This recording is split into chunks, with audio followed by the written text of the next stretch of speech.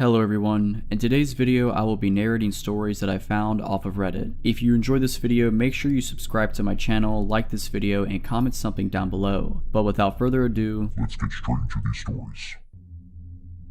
2 years ago I moved to the UK for university, as I always wanted to go there and get away from my parents as the situation at home was beginning to become too bad for me. In first year at uni, I moved into a student accommodation and met some really great people. It was a good year without meeting my boyfriend, who I'm still with, and just enjoying my time away from my family and discovering what independence really meant. Anyhow, as second year came by, I decided with some friends to move into a house rented by student accommodations, but at least we had our own house and weren't restricted as much with noise and parties as living in a small shared flat like in first year. No, I had a ground floor room and my window gave into a very small backyard in which I would go smoke every day as I am a smoker, and in which there would be a very thin wooden door giving into the other side of the street where you would put your bins and broken chairs, blah blah. The door could only be closed and locked from inside the backyard, but since it was an old door we had to attach some strings to keep it closed for good. I had neighbors on each side of the house, so we were surrounded by families and some other student accommodations. The neighbors on the right of us were 5 boys who looked way over the age of being in university. They were strange, so to say. I met one of them outside of our house one day because of a police intervention due to one of his flatmates attacking him and the others with a kitchen knife and burning their kitchen down. I heard some screams, and so I went outside with my flatmates and saw one of them having cuts everywhere on his arm and a wound on his head inflicted by a kitchen knife. Me and my flatmates didn't know what to do, so we offered him our help to clean himself and gave him an old t-shirt to change out of his clothes. We then saw the guy who hurt these flatmates being escorted out by the police and into a van and driven off to be arrested. I don't know anything more about the story. The police didn't really tell us anything else. Anyway, the guy who we helped was quite weird. He said a lot of BS and kept trying to grab me and flirt with me, but we just wanted to make sure he was okay as we didn't know him. Then after some time had passed, I would go to uni and come back home and see him quite often in the street and just never said a word to him again. But one day he came up to me in the street while I went to the corner shop and started talking to me weirdly, and I didn't feel comfortable at all with that for some reason, so I just didn't respond to him. He then just said, "Oh, that's okay. I'll just wait in front of your house then and we can talk further." No need to say I was creeped out and just thought he was joking. So I bought my drink at the shop and headed back to my street, and as I turned into the street where my house was, I saw him with his flatmate sitting on my doorstep and waiting for me. So I went back to the corner shop and called my only guy flatmate to ask him to open the door and tell the guys to go away, but obviously he wasn't home and no one else was there either. So I literally just waited it out until they left about an hour later, and then sprinted back home and locked the front door. Note, my front door had a glass panel on it where you would be able to kind of make out who was standing in front of it. After this already pretty scary encounter, I just tried to avoid the guy and mostly succeeded for a while. But then one day, as I went smoking in the backyard, I noticed that the wooden door, which is always closed, was open, and the strings that were put there to keep it closed were cut off. For whatever reason, I didn't think anything of it and just closed the door again and put a new string on it, thinking it was one of my flatmates who took the bins out and just didn't tie it back. The weird neighbors would very often scream and yell and fight in their house, and it would take me and my flatmates up in the middle of the night, but we kinda just got used to it after a while. But one evening, my boyfriend slept over like he usually did, and he, who usually never ever wakes up because of a noise, woke up in the middle of the night because of a bang and some whispering. I was sound asleep, so he very silently woke me up, and we both just waited in the dark and listened for any other noises. Suddenly, we heard the wooden door just bang, just shot open, and some footsteps next to my window. I always have my window open because it would get really warm inside, so we both just froze. And then we heard the door leading to the backyard get shaken softly as if they were trying to get inside, and then they stopped. Luckily, we had the curtains closed so they couldn't see us, but we were ready to get dressed and get out of the room and lock them in if they came in from the window. Then we just heard my window move and get more open, and one of the guys saying something in a different language that we didn't understand and started hearing them trying to get in. My boyfriend and I just shot up out of bed, took my phone, and put clothes on and ran out of the room and out of the house. So I then called my flatmates and told them to lock themselves in their rooms, and then the police, who luckily came in less than 5 minutes as the headquarters were a couple of streets down from us. I don't remember anything after the police came. I think me and my boyfriend were in shock. They ended up catching one guy. The other fled and was later found a few streets up smoking weed. The police told us that they were inside of their house and found a lot of meth and heroin, and that they were carrying a massive kitchen knife with them. I was so confused as I've never done anything to offend or do anything wrong to my neighbors, so the idea of them breaking in with whatever knows what intentions with a kitchen knife terrorized me and my boyfriend. The two guys ended up being arrested, and one of them was put in prison for 2 years for carrying a weapon with intention to harm. I never heard anything else from the police, and I moved back home a few months later. I was 17 when this story happened 3 years ago now. I was working at an old pizza shop right on the edge of my town. For context, the town I was in was an affluent, suburban town surrounded by a bypass which loops around the town. Around my town is some farmland and main roads, where all the blue-collar workers moved to after the town was gentrified 10 to 15 years back. The pizza shop was around 20 years and was very catered to these same blue-collar workers. It's around 9 p.m. and a call comes in for 2 pizzas and a 2-liter of soda. I'm the only driver in, so I have to take the delivery out. It's about a 10-minute drive to get to the location. There I have to drive up a long gravel driveway that took about 5 minutes to get up. My car really couldn't handle the gravel and how rough it was. Arriving at the place, I see a nice house and 2 barns plotted across the land, with wheat 5 to 6 feet tall surrounding the whole property. Being at this place when I felt truly all alone really started to make my anxiety flare. I decided to call the number on the order because I have no idea where this guy wants me to go and drop off his food. After about another 5 minutes of absolute silence, the man picks up. He had a very deep and raspy voice, like he's been a career smoker, which didn't do anything to help me feel better. I was told to meet him at his truck at the far barn on his property. I am now properly scared as my mind races of all of the worst possible things that could happen to me. I pull myself together and muster further into this guy's property. I see the man's truck as I round one of those cylinder storage units where I see his F-150 and him inside. Instead of getting out, I call him and ask him how we should do the transaction. In that same deep voice, he instructs me to get out of my car and to put all the food onto his truck bed. Since he paid with his credit card already, I thought this would have been over in 10 seconds. I do what he tells me to do and walk over to the passenger window so that he can sign his receipt. The man looks to be around his mid-40s, heavy set, with a scraggly black beard and a trucker hat. My mind was already racing on being kidnapped or murdered, so I really didn't feel safe around this guy. I ask him if he has a pen on him because I forgot to bring one. I was pretty bad at my job and he did not have any cash on him. He stares at me with these cold eyes and points into the back of his truck, saying to me, "If you ask me for a tip, I'm going to be sticking this tip down your throat," where he has a double-barrel shotgun just in the back of his car. I'm frozen in fear as I'm registering that this man has just threatened to kill me. The only thing I can muster out is okay, and I get back into my car and I get out of that farm. I was going so fast that I screwed up my car from my car bouncing around on that gravel path. I go 80 all the way back to the pizza parlor where I tell my coworkers what happened. None of my coworkers took me seriously and just thought I was playing this up for a joke. I go home and forget about it pretty quickly, but a year later I'm working the lunch shift and the same man calls in and orders a pizza. Now at this point I am refusing to take this order. The pizza place I was working at wasn't doing well business wise, so it's on its last legs already, so management forced me into going anyways. It was only 1 to 2 p.m. on a Sunday, so at least my fear of the dark would be covered. I get there and the man is waiting for me at his actual house. He recognized me and out of all things started apologizing to me for what he said. He was excusing it, saying that he just started going through a divorce and was struggling with his emotions. I just wanted the whole thing to be over with, and he gave me $60 for what happened.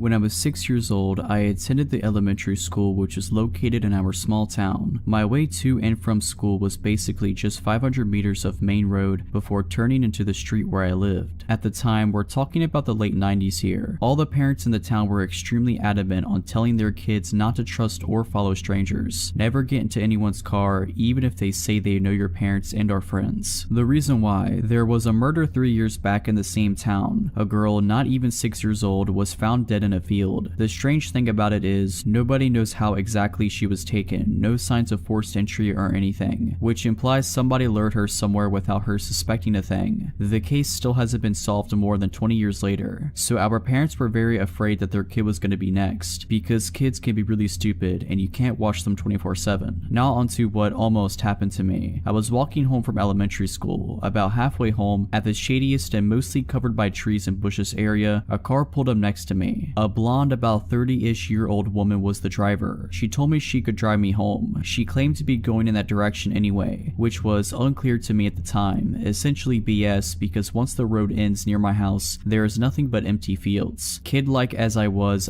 not suspicious, and was like, oh no, it's not that far, I can walk. Then she started becoming more insistent. The whole, oh come on, it is fine, nothing to worry about, and you can relax instead of walking thing. The alarm bells only started ringing when she said she knew my mother. They are friends and supposedly she was asked by her to drive me home. Thank God for my parents repeatedly talking about the tricks that people use to lure you in. I started being creeped out, continued to walk, but she kept driving beside me. Now the real weird part in hindsight was her next attempt to get me to the car. She started saying that I was obviously afraid, and cool children are not afraid of such things. If you want to be cool, you should just relax. Honestly, I did not fully realize the full extent of the situation. I just felt uncomfortable and wanted to get out of this conversation, so I just started sprinting the rest of my way back to my house. Once I got home, I stayed right next to the door and kept looking out of the window for a few minutes. And guess who drove by and basically checked out the house? That creepy woman. The road was a dead-end road, and only after 3 more minutes the car came back the same way. It took years until I realized what kind of bullet I dodged there. All I was thinking was, my parents told me not to do this. I didn't know why or what that woman wanted. The drill of hearing over and over again not to believe strangers or get into their car kicked in. Moral of the story is, even if your kids are too stupid or young, like I was, to comprehend such things, the rules of not following strangers and the fact that strangers will lie to you for evil intentions must be drilled into your child's head like watching both ways when crossing the road.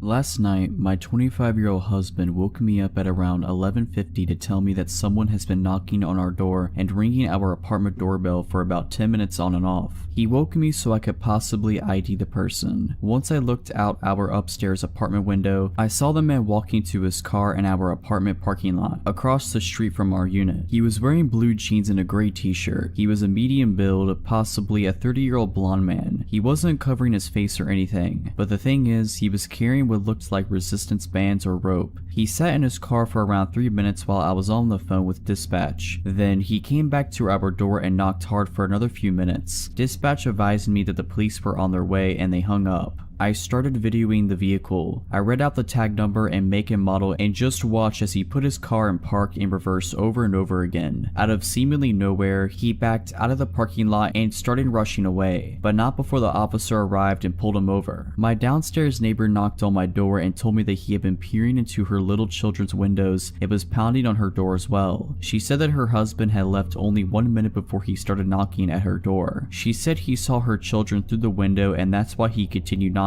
Our doors are right next to one another, so he probably didn't know what door he wanted opened. He was watching us as well through our upstairs windows, so I turned all the lights out and shut the blinds while I called dispatch. The police never contacted us for a statement. I've reached out to dispatch about an update and I'm waiting to see if any action was taken. We're keeping our eyes peeled to see if he's been following us. I'm replacing my porch light bulbs with motion detectors and putting bars in our window and door tracks. My neighbor and our families are panicked, to say the least. He was outside for about 25 to 30 minutes. Update: I am trained in firearm usage and now live in a state where I can open carry and the background check is really quick. We are going this weekend to get a firearm. My husband will be taking some classes as he came from somewhere where owning a gun is illegal, so he's never handled one. I am still waiting on a call from the responding officer. I have his badge number and name, so if they don't reach out to me today or tonight, he might work third shift. I will call the substation. If they didn't do anything, I will go ahead and make a suspicious person's case for the paper trail. We had no odd encounters last night. However, while I was looking at the video I took, I remember that car. I was walking my dog at 8 p.m. a week ago from him to pee, and this car was driving really slowly through the parking lot and parked a few spots down from where I was letting my dog sniff. They just sat there with the car running. When I tell you my ears started ringing and I got an awful feeling, I'm not joking. I turned around and went home, didn't give my dog the chance to pee, and shut every door and window. I think this man has been stalking out our apartment building, me and my neighbors, doors, and I think he wanted to get in where those children are. I'll update more when I have new information. Update 2. It's been a week since the incident. I called the dispatch today because I never received a follow-up from the responding officer. A sergeant from the PD called me back to give me more information. He said that they pulled over the man, ran him to make sure that there were no warrants, and asked him what he was doing. He told the officer that he was meeting up with an acquaintance. The officer let him go with no further questions. I about lost my mind. The sergeant I spoke to today stated that he should have looked into it more. It was obviously an attempt at burglary with whatever knows what intentions. The responding officer is supposed to call me tonight when he gets on duty. I'm livid, honestly. Zero due diligence for this case, but there's not even a case. No case number, just a documented police contact. I'll give more info when I have it. Final update. The officer finally called me. Here's how the conversation went. I answered groggily. It was well past midnight. Hello, miss. I was told you have some questions about an incident a few nights ago. Yes, about Thursday. I wanted to know what the man told you he was doing. You know, he was looking at windows and carrying potential restraints. I'm not sure if that was relayed to you. I stopped him, ran his tags, and he told me that he was meeting up with a guy from a dating app.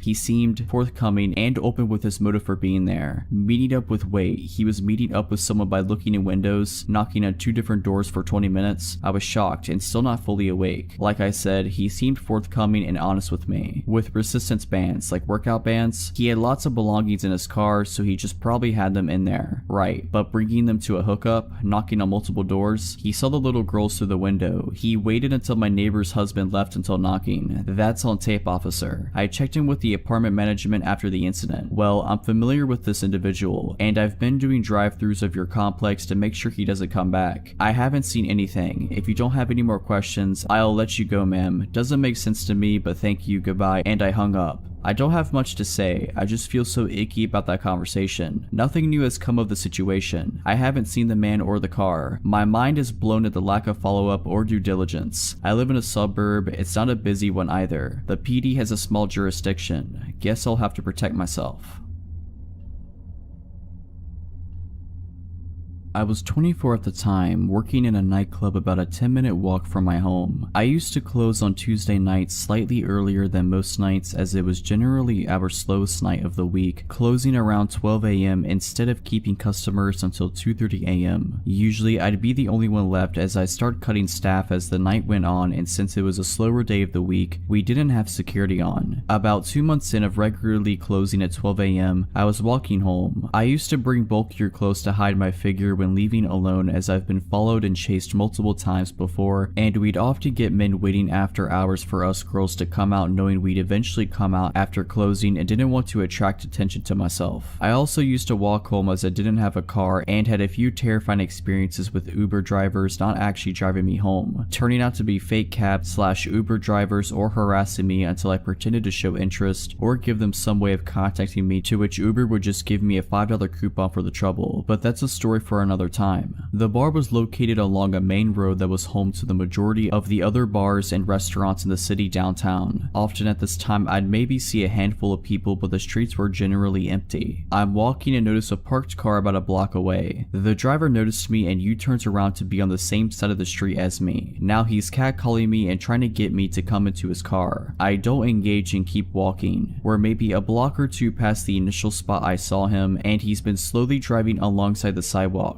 I'd crossed the street but didn't want to get near his car. He keeps this up until about halfway mark when he takes off in his car, and I'm just relieved he's gone. He then comes blasting back down the road. Now my walk has turned into a light jog, which then turns me into full-on running. I'm running behind close bars and businesses, now trying to find a back route to get home without him seeing where I live. At one point, I'm running through bushes and mud. No matter what street I end up on, his car is waiting for me. Eventually, I run right in front of his car while it's parked on the side street beside my place and run into my house through the back entrance. The back entrance is obscured by plenty of trees and car, and the surrounding houses are multiple unit homes, so I was confident he didn't see what door I got in through. Fast forward to the following Tuesday, and I'm walking home. Guess whose car is parked at the halfway mark? This went on for the next 4 Tuesdays, except he started parking on the street street in front of my house, until I begged my manager to take me off closing that specific shift. The last time I saw him, one of the apartment buildings along the way had a few cop cars and cops standing around the entrance, and I stayed with them, which led them to drive off for the night. A week passes and I'm no longer on that shift. A coworker of mine sends me a news article via text. I open it and see that the man who's been following me was arrested for doing this to multiple girls in the city along the street my work was on and that I lived on. He got caught because he'd followed a university student up to her house and wouldn't drive away. She called the cops and he was still there by the time they came to arrest him. He got out the next day, I believe, and was arrested a few more times and was put on restrictions. Couldn't be out of his parents' house between certain hours unaccompanied by either parent before he was deported. I've also heard he didn't actually get deported, but I moved away shortly after and didn't keep up with the news on him. It was a Wednesday night in the summer. I was off work, my husband was out of town, and our son was staying at his grandma's for the night. I was home alone with my dogs, an 80-pound Aussie mix and my 80-pound German Shepherd / Pit Bull mix. I always have issues sleeping when I'm home alone, so I tend to just binge watch TV in the living room until I can't keep my eyes open anymore. This particular night, I remembered that the trash pickup comes the next day. I decided to turn on Game of Thrones for a bit, then I would take the trash out. All of a sudden, I realized it's 1:30 a.m. and I still haven't taken the trash out to the curb. My house has two solid iron gates, one in the front and one to the side door / backyard. Lighting on our street or anywhere in our neighborhood isn't that great, but it's a quiet neighborhood with a lot of families and you rarely hear about crime here. I looked out the window by habit before I took the trash out and saw who I thought was my neighbor, smoking a cigarette outside of his gate across the street looking directly at me. For context, this is a normal occurrence. My neighbor across the street hides smoking cigarettes from his wife, so he typically does it late at night in front of his gate. I get off of work late, so I usually see him and we wave, say hi, chat a little, then I go inside and he makes the joke, "You didn't see me smoking," if my wife asks. So unbothered by seeing the guy, I go outside, grab my trash cans, open my squeaky iron gate and take them out to the curb. I did not have my glasses on at the time, so as usual I waved and said hello. However, the guy, who I thought was my neighbor, threw down the cigarette and quickly walked off down the street. It took a minute for me to register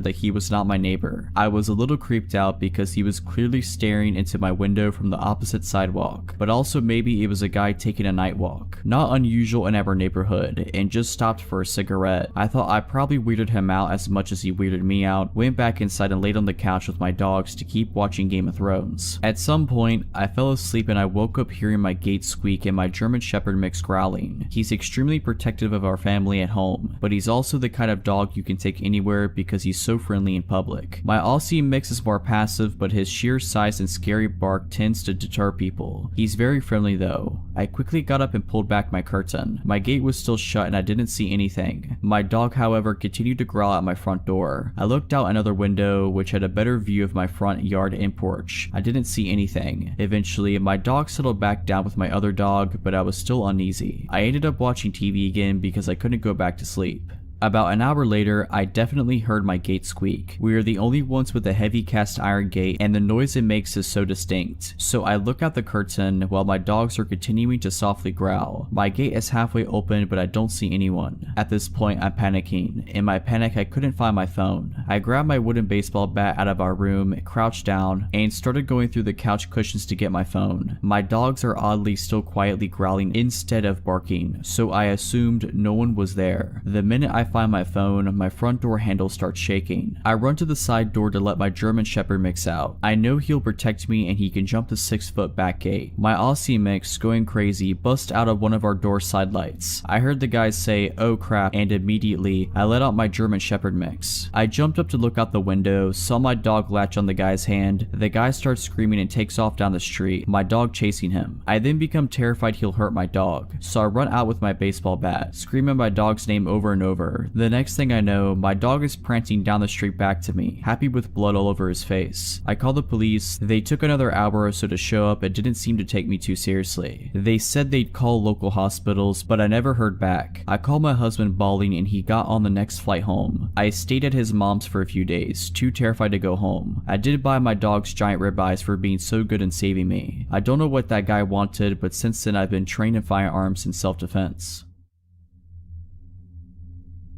Quick backstory, I have had a stalker for about 4 years. He was never aggressive or sent me proper threats, so stubborn as I am, I did my best to ignore him and not give him the satisfaction of showing him any fear. His stalking behavior mostly just consisted of sending me letters and gifts, such as photos of my own apartment building from the outside, things he dug out of my trash can, and so on. I called the police many times, but they weren't able to, or really tried to be honest, catch or identify him. About 3 weeks ago, I discovered the AITA subreddit and thought that people might want to know about what it's like to have a stalker. Since I barely use any social media aside from Reddit and have no personally identifying information here, I didn't think he'd ever see it. One person even asked, does he know you're putting him on blast on Reddit? And I answered, maybe. Maybe it would make him angry, maybe he'd be turned on. Don't know, don't care. Well, I know the real answer now. He did see it and he did not like it. Like I said, he was never aggressive and never came close to me. The closest I know of was when he sent me a picture of myself, unlocking my apartment door, taken from the corner of the steps above. I'm thinking that he might have hid a camera there instead of being there to take the photo himself. I think I would have noticed him if he did. I don't know how he got wind of the AITA post I made, but he did. The next week was quiet, no letters, and I didn't see him anywhere. Then he left me letters with printed out questions and my answers from the AITA post. He also left me with a long hateful letter towards my boyfriend about an issue I had posted on the AITA subreddit. His letters were never hateful like that before, though he never seemed happy with my boyfriend. He wrote about how I should share the spotlight with him since I got so much attention thanks to him. A few days later, I got a gift, but this time he didn't leave it in my mailbox or at my car like he usually did. No, this time he left it inside the apartment building right in front of my door. I didn't take it inside my apartment but opened it outside. It was a pretty big box, which was also unusual, and it was taped shut. As I'm typing it out now, I realized that wasn't a good idea at all and could have ended badly for me. But luckily he didn't send me anything deadly or anything. He did, however, send me several zip ties, a roll of tape, the kind you use to tape off walls when painting, nothing you could use to restrain someone, a TV remote with most buttons picked off,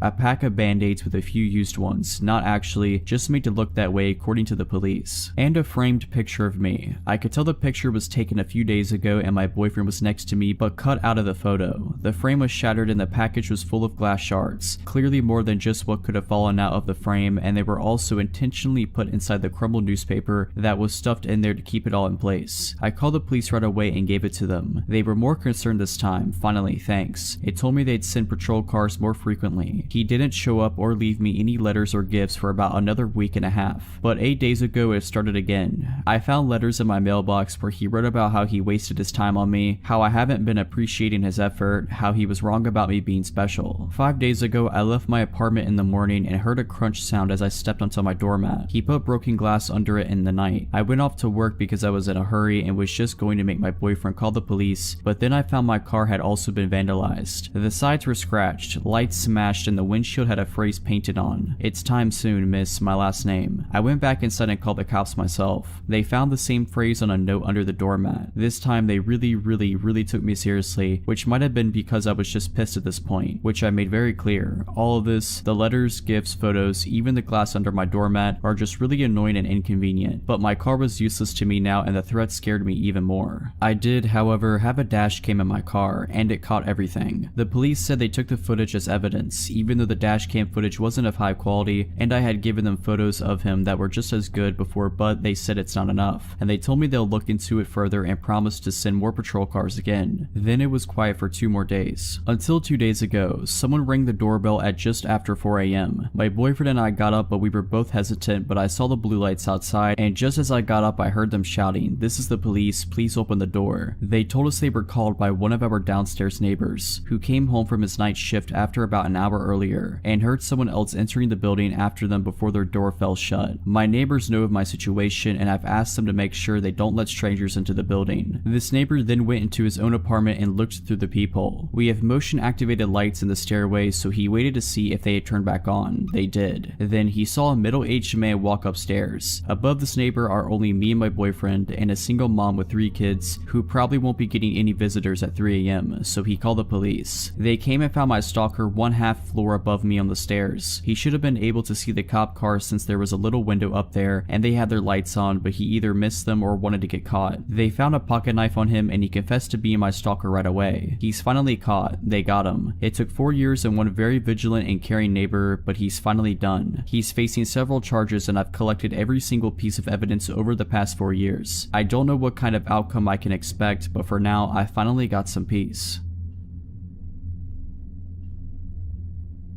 When I was a kid, my mom worked as a teacher and she was very close to a coworker of hers who had a son around my age and of whom I, as well, was very close. When my mom or her friend would head out for the night, the other would take care of both of us kids, and basically, it meant I spent half of my time over there and my friend spent half of his time at my house, which was perfect and fun for us. We lived in different cities, but since that kind of system had been going on pretty much forever since, I grew up knowing my friend's city just as well as mine. His mom was well aware of that, so that being said, whenever we were going on a walk in their area, she'd let us wander around because she knew we'd always find our way back to her. My mom though was more cautious and always kept an eye on us, as she'd walk behind us to make sure she always was able to see us. I just wish her friend would have done the same. One day, I had to be around 6 or 7, we were going on a walk with my friend Marcus and his mom Katie. It was a very sunny day and I was wearing a dress with embroidered flowers and I had my blonde long hair down. During that walk, Katie was walking ahead of us and I was chatting and just fooling around with Marcus when he suddenly remembered something urgent to tell his mom, as urgent as something can be for an 8-year-old boy. He ran up to her and left me strolling behind for a couple of minutes, just as it already had happened 100 times prior. That time though, we were circling around a big camping site and we walked by the white vans and camping cars. One of those vans had its back doors open and there was a man, probably in his mid-40s, smoking a cigarette and leaning on the vehicle. He locked eyes with me as I was approaching, then saw that Katie and Marcus weren't paying much attention to me as they were already a couple of meters ahead. Then he proceeded to pull me by my arm close to him, and so I found myself with my body touching his. So weirded out that I didn't even say a word, although I knew Katie would have heard me if I called for help.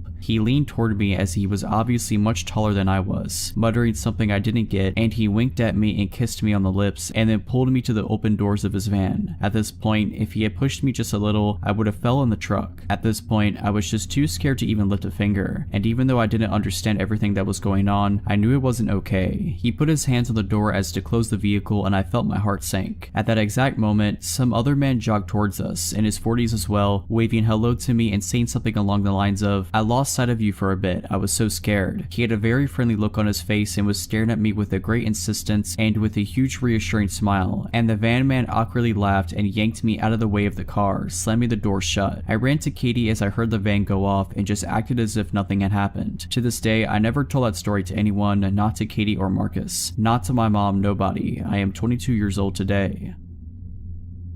If you're liking this video, all I ask is that you make sure to subscribe to my channel and like this video. Thank you. Last year, I was staying in a university hall for my final year. It's a private building, so not connected to the university, and out in the city near the main town, we have a car park but nobody really uses it because we are poor students and it costs money to park there, so mine was one of the only 2 or 3 cars at a given time. The car park isn't well lit and it's to the side of the building, so you have to walk for about 2 or 3 minutes to get into the main door. I was sitting in my car one evening after getting back from the gym, just scrolling on my phone because my seat was warm and it was dark and raining outside, so I couldn't be bothered to get up yet. I was reading an article when suddenly someone started knocking on my window, which was really odd. It was a man dressed all in black, and he started telling me how his friend had seen me through the window and thought I was really attractive, so could he have my number? I responded no, that's a bit odd and I don't feel comfortable with it. He continued to be insistent for a while, practically begging me to get out and give them my number or any social media details, telling me I should come over and speak to his friend, who was, weirdly, stood at the other side of the car park, furthest away from the building. I kept saying no and scrolling on my phone to show that I wasn't interested. He finally relented and walked away. I text one of my friends to ask if he'd come and get me and walk with me to the building. As I was waiting, this man returned, but now with his hood up, and he started banging loudly on my window, saying that I was being rude, ungrateful, calling me all kinds of names. I kept staring at my phone and pretended I couldn't hear him. He then started trying my door handle. Thankfully, I locked my car after the first encounter, and then began violently pushing into my car when it didn't work. I still kept ignoring him and text for my friend to probably bring some other friends with him. My friend was taking a long time to read my message and I was terrified, but for some reason didn't think to call the police, probably because I was scared of things escalating. The guy at my window had calmed down after a few minutes and walked off, saying that he'd leave me alone now. However, I watched him out of the corner of my eye join up with his friend and then maybe 3 or 4 other men. They walked so they were out of sight, but I could see their shadows lingering as they kind of circled around my car and moved towards the building but staying in the dark. They lingered there for a while until luckily another car came, which was obviously full of students going to a party due to the loud music and singing going on inside. This group of men left as they saw these people arrive, and I latched onto them and was able to walk with them as they entered the building. When I got home, my friend finally responded. He said that he'd actually heard about these guys before. Apparently they'd followed another girl into the building and into the lift a couple of days prior, then stood in the lift making really gross comments to her. She had to run to her door and lock it, where they then stood outside knocking on the door and whispering for her to open it. We were able to report this to the building, who, to their credit, then hired a permanent set of security staff. We also got the CCTV footage of both incidents and were able to pass this on to the police. My mom's dog, Punky, was a very sweet loving dog. She was an ESA dog but trained to be a service dog for PTSD before she lost her leg. I had never seen her get aggressive with anyone in the entire 12 years she lived. She never growled or nipped anyone, and she had no sense of smell, so she loved all animals and people. A real gentle giant among our little terriers at 60 pounds. What I'm getting at here was that her barking at something and being aggressive was so wildly uncharacteristic that I only saw it once. I, 11 years old, was at home with my siblings, 2 years old and 6 years old. My then stepdad is at work and my mom ran up to the gas station to grab a pack of cigarettes. It was only a mile or 2 away from us. For reference, we lived in a 2-bedroom trailer in the middle of the woods, on a dead-end road at the time, and you had to really make an effort to get down our road, find our house, navigate down our rickety driveway, and find the door. I'm sitting at the computer, having a grand time watching YouTube videos, when all of a sudden all of our dogs, about 2 Boston Terriers and 1 Chihuahua, perk up, bark a few times, and start investigating down the hall. My siblings were napping in the bedroom at the end of the hall at the time, so I figured they just stirred and scared the dogs. But then Punky sits up suddenly, stands up on the couch, and puffs her chest out. Her ears are perked up, her fur standing on end, her tail straight up, and then she barks. Loudly, I mean, the bark booms through the living room and echoes around, and all of a sudden she lunges off of the couch and goes tearing down the hallway. I'm already on edge because I don't think I've ever heard her bark, ever. She's a Basenji mix, so her bark is more of a baying sound, but this was a big, loud, alert bark. I stand up and go to look down the hallway, ready to fight off what I'm assuming is a shadow monster in the hallway based on how the dogs are acting. But then I hear it. Knock, knock, knock. We didn't get visitors because of how weird our house was location-wise, so my 11-year-old mind had no clue what to do here. The only people who showed up here were family, and they didn't knock, so I slowly walked towards the door. The knock drew the attention of the dogs, and they came running back down the hallway, all except for Punky, and I felt better with our 3 yappy dogs in the room with me, even if they were all the size of New York City sewer rats. I opened the door just a bit, and standing on our porch is the sketchiest man I think I've ever seen. I can still picture him perfectly. He was a really thin, taller man with dark hair and a sunken face, bags under his eyes, and this half-managed hair, sort of like he just gave it a quick brush and then figured it was good enough.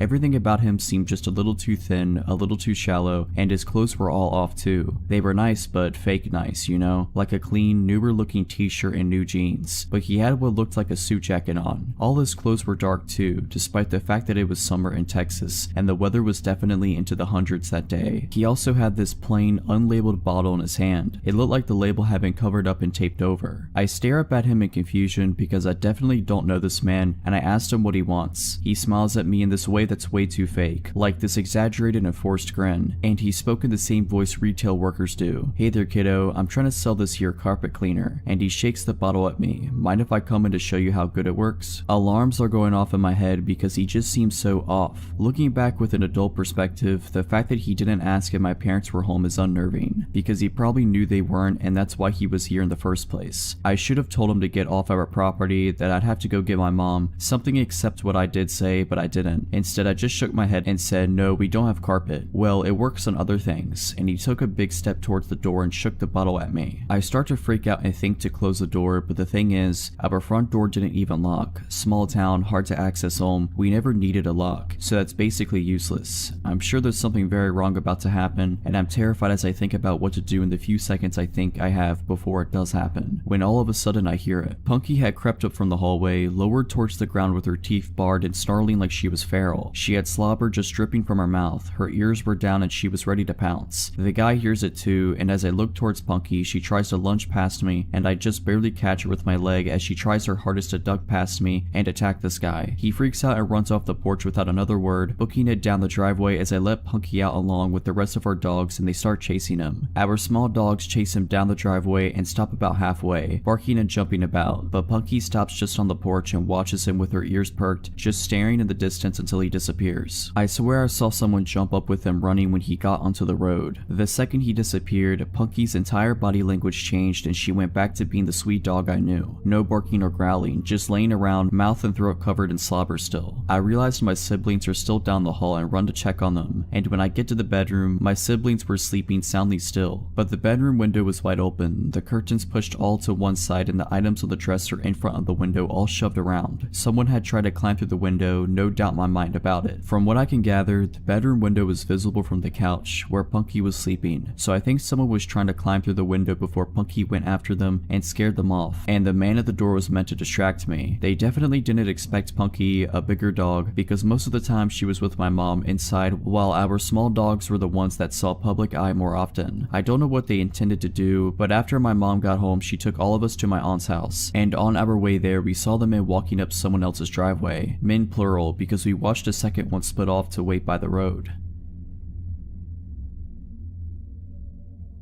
In 2014, I moved to England from Canada to gain work/travel experience and also to find myself. I ended up living in Essex with 3 other roommates. They were all women, all a bit older than I was. I was 24 at the time, Megan was 31, Cherry was 34, and Cassie was 38. Megan was from New York, Cherry from New Jersey, and Cassie from Poland. All 4 of us shared this 3-story flat. The back of our home was the living room and the kitchen. The back wall was complete glass that looked out into the garden, and the garden was completely fenced in. The house had an interesting dynamic to say the least. Tons of stories from that time in my life. I adored all of my roommates except for Cherry. After living with Cherry for 7 months, I was over her antics. One day I come home from work, I lock the door, make myself something to eat, and go up to bed. I brought some work home with me, so I am in my night tie with all these papers around me and my headphones on jamming out. I had headphones on because Cherry was out to dinner with work friends. That meant booze, and then soon after that a tantrum was surely to come. I just didn't want to have to listen to her crazy scream crying. I am working away, completely focused until I feel something. I look up to see a man standing over me. I don't register it right away and passively say, "Cherry's room in on the 2nd floor," and continue to work. Cherry regularly brought strange men home. He doesn't leave. Again, Cherry's room is downstairs. He then interrupts. I am not here for Cherry. A cold chill iced my veins. My fight or flight kicked in just then. I start surveying the situation. I look him up and down. He has a bottle of Prosecco in one hand and a knife in the other. He is about 5'10", wild muddy brown hair and black eyes. He has a light blue polo shirt on and one side of his collar is popped up in a distinct Manchester accent. Once I focused in, I realized his eyes were black because his pupils were completely dilated. I was in trouble. I needed an escape plan. Unfortunately, this man was standing in between me and my bedroom door. I needed to get downstairs, but I needed for him to think it was his idea. I decided to play along. Just then he uses his knife to pop the cork. Prosecco started flowing onto my carpet. I said, "Oh no, let's clean that up. I prefer to drink out of a proper bottle anyways." He nodded, replying, "Yeah, let's go." I try to act as natural as possible. I try not to show that I am shaking all over and try to gain control of my breathing. We take the long journey down to the main floor of my flat, all 3 floors. He has the back of my night tie bunched up in one hand, and I could feel the point of the knife graze my back with his other. I was trying to playfully speak with him as we walked down the stairs. I couldn't tell you what I was saying. I was most likely rambling. I couldn't hear anything over my heart beating in my ears. We get to the bottom of the stairs, and there is a hallway to my left that leads to the front door. On my right, which is much closer to us, is the kitchen and living room. We make our way into the kitchen. I point to the cabinets that had the wine glasses. He said he knew where they were and started walking towards them. I now had the kitchen table in between us. It was time to run. I burst into a sprint down the hallway towards the door. My hands fumble over the lock, shaking and sweating. I swing open the door and see 2 men walking across the street. They must have been walking home from the train. There was a big train station in front of our home. I call out to them for help, and suddenly I am flung onto the ground. Little pebbles piercing my skin skin sent sharp pains where they are jabbed. The intruder pushed me out of the way to run and escape. One of the men chased after the intruder while the other said for me to go inside while he surveyed my home and to call the police. I locked the doors and I called the police. While I am on the phone with dispatch, I manically run around the house to double check all the windows and doors. Suddenly, I hear a loud bang on my door. I inform the dispatch of the banging and she informs me that the police weren't there yet. I thought it might be one of the gentlemen who helped me. I go to look out the eye hole and it's him, the intruder. He came back. He's banging on my door screaming that I had his glasses and that he was not done with me. I absolutely freak out. The dispatcher attempts to calm me down, but I am losing my ever-loving mind. She then said, "They are pulling onto your street now. You should hear their sirens." I did. The intruder then blasts off. One officer jumps out of the passenger side while the car is still moving and chases after him. The second officer comes into my home, interviews me, and the two gentlemen collects evidence, takes photos. The next morning I am called in to identify a man they had in custody. I pointed him out. I go into a little room and the officer pulls out an evidence bag. He asked me if the items were mine. They were my underwear and photos taken from my home. The officer informed me that the intruder had been stalking me for some time now. He estimates 3 months. He had made a nest outside our home on top of a hill that overlooked into our living room and kitchen. He is a known offender and drug dealer. He then told me how lucky I was to get out practically unharmed. Others weren't so lucky.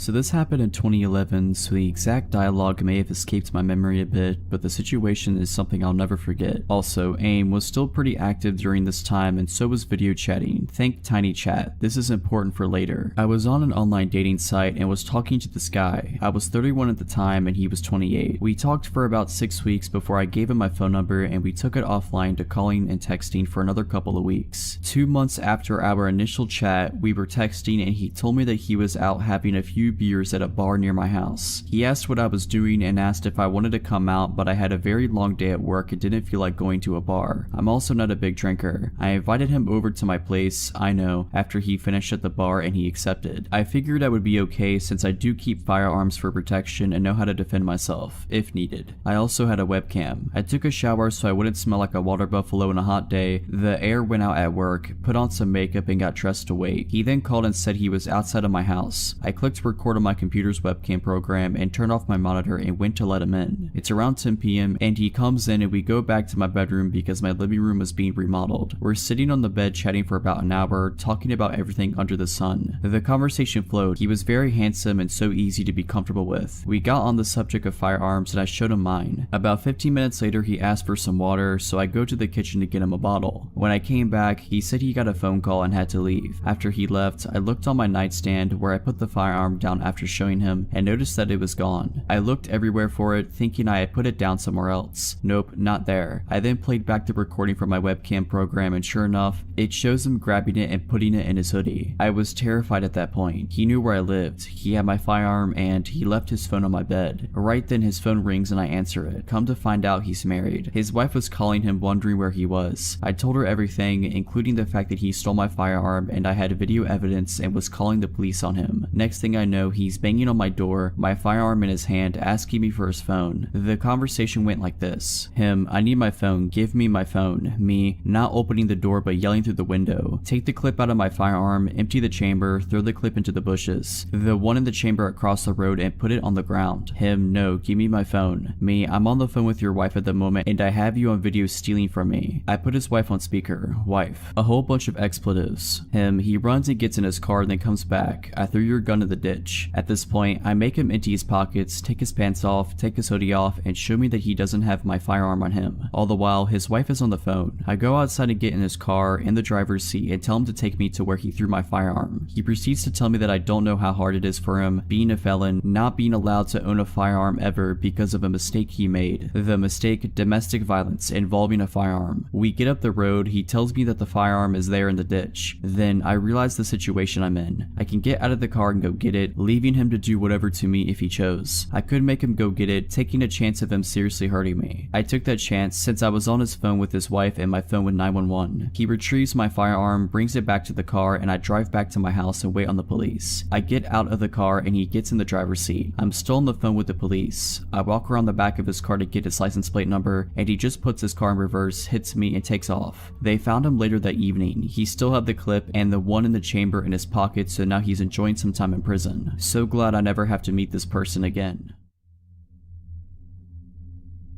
This takes place around 10 years ago when I was like 8 or 9. I lived in a pretty bad neighborhood in what was at the time a really rundown city. It wasn't good, but it wasn't bad at the same time, just a few bad apples in the tree. Anyways, enough background on the neighborhood, and now onto the main story. My friends and I loved to play outside. It was the only thing we could do. No one in the neighborhood could afford any sort of electronics or any sort of fun machine to play with. We loved to just run through people's yards, cutting through houses if they just so happened to leave their door open. Now looking back on it, it is probably the dumbest thing kids our age could have been doing in a neighborhood like that. This story has nothing to do with running in people's houses. Just wanted to let you know how dumb of kids we were. Well, on one fateful day, we were playing hide and seek with 4 of us hiders and 1 of us a seeker. We thought it would have been a funny idea to go to the other side of the neighborhood so that the seeker could never find us and we'd win. We like to call that part of the neighborhood the rich part because they had 2-story houses over there and a forest with a creek in it. We were just doing our usual thing, cutting through people's yards and jumping fences, when we heard the loudest scream maybe 4 to 5 houses down. After hopping off the fence that we had just jumped, we all stopped and looked around wondering where it came from. I noticed that one of our hiders weren't with us anymore. 3 of us left. "Where's Isaac?" I exclaimed. We heard the scream again. I pointed towards where the sound came from and we all jumped back over the fence we just jumped from and ran towards the scream. When we thought we got to the spot where the screaming was coming from, there was nothing there but an empty plot of land in the forest. We all started to get scared. Did Isaac get lost in the forest? Did he get taken back there? Then we heard the scream again. It was definitely Isaac. I decided to be the man of all the other 8-year-olds and go into the forest to make sure Isaac was okay. As I started my way into the trees, I did one last look at my friends and saw how horrified their faces were. I knew at that moment that I was definitely the only one that would go down into the forest. Making my way in, I could feel all the heat in my body fading and some sort of dread starting to take over. As I walked further in, it started getting darker and harder to see. I was whisper yelling my friend's name. He responded in the most shaken up voice, "Down here, be quiet." I finally got to him and asked him what happened. He told me the story of how he got tired of running and decided to take a break on the curb to catch his breath, and that instead of being out in the open and risking the chance of being caught, he decided to go into the woods and hide. He said that after like 5 minutes after he sat down, he heard talking. Nothing that he could make out, just random nonsense. He looked around to see a man in a black hoodie hiding behind a tree on the other side of the creek staring at him, but the man took off before my friend could even get up to run away. And this is where he said he started screaming at the top of his lungs and hid somewhere else in the forest, which is where both of us are now hiding. And I kid you not, as soon as he told me this, we heard a twig snap.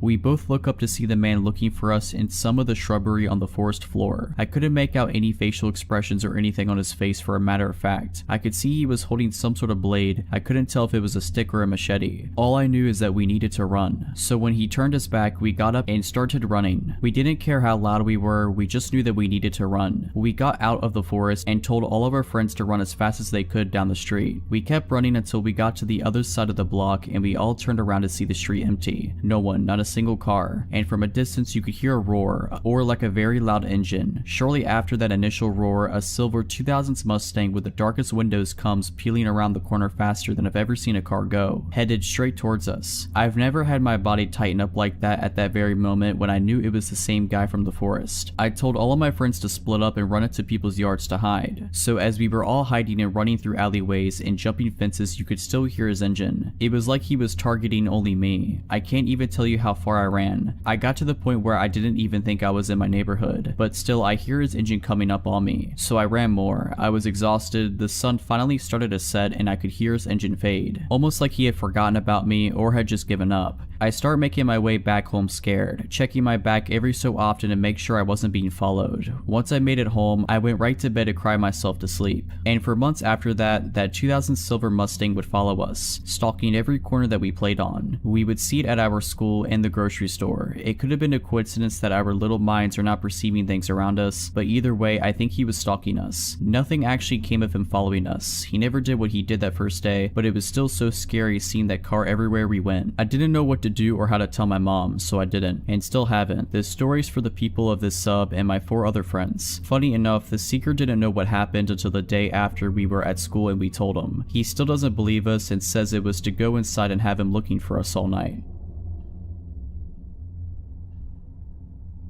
So for a bit of context, I am a college student. Without giving too many details, I am a woman on the smaller side of average female height. I currently do not have a car, so I use my bike, walking, and the bus to get around. My college has a transit service that allows you to scan in with a student boarding pass for free. Other non-students are allowed to ride the bus by paying upon entering or purchasing a ticket beforehand. I frequently ride the bus for various reasons, grocery runs, or treating myself to food. And yesterday, I had the idea of treating myself to a movie after all of the exams I have been having lately. I'm an avid horror fan and knew that Terrifier 2 was in theaters, so of course I wanted to see it immediately. One of my friends told me they found it funny and really enjoyed it, which was more than enough reason to go see it. I was looking at tickets the day before yesterday and trying to decide which time slot I wanted to see the movie in. Looking back now, something in my gut told me to choose the earlier time. I wish I had listened. Another detail I want to add is that there are two bus sizes, a large one and a small one. The bus I rode during the incident was the smaller one. The stop where I got on the bus is the beginning of the route. Unlike every other stop, the driver usually parks the bus here for 5 minutes and gets off to use the restroom or have a quick break before continuing with the rest of the route. Upon entering the bus, I noticed only two other passengers, another girl about my age and an older man. The girl was in the front of the bus on the right side and the man was in the second row on the left side. I sat on the right side, several rows back. I usually read something on my phone or listened to music on the bus, so I immediately got on my phone when I sat down. Everything was okay for a little bit until I looked up and noticed the man repeatedly staring at me and looking away before staring at me again. I was immediately apprehensive but just brushed it off. He started speaking aloud out of nowhere, saying things like "beautiful baby" and "so fine" while staring at me. I was frozen out of fear and could only keep looking at my phone and trying to ignore it. This continued until I worked up the courage to say, "Sir, would you please stop staring at me?" To which he claimed he was not staring and told me I was extremely beautiful. Unsure of what to say, I just stupidly thanked him and went back to my phone. He had his body slightly turned, but when I confronted him, he faced fully forward. The driver got back on and we started moving again, so everything was calm for a bit, though I was admittedly still shaken up. This calm did not last long. Obviously, this creep couldn't contain himself and just had to voice his opinions about me out loud. He started saying similar things again, but also added some new phrases such as, "gonna make you my wife," and by far the worst one, "I'm gonna get you pregnant." I was shaking at this point and was unsure what to do. I desperately wanted to sit next to the other girl, but did not want to pass by him to sit by her. We made it to the other two stops before the girl got off and said sorry before leaving. My heart dropped to my stomach. The last thing I wanted was to be alone with this guy. Luckily, more people got on at the stop. A middle-aged couple and a guy about my age. In a panicked voice, I sort of shouted and asked the guy my age if he would sit with me. He was a bit confused but came to sit by me and I immediately felt relief. The stress of the situation got to me and I broke down crying. I guess the creep took this as indication to leave because he swiftly made his exit after that. The kind younger guy who sat next to me and began to comfort me. I am so grateful he chose to ride the bus that day. The bus driver noticed the commotion and called me to the front to get information in order to make a report. He told me he couldn't hear anything but that buses have video and it would hopefully pick up what the creep was saying. He told me that the same man had recently been kicked off for a similar incident and that he would be reporting this immediately. For the rest of the ride, the younger guy and I talked about things like majors and other school related stuff. I want to go into the marine biology field and he is a graduate student in mechanical engineering. I made it to the movies, it was awesome, and back home safely, but I definitely learned a lesson. My boyfriend is going to help me look into some self-defense items and he taught me a few fighting tactics.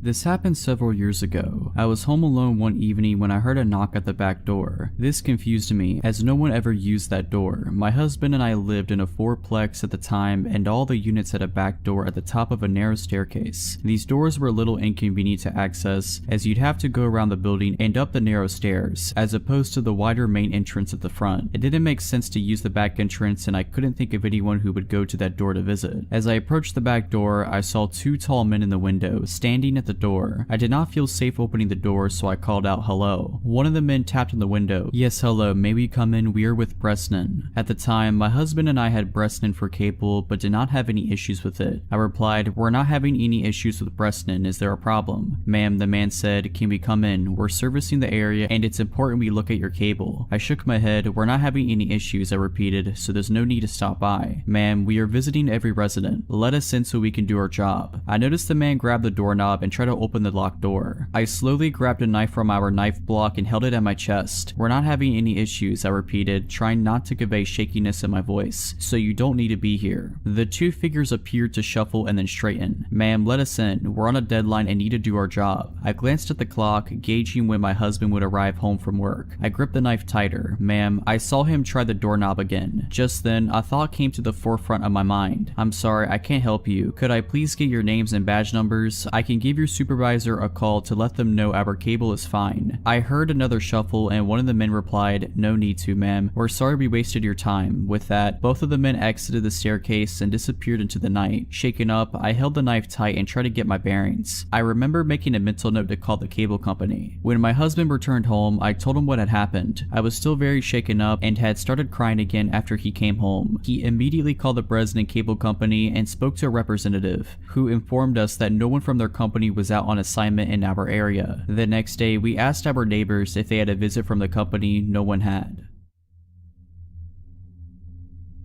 For the longest time, there was this man that would sit in his garage and watch me. He was an older man and he was very scrawny. He had patchy gray hair and a super gross beard. I never learned his name, so we'll call him Nick. He looked like a Nick to me. I moved into my classic suburban home before I was even born. I've been living here my whole life, and the first memory I have of Nick was when I was 10 and he gave me a small 2-finger wave as I walked back home after school. I had to see him every day since my bus stop was a few houses down and I walked like a block to get home. My mom said he dropped by after I was born, knocked on the door in the middle of the day and rang the doorbell until someone answered. My mom finally answered, my 1-year-old brother attached to her leg and newborn me in her arms. She said his face lit up when he saw me. He smiled brightly and asked to hold me. She obviously denied, cause who comes to your house to hold your child when you don't know them in the slightest? She said he scowled at her before calmly walking back to sit in his garage to smoke a cigar. After my first encounter with Nick, I never stopped seeing him. Every day after school, every morning before school, every time I took my dogs out for a walk, every time I peeked out of my window at 3 a.m. I swear this guy never slept. I told my brother how it freaked me out and he said he was probably on house arrest and that was the only way he could get out. We learned that wasn't true when he knocked on our door. Small background for this bit, my mom is very weak. She has an autoimmune disease and her legs and feet will go numb randomly. She's doing a lot better now, but this event happened when she was pretty bad. She insisted she take the dogs out alone and I didn't want to argue, so I sat in the living room. After about a minute, I hear a knock. I yell out that the door's unlocked, thinking it's my mom, but there's a louder knock. I get up and go to the door. I open it and there he is, smiling at me. Hey hun, your mom fell off the porch. You might want to help her, Nick states, giving me goosebumps. His voice was unreal, so raspy and sounded like he was in the process of choking. He leaves very quickly and I hurried to help my mom off the grass. Calling my younger brother to get the 2 dogs inside, I gave her the "I told you so" speech and she grumbled about it for weeks. My younger dog, a pit bull made of 98% muscle, got excited when she saw a bird. She pulled to get the bird and yanked my mom off the porch. She was standing behind a pot and tripped over it on her way down, making the fall hurt a lot more. She had a black eye and her legs were scratched up. The pot of flowers that she tripped over was smashed, but she was okay otherwise. Flash forward to my 13th birthday and my mom's in the hospital, so my dad goes all out, letting me invite a lot of my friends over for a sleepover, making us dinner and breakfast and just letting me have an amazing time. There's a park across from my suburb that I walk over to sometimes. I decided that I wanted to take my friends there to chill before their parents picked them up. The night before, we were looking out the window and giggling about the man. I know it's creepy and we were 13, so they knew he was weird. I told them to ignore him if he talked to them, but I didn't take my own advice. Hey Rosie, he said it so quietly I barely heard him. My name is Rose and Rosie is a nickname my grandfather often used. I never told this guy my name, neither did any of my family members. Hi, I replied, and my friends all scowled at me, knowing I screwed up. How's your mom? She's fine. I go to leave before I pause. How do you know my name? You told me, remember? No, I don't, because it didn't happen, but I wanted to get away, so I agreed. Oh right, I chuckle. Me and my friends scurry off to the park. The next day, there's a box of chocolates sitting on the porch, a note with Rosie and Chicken Scratch writing on top of it. I pick it up and look over at the guy. He waves and I can see that his left hand has disappeared into his pants. Gross. I leave the box out there and tell my dad. The next morning, me and my dad take our dogs out. No man. I figured he gave up after he saw me reject his chocolates. A few weeks later, a large family moves into the house and I hadn't seen a trace of the man until yesterday. I'm 15 now and the woman who lives in the guy's house comes over yesterday. Does a Rosie live here, she asks. I had answered the door and my heart drops at the nickname from the stranger. Yeah, why? She hands me an envelope with my full name written on it. The guy who lived in the house before us said to give Rosie this on her birthday. It's not Rosie's birthday, I was trying to pretend I'm not Rosie. Oh well, I just took a guess. He didn't give us a date. Have a good day. My dad opened the envelope wearing a mask cause I quote, what if he filled it with cocaine? The note inside just said, I love you in his writing, red ink, my favorite color.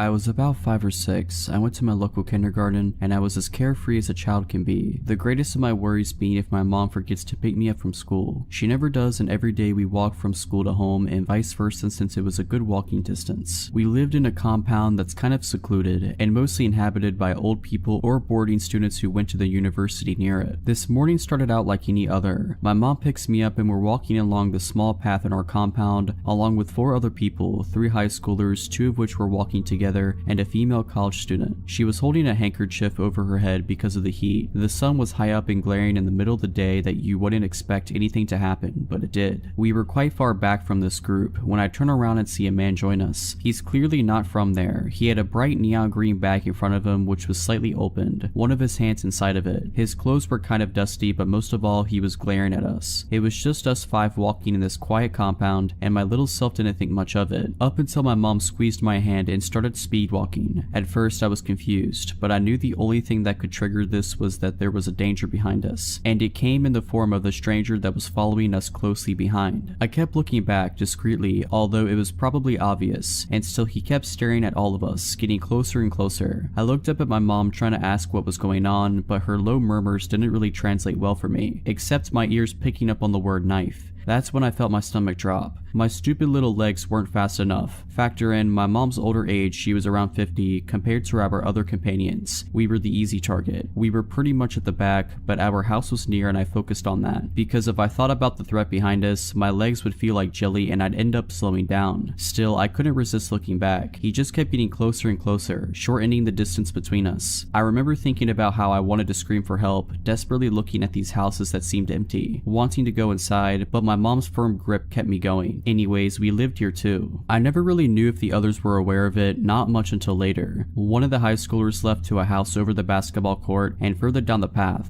veered off to a different trail that led to the main highway, so it was just us and the female college student. Goody. At this point, the man was also speed walking and catching up, but our apartment was merely a few steps away, and my mom and I dashed towards it, up the stairs and into the comfort of our own home. The man gave us one last glare, but he continued to walk. My heart was pounding against my chest. My mom had left me to lock the door while she stared out the window. She kept repeating, he has a knife, I saw it. He's holding a knife. I run towards the window and catch a glimpse of the girl, still clutching that handkerchief above her head, looking behind her in fear and alarm as the man continued to follow her, his bright neon bag in front of him, now wide open, his hand still inside, as he kept getting closer and closer. I don't really know what happened after, only of my mom's recollection of the events. She had noticed the man suddenly come up behind us too, and her suspicions were raised when he didn't try to walk past us like the others, but maintain a close distance between us. And then she saw the knife hidden in his bag, holding onto it as he stared at us. I hope that girl's okay and that man was detained or something, but it's been years now and I don't really know what happened to her. Don't really know if I'd like to.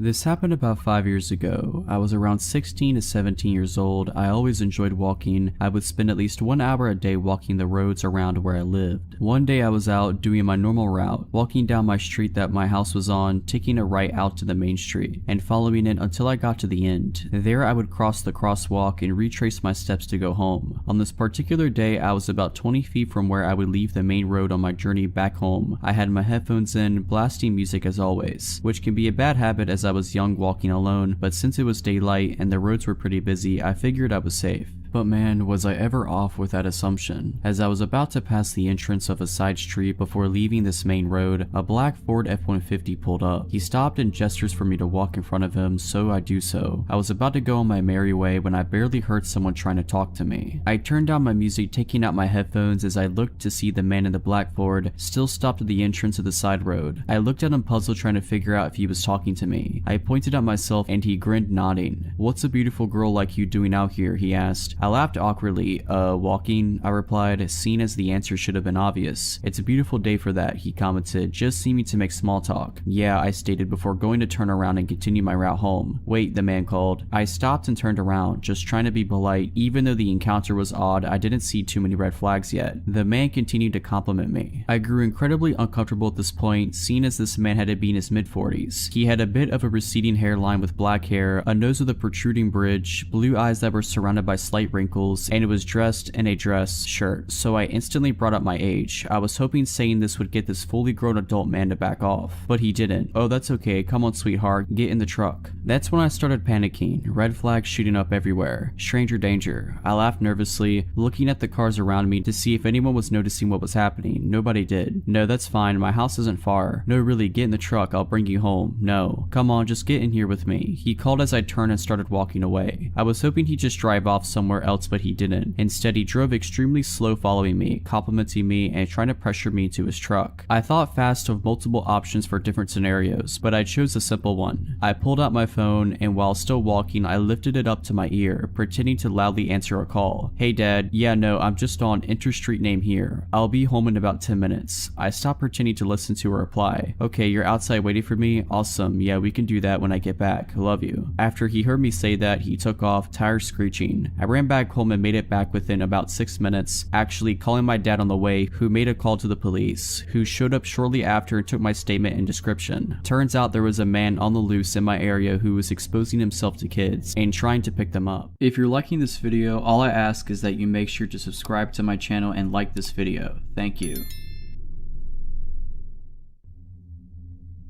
I started a new job about 6 years ago. It was great. Really liked all my coworkers, and the job itself is really awesome and I still love it. This was before the pandemic and everyone was in the office every day. I work in a large multi-floor, multi-wing building filled with numerous businesses and agencies. I started getting into a routine. We have a gym and locker room in our building. I would go work out before I was on the clock and shower, get ready, etc. I'd go get breakfast at the next building over most mornings at around the same time. I'd go on walk breaks with coworkers at pretty much the same time every day. It was very regimented. In the morning when I worked out, everyone had a pretty set schedule. We didn't know each other, but there was kind of an unspoken pattern. A coworker would finish and shower before me, then I'd go, then the head maintenance guy for the building, and so on. This is where it all begins. One morning, like every other, I get out of the shower and I'm in the small locker area, and there's this little older man over at the sinks. He's not doing anything but looking at himself in the mirror, but you could tell he was just loitering. Weird, but whatever. A few days later, he's there again. Then he's there every morning at the same time, and he's definitely looking at me while I change. This creeps me out, so I stop working out in the morning. Then, after a few weeks, we're walking back from getting breakfast, and he's walking the other way towards the other building. I tell my coworker that's the guy that would always be in the locker room watching me get dressed. After a few more days, he's walking the other way from us getting breakfast every day, and he looks right at me every time. So I make an excuse and stop going for breakfast. Our 9 AM walk around the building, he starts just appearing and walking the opposite direction from us every day. Literally everyone walked around the building in the same direction except for this guy, and he'd stare at me as we passed. I tell the coworker who was a woman about the guy and what had happened, and she just laughed it off. The only reason he'd go the opposite direction is to make sure he saw me. Our 1 PM walk around the building, wouldn't you know it, he's there walking the other way and staring. So I just stopped going on walks at work. This is where the real magic begins. I have no clue where this guy worked in our building. I would come into our hallway every morning at the same time. From the time I went through the doors to the time I got into my office, it was maybe 15 seconds. We were on the first floor, and at the end of our wing is a staircase. Every morning as I'd come into our wing, he would pop out the stairwell and come walking the opposite direction and stare at me as we passed each other. One morning I'm walking into the bathroom to go number 2. I stop and blow my nose real quick. As I'm walking to the back stall, he comes into the bathroom. We have 2 urinals, 2 stalls in this particular bathroom. No one is there but us. He comes into the stall next to me, widens out his feet so his shoe is under the divider and on my side of the stall. This dude is tiny, maybe 5 foot, so he'd have to almost be doing the splits. Then he lets out this deep loud moan after about 30 seconds, then leaves. I start telling all of my coworkers. Most of them laugh. I felt so creeped out and helpless. Like, what do I do? Any guy I work with that I tell this about laughs at me. The women just shrug it off or have an excuse for why he's always there. So I ask one coworker to pick any event at any time during the day to prove he will show up. so we decide to go out for a walk at noon. After 5 or 6 days there he is. Now she believes me. Everyone in the office knows now. I've told my wife all about this and she is supportive. She has had her share of workplace creepers as well. I get to read the texts and emails. My closest coworker and I decide to start working out at 1:30 p.m. every day. I want to get my gym time in, but I don't want to do it alone. After about a week and a half, guess who starts showing up every day? He'd just come in and loiter around. Mind you, the guy has never tried to talk to me before and vice versa. 2 guys lifting weights and this little old creepy guy just sitting there watching me. Here's where it hits the peak. My lifting buddy had to cut out early one day. My stalker is there with us. I was just going to leave, but screw that, I don't want to let this little weirdo control my life anymore. There is an elevated padded stretching platform on the weights side of our gym. He takes his shoes off, lays on his back and starts doing hip thrusts in the air and holding it while he stares right at me. I'm walking around trying to pretend I don't notice him while he follows me with his eyes, pelvis elevated in the air. After 20 minutes of this, he puts his shoes back on and goes into the locker room. I'm texting my lifting partner and wife the whole time telling them this is going on. My wife tells me to confront him, I don't. I get in the locker room to grab my bag and he's at the sink, the top couple buttons of his shirt unbuttoned, and he's rubbing water all over himself while looking at me in the reflection in the mirror. That was it for me. I started working from home almost exclusively after that, then the pandemic hit and I've been remote ever since. This happened Sunday night. I got into a very huge fight with my mom and it was very emotional and intense to say the least. We made up and said goodnight to each other, but I was still pissed off. So my impulsive self decided I was going to take off for the night. I just wanted to cool off. I went into my backyard and hopped over one of our walls and started to walk around. Mind you, it was midnight. I didn't even have a phone in case something happened or a weapon for self-protection. For a bit of a layout on my story, down the street from my house, which is a neighborhood road, there is a church and a preschool across from it. In front of the preschool there are large, tall hedges that sort of hide the pickup/drop-off that's in front of the school. There's a stop sign on the church's corner before the busy main road and a street lamp on the same corner. I made my way down to the corner on the church's side. I was very bored and cold, but it's not like I could call a friend to pick me up and hang out for the night. I decided to face the main road and put a hitchhiker's thumb up in hopes of someone pulling into the street and letting me use their phone to call a friend. After what felt like forever, I was getting no luck and then I saw a guy from across the main road and I called for him. I didn't have any weird feelings about him. He was harmless and he let me use his phone, but I still wasn't able to find any of my friends to come and get me. Before he left, he asked if I had a knife on me or something. I said honestly, I forgot mine at home, and he handed me a small but very sharp switchblade and told me to keep it, to stay safe and have a good night. After watching him walk into the dark heading east, I wandered up and down the sidewalk as cars passed by often. I started to pass the hedges and I glanced over to the left of me where the school was. I saw a large silhouette of a man slowly creeping around in front of the doors to the small preschool. He was tall and looked like he was strong, broad shoulders too. It took me half a second to realize he stopped and saw me too. I went into flight mode and immediately noped out of there and ran across the busy street because it was empty at the moment and kept sprinting until I was 5 streets down and realized he wasn't following me. About 30 minutes had gone by and I decided it was time I made my way home. I eventually crossed the street and was facing the main road walking down to the church and take a left and get home. It was silent and no cars had gone by for a few minutes at that point. Then I heard a car speeding down the road and I turned my head back to see if it was a large white Suburban. I dismissed it thinking nothing of it as it turned right a few streets down across the road. I started to turn the corner under the street lamp when I looked back up again and saw it was starting to come out of the same road it just turned into. I don't know what told me to run, but I did. I ran into the parking lot of the church and started to see headlights turn into the street. I threw myself onto the ground behind a ramp wall that was barely tall enough to hide me. I was trying to stay silent at the same time because the Suburban's headlight reflected off the walls of the building as it pulled into the parking lot. It made a few laps from what I could sneak a peek of and stopped in the middle for a couple of minutes before it turned out and drove into the main road. I waited it out a bit longer and pulled the knife out, listening for anything and everything. Once I realized I was probably in the clear, I ran back home.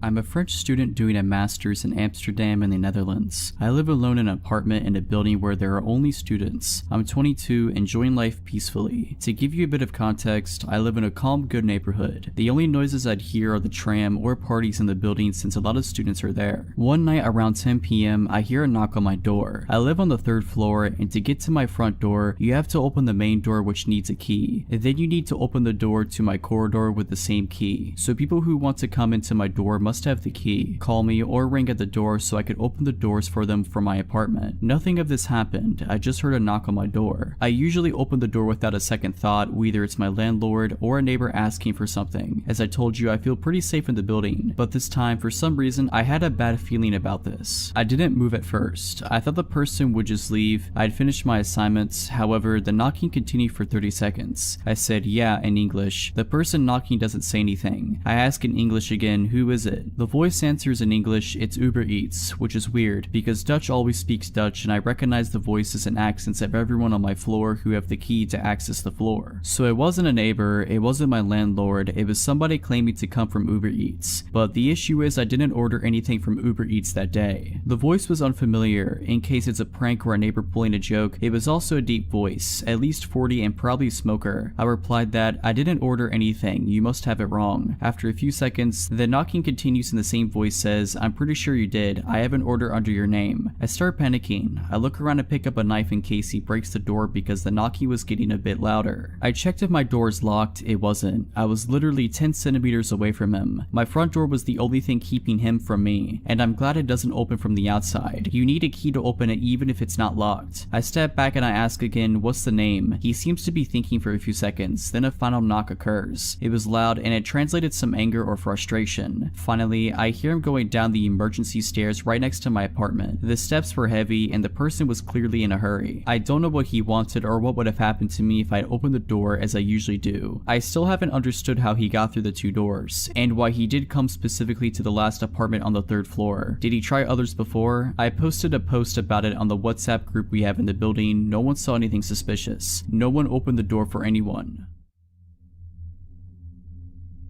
I grew up out in the wooded country in Illinois, on a short dead-end street 10 plus miles from a town, and there were 7 houses in the area spread out on a 2.5 acre wooded lots or larger each. There were no large wild animals, there aren't bears or large animals in the region, and people didn't meander there or show up lost. Actually, lost folks or large animals wandering around never happened in the 20 years I lived there, so please keep that in mind. When I was a young girl in my early teens, I had a good guy friend a few years older than me who lived next door, Terry. Terry was allowed to go out with his friends much later than I was, and he would sometimes walk over to my yard after getting home late and throw rocks from the gravel area outside at my window to chat. My bed was right next to the window. I'd open the window and we'd whisper stories and generally talk for a bit. My 2nd story window faced our backyard and his house was to the side. I could see his house from my window over the shrub trees and walking path to his driveway. I'd often know if he was out. The light was on over the side door entrance, or already home. Light was off. One time during the summer when my window was open, I heard a car in his driveway dropping him off. I was probably 14 years old and it was around midnight. I heard Terry get out of a car and was talking to his friends. Soon his friends pulled away. I softly called out as loud as I could without waking my parents, asking Terry to stop by and chat. He didn't respond as he probably didn't hear me. Then I came up with a not so brilliant idea to sneak outside and scare him. As kids, we'd often sneak around and scare each other. So I silently sneaked down from the 2nd floor and out my back garage door, which led to our backyard, below my window, which led to Terry's house off the side, through our gravel area, then through a well-worn path through the woods about 25 feet long. My parents had put in a gravel pit around the back of the house, probably because nothing much grew due to the shade of the oak trees. There were 14-inch oak rounds set out as an uneven stepping path in the gravel, and if you stepped off of the rounds in the church of gravel/rocks would give you away. I picked my way expertly and silently across the log rounds facing Terry's house. My eyes got accustomed to the dark and I didn't see him. Also at that time, I heard the door of his house close and the light going off, signaling he went in, likely to bed. I waited a bit as I thought I saw something move in the woods between our houses, but not on the path we'd always use. If you didn't use the path, there were wild rose and raspberry plants that had thorns and were painful to walk through if you weren't careful. So I thought it was odd that he'd been in the woods, but maybe he wanted to scare me like I was plotting to do to him. But I saw something human-sized and dark moving through the woods slow and pausing every once in a while like me. It was coming closer and I definitely saw it, but it was strange in that it wasn't walking directly to my window to talk. Therefore, I hunched down and waited in silence, wondering if I could still startle him. I still thought it was Terry and he saw me sneak out and he was trying to scare me. I watched a dark outline of a human figure moving, but then I would lose sight of it in the foliage. It seemed to be stalking slowly and listening/checking every few feet while hiding. So I whispered after losing patience one last time for Terry, but he didn't an answer. I got bored of hiding and crouching, so I quietly tippy-toed back to my garage door and went back inside, silently locking up as I went. I snuck back upstairs to my room above the area where I was just standing/crouching. My window was open and I definitely heard someone or something walking around the yard. I whispered again for Terry out my window but got no answer. Then I heard someone or something fall and grunt pretty loudly in the window well right below my window. It wasn't enough to wake my parents, but definitely loud enough I didn't mistake it, and it sent a shock of fear through me. If you aren't familiar with a window well, it's a semicircle hole connected to the house, dug out for about 3 or 4 feet deep and reinforced with metal. It allows a basement window to be put in below ground level, and the hole lets some natural light in. There's no way Terry would have fallen in our window well. We have been playing hide and seek in many outdoor games for years since we were young around the whole neighborhood. We knew everyone's window wells and house footprints, plus paths in the woods like the back of our hands. The grunt sounded humanish and not like an animal. It also pulled itself out quietly without a lot of thrashing. That's when I realized this wasn't a fun game and someone or something was out there, and it wasn't Terry. I tried to look outside my window as best as I could, but there was a screen on my windows to keep the bugs out, so I couldn't lean my head out the window to see next to the wall of our house directly below me. I then heard the crunch of rocks as whatever it was stepping in the noisy gravel. Again, Terry would know where the log rounds were and would not step in the gravel. He knew my parents were pretty strict and he was as good at being quiet as I was. Whatever it was stopped and I held my breath. I pretty much sat there with my face pressed against the screen 2 stories up for probably half an hour. It seemed like an hour, but I'm pretty sure I didn't have patience back then to wait that long. I never heard it leave, but I grew tired and eventually fell asleep on my bed that was next to the window. There are a few things I'm certain of. It wasn't Terry. I asked him later and he said he went to bed that night when he got home. He also would have no reason to lie. I'm pretty sure it wasn't one of our neighbors, and I can't think of any reason a person would be there. We had a few neighbors and only 2 other houses out of 7 had kids. Again, these 7 houses were spread out in 2.5 plus acres per home. There weren't any big animals in the area. As wooded as the whole area was, we only had some deer, but they were hunted and didn't come close to homes. Plus our dogs scared them away.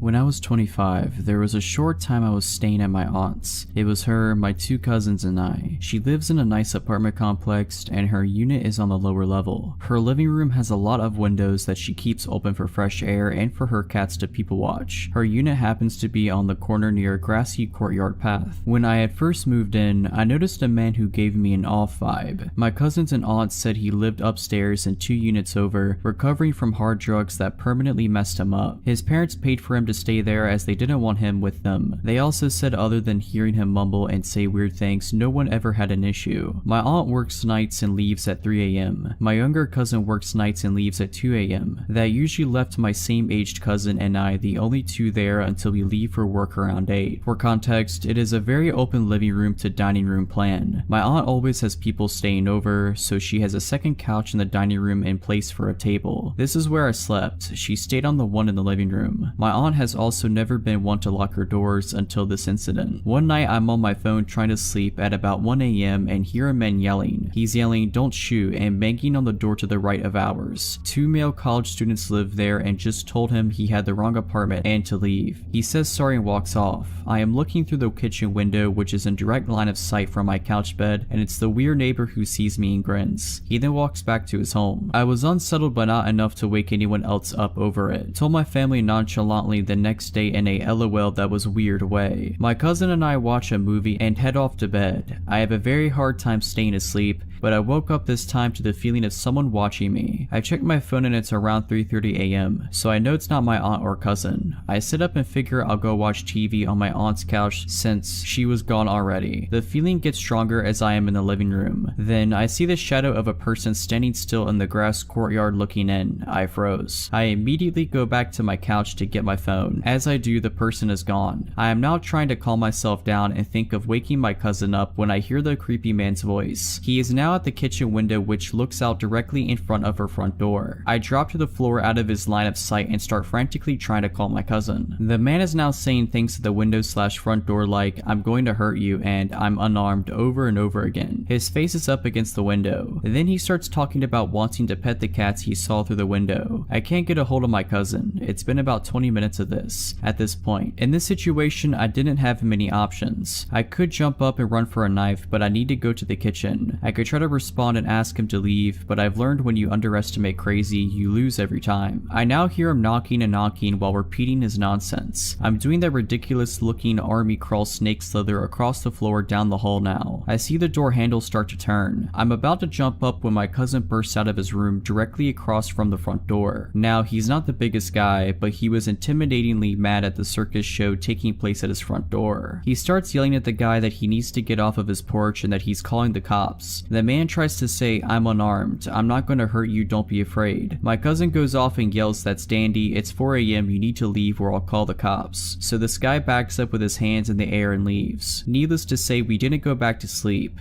My aunt was called, who called the apartment manager. The next day when I came home from work, his parents were there packing moving boxes in a truck from his place. Maybe he was trying to get me to open the door by seeming friendly. Maybe he had a bad trip and really wanted to pet a cat to feel better. We will never know. This happened over 20 years ago. I was driving back home with my girlfriend at the time. It was Christmas Eve and my mother's family used to hold a large celebration at my aunt's house in Estacada. This was my girlfriend's first time meeting with my extended family, but she got on quite well with them. We spent the majority of the afternoon and evening talking, playing poker, opening presents, and drinking an assortment of adult beverages. My girlfriend had been quite inebriated by the time we had to leave. Therefore, I'd be driving us home. It was around 11 PM or so. I was driving my girlfriend's car along Highway 211. Now, this stretch of road is surrounded by farms and dense patches of forest, and parts of it are unlit. But nothing to fear. I grew up in this area, so I knew this road like the back of my hand. The both of us were just driving and talking away, just two young lovers making the most of our moment together. There is a portion of the highway that descends down an enormous hill before crossing Deep Creek. Surrounding both sides of the road are thick forest. There are no lights. The only thing we could see was the area directly in front of our headlights. I drive down the hill, cross the bridge, and uphill through more forest. It's as the highway starts to flatten out that it happens. Something sprints across the road so suddenly that I almost hit whatever it was. I slam on the brakes. I turn to my girlfriend and ask her if she saw it. She confirmed that she had, but she couldn't make out what it was. Maybe it was a coyote, as they are a fairly common sight in this area, but something felt off about it. Whatever it was that ran in front of our car disappeared into the woods next to the road. Coyotes don't usually dart out in front of cars, not like that anyway. So for some reason, I decided to check it out. I turned the car around and switched on the high beams to better light up the forest in which this thing had vanished in. I step out of the car and walk towards the woods. I don't see anything, but now it feels like perhaps I'd made a grave error. Suddenly, the car's horn blasts. It's not a beep beep beep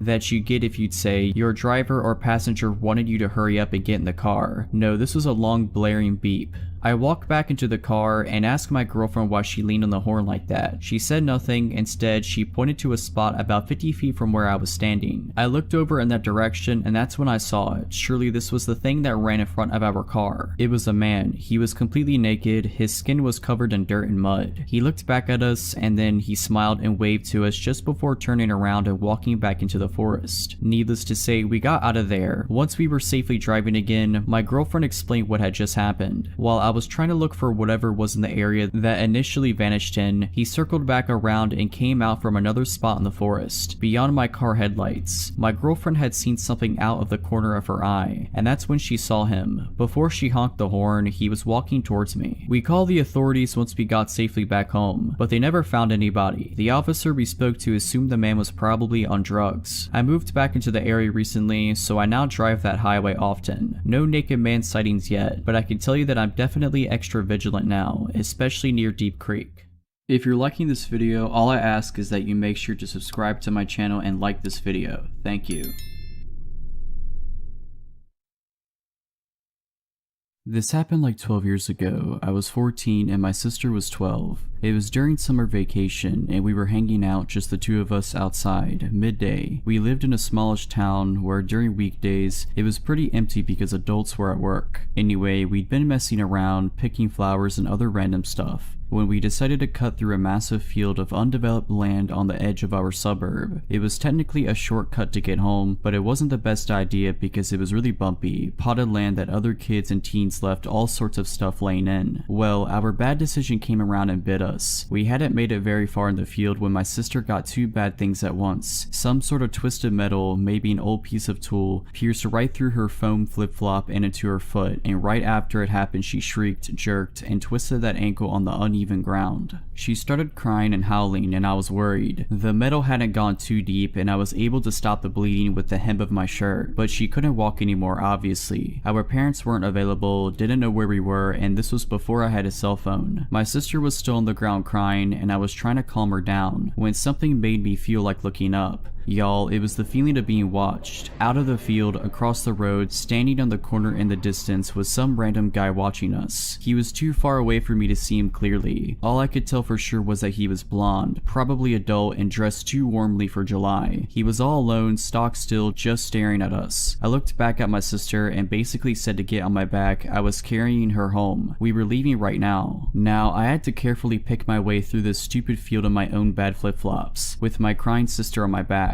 Luckily, she was tiny, but I was no linebacker either. It had rained a day ago, and the field had puddles of water in the low spots. We were both kind of wet from her falling when she got hurt. I swiveled back to check if he was still watching us, and he was. Not only was he watching us, but he'd crossed the road and entered the field. Now he was standing stock still again and just watching. Ice in the veins doesn't describe it. One of the scariest moments of my life up to that point. My sister looked when I looked, saw my face, and started crying even harder. I just shook her a bit on my back and whispered something like, "Stop it. I need to concentrate on getting us home. Watch him and tell me if he starts following again. Just be quiet." So that's what we did. I started walking again as fast as I could without getting hurt. My sister watched him while I carried her. After less than a minute, she whispered to me that he was following again. How fast? Just walking. Is he watching us? Yes. I told her to tell me if anything changed and kept going. I stomped through puddles and I couldn't see into when I had to, hoping there was nothing sharp in them. I lost a flip-flop in the mud and just kept going. We were about 3/4 of the way through the massive field when my sister whispered that I at least wanted to hear. He was speeding up.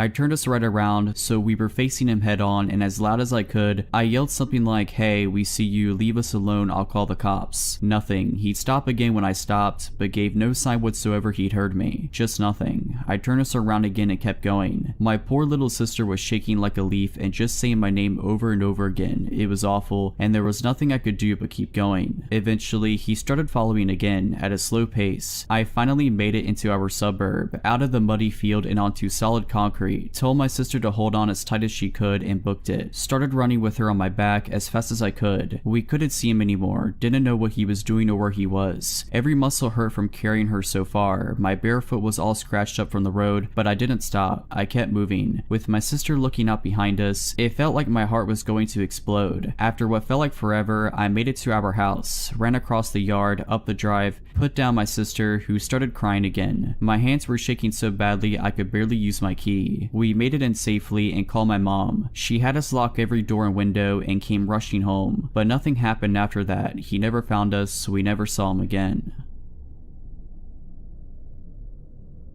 So a few years ago, I, a 17-year-old female at the time, would attend community college at the outskirts of my hometown. I would take an hour-and-a-half long bus drive because both of my parents worked and my other siblings were too young to drive. The outskirts of my town, despite being the literal outskirts, are more populated than you expect, with strip malls and apartment buildings. The bus would drop me off about 4 blocks from my university, which isn't too far. I always enjoyed those few minutes. Anyway, this one time, I left my phone at the library. Using my brother's phone, I called a friend who worked at the school library during the late evening shift, 7 to 9, and he'd said he'd bring my phone to me, but he lived closer to the college than I did, so I told him I'd just meet him at his shift and pick it up myself. He said okay, and I boarded the bus at around 6. Now, I get off the bus at my usual spot and the place looked deserted. I'd never been there that late at night, and maybe it was because it was a weekday that people were home, or I don't know. I had my brother's phone in my pocket and just clutched it tighter and tighter, there, picking up my speed until I was practically jogging. I'm nearing to a corner when a flash of light goes off to my right. There, in the shadows, is a sleazy looking man. He's balding with a tourist shirt unbuttoned halfway. He was wearing sunglasses at night and was wearing some gold jewelry. And most importantly, he had just taken a picture of me. In the instant that I saw the flash go off, I knew it was coming from his phone. Now, I think it's important to understand our positioning. He was pressed against a building to my right at the corner I had turned. I was about 10 feet away from him. To my left, on the same side of the street, was a car with blacked out windows and no license plates, directly across the sidewalk from the man. The car was parked with the driver's seat facing me, so that it was on the wrong side of the road, because America drives on the right side as opposed to the left. I had slowed down at that point as I began to debate my next move: cross the street and continue walking, make a break for the school, turn 180 and leave my phone at the library, or approach the potentially dangerous man. I did the stupidest thing possible and approached the man. Anyway, I demanded to know what he was doing. He looked taken aback. I could see his brain short-circuiting because I was demanding to know what he was doing. He eventually sputtered about how he was just standing here. I said, "No, I saw you take that picture of me." His face fell. He started saying no, he hadn't done that. Why would he want a picture of me? I had imagined it. I asked to see his gallery, which is extremely risky because who knows what I could have seen. He slowly pulls up his gallery and as it's opening, I see a blurry picture of me in the distance. I didn't think I'd get that far. Granted, I had been running on adrenaline during our whole interaction, but this really made me pause. I told him to delete it. Then a door slammed shut. I just knew it was the parked car. My brain cleared up and I hightailed it to the school. I could hear a single pair of footsteps behind me, but I sure wasn't going to turn around and check who it was. The car started, but they would have to do a U-turn on a relatively narrow street just to be able to follow me. I think that's what saved my life. The fact that the car was parked facing the wrong direction. I reached the school out of breath and in tears. My friend opened the building for me and I explained what had happened. He locked us in while he called the police and we waited for them, but the sleazy guy and his buddy were never found. Anyway, my mom had gotten out of work by that point and I called her to ask to pick me up.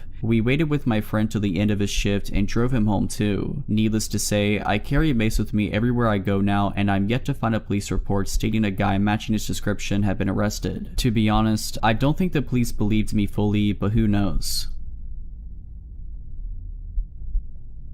I'm a single male, 33 years old, who lives alone in Denver. My apartment complex is not what you would call a nice building. I'm on a road close to Colfax Avenue, which if you're familiar with the geography of this area is not the safest boulevard in town. I'm a few streets away from it, but close enough that I wouldn't consider this an up-and-coming neighborhood. This evening, I was watching Netflix on my couch. My two cats were cuddled up against me as I lay under a comforter. The night before, I had watched a horror movie that was scary enough to leave me in an unsettled mood, making it hard to sleep. So this night I decided to watch a stand-up special instead. Keep it light so I wouldn't have any trouble getting some shut-eye. I have classes early the next morning, so I was surprised when I made the conscious decision to turn on a second stand-up special and let myself fall asleep on the couch. I was just so comfy where I lay and didn't want to move, not even to turn off the several lights on throughout my apartment. I remember dozing off around 11 o'clock. It was effortless, which meant I was really snug under the covers with my cats flanking me on either end, creating a tucked-in feeling. And all of a sudden, I'm not sleeping anymore. I am woken up by a knock at my door. Then a man's voice says maintenance. I just sat there, sitting bolt upright on my couch. I knew something was off. I looked at my phone, which was by my left hand, and the time was 2:15 a.m. I didn't move. The floors of my apartment are old wood, and there are many creaky floorboards. I didn't want whoever was knocking to know someone was at home and awake, let alone alert to his presence. My cats got up and ran over to the door as they normally would, but I stayed still and listened. After a few minutes with no answer, the man walked away from the door and down the hallway to the stairs. A moment after that, I heard the back door to the building swing open and closed. I have one window where I have a partial view of that door, so I break my paralysis and race over to it. I saw an old-looking green SUV sitting in the no parking zone just in front of the back door. It must have been running the entire time because I didn't hear it start up and the brake lights were glowing red. Someone, presumably the maintenance man, got in the car and it drove off. I don't know how this individual got into the building in the first place, as you would need a key to do so. I don't know what his intentions were, but no one knocks on someone's door at 2:15 a.m. claiming to work for the landlord with good deeds in mind.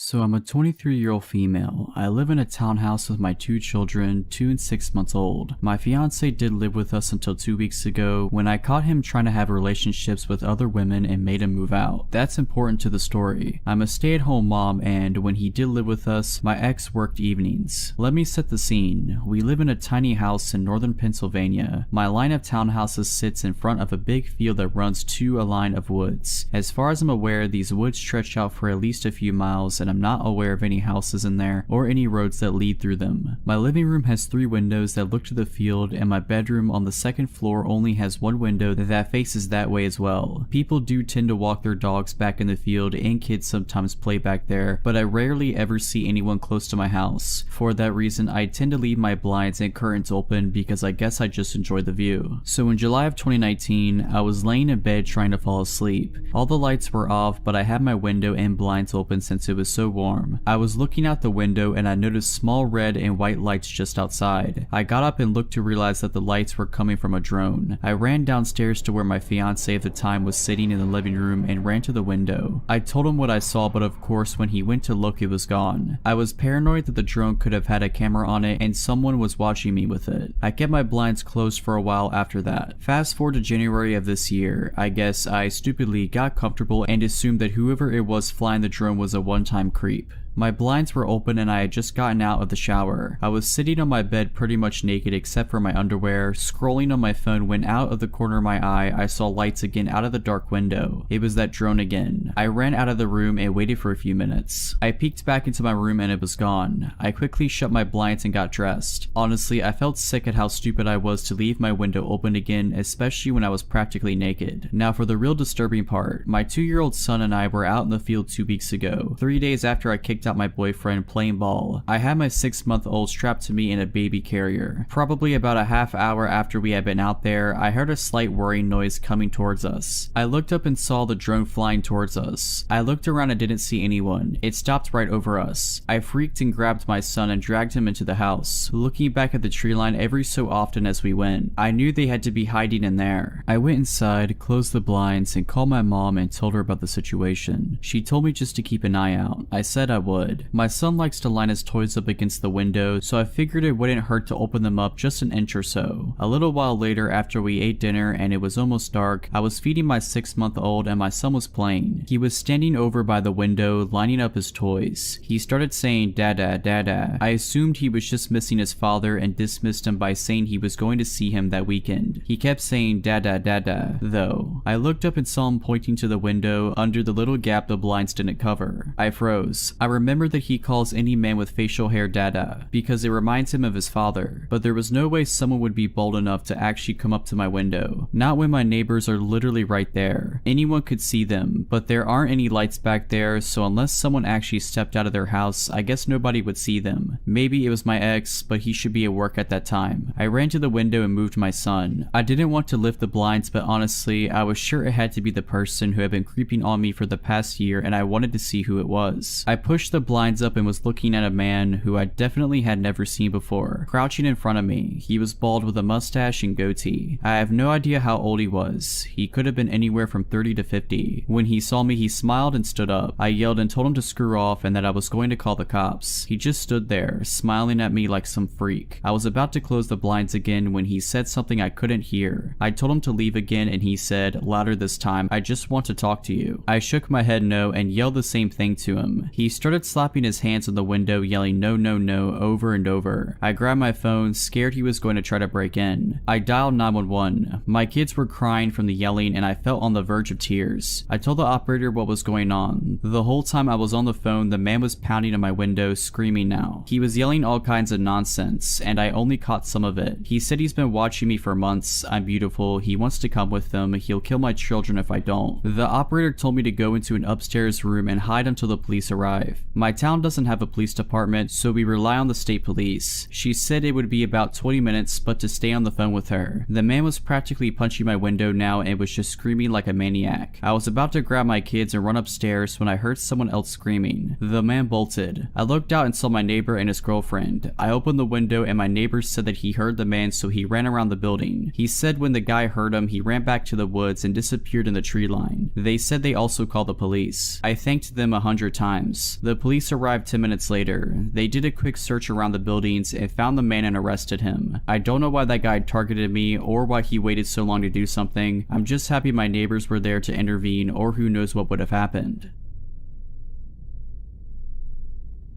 I was about 7 years old, my brother about 10. It was well past our bedtime when our mom woke up off the couch to put us to bed. Our dad worked construction out of town back then, so it was often just us three at the house for weeks at a time. Up the stairs and to the immediate right was our parents' bedroom. Going left put you in the middle of a hallway. Taking another left down that hallway led to my brother's room. The opposite end was my room, which was also across the hall from our upstairs bathroom. At either end of the hallway are window doors we always kept locked and rarely used. The door on my end led to a balcony overlooking our front yard, and the door on my brother's end opened to our back porch. The house kinda leans into a small hill. My brother and mom both had a habit of waking up in the middle of the night to use the bathroom. I only knew this because I was always a light sleeper and they just couldn't help flushing with the door wide open. This night, however, my brother stopped on his way to his room and came back towards the bathroom. I'm gonna try to pee before I go to bed. The past few nights I've been too afraid to walk to the bathroom. I keep seeing a man wearing stripes at the end of the hallway. I don't know if my mom wrote it off as my brother telling ghost stories to try to scare me, or if she was already half asleep and didn't catch it, but she didn't react at all to my brother's confession. I, on the other hand, was terrified by it. The fear of seeing a ghost like that at the end of the hallway or through the windows is the reason I started running from the stairs to my bedroom at night. Years later, when I was about 18, my mom and I were having a conversation in her car about a dog we had for a very short time when I was little. We were sharing stories about Max's tendency towards destroying my shoes and other unruly behaviors when my mom blurted out, "Do you remember that time I opened the front door for the cops and Max ran inside to the kitchen and started tearing open that big bag of dog food we had?" This really caught me by surprise because in all the years I lived in that house, we never once called the cops. Gun owner family in a quiet rural West Virginia neighborhood, etc. I asked her what she was talking about and she looked equally surprised as if she had just revealed something by accident. "Oh, that's right. I never told you because you were too young at the time. One night, I woke up hearing noises outside my window, and when I looked, I saw a man staring into my bedroom." She went on to describe how turning on the lights caused him to take off running and how she grabbed my dad's pistol before calling the cops. I can't remember all the details I gave them when they showed up. Tall white male, wearing a striped shirt and jeans, short dark hair, something like that. They said it matched the description of a man they were looking for in the area. It turns out he had escaped from jail on a murder charge. Now, I know it sounds so obvious hearing those two stories back to back, but it wasn't until a few years ago in my mid-20s that I pieced together that my brother had unknowingly warned us about a murderer who spent multiple nights casing our home.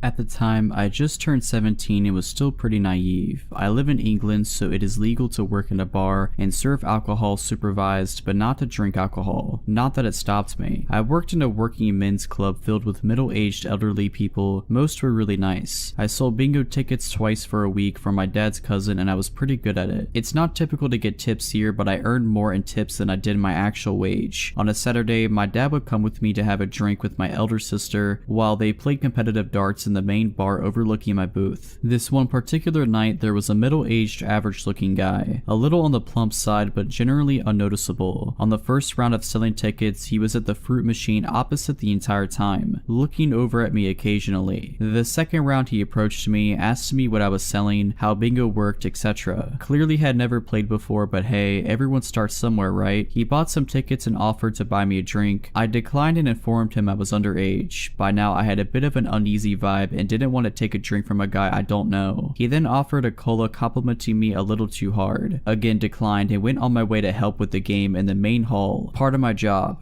Third time, he stood against the wall adjacent to me and just watched me work. He'd waited until the queue calmed down and bragged about how much money he had and now he wants to be my sugar dad. How cute I am, commenting on my figure. I was trapped in my booth. I was late into the main hall, so the concert chairman, guy who calls out the bingo numbers and gives out winnings, comes out and asks what was going on. This guy claims we were just talking. I apologized to the chairman and he walked me to the hall, said he could see I was freaked out, so I told him everything. He made the bar staff aware, who also made my boss, my dad's cousin, aware also. Last round of selling tickets, he doesn't even wait for me to get back in my booth. He grabs my butt, telling me how he wants to be my sugar dad once again, tries to push me against the wall and is suddenly spun around, not just by my dad but my boss and numerous staff members and customers who heard and saw what went down. He started arguing arguing his innocence until my dad not so politely introduced himself. He knew he was screwed. My dad punched him in the nose, blood running down his face. Everyone picked him up like a plank of wood and threw him out the closed door. Never saw him after that. Everyone checked up on me to make sure I was okay. My sister covered the rest of the shift, and I had a free bar tab for 2 months. If you're liking this video, all I ask is that you make sure to subscribe to my channel and like this video. Thank you.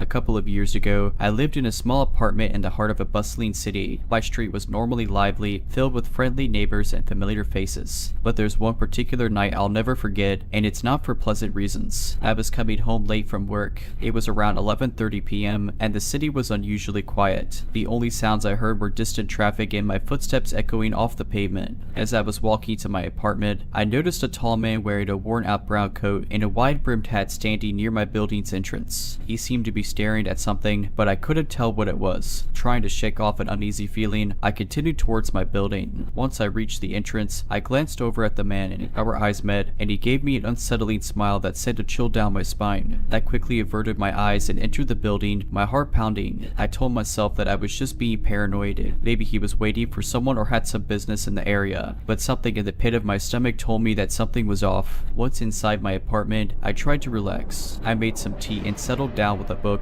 but the image of that man's eerie smile lingered in my mind. About an hour later, I heard a noise coming from the hallway. I froze, straining my ears to hear better. It was a faint shuffling sound, like someone dragging their feet. I peered through my peephole but saw nothing. I tried to convince myself that it was just a neighbor coming home late, but the uneasy feeling refused to go away. I double-checked my door's lock and decided to call it a night. As I lay in bed, I heard the noise again. This time, it was more pronounced. I got up, heart racing, and looked through the peephole once more. There he was, the man in the brown coat, standing right outside my door. Panicked, I grabbed my phone and dialed 911, explaining the situation in hushed tones. The operator assured me that officers were on their way. I sat in the dark, phone in hand, listening to the man's shuffling footsteps. It seemed like hours passed before I heard the police arrive. When they got there, the man was gone. The officers searched the building and the surrounding area but found no trace of him. They took my statement, but there wasn't much they could do. Over the following weeks, I kept a watchful eye, always looking over my shoulder, expecting to see the man in the brown coat, but he never returned. I eventually moved out of that apartment, unable to shake the feeling of being watched. The image of that eerie smile and the sound of shuffling feet outside my door still haunt my dreams. What was the man doing there? What did he want? I'll never know, and maybe that's for the best. What I do know is that his presence that night left me with a lingering sense of dread that I've never been able to shake. Months had passed since the incident with the man in the brown coat, but I couldn't shake the fear and anxiety that it had instilled in me. I moved into a new apartment, started a new job, and even adopted a dog for both companionship and protection. His name was Max, a loyal German shepherd who became my shadow. Despite the changes, I was still haunted by the memory. Nightmares would wake me up in a cold sweat, with the echo of shuffling feet in my ears and the image of that haunting smile in my mind. One day, as I was walking Max in my new neighborhood, something caught my eye. It was a glint of metal reflecting the sunlight. I approached, and to my horror, found a worn-out brown coat and a wide-brimmed hat hidden in the bushes. My heart stopped. The memories came flooding back. I hurriedly dialed the local police, who arrived promptly to investigate. The officers took the items and promised to look into it, but something told me that they didn't fully believe my story. After all, there were no witnesses, no evidence linking the coat and hat to my previous encounter. I became even more cautious. Every creak, every shadow, every stranger seemed like a potential threat. Max seemed to sense my anxiety, always alert and watchful. One night, as I was locking up my apartment, Max began to growl at the window. I looked out but saw nothing unusual. Still, his behavior put me on edge. I triple-checked the locks and settled down to watch some TV, Max by my side. Hours later, I was awoken by a soft scratching sound at the door. Max was up, ears perked, eyes fixed on the entrance. My heart was in my throat as I approached the door and peered through the peephole. The corridor was empty. I called the police again, but they found nothing amiss. I knew they were beginning to doubt my sanity, and truth be told, I was beginning to doubt it too. Days turned into weeks, and the anxiety was wearing me down. I decided to consult a therapist to help me deal with the lingering trauma. During our sessions, we explored my feelings of fear and paranoia. Slowly, I began to regain control over my life. The nightmares lessened, the anxiety waned, and I started to feel like myself again. Then, one day, I received a call from the police. They had identified the owner of the brown coat and hat. The man was a known criminal with a history of stalking and harassment. He had been caught in another city, wearing a different coat but carrying a photograph of my old apartment building. Suddenly, everything made sense. My my fears were justified. The man had been real, and he had been watching me. The police assured me that he was in custody and that I was safe.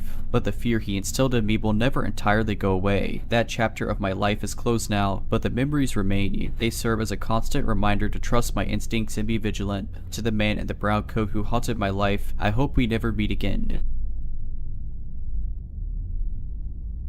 When I was 23, I moved to a new city for my first real job after college. It was an exciting but nerve-wracking time for me. I found a small one-bedroom apartment in a nice part of town. The place had character and was relatively affordable. The landlord, Mr. Thompson, was an older man, probably in his late 60s, with a warm smile and friendly demeanor. He lived in the building too and would often stop by to chat or help with any minor repairs. At first, I thought of him as a kind, grandfatherly figure. He would tell me stories about his youth, give advice about the city, and even bring homemade cookies sometimes. However, as weeks turned into months, I began to notice odd behaviors. He would knock on my door at strange hours, offering to fix things that weren't broken. He'd linger outside my window, seemingly watching me. When I'd catch him, he'd quickly scuttle away with a mumbled excuse. At first, I brushed it off as the quirks of an old man, but my gut began telling me that something was off. One evening, I came home to find my front door slightly ajar. Panic welled up inside me, and I carefully pushed the door open. My heart was pounding as I scanned the room, but everything seemed in place. I called Mr. Thompson, who hurried over, concern etched on his face. He checked the apartment, reassuring me that everything was fine. He suggested the door might not have latched properly when I left. Still, the incident left me unnerved. I began to pay more attention to Mr. Thompson's behavior, growing increasingly suspicious. I noticed that he seemed to know things about me that I had never shared, like my daily schedule, my family back home, even my favorite foods. I began to wonder if he was going through my personal belongings. The thought was terrifying, but I had no concrete proof. The idea that the friendly old man I'd grown to trust could be violating my privacy seemed absurd. A few weeks later, I went on a short vacation with some friends. Before leaving, I set up a small hidden camera in my living room, more to ease my mind than anything else. I told myself that I was just being paranoid. When I returned, I immediately checked the footage, not expecting to find anything. I was wrong. The footage showed Mr. Thompson entering my apartment multiple times while I was away. He went through my drawers, examined my personal items, even sniffed my clothes. He sat on my couch, watching my television, eating food from my fridge. I was horrified and disgusted. The friendly facade had hidden something dark and twisted. I confronted Mr. Thompson, anger and fear in my voice. He stammered, trying to come up with excuses, but I was having none of it. I called the police, who arrived to take statements and review the footage. It turns out, I wasn't the first tenant to experience this. Previous renters had reported similar incidents, but there had never been enough evidence to take action. Mr. Thompson was arrested, and I immediately moved out, finding a new place across town. But that wasn't the end of it, not by a long shot. As I was settling into my new home, I received a call from Detective Simmons, the officer handling my case. He informed me that they'd found something chilling during their search of Mr. Thompson's apartment. In a hidden compartment, they discovered photographs, journals, and personal items belonging to various tenants, including me. The journals were filled with detailed observations, fantasies, and plans. The realization that Mr. Thompson had been obsessively watching and documenting my life was a nightmare come true. I was left to grapple with the trauma, haunted by the thought of what could have happened if I hadn't discovered the truth. With therapy and the support of friends and family, I began to rebuild my life. But the sense of violation and betrayal lingered. Months after the discovery, my life had started to return to some semblance of normality. Mr. Thompson had been placed under house arrest, awaiting trial. I had a restraining order against him, but I still felt a lingering sense of unease. One day, I was scrolling through social media when I stumbled upon a profile that seemed oddly familiar. The profile picture was a blurred image, but something about it caught my eye. The account was following several people connected to me, friends, family, even colleagues. Curiosity getting the better of me, I began to dig deeper. What I found sent chills down my spine. The account had been posting pictures of me taken from afar at various locations around the city. Some were taken from outside my new apartment, others while I was out with friends or even grocery shopping. I immediately called Detective Simmons, who began an investigation. They traced the account but hit dead ends. It was all very professional, masked through various IP addresses, leaving no direct trace back to Mr. Thompson. But I knew it was him. The court date was drawing near, and I could feel the tension building. Sleep became elusive, and paranoia crept back into my life. One evening, while walking back home, I noticed a car that seemed to be following me. I tried to dismiss it as my mind playing tricks, but the nagging feeling persisted. I took a circuitous route home, glancing over my shoulder every few steps. The car remained, always a block or two behind, never overtaking, never never stopping. Panicked, I called a friend who lived nearby and headed to their place instead of my own. The car continued to follow until I reached my friend's building, where I lost sight of it. My friend let me stay the night, and I explained the situation. Together we decided it was time to take more serious precautions. I hired a private security firm to watch my apartment and accompany me to and from work. They installed extra security measures, and I felt a small sense of relief. The day of the trial finally arrived, and I faced Mr. Thompson in court. His eyes, once warm and friendly, now looked cold and calculating. He denied everything, his lawyer painting me as an overreactive, paranoid young woman, but the evidence was solid, the hidden camera footage damning. Other former tenants came forward, bolstering my case. Mr. Thompson was found guilty and sentenced to several years in prison. I felt a weight lifted, but the victory was bittersweet. The social media account was shut down, and the stalking seemed to stop, but I knew that it wouldn't truly be over. I moved again, this time to a different city, leaving behind friends and a job I loved. I started fresh, determined not to let the experience define me. Years have passed, and I've built a new life, but the scars remain. Trust doesn't come easily, and I always find myself looking over my shoulder, expecting to see that familiar face or the glint of a camera lens. I often think about the other tenants, those who didn't realize what was happening, and wonder how many lives Mr. Thompson has silently invaded. I share this story now as a warning and a reminder. Always trust your instincts. If something feels off, it probably is. To Mr. Thompson, the landlord who turned my life into a living nightmare, let's never meet again. I never thought I'd find myself typing out this story, but the events of last summer still haunt me. I need to share this experience with someone, and I hope it serves as a warning to others. I live in a medium-sized town where everyone knows everyone else. It's a safe community, and crime is rare. I work as a nurse in the local hospital, and the night shifts often have me driving home in the early hours of the morning. It was a humid summer night when my life took a chilling turn. I had just finished a particularly draining shift, and all I wanted was to get home and collapse into bed. As I made my way to my car, I noticed a man standing near the hospital entrance, watching me. His gaze was unblinking, and he seemed out of place. I shook off the uneasy feeling, attributing it to exhaustion. I got into my car and drove off, paying no further attention to the man. The next day, I had almost forgotten the encounter until my neighbor, Sarah, mentioned seeing a strange man walking around our street. I felt a pang of anxiety, but brushed it off. It's a free country, after all. Days turned into weeks, and life went on as usual. But then, something strange started happening. I began noticing a black sedan following me. At first, I thought it was a coincidence, but the pattern became clear. The car would be there when I left work, keeping a distance but always in my rearview mirror. I never got a good look at the driver. I decided to tell my brother, James, who's a cop. He told me it was probably just my imagination playing tricks on me, but promised to keep an eye out. One evening, as I was heading home, the black sedan was there again. Panic set in, and I decided to drive to the police station instead of going home. The car followed me all the way but abruptly turned away as I pulled into the station. I reported the incident, and the police took it seriously. They sent a patrol car to follow me home that night, but the black sedan was nowhere to be seen. Weeks passed without any incident, and I started to feel silly for being so paranoid. Maybe it was just my imagination. Then one night, everything changed. I arrived home after a long shift, feeling utterly drained.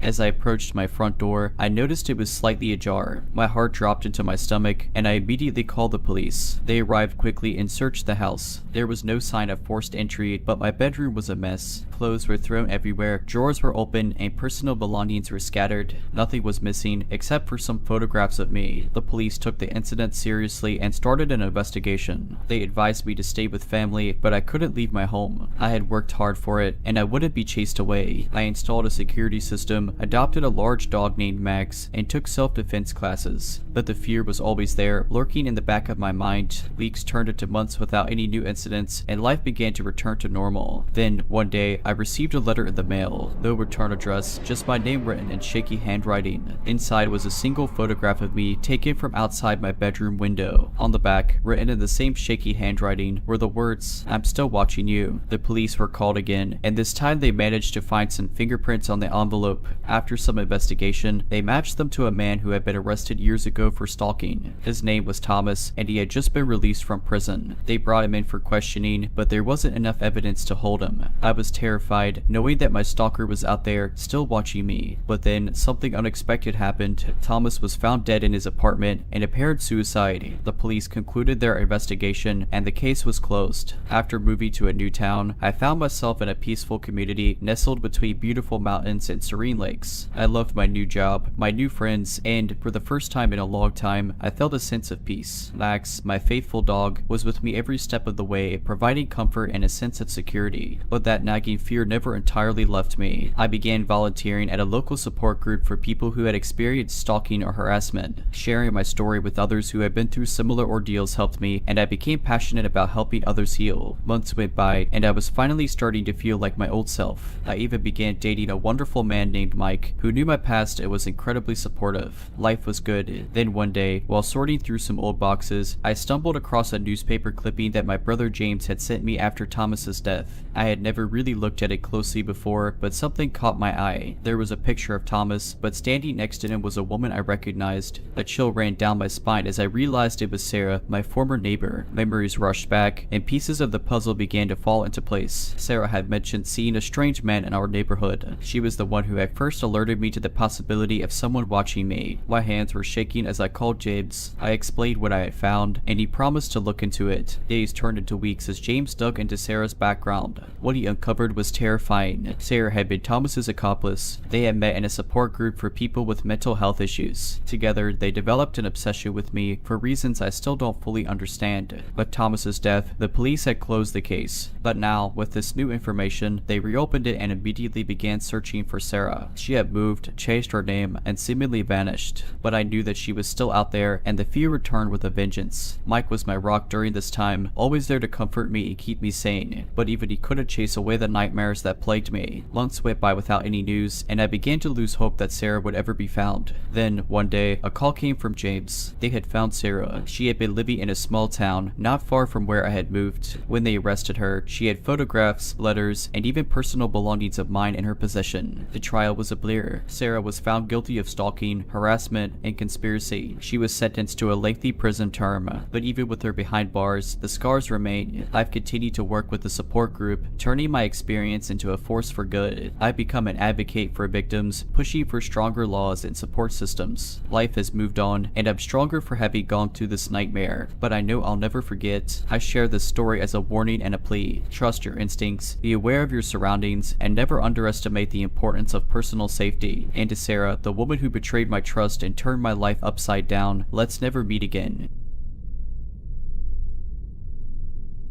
So this happened a couple of years ago, and I've only just found the courage to write about it. It's something that has haunted me since, and I thought sharing might help me cope. I had just moved to a new city, and I was living alone for the first time. My apartment was located in a reasonably good area, but being new, I didn't know anyone. A month or so into my new life, I began to notice some odd occurrences. It started with small things. Sometimes I would come home to find my curtains drawn when I was sure I had left them open, or lights turned off that I had left on. I brushed it off as being forgetful or the work of my landlord, who perhaps entered the apartment while I was at work. A few weeks later, it escalated. I found a picture frame on my bedside table face down. It contained a photograph of my family. This sent a chill down my spine, but again, I rationalized it as maybe the wind knocking it over or something equally benign. Then, the letters started to arrive. The first letter was a simple, "Hi, welcome to the neighborhood." It was unsigned and written in what looked like a child's handwriting. I figured it was a neighbor trying to be friendly and thought little of it. The next letter, however, was not so innocent. "I hope you like living here. I'm watching you." My heart stopped when I read those words. I immediately checked all the locks on my doors and windows. Nothing seemed out of place. I began to keep my curtains closed and double-checked everything before leaving my apartment. A week went by and another letter arrived. This one was even more disturbing. "You look beautiful in that blue dress today." That was the exact dress I'd worn to work that day. I felt a cold shiver run down my spine, realizing that this was not a random occurrence. Someone was watching me. I immediately contacted the police, who took my statement and advised me to keep a record of anything strange. They said they would patrol the area more frequently, but there wasn't much else they could do without more evidence. Days turned into weeks, and the letters continued. They grew more and more personal, describing what I had done during the day, what I had eaten, and even what I had watched on TV. I felt trapped, constantly looking over my shoulder, jumping at every sound. One night, I woke up to the sound of tapping on my window. My heart pounded in my chest as I crept towards the noise. I peeked through the curtains and saw a shadowy figure standing outside, looking up at my window. I screamed and called the police, who arrived within minutes. They searched the area but found nothing. No evidence, no footprints, nothing. I was losing sleep, becoming paranoid, and feeling like I was losing my mind. A few days later, I received a package. Inside was a lock of my hair and a note. I could be closer if I wanted. Be thankful I'm not. I broke down, terrified for my life. The police took the package as evidence, and finally they had something tangible to work with. After an exhaustive investigation, they discovered that a man living in my building had been stalking me. He had access to the building's security cameras and had been following me for months, watching my every move. The man was arrested and charged with stalking and harassment. As it turned out, he had a history of similar behavior, and I was just his latest victim. Life seemed to return to normal, but the deep-rooted fear from that experience still clung to me. I became involved in a local support group for people who had been through similar traumas. It helped, but my confidence in the world had been shaken. The man was found guilty and a restraining order was issued. Knowing that he was behind bars gave me a sense of security, but I was still looking over my shoulder constantly, always alert to any sign of danger. Months turned into years, and the scars began to heal. I moved into a new relationship and started to rebuild my life. But as much as I wanted to put the past behind me, there were still those nights when I would wake up in a cold sweat, remembering the terror I'd felt. Then, one day, I received a call that sent my world crashing down again. The man had been released on parole. My heart dropped into my stomach as the officer explained the terms of his release, assuring me that he would still be monitored and that the restraining order was still in effect. But all I could think of was him out there, possibly still obsessed with me. My partner, aware of my past, was incredibly supportive. We installed a new security system, and I informed my workplace and friends about the situation. But the nagging fear returned, consuming me once again. Weeks went by without incident, and I tried to convince myself that he had moved on. Maybe he had changed, found help, and was no longer a threat. Then, one evening, I received an anonymous email. The message was short and chilling. "I still remember you." I felt like I was going to throw up. My hands trembled as I showed the email to my partner. We contacted the police immediately, but without concrete proof that it was him, there wasn't much they could do. I changed my email address, deleted my social media profiles, and once again became a prisoner to my fear. Days turned into weeks, and nothing else happened, but the damage was done. I felt his presence in every shadow, saw his face in every crowd. The life I had rebuilt was unraveling once more. I decided to take control of the situation. I hired a private investigator to watch him to ensure that he wasn't violating the restraining order. The information came back clear. He had a job, was attending therapy, and seemed to be leading a normal life. But I knew better. One night, after months of restless anxiety, I made a decision. I couldn't live like this anymore. I packed my bags, sat down with my partner, and explained that I needed to leave. I needed a fresh start, far away from the city that held so many painful memories. He understood and supported me, promising to visit and keep our relationship alive. I moved across the country, found a new job, and began to rebuild once more. Slowly but surely, the fear began to subside, replaced by a newfound determination to live my life on my terms. Years have passed since then, and I have found peace at last. But the lessons from that time still shape who I am today. I've become an advocate for stalking victims, using my story to help others. I write this not as a victim, but as a survivor. And to anyone who finds themselves in a situation like mine, know this: you are stronger than you think, and you are never alone. As for the man who once stalked me, I hope you found the help you needed. And wherever you are, let's never meet again. Living in a small town, you never really think that anything dangerous could happen to you. That's why, on a beautiful summer evening, I decided to take a stroll to a nearby park. I often went there to read a book, watch the sunset, and enjoy some peace. On this particular day, I noticed something unusual: a white van parked at the edge of the parking lot. It didn't look like any service vehicle I had seen before. It had no windows, and there were no logos or business markings. Something about it sent a chill down my spine, but I shrugged it off as my imagination playing tricks on me. As I settled into my favorite spot under a large oak tree, I pulled out my book and began to read. The park was quiet, and I was lost in my thoughts. But then, out of the corner of my eye, I noticed movement near the van. A man was standing there, looking directly at me. He was tall, had a scruffy beard, and wore a stained red baseball cap. Our eyes met, and I felt my heart skip a beat. He didn't look away. I tried to return to my book, telling myself I was overreacting, but the feeling of being watched wouldn't leave me. After a few minutes, I looked up again, and the man was gone. Relief washed over over me, but it was short-lived. I heard footsteps. Glancing around, I spotted him again, now walking towards me, his eyes still fixed on me. My instinct screamed at me to leave, and I didn't hesitate. I quickly gathered my things and began walking towards the exit, never looking back. I could hear his footsteps getting closer, so I broke into a run, my heart pounding in my chest. I made it to my car, locked the doors, and sped away. Looking in the rearview mirror, I saw him standing in the middle of the road, watching me drive away. I got home, locked all the doors, and called the police. They took my statement, but said there was little they could do without more evidence. Sleep didn't come easily that night. The next day, I spotted the white van again, this time parked near my workplace. Panic set in, but I told myself it was a coincidence. Days turned into weeks, and I kept seeing the van outside my house near my gym, always lurking. I never saw the man's face again, but I knew he was there, watching. I reported each sighting to the police, but they were never able to catch him in the act. My friends and family were supportive, but I could tell they were skeptical. I began to feel like I was going crazy. Then, one evening, everything changed. I was leaving a friend's house, and as I walked to my car, I saw the van parked across the street. Fear gripped me, but I was tired of running. I pulled out my phone and began recording. I approached the van, my hands shaking. I could see movement inside, and as I got closer, I realized the door was slightly ajar. I was about to call the police when I heard a whimper. My blood ran cold as I approached the door, my mind racing with what I might find. The whimper turned into a cry, and I knew I had to act. I pulled open the door and was met with a sight that will haunt me forever. Inside were several children, bound and gagged, their eyes wide with terror. I immediately called 911, my voice trembling as I described what I had found. The operator told me to stay put, but I knew I had to get those children to safety. I quickly untied them and led them to my car, all the while looking over my shoulder for the man.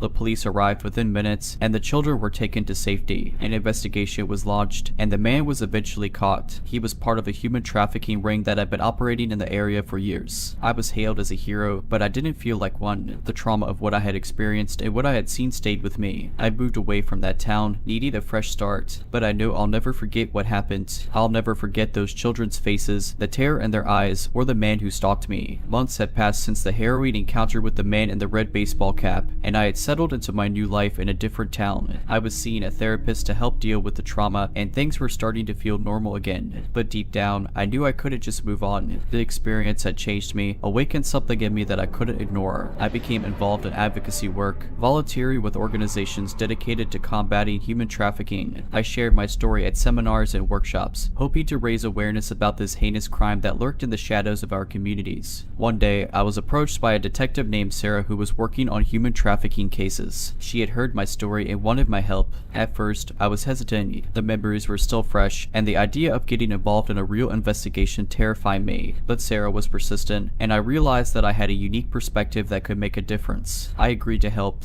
Working with Sarah, I began to understand the depth and complexity of the problem. It was more widespread than I had ever imagined, and it was happening right under our noses. We focused on a particular case that had been troubling the local police for months. Girls were going missing, and there were few leads. The only connection was a series of mysterious social media accounts that lured young women with promises of modeling contracts or lucrative jobs. I immersed myself in the online world, trying to understand how these predators operated. It was a dark and disturbing journey, and I often felt overwhelmed by the sheer depravity I encountered. But I kept going, driven by a determination to make a difference. After weeks of painstaking research and analysis, we began to see a pattern. We identified several key players who were part of an organized ring. They were using sophisticated methods to target vulnerable young women, lure them in, and then exploit them. With this information, the police were able to launch a sting operation. I was involved every step of the way, working closely with Sarah and her team. The day of the operation was nerve-wracking. We had one chance to catch these criminals in the act, and the stakes were high. As the hours ticked by, I watched from a surveillance van, my heart pounding in my chest. The tension was palpable, and I couldn't help but think about the girls whose lives were on the line. Finally, the moment came.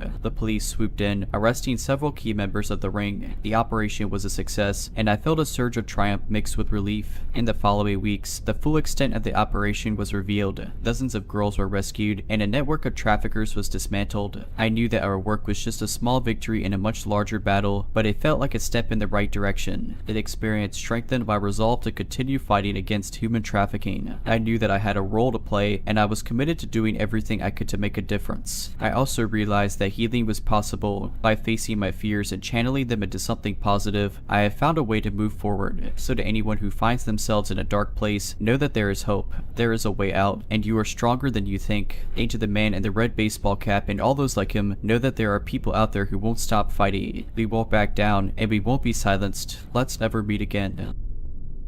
If you're liking this video, all I ask is that you make sure to subscribe to my channel and like this video. Thank you.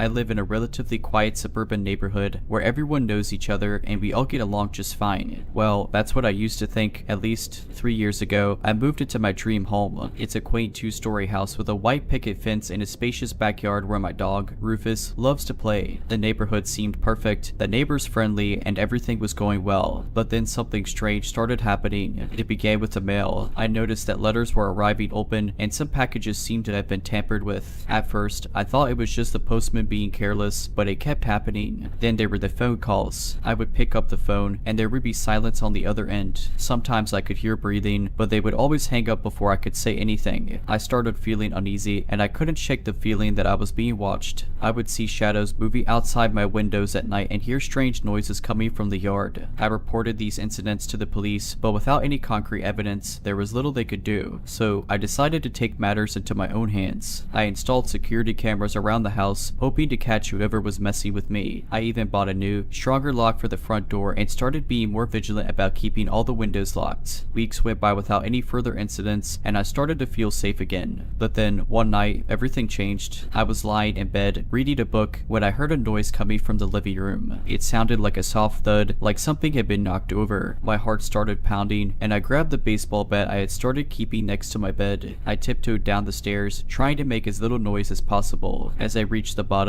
I could see that the front door was slightly ajar. I felt a chill run down my spine as I realized someone had been inside my house. I quickly searched the rooms, but there was no one there. Nothing seemed to be missing, but I knew something was off. I immediately called the police, who came and searched the house as well. They found nothing but promised to keep a closer eye on my property. The next day, I reviewed the footage from the security cameras, and what I saw made my blood run cold. There, clear as day, was a man I had never seen before, wearing a hooded sweatshirt and gloves, lurking around my house. He had been watching me through the windows, and then he had tried the front door. Finding it unlocked, he had entered. He spent less than a minute inside, glancing around the living room, before leaving the way he came. I handed the footage over to the police, who finally had something concrete to go on. The investigation led them to a man living just 2 streets away from me. This house was filled with pictures of me, my family, and even my dog. There were notes detailing my daily routine, my habits, and my likes and dislikes. It turns out, he had become obsessed with me after seeing me at a local grocery store. He had been stalking me for months, watching my every move, learning everything he could about me. The police arrested him, and he was charged with stalking, breaking and entering, and harassment. He pleaded guilty and was sentenced to several years in prison. Life slowly began to return to normal after the stalker was arrested. I was still on edge, but knowing he was behind bars helped me feel a bit more secure. My friends and family were incredibly supportive, and Rufus, my loyal dog, never left my side. However, I wasn't quite ready to let my guard down completely. I continued to double check the locks and monitor the security cameras regularly. About 6 months after the incident, I received a letter in the mail. It was a formal notice informing me that the stalker had escaped from prison. My heart stopped. All the fears and anxieties that I had been working so hard to overcome came rushing back. The police were on high alert, conducting a manhunt for the escapee, but he was nowhere to be found. They stationed an officer outside my house and advised me to stay with friends or family. I decided to go stay with my sister in a neighboring town. I didn't want to take any chances. Days turned into weeks, and there was still no sign of the man. I followed the news closely, hoping for an update, but all I found were stories about other escaped convicts and criminals. I felt trapped, like a prisoner in my own life. I knew I couldn't hide forever, but the thought of returning home terrified me. Finally, after 2 agonizing months, I received a call from Detective Simmons, the officer in charge of my case. They had found the man. He had been hiding in a secluded cabin in the woods, just a few miles from my house. Inside, they found more pictures of me and detailed plans for his next move. It was clear he had intended to come after me again. The relief I felt was indescribable. I could finally breathe again. I could finally go home. I returned to my house, accompanied by friends, and started the process of reclaiming my life. It wasn't easy, and the memories of what had happened still haunted me, me, but I was determined to move on. I became involved in support groups for stalking victims, sharing my story, and helping others who had gone through similar experiences. I realized that I wasn't alone, and that by speaking out, I could make a difference. I also made changes to my home, adding more security measures, and even adopted another dog, a protective German Shepherd named Max, to keep Rufus company. Slowly but surely, I began to feel safe again. Looking back, I could see how much I've grown and changed as a result of this terrifying ordeal. I've become stronger, more resilient, and more aware of the world around me. I've learned to trust my instincts, to take action, and to never underestimate the importance of personal safety. But most of all, I've learned that even in our darkest moments, we have the power to overcome, to heal, and to rebuild our lives. So to anyone out there who's struggling with fear or trauma, know that you're not alone. Reach out for help, trust in yourself, and never give up.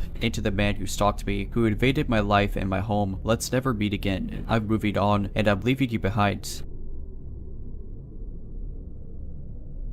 I've always enjoyed walking through the park in the evenings. The way the trees would catch the light of the setting sun and the distant laughter of kids playing always filled me with a sense of peace. That is until one summer evening, something happened that I'll never forget. It started as a regular walk through my local park, a big open space filled with trees and small walking trails in the suburbs. On that day, I decided to explore a path I'd never been down before. I figured it would be a nice change of pace, and besides, I was in the mood for some adventure. I started down the narrow trail, flanked by tall, whispering trees. The path was less maintained, with overgrown grass and bushes scratching at my legs. The deeper I went, the quieter it became, the only sound being my footsteps on the worn path. I was about halfway down the trail when I heard something that sent a chill down my spine, a faint rustling in the bushes behind me. I paused and turned, scanning the trees, but saw nothing. It must be a squirrel or a bird, I told myself, and continued on my way. But the rustling persisted, always seeming to be just a few steps behind me. It grew louder and more deliberate, and a sinking feeling settled in my stomach. Something was wrong. I quickened my pace and pulled out my phone, ready to call someone if necessary. My heart was pounding in my chest, and every instinct told me to run, but I forced myself to stay calm. The rustling grew closer, and I knew that I was not alone. I made it to the end of the trail, which opened into a small clearing. I glanced behind me one more time, and that's when I saw him, a man dressed in tattered clothing, his face obscured by a hood. He was lurking at the edge of the trail, watching me. His eyes, pale and wild, were fixed on me, and they filled me with an indescribable terror. I've never run so fast in my life. I sprinted back down the path, not daring to look back, all the while hearing his footsteps chasing after me. My mind was racing, adrenaline pumping through my veins. I knew I needed to find a way out, to get back to the main park area where people would be. The man's footsteps were relentless, always just a few steps behind me. I could hear his heavy breathing and feel his presence like a dark shadow. Finally, I saw the familiar trail that led back to the park.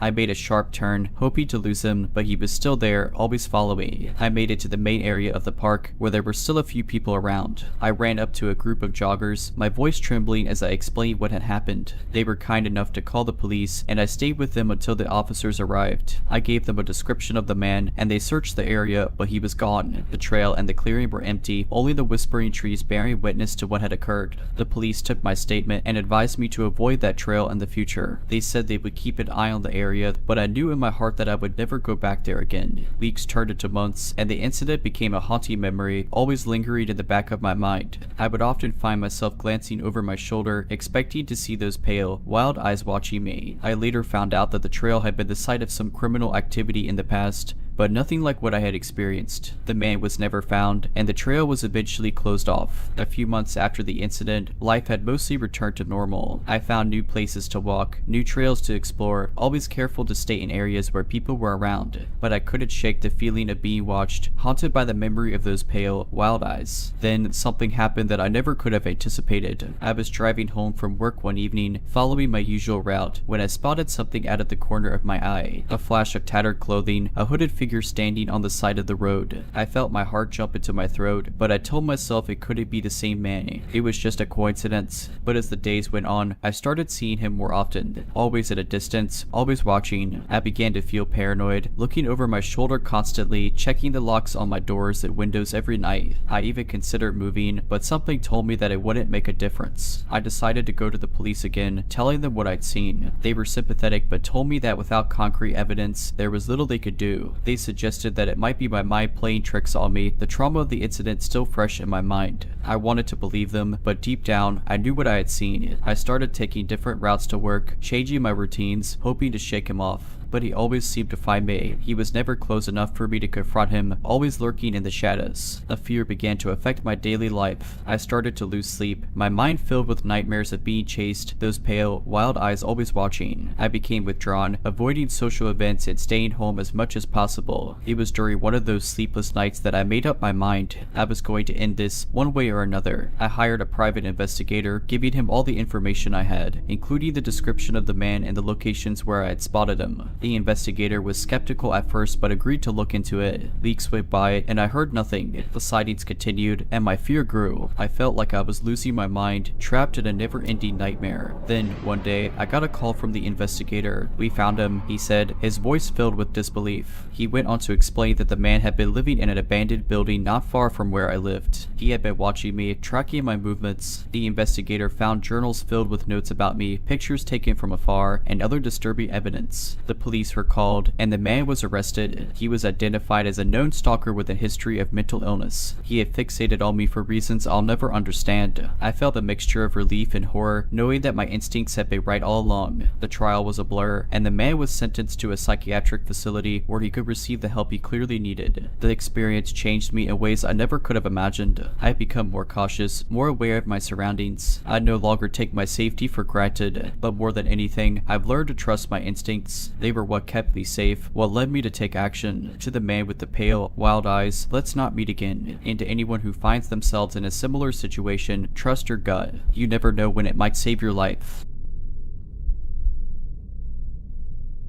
It was the summer after my sophomore year of college when I took a job as a delivery driver for a local pizza place. The job was simple: take orders, load up my car, and drop off the food. I figured it would be easy money, but there was one delivery that changed everything. It started on a regular Friday night. The place was buzzy with calls, and the ovens were working overtime. Around 8:30 p.m., an order came in for a delivery to the outskirts of town, an area I wasn't very familiar with. The instructions were specific: leave the pizza at the back door, ring bell 3 times, cash under the mat. Strange, I thought, but nothing too out of the ordinary. I took down the address, grabbed the order, and headed out into the night. My old car's headlights illuminated the dark roads as I made my way to the edge of town, guided by my GPS. The house was nestled at the end of a long, winding driveway, surrounded by overgrown trees and bushes. The whole place had a neglected look about it, with peeling paint and windows that were too dark to see through. I parked my car and grabbed the pizzas, my mind on the cash tip waiting for me under the mat. As I approached the back door, I noticed how quiet it was. There were no lights on in the house, no sounds of people inside, just the distant chirping of crickets and the rustling of the wind. I placed the pizza boxes by the back door as instructed and rang the bell 3 times. As I reached under the mat for the money, something caught my eye. A glimmer of light from a window, a shadow moving inside. I froze, a chill running down my spine. Who was watching me? I grabbed the cash and hurried back to my car, my heart pounding in my chest. As I pulled out of the driveway, I glanced back at the house one more time. The front door was open. I didn't waste any time getting back to the pizza place, my mind racing with questions. Who lived there? Why did they want the delivery at the back door? And what was that shadow? When I got back, I told my manager about the strange delivery. He laughed it off, telling me I was letting my imagination get the best of me, but I couldn't shake the feeling that something was off. Over the next few weeks, I continued my regular deliveries, trying to forget about that night. But then, the calls started. At first, they were just hang-ups. I'd answer the phone, hear a breath on the other end, and then silence. But they grew more frequent, always coming from the same number. Then, one night, the caller spoke.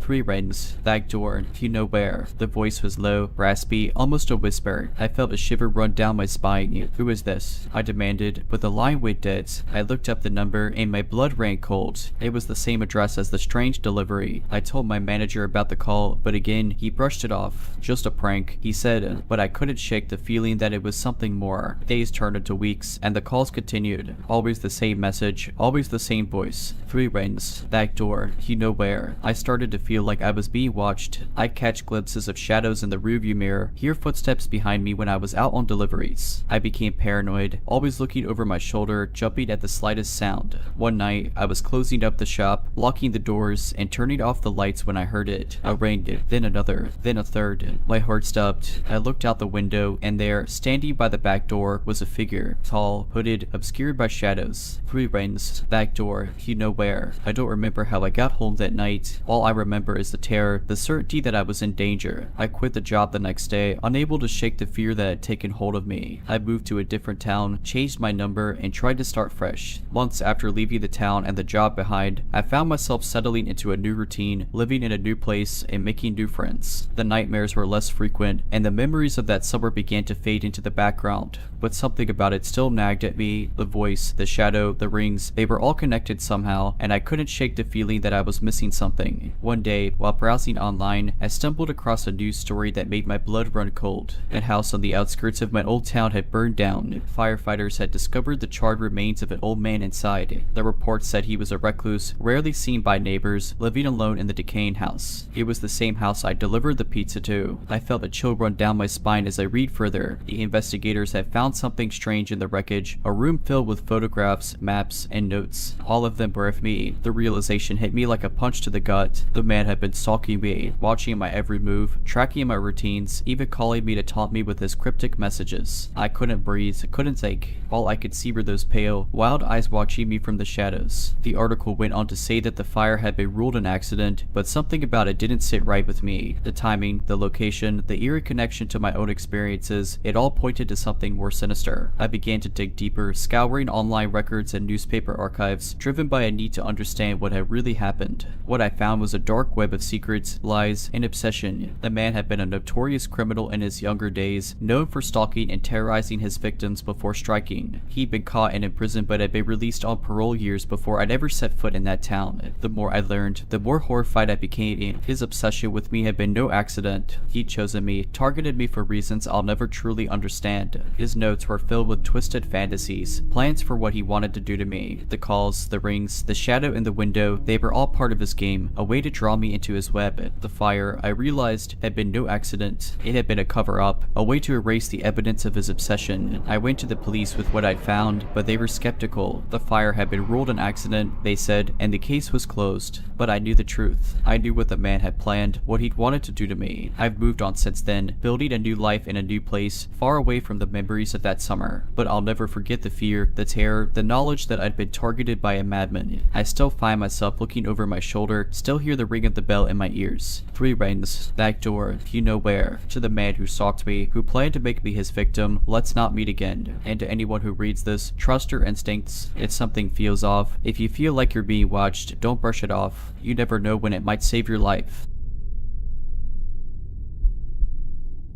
I've always considered myself observant, someone who notices little details. But it wasn't until I experienced a series of unsettling events that I realized just how much those details can matter. It began with a job relocation that brought me to a new city. As an introverted single woman in my late 22nd, I was anxious but excited about starting fresh in an unfamiliar place. I found a charming 1-bedroom apartment in a historic building. The landlord seemed pleasant enough, a middle-aged man who lived on the first floor. He assured me the neighborhood was safe and the tenants were quiet, which sounded perfect to me. Things were normal for the first few weeks. I settled into my new job, explored the city, and began to feel more at home. That was until I noticed something odd about my next door neighbor. I'd see him in passing, usually in the evening when I got home from work. He was tall and thin, with a scruffy beard and glasses that seemed too big for his face. He always carried a green backpack, and he seemed to be watching me. At first, I brushed it off as simple curiosity. Maybe he was just interested in the new neighbor. But as the days went on, I couldn't shake the feeling that something was off. I'd find him standing in the hallway when I left for work, his eyes fixed on my door as if waiting for me to come out. Once, I even caught him peeking through my living room window. It made me uneasy, but I didn't want to jump to conclusions. Perhaps he was just socially awkward or lonely. But then things took a darker turn. I started receiving anonymous letters in my mailbox. They were filled with disturbing messages, describing what I was wearing, what I was doing, even what I was eating. At first, I thought it was a sick joke,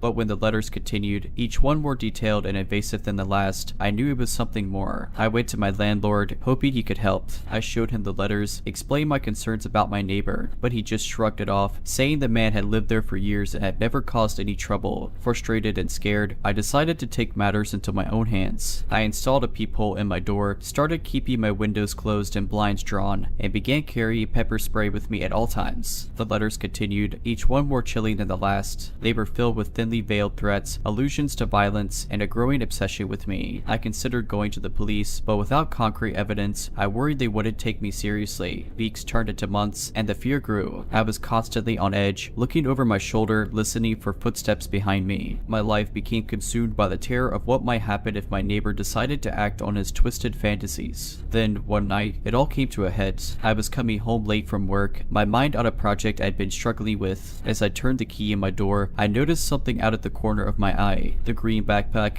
It was in my apartment, tossed carelessly on the floor. My heart stopped as I realized what it meant. My neighbor had been inside my home. I backed away, my mind racing, and called the police. They arrived quickly, searching my apartment and finding evidence that someone had been there. They questioned my neighbor, but he denied everything. Without proof, they couldn't arrest him, but they warned him to stay away from me. I moved out the next day, staying with a friend until I found a new place to live. The terror of that night still haunts me, the knowledge that I'd been watched, stalked, and violated in my own home. But what scares me the most is the realization that I dismissed the signs, ignored my instincts, and allowed myself to believe it was all in my head. Though I had moved to a new apartment and taken all the necessary precautions, the sense of safety I once enjoyed was shattered. The experience with my neighbor had left a mark, and I found myself looking over my shoulder, expecting to see that green backpack or the piercing gaze of the man who had invaded my privacy. Months went by, and the memory began to fade. I immersed myself in work, making new friends, and rebuilding my life. Yet, there was always a nagging feeling in the back of my mind, a lingering doubt that I was truly free from my neighbor's obsession. Then, something happened that brought it all rushing back. I was out shopping one weekend when I saw him. He was standing at a corner, talking on his phone, that same green backpack slung over his shoulder. Panic welled up inside me, and I ducked into a nearby store, watching him through the window. He didn't seem to notice me, but I couldn't shake the feeling that he was still watching, still following me. I waited until he was out of sight before leaving the store, but the fear stayed with me, a constant reminder that he was still out there. Days turned into weeks, and I continued to see him, always from a distance, always when I least expected it. At the grocery store, at the park, even at my workplace. He was there, lurking in the shadows, watching my every move. I went to the police again, but without proof, they could do little to help.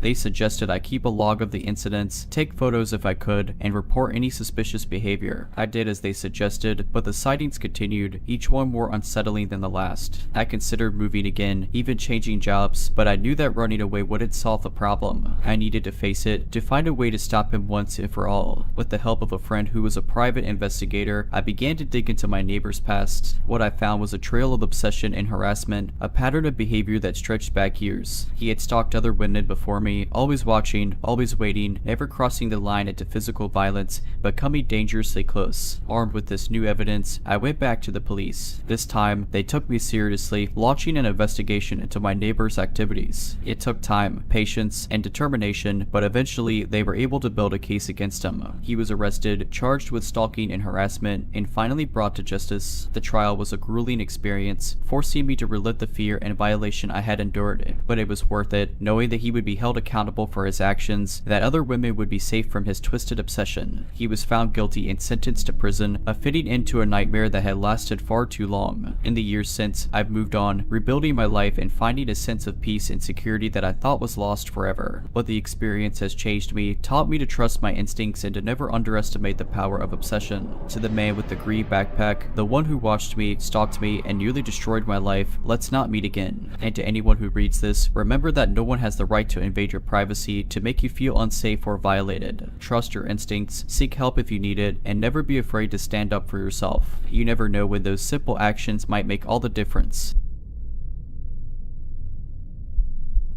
I recently graduated college and landed a job in a small coastal town. I rented a quaint little house that sat on a quiet street lined with tall oaks. The rent was cheap, the landlord was friendly, and the sea was only a stone's throw away. It seemed like a dream. About a month after moving in, I started to notice a pattern. Every Thursday, around 10 p.m., I'd hear a car idling outside my house. It was distant, never loud enough to be alarming, but consistent enough to catch my attention. At first, I thought it was just a neighbor arriving home late, but the sound would linger, sometimes for hours. I'd lie in bed, listening to the gentle hum of the engine, and a feeling of unease would grow. One Thursday, curiosity got the best of me, and I decided to take a look. I peeked through the blinds and saw a black sedan parked across the street. The windows were tinted, and I couldn't make out the driver. I remember feeling a chill. Something about that car didn't seem right. The next day, I mentioned it to a co-worker, expecting him to laugh it off. Instead, he grew serious and said, "You should report it to the police. We've had some burglaries around town recently." I felt silly calling calling the police over a parked car, but I followed his advice. The officer I spoke to said they'd send a patrol car to check it out the next Thursday, but the car didn't return that week, or the week after, or the one after that. I started to think I'd overreacted, that maybe it was just a coincidence. Fast forward a few months, and I had all but forgotten about the mysterious sedan. That was until I returned home one evening to find my front door ajar. Panic set in, and I called the police. I waited in my car as they searched my house. Nothing was missing, but they found evidence that someone had been inside. They asked about the black sedan, but I hadn't heard or seen it in weeks. I was rattled, and the police suggested I stay with a friend for a few nights. I followed their advice, and a coworker kindly offered his couch. A week passed, and I started to feel safe again. That's when the phone calls began. The first call came on a Thursday. I picked up, and there was silence on the other end. Thinking it was a wrong number, I hung up,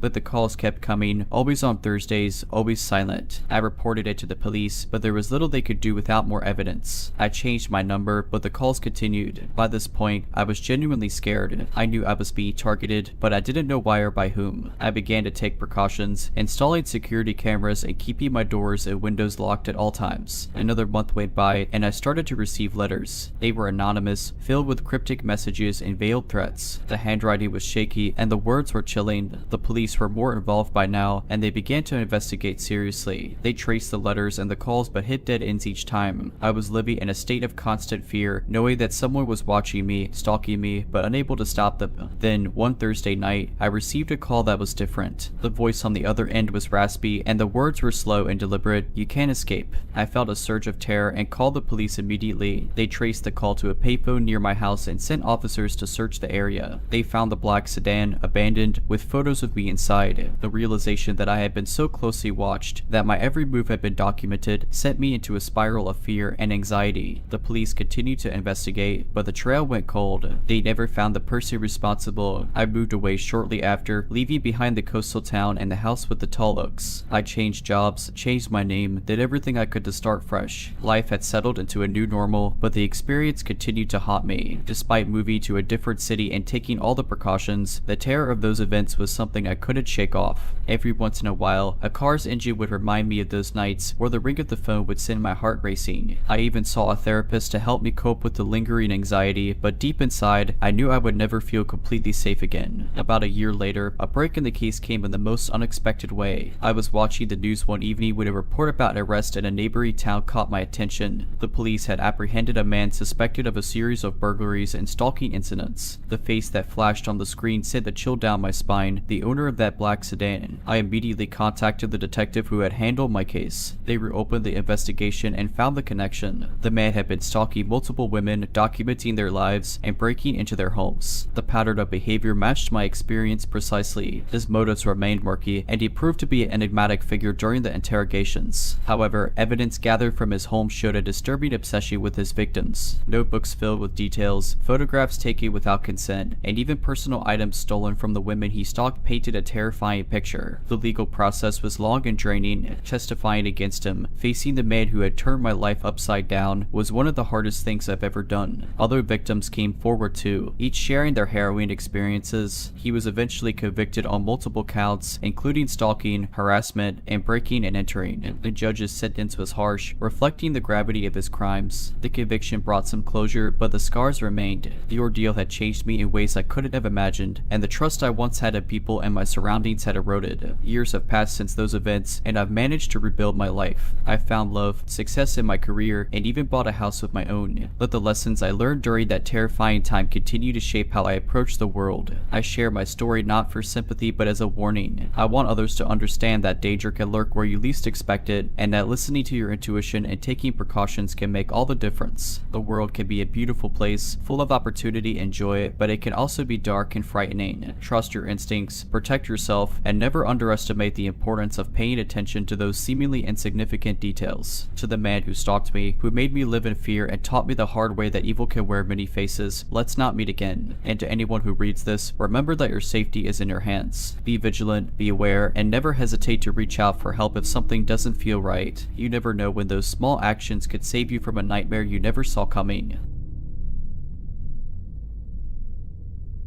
A couple of years ago, I was living in a small town that was a blend of suburban and rural environments. The people were friendly, but like any place, it had its quirks and stories that the townsfolk liked to share. There was this one particular street that was always spoken of in hushed tones, Evergreen Lane. Evergreen Lane was an old, windy road flanked by thick woods on either side. Some houses were scattered along the stretch, each one seemingly older and more worn than the last. People said it was haunted or cursed, but most dismissed those stories as mere urban legends. I didn't believe in those stories either, not until one chilly evening. I was driving home from work, tired and just wanting to get into my warm bed. My usual route was closed due to construction, so the detour took me through Evergreen Lane. It was dark, and the thick trees seemed to swallow up the beams of my headlights. Halfway down the road, my car sputtered and died. I tried not to panic. I told myself it was just a coincidence, not some curse of Evergreen Lane. My cell phone had no signal, which was common in this secluded area. The only solution was to walk to the nearest house and ask for help. I began my trek down the dark, lonely road, every noise amplifying my growing unease. Then, in the distance, I saw a dim light from a window. It was a house, old and seemingly abandoned, but the light was a welcoming beacon. As I approached the house, I noticed that the light was coming from a candle in the window. The door was slightly ajar. My gut told me something was off, but the cold and my desperation pushed me forward. I knocked softly and called out, "Hello, my car broke down and I need some help.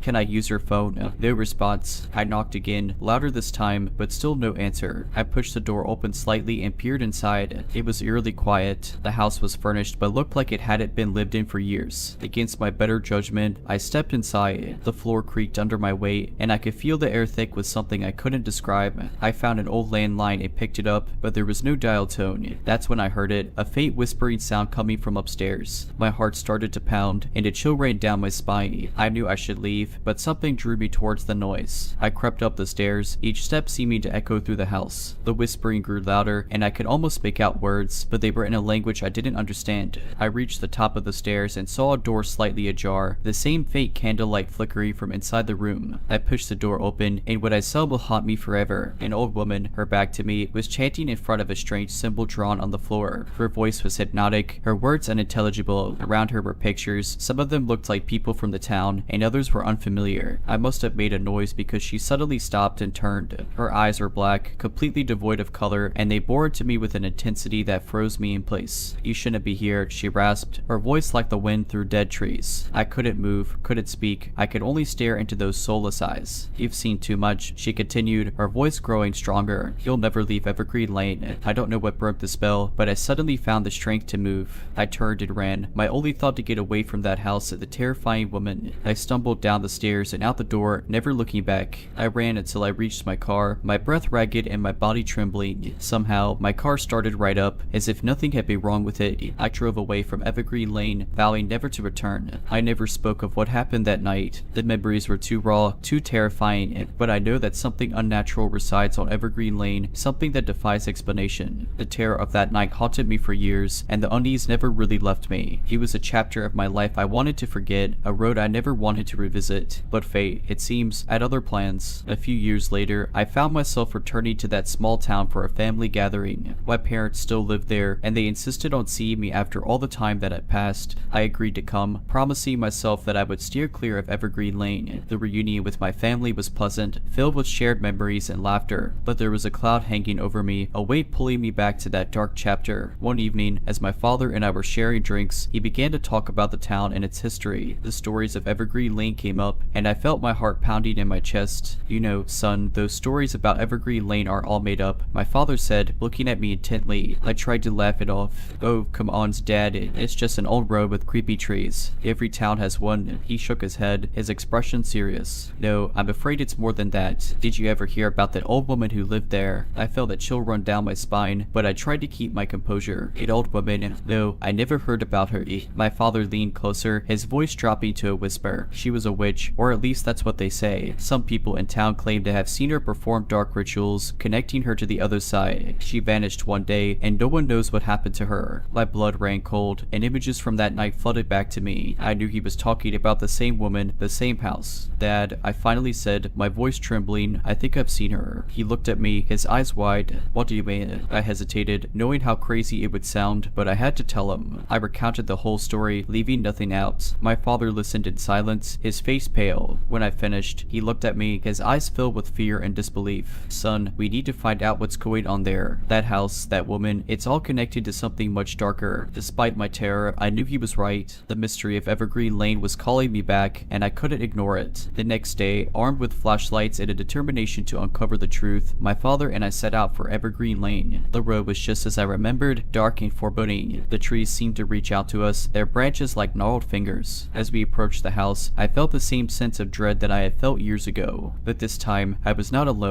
We cautiously entered, finding the house just as abandoned and worn as before. The memories were vivid, and I could almost hear the old woman's chanting. We searched the house, finding clues to the woman's dark practices, books on witchcraft, strange symbols, and more pictures of people from the town. Finally, we came across a hidden room in the basement, a room filled with evidence of rituals and dark magic. In the center of the room was a book, old and worn, filled with spells and incantations. It became clear that the old woman had been connecting with something evil, something that had a grip on Evergreen Lane. We need to destroy this, my father said, his voice filled with conviction. We need to break the curse of Evergreen Lane. We gathered everything, determined to burn it all, to erase the dark stain on the town's history. As the flames consumed the symbols, the books, and the remnants of the old woman's dark practices, I felt a weight lift. The air seemed to clear, and a sense of peace settled over the house. Evergreen Lane was finally free. As we walked back to our car, I looked back at the house one last time. The memories were still there, the terror still real, but the evil was gone. I had faced my fear, uncovered the truth, and broken the curse of Evergreen Lane. But the haunting image of the old woman's black eyes would never leave me, a reminder that evil can lurk in the most unexpected places. Let's not meet again. Evergreen Lane. Let's never meet again. If you're liking this video, all I ask is that you make sure to subscribe to my channel and like this video. Thank you. When I first moved to the city for my job, I was excited. The tall buildings, the constant hum of activity, and the promise of new experiences were alluring. I found a cozy apartment on the 15th floor of a high-rise, offering a panoramic view of the cityscape. Little did I know, this view would become the backdrop of my nightmare. It started innocuously enough. I began receiving small gifts at my doorstep, a bouquet of flowers, a box of chocolates, and sometimes handwritten notes. The notes were always unsigned, filled with compliments about my appearance or what I had worn that day. Initially, I thought it might be a secret admirer or a neighbor trying to be friendly, but as days turned into weeks, the gifts became more personal. A scarf in my favorite color, a book by an author I loved, and even a CD of a band I had casually mentioned liking to a colleague. Concerned, I mentioned this to my friend, Lisa, who lived a few blocks away. She suggested it might be someone from work or a friend playing a prolonged prank. To ease my mind, she offered to stay over for a few days. One evening, as we were watching a movie, Lisa pointed to a building opposite mine. "Do you know that from here, if someone had a good enough telescope, they could see right into your apartment?" I looked out, realizing that my large windows, which I loved for the sunlight they let in, also made my life visible to anyone interested in watching. A shiver ran down my spine. The next day, I invested in curtains. But the gifts didn't stop. They became more frequent, and the notes more intimate, detailing things I had done in the privacy of my home. "I loved how you danced in your living room last night," one read. Another said, "The spaghetti you cooked looked delicious." I reported this to the police, but without any tangible evidence or threat, they couldn't do much. They advised me to keep a record of everything I received and to install security cameras. The cameras were my next step. I installed them inside and outside my apartment. For a week, nothing unusual happened. But then, one morning, I found a note on my doorstep. "Cameras won't help you see me, but I can always see you." Terrified, I reviewed the footage, and there it was. In the middle of the night, a figure in a hooded mask, leaving the note at my door. The cameras inside my apartment showed nothing. This person had never entered, yet they knew everything I did. Lisa suggested I stay with her for a while. Gratefully, I accepted. A few days turned into weeks, and during this time, no gifts or notes appeared at my apartment. I started to relax, thinking maybe my unseen observer had lost interest. One evening, as Lisa and I returned to her place after dinner, we found her door slightly ajar. Cautiously, we entered. In the middle of her living room was a pile of photographs. They were all of me, taken from a distance, capturing my daily routines. But the most chilling were the ones taken inside Lisa's apartment, showing me sleeping, cooking, or chatting with her. The realization hit hard. This person hadn't lost interest. They had merely shifted their location. They had been watching me from somewhere close, even at Lisa's place. The police were involved again, and this time they took it more seriously. They started by investigating the building I had initially spotted from my apartment. On the topmost floor, in a rented storage room, they found what could only be described as a shrine dedicated to me. Photographs, personal items I had discarded, and a logbook detailing my daily activities. The tenant renting the space was a man named Eric, a freelance photographer. He had become infatuated with me from afar and had started his silent observation. The police arrested him, and he confessed to stalking me for months. He claimed he loved me and believed we were meant to be together. The trial was swift, and Eric was sentenced to several years in prison and mandatory therapy. I moved out of the city, seeking solace in a quieter, more private place. After the trial, I found it hard to return to any semblance of normalcy. The city, once a symbol of opportunity and excitement, now felt like a vast expanse of potential threats. Every stranger's glance felt like a piercing gaze, every unexpected noise a potential danger. I decided to move to a smaller town, hoping the change of scenery would help me heal. The town I chose was the polar opposite of the city, nestled in the mountains. It was a place where everyone greeted each other by name and where community events were the highlight of the week. My new home was a cottage on the outskirts, surrounded by trees and overlooking a serene lake. The first few months were peaceful. The natural beauty of the place and the kindness of the locals were therapeutic. I took up gardening, spent hours reading by the lake, and even adopted a dog, Max, who quickly became my loyal companion. However, the scars of my past experience ran deep. I invested in a state-of-the-art security system for my cottage and often found myself double-checking locks and windows. Nighttime was especially challenging. Every rustle outside, every creak of the wooden floorboards would send my heart racing. One evening, as I was settling into bed, Max began to growl, his gaze fixed on the window. I tried to calm him down, thinking he might have seen a squirrel or some other animal, but his growling intensified, turning into barks. Concerned, I approached the window and peered out. To my horror, I saw a silhouette of a man standing at the edge of the woods, his figure illuminated by the moonlight. He was just standing there, staring at my house. Panic surged through me, memories of Eric and his relentless stalking flooding back. I immediately called the local sheriff's department. Within minutes, 2 patrol cars arrived, their sirens piercing the otherwise silent night. The officers conducted a thorough search of the area but found no one. They took my statement and promised to increase patrols around my property. The next morning, I found a single photograph on my doorstep. It was a picture of me taken from a distance while I was gardening. On the back, written in a familiar handwriting, were the words, "New place, same us." I handed the photograph to the police. They confirmed my worst fears. Eric had been released on parole for good behavior and had somehow managed to track me down. The police immediately issued a warrant for his arrest and provided me with round-the-clock protection. Days turned into weeks, and there was no sign of Eric, but the fear was ever present, the feeling of being watched never leaving me. One evening, as the storm raged outside, there was a knock on my door. Max immediately went into guard mode, his growls echoing through the house. I approached the door cautiously, peeping through the peephole. It was one of the officers assigned to patrol my house. I opened the door, relief washing over me, but as I greeted him, I noticed his uniform was drenched, not from the rain, but in blood. Before I could react, he lunged at me, a deranged look in his eyes. We struggled, Max barking and snapping at him. In the chaos, I managed to hit him with a vase, knocking him out. The police arrived shortly after, having received a distress signal from the officer's car. It turned out that Eric had ambushed the officer, taken his uniform, and tried to get to me. He was arrested and sent back to prison, this time with no chance of parole. The ordeal was a stark reminder that the past can come back to haunt you, no matter how far you run. But it also taught me the importance of resilience and the will to fight back. With the support of the community and therapy, I began to rebuild my life, determined not to let fear define me. Today, I'm an advocate for stalking victims, using my experience to raise awareness and help others. The journey has been long and challenging, but I've learned that with determination and the right support, one can overcome even the darkest of shadows.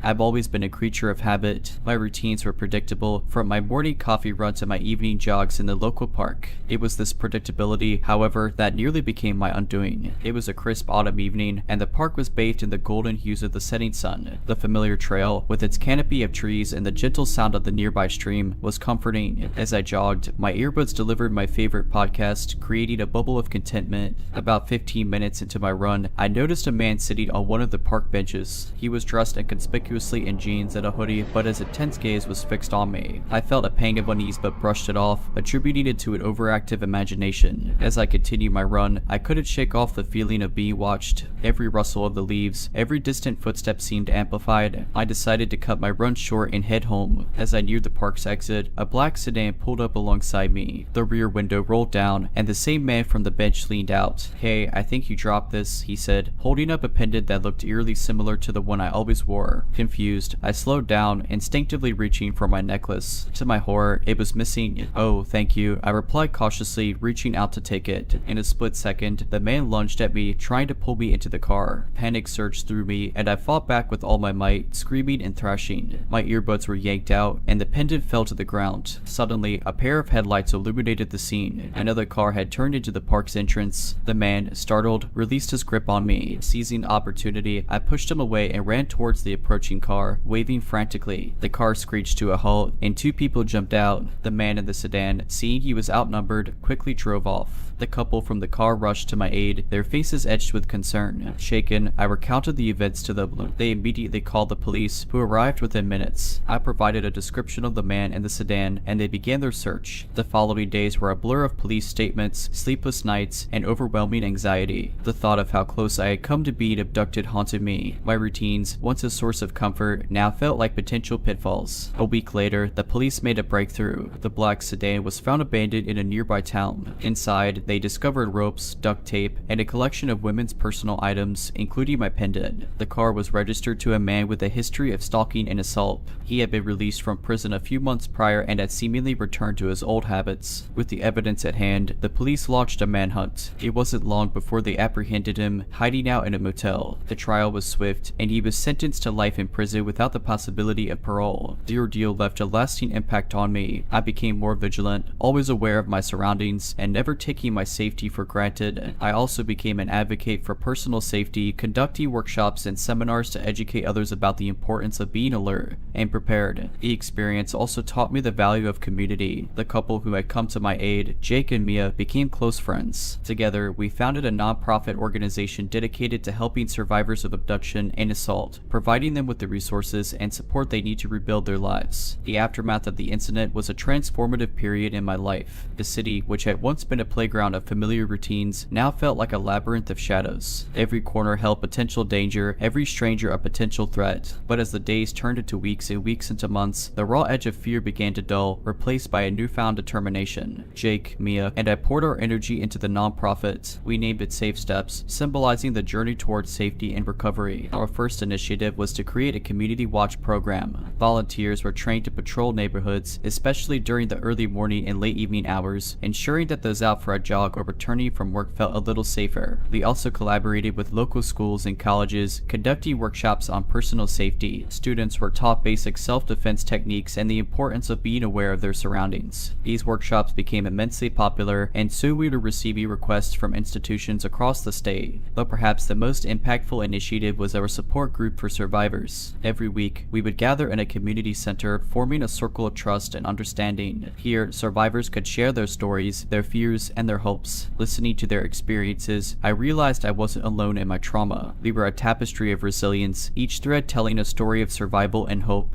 One evening, after a particularly emotional support group session, a young woman approached me. Her name was Clara, and she had been attending our sessions for a few weeks. With tears in her eyes, she handed me a small package. Inside was a pendant, identical to the one I had lost. "I wanted you to have this," she whispered. "Your story, your strength, gave me hope. This is a small token of my gratitude." I was moved beyond words. It was moments like these that reaffirmed my belief in the path I had chosen. From a victim, I had become a beacon of hope for others, turning my traumatic experience into a force for positive change. Years passed, and Safe Steps grew from a local initiative to a national movement. We received endorsements from celebrities, partnered with major corporations for funding, and even collaborated with the government on policy changes related to personal safety and victim support. As I sit in my office today, surrounded by awards and accolades, I often find myself reflecting on that fateful evening in the park. It was a moment that could have broken me, but instead, it became the catalyst for a journey of empowerment and advocacy. Life has a way of throwing curveballs, testing our mettle and resolve. But it's in these moments of adversity that we discover our true strength, our purpose, and with the right support and determination, we can turn our darkest hours into our most defining moments. The quaint town of Elmridge was the kind of place where neighbors knew each other's names, children played freely in the streets, and doors were often left unlocked. It was this sense of security and community that drew me to Elmridge after years of living in the bustling city. I found a charming 2-story house on Willow Street, complete with a white picket fence and a sprawling backyard. The previous owners had maintained a beautiful garden, and the large oak tree in the corner provided a canopy of shade. It was idyllic, a place I could finally call home. The first few weeks were filled with the excitement of settling in. I got to know my neighbors, the elderly Mrs. Thompson to my left, who had lived in Elbridge her entire life, and the young Martins family to my right, with their 2 boisterous kids. One evening, as I was arranging my bedroom, I noticed something odd. The window facing the backyard had a small, almost imperceptible scratch on the glass, forming a circle about the size of a quarter. I dismissed it as wear and tear, making a mental note to get it fixed. A few nights later, as I was drifting off to sleep, I heard a faint noise coming from the backyard. It sounded like the soft crunch of leaves. I sat up, straining my ears, but the sound had stopped. Thinking it might be an animal, I went back to sleep.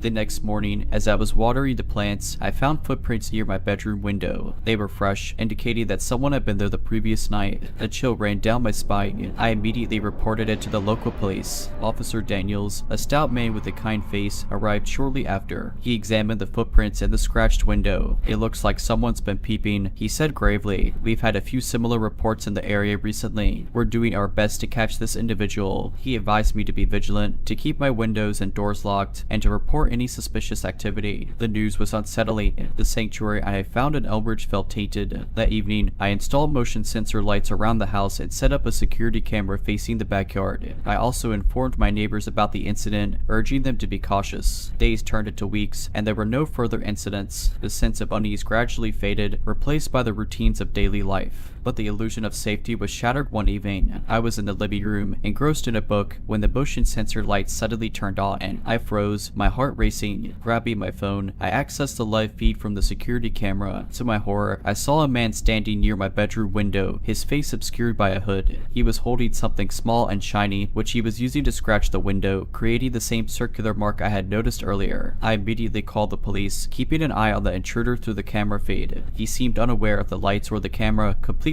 engrossed in his active voyeurism. Within minutes, I heard sirens in the distance. The man, hearing them too, began to panic. He looked around frantically, finally noticing the camera. Our eyes met through the lens, and for a brief moment, I saw a look of sheer terror on his face. He bolted just as Officer Daniels and his team arrived. They gave chase, and after a brief pursuit, the man was apprehended. He was identified as Tom Mitchell, a resident of Elmridge with a history of voyeuristic behavior. The small shiny object he used to scratch windows was a ring, a twisted trophy of his escapades. The news of his arrest sent shockwaves through the community. People were horrified that one of their own could commit such acts. The scratched windows, his signature, were found in several homes, revealing the extent of his voyeurism. In the aftermath, the community came together, holding meetings to discuss safety measures and offering support to those affected. I, too, became an active participant, sharing my experience and advocating for increased vigilance. The weeks following Tom Mitchell's arrest were a mix of relief and introspection for the Elbridge community. The town meetings became more frequent, evolving from discussions about safety to broader topics like mental health and community support. It was clear that while Tom's actions were inexcusable, there was a collective desire to understand the underlying causes and prevent such incidents in the future. Mrs. Thompson, who had lived in Elbridge her entire life, shared stories of a younger Tom, a boy who had faced challenges from a young age. Abandoned by his parents, he had grown up in foster care, often feeling isolated and misunderstood. While this didn't excuse his actions, it painted a picture of a troubled individual who had slipped through the cracks. Inspired by these discussions, the Martins family took the initiative to start a community outreach program. Their aim was to identify and support individuals in Elmridge who were struggling, whether it be with mental health issues, financial difficulties, or feelings of isolation. I joined the program, seeing it as an opportunity to turn a negative experience into positive action. Our first project was to set up a community center, a space where residents could come together for various activities, workshops, and support groups. We organized fundraisers, and the response was overwhelming. People from all walks of life contributed, from teenagers hosting bake sales to local businesses donating supplies. The Elmridge Community Center, as it came to be known, quickly became the heart of the town. We offered after-school programs for kids, counseling services, job training workshops, and even art and music classes. It was a place of healing, learning, and connection. One of the most impactful programs was the Mentorship Initiative. Adults in the community volunteered to mentor young individuals, providing guidance, support, support, and a listening ear. The idea was to ensure that no one felt alone or unsupported, as Tom had. As months turned into years, the ripple effects of the community center became evident. Elmridge saw a decrease in crime rates, an increase in school performance, and most importantly, a stronger sense of community. Neighbors looked out for each other, and the bonds formed in the center spilled out into the streets, parks, and homes. On a personal level, the experience was transformative.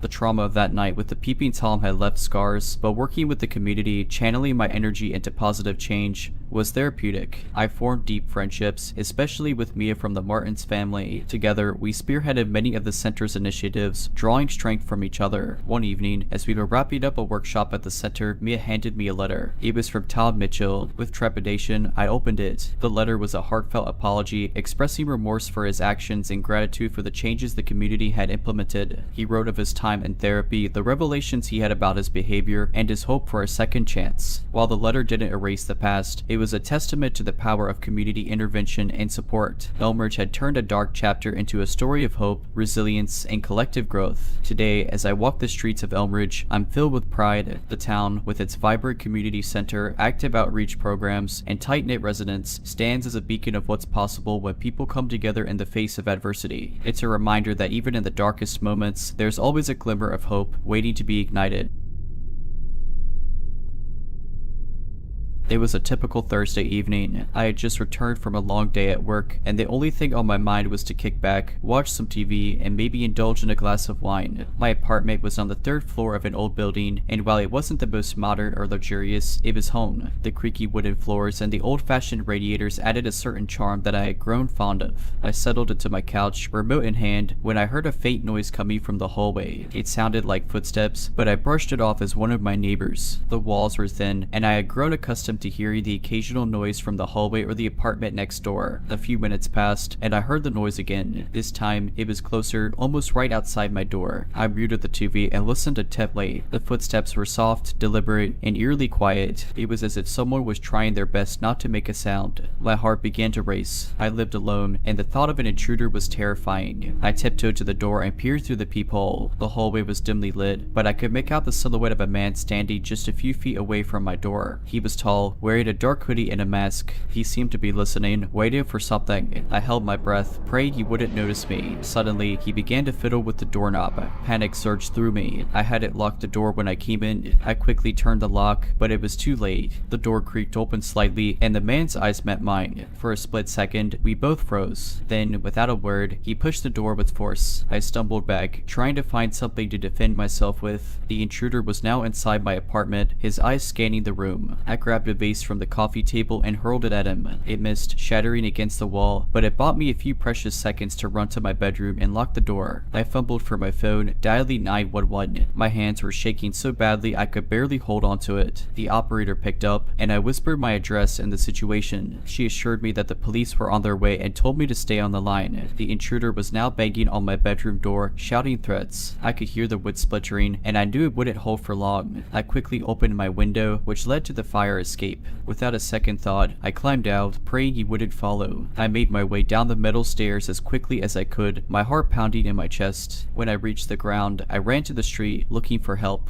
A few neighbors had come out, drawn by the commotion. They took me in, offering comfort and support. The police arrived within minutes. They searched the building and found the intruder hiding in the basement. It turned out he had been responsible for a string of burglaries in the area. He had been watching me for days, waiting for the perfect opportunity to strike. I was shaken, but grateful to be alive. The experience was a stark reminder of the importance of always being vigilant and taking precautions to ensure one's safety. I now double-check my locks every night and have installed a security system. I also joined a neighborhood watch group, determined to prevent others from going through what I did. The weeks that followed were a blur of police statements, court appearances, and sleepless nights. Every creak of the floorboards, every gust of wind against the window sent my heart racing. I had nightmares of the intruder, his masked face looming over me, his cold eyes filled with malice. My friends and family were incredibly supportive. They offered to stay with me, to keep me company during the long nights, but I declined. I needed to face my fears head on, to reclaim my space and my sense of security. One evening, as I was returning from work, I noticed a note slipped under my door. It was from Mrs. Henderson, the elderly lady who lived in the apartment below mine. She had written, "Dear, I heard about what happened. I'm so sorry you had to go through that. If you ever need someone to talk to, or just a cup of tea, my door is always open." Touched by her kindness, I decided to take her up on her offer. Over cups of chamomile tea, Mrs. Henderson shared her own story. Years ago, she had been the victim of a home invasion. She spoke of the trauma, the fear, and the long journey to healing, but she also spoke of resilience, of the strength she discovered within herself, and of the community that rallied around her. Our conversations became a regular occurrence. We'd sit in her cozy living room, surrounded by photos of her grandchildren and mementos from her travels, and talk for hours. She became a source of comfort and wisdom, a beacon of hope in my darkest moments. One day, she handed me a small pendant. It was a delicate silver locket with an intricate floral design. This was my mother's, she said. She gave it to me after the incident as a reminder that I was never alone. I want you to have it. I was moved to tears. The locket became a symbol of my journey, a reminder of the strength I had found within myself and the support I had received from those around me. As the months went by, I began to heal. The nightmares became less frequent, the fear less paralyzing. I started attending therapy, where I learned coping mechanisms and strategies to deal with my trauma. I also became more involved in the community, volunteering at a local shelter and joining self-defense classes. The intruder's trial came to an end, and he was sentenced to several years in prison. While it brought some closure, I knew that true healing would come from within. I had to let go of the past to move forward and rebuild my life. Today, I'm a stronger, more resilient person. I've learned the importance of community, of looking out for one another, and of never taking our safety for granted. I've also learned that even in our darkest moments, there is always a glimmer of hope, a hand reaching out to help us through. And every day, as I wear the silver locket around my neck, I'm reminded of the journey I've been on and the incredible people who have stood by my side. I've always been an avid hiker. The feeling of being surrounded by nature, the chirping of birds, and the rustling of leaves underfoot is therapeutic for me. I've hiked countless trails, from the well-trodden paths of national parks to the lesser-known local trails. But there's one hike I'll never forget, and it's not because of the beauty of the trail. It was a warm summer evening, and I decided to take a hike in a forested area about an hour's drive from my home. I had been to this forest a few times before, but I always stuck to the main trail. This time, I wanted to explore a bit, so I decided to venture off the beaten path. About an hour into my hike, I stumbled upon a clearing. The sun was setting, casting a golden hue over everything. I decided to take a break and enjoy the view. As I was sitting there, I heard faint voices in the distance. Curiosity got the better of me, and I decided to follow the sound. The voices grew louder as I approached, and I soon realized they were chanting. I treaded carefully, making sure not to make any noise. As I got closer, I saw a group of about 20 people, all dressed in long, dark robes, standing in a circle around a large bonfire. They were chanting in a language I couldn't recognize. I hid behind a tree, trying to make sense of what I was seeing. The group seemed to be performing some sort of ritual. In the center of the circle, there was a large wooden statue, crudely carved to resemble a humanoid figure. The statue was surrounded by various objects, including animal skulls, candles, and what looked like bowls of liquid. Suddenly, one of the robed figures stepped forward, holding a live chicken by its legs. The chanting grew louder and more intense. The figure raised the chicken above his head and then swiftly brought it down, cutting its throat with a sharp knife. The blood was collected in one of the bowls. I felt a wave of nausea wash over me. I had seen enough. I slowly began to retreat, making sure not to alert the group to my presence. But as I was backing away, I stepped on a twig, which snapped loudly under my weight. The chanting stopped abruptly. All eyes turned in my direction. My heart raced as I realized I had been spotted. Without thinking, I turned and ran as fast as I could, not looking back. The forest was dark now, and I could hear the group chasing after me. Their chants had turned into angry shouts. I ran blindly, tripping over roots and branches, but the adrenaline kept me going. After what felt like hours, I finally reached the main trail. I didn't stop running until I reached my car. I fumbled with my keys, my hands shaking uncontrollably. I started the car and sped away, not daring to look in the rearview mirror. When I finally reached home, I locked all the doors and windows. I couldn't shake the feeling that I was being watched. I didn't sleep that night or the next. The following day, I reported the incident to the local police. They searched the forest but found no trace of the group or their ritual site. They told me it was probably just a group of kids playing a prank, but I knew what I saw was real. A few weeks after the incident, I tried to put the whole thing behind me. I focused on work, spent time with friends, and even took up a new hobby, pottery. Anything to distract myself from the haunting memories of that evening in the forest. But the universe had other plans. One evening, after a particularly long day at work, I returned home to find a small package on my doorstep. There was no return address, just my name written in a hurried scrawl. Curiosity piqued, I opened it. Inside was a small, hand-carved wooden figurine. It bore an uncanny resemblance to the larger statue I had seen in the forest clearing. My heart raced as I turned the figurine over in my hands. Tied around its neck was a note that read, "We know where you live." Panic sudden, I immediately called the police, who took the package for examination. They advised me to stay somewhere else for a few days, just to be safe. I decided to stay with my sister, who lived in a neighboring town. The next few days were a blur. The police couldn't find any fingerprints on the package or the figurine. They patrolled my neighborhood but found no signs of suspicious activity. They suggested it might be a prank, but I wasn't convinced. One evening, as I was leaving my sister's house to grab some takeout, I noticed a car parked across the street. It was an old, beat-up sedan with tinted windows. I didn't think much of it at first, but when I returned, the car was still there. And the next morning, and the next evening, it was always there, watching. I reported it to the police, who sent a patrol car to check it out. But by the time they arrived, the sedan was gone. This cat and mouse game continued for days. Every time I saw the car and called the police, it would disappear before they arrived. Feeling trapped and paranoid, I decided to confront the situation head on. One night, when I saw the sedan parked across the street, I approached it. As I got closer, the car's engine roared to life, and it sped away, but not before I caught a glimpse of the driver, a man in a dark robe. I was now certain that the group from the forest was stalking me. Look, why? What do they want? Desperate for answers, I decided to hire a private investigator. After explaining everything to him, he agreed to look into it. He started by digging into local legends and folklore. What he found was chilling. The forest, it turned out, had a dark history. There were tales of a secret cult that had operated in the area for centuries. They were rumored to perform rituals and sacrifices in the forest, especially during the summer solstice. The wooden statue I had seen was a representation of their deity, a forest spirit that they believed granted them power and immortality. The Pai believed that my accidental discovery of their ritual had put me in grave danger. They saw me as a threat and would stop at nothing to ensure my silence. With this information, the police launched a full-scale investigation.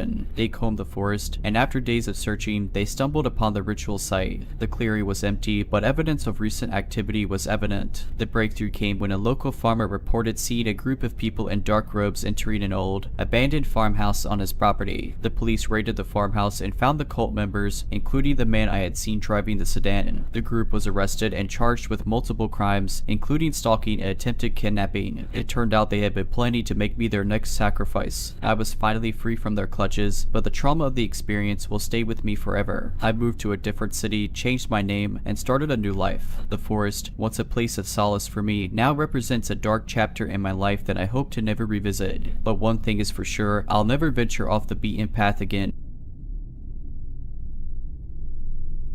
When I first moved into my new apartment, everything seemed perfect. It was a quaint 2-bedroom unit in a quiet suburban neighborhood. The rent was affordable, and the location was close to my workplace. I was thrilled to have found such a gem. The first time I met Mr. Thompson, my next door neighbor, was on a sunny Saturday morning. I was unloading boxes from my car when he approached me with a wide grin. He was an older man, probably in his late 60s, with thinning gray hair and deep-set blue eyes that seemed to always be observing. "Welcome to the neighborhood," he said, extending a hand. "I'm Harold Thompson, but you could call me Harry." I shook his hand, introducing myself. He offered to help with the boxes, but I politely declined. There was something about his intense gaze that made me slightly uncomfortable. Over the next few weeks, I settled into my new home. I'd occasionally run into Mr. Thompson in the hallway or the parking lot. He was always friendly, often striking up conversations about the weather or local news. But I couldn't shake the feeling that he was watching me a bit too closely. One evening, as I was cooking dinner, I heard a knock on my door. I opened it to find Mr. Thompson holding a plate of freshly baked cookies. "Just a little welcome gift," he said with a smile. I thanked him, albeit hesitantly, and closed the door. The cookies looked delicious, but I couldn't bring myself to eat them. Instead, I threw them away, feeling a pang of guilt for being so suspicious. A few days later, I came home to find a note slipped under my door. It was from Mr. Thompson, inviting me over for dinner. I pondered the invitation, torn between wanting to be polite and my growing unease. In the end, I decided to decline, citing a prior engagement. That's when things started to get strange. I began to notice Mr. Thompson more frequently. He'd be outside watering his plants when I left for work and would still be there when I returned. He'd often be in the hallway, seemingly waiting for me, and on more than one occasion, I caught him peering into my windows. I tried to brush it off, telling myself I was being paranoid, but the incidents kept piling up.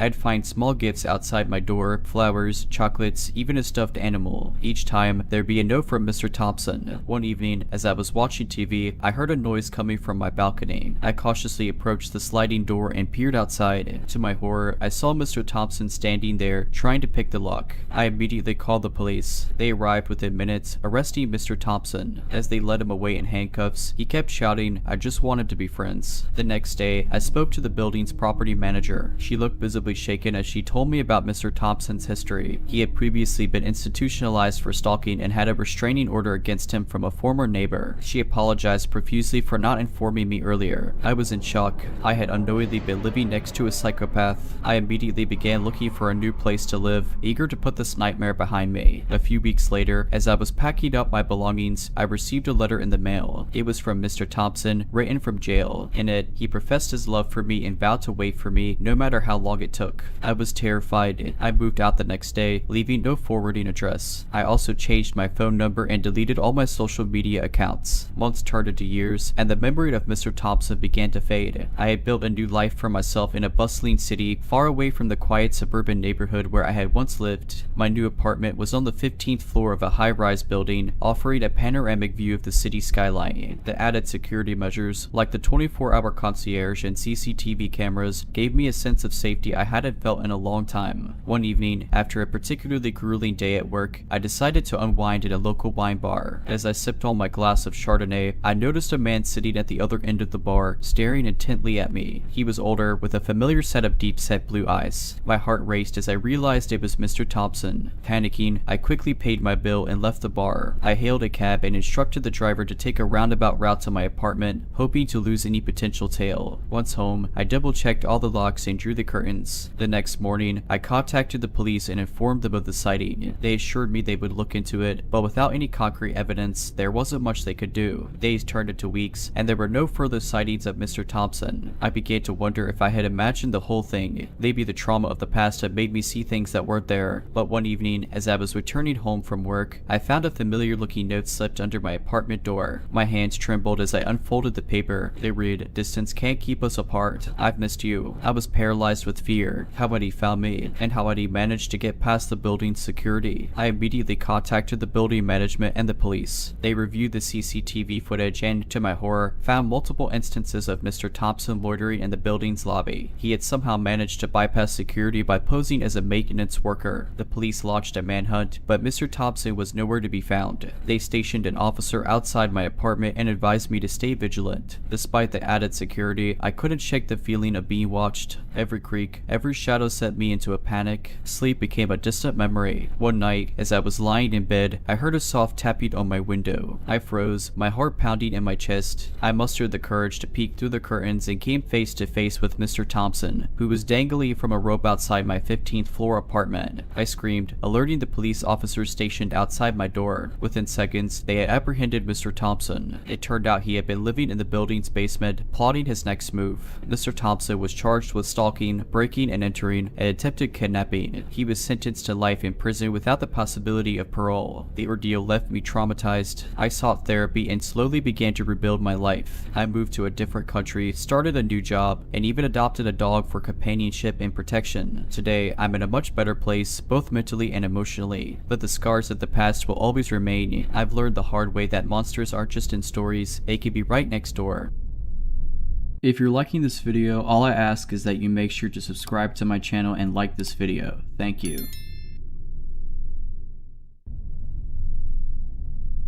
The city had always been my sanctuary. The hustle and bustle, the lights, the sounds, it all felt alive and comforting. But that perception changed one fateful night. I had been out with friends at a local pub. We laughed, shared stories, and lost track of time. Before I knew it, it was past midnight. My friends, who lived in the opposite direction, offered to share a cab, but I declined. My apartment was only a 20-minute walk away, and I had made the journey countless times. Besides, the night was clear, and the streets were illuminated by the soft glow of streetlights. The first 10 minutes of my walk were uneventful. The city's sounds began to fade, replaced by the distant hum of traffic and the occasional hoot of an owl. I was lost in thought, replaying the evening's events in my mind, when I noticed a figure about half a block behind me. At first, I thought nothing of it. It was a city after all, and people were always out and about. But as I continued walking, I realized the figure was matching my pace. Every time I glanced over my shoulder, the distance between us remained the same. A knot of unease formed in my stomach. I told myself I was being paranoid, but I couldn't shake the feeling of being watched. I decided to test my theory. I quickened my pace, and sure enough, the figure did the same. I then took a sudden turn down a side street, and after a few moments, the figure appeared, still tailing me. Panic sudden, I pulled out my phone, ready to dial the police, but to my horror, the battery was dead. I cursed myself for not charging it earlier. I knew I had to lose this person, so I decided to take a detour through a nearby park. It was a risk, given the park's reputation for being a hotspot for unsavory activities at night.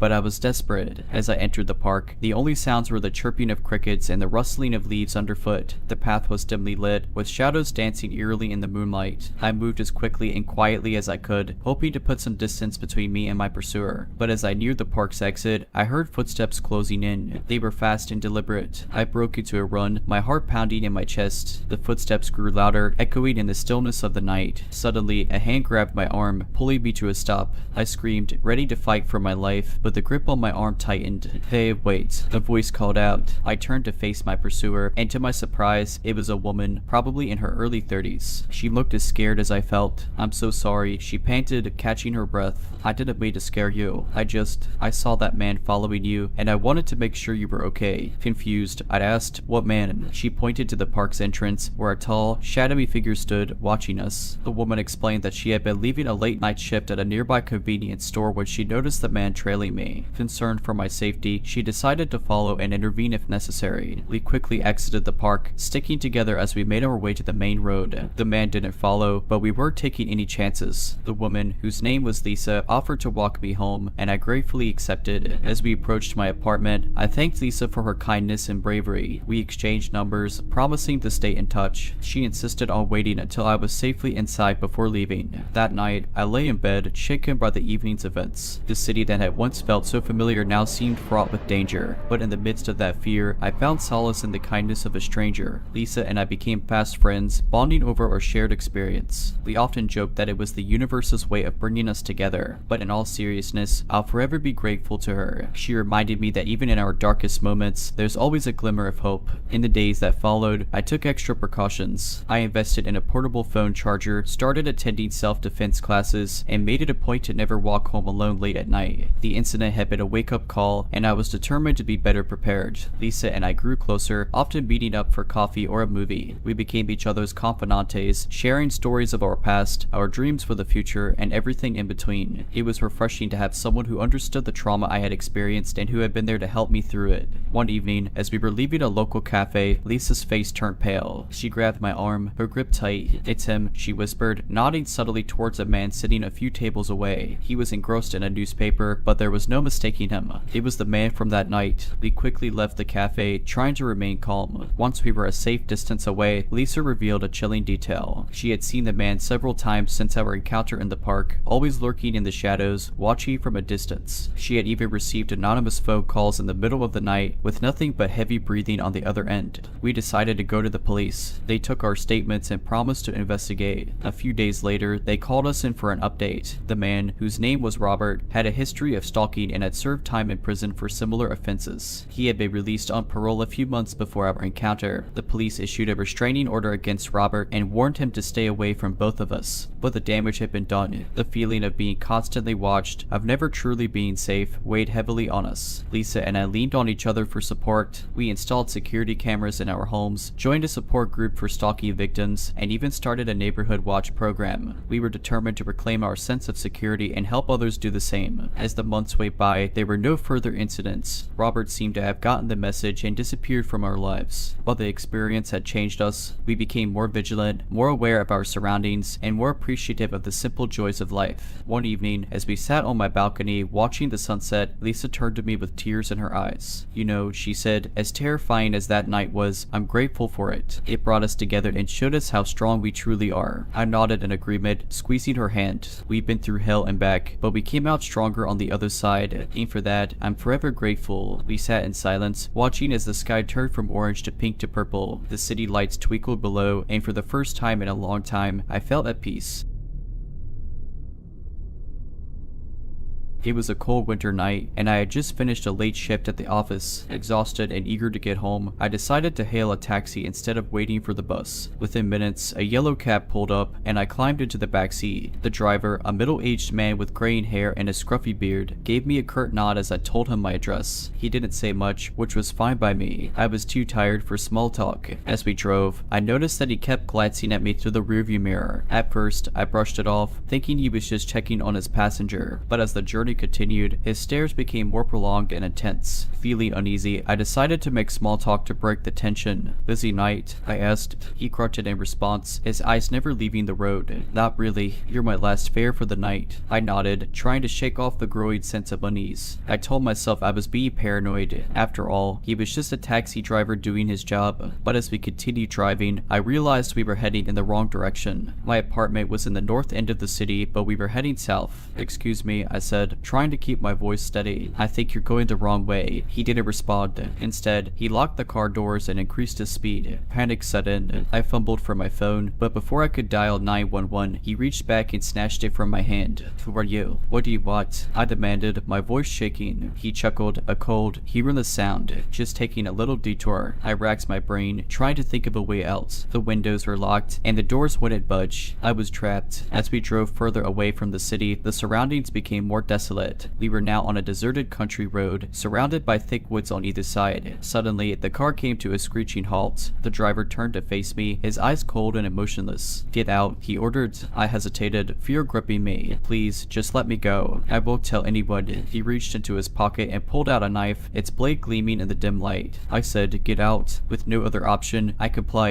The cold air hit me as I stepped out of the car, my breath visible in the freezing night. The driver got out as well, the knife still in his hand. He approached me slowly, a sinister smile playing on his lips. "You know," he said, "I've been driving this cab for years, and every once in a while, I like to have a little fun." I backed away, my heart pounding in my chest. "Please, just let me go," I begged. He laughed, the sound echoing through the silent woods. "Not tonight." Suddenly, headlights appeared in the distance. Another car was approaching. The driver hesitated, glancing between me and the oncoming vehicle. Seizing the opportunity, I made a run for it. I sprinted into the woods, the driver's shouts echoing behind me. I didn't stop, didn't look back. I just ran, my only thought to get as far away as possible. After what felt like hours, I stumbled upon a house. I banged on the door, pleading for help. An elderly couple answered, their faces filled with concern. I quickly explained what had happened, and they immediately called the police. The officers arrived within minutes, taking my statement and launching a search for the taxi driver, but he was nowhere to be found. The only trace of him was his abandoned cab, parked on the side of the road. The police later informed me that the taxi was stolen, and the driver had a long history of criminal activity, including assault and robbery. They believed he had targeted me for a potential robbery, but his intentions had changed when he realized I was alone. I was shaken by the ordeal but grateful to be alive. The elderly couple, Mr. and Mrs. O'Brien, kindly offered to let me stay with them for the night, and I gratefully accepted. The next day, I returned to the city, determined to put the traumatic experience behind me. But the memory of that night haunted me. I became wary of taxis, opting to walk or use public transport instead. Months went by, and the police were unable to locate the driver. I began to lose hope that he would ever be brought to justice. But then, one day, I received a call from Detective Martinez, the lead investigator on my case. "We got him," he said, his voice filled with relief. "He was picked up in a neighboring state for a different crime, but we were able to link him to your case through fingerprints found in the stolen taxi." I felt a wave of relief wash over me. Justice had finally been served. The aftermath of that night changed my life in more ways than I could have imagined. The trauma lingered, manifesting in nightmares and a constant state of alertness. I sought therapy, which helped me process the events and rebuild my sense of security. One day, while attending a group therapy session for trauma survivors, I met Anna. She had been through a similar ordeal, having narrowly escaped an attempted kidnapping. We bonded over our shared experiences and soon became close friends. Anna introduced me to a non-profit organization she had started aimed at helping women learn self-defense and personal safety techniques. She believed that empowerment was the key to overcoming trauma. Inspired by her passion and determination, I joined her mission. Together, we organized workshops and seminars teaching women how to protect themselves and be more aware of their surroundings. The response was overwhelming. Hundreds of women attended our sessions, eager to learn and share their own stories. As the months went by, our organization grew. We received funding from local businesses and even partnered with the police department to offer advanced self-defense training. The community rallied around us, and we became a beacon of hope for many. One evening, after a particularly successful workshop, Anna and I sat down for a a cup of coffee. We reflected on our journey and how far we had come. You know, Anna said, sometimes I think that everything happens for a reason. As terrible as our experiences were, they led us to this moment, to this mission. I nodded in agreement. It's amazing how something so traumatic can lead to something so positive. We've turned our pain into power. Anna smiled, and we're just getting started. Over the next few years, our organization expanded beyond our city. We opened branches in other states, reaching thousands of women and making a real difference in their lives. But despite our success, I never forgot that fateful night. It served as a constant reminder of why our work was so important. One day, I received a letter in the mail. It was from the taxi driver, written from prison. In it, he expressed remorse for his actions and claimed to have found redemption behind bars. He thanked me for the work I was doing and hoped that it would prevent others from going down the same dark path he had. I read the letter with mixed emotions. While I appreciated his attempt at making amends, I couldn't forget the terror he had inflicted upon me. But I also realized that people could change, and perhaps he truly had turned his life around. I decided to respond, thanking him for his letter and expressing hope that he would use his time in prison to reflect on his actions and make amends. As the years went by, I continued my work with the organization, always striving to make a difference. And while the memories of that night still haunted me, I took solace in the knowledge that I was helping others and turning a negative experience into a positive force for change.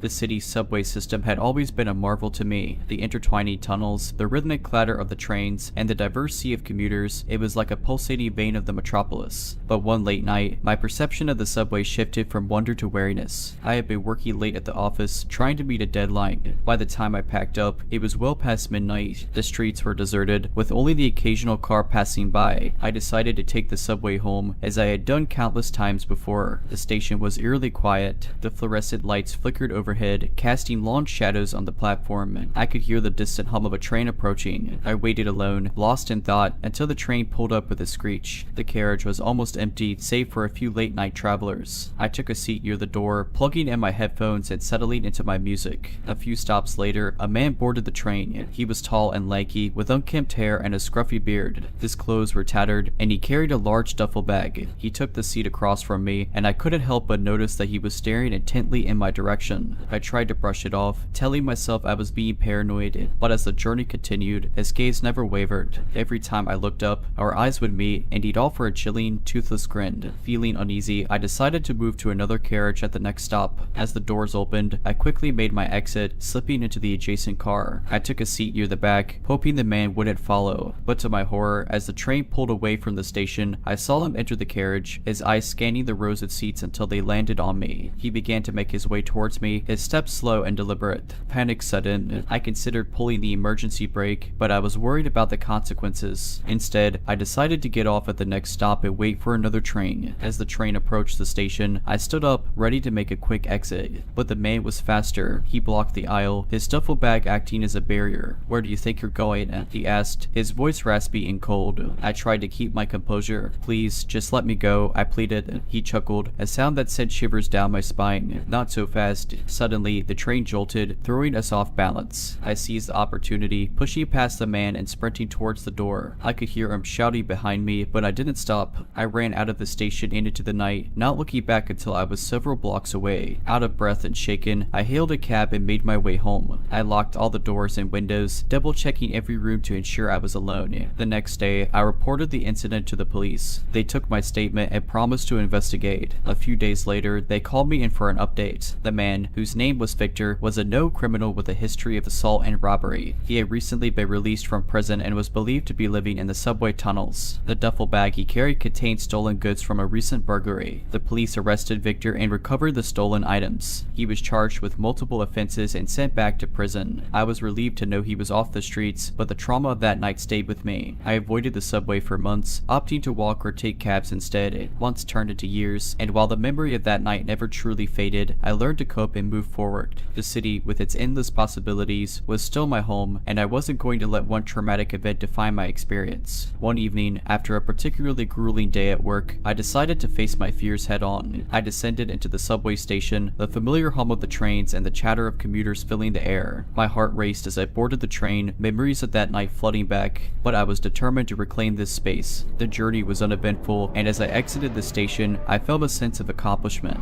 I had faced my fears and emerged stronger, longer. A few weeks later, I received an unexpected letter. It was from Victor, written from prison. In it, he expressed remorse for his actions and claimed to have turned his life around. He wrote about attending therapy and anger management classes and finding solace in religion. He apologized for the pain he had caused and hoped that I could find it in my heart to forgive him. I read the letter with mixed emotions. While I appreciated his attempt at making amends, I couldn't forget the terror he had inflicted upon me. But I also believed in the power of redemption and that people could change. After much contemplation, I decided to visit Victor in prison. I needed closure, and this seemed like the best way to achieve it. The visit was tense, with both of us struggling to find the right words. But as we spoke, I saw glimpses of the changed man he claimed to be. Victor spoke about his troubled past, the choices that led him down a dark path, and his desire to make amends. He expressed gratitude for the second chance he had been given and hoped to use his time at prison to better himself. As I left the prison, I felt a weight lifted off my shoulders. I had faced my attacker, heard his side of the story, and found a sense of closure. Over the next few years, Victor and I corresponded regularly. He kept me updated on his progress, and I offered words of encouragement. When he was released on parole, I was one of the first people he reached out to. We met for coffee, and I saw firsthand the changes he had made. He had found a job, reconnected with his family, and was determined to stay on the right path. Today, Victor and I share an unlikely friendship.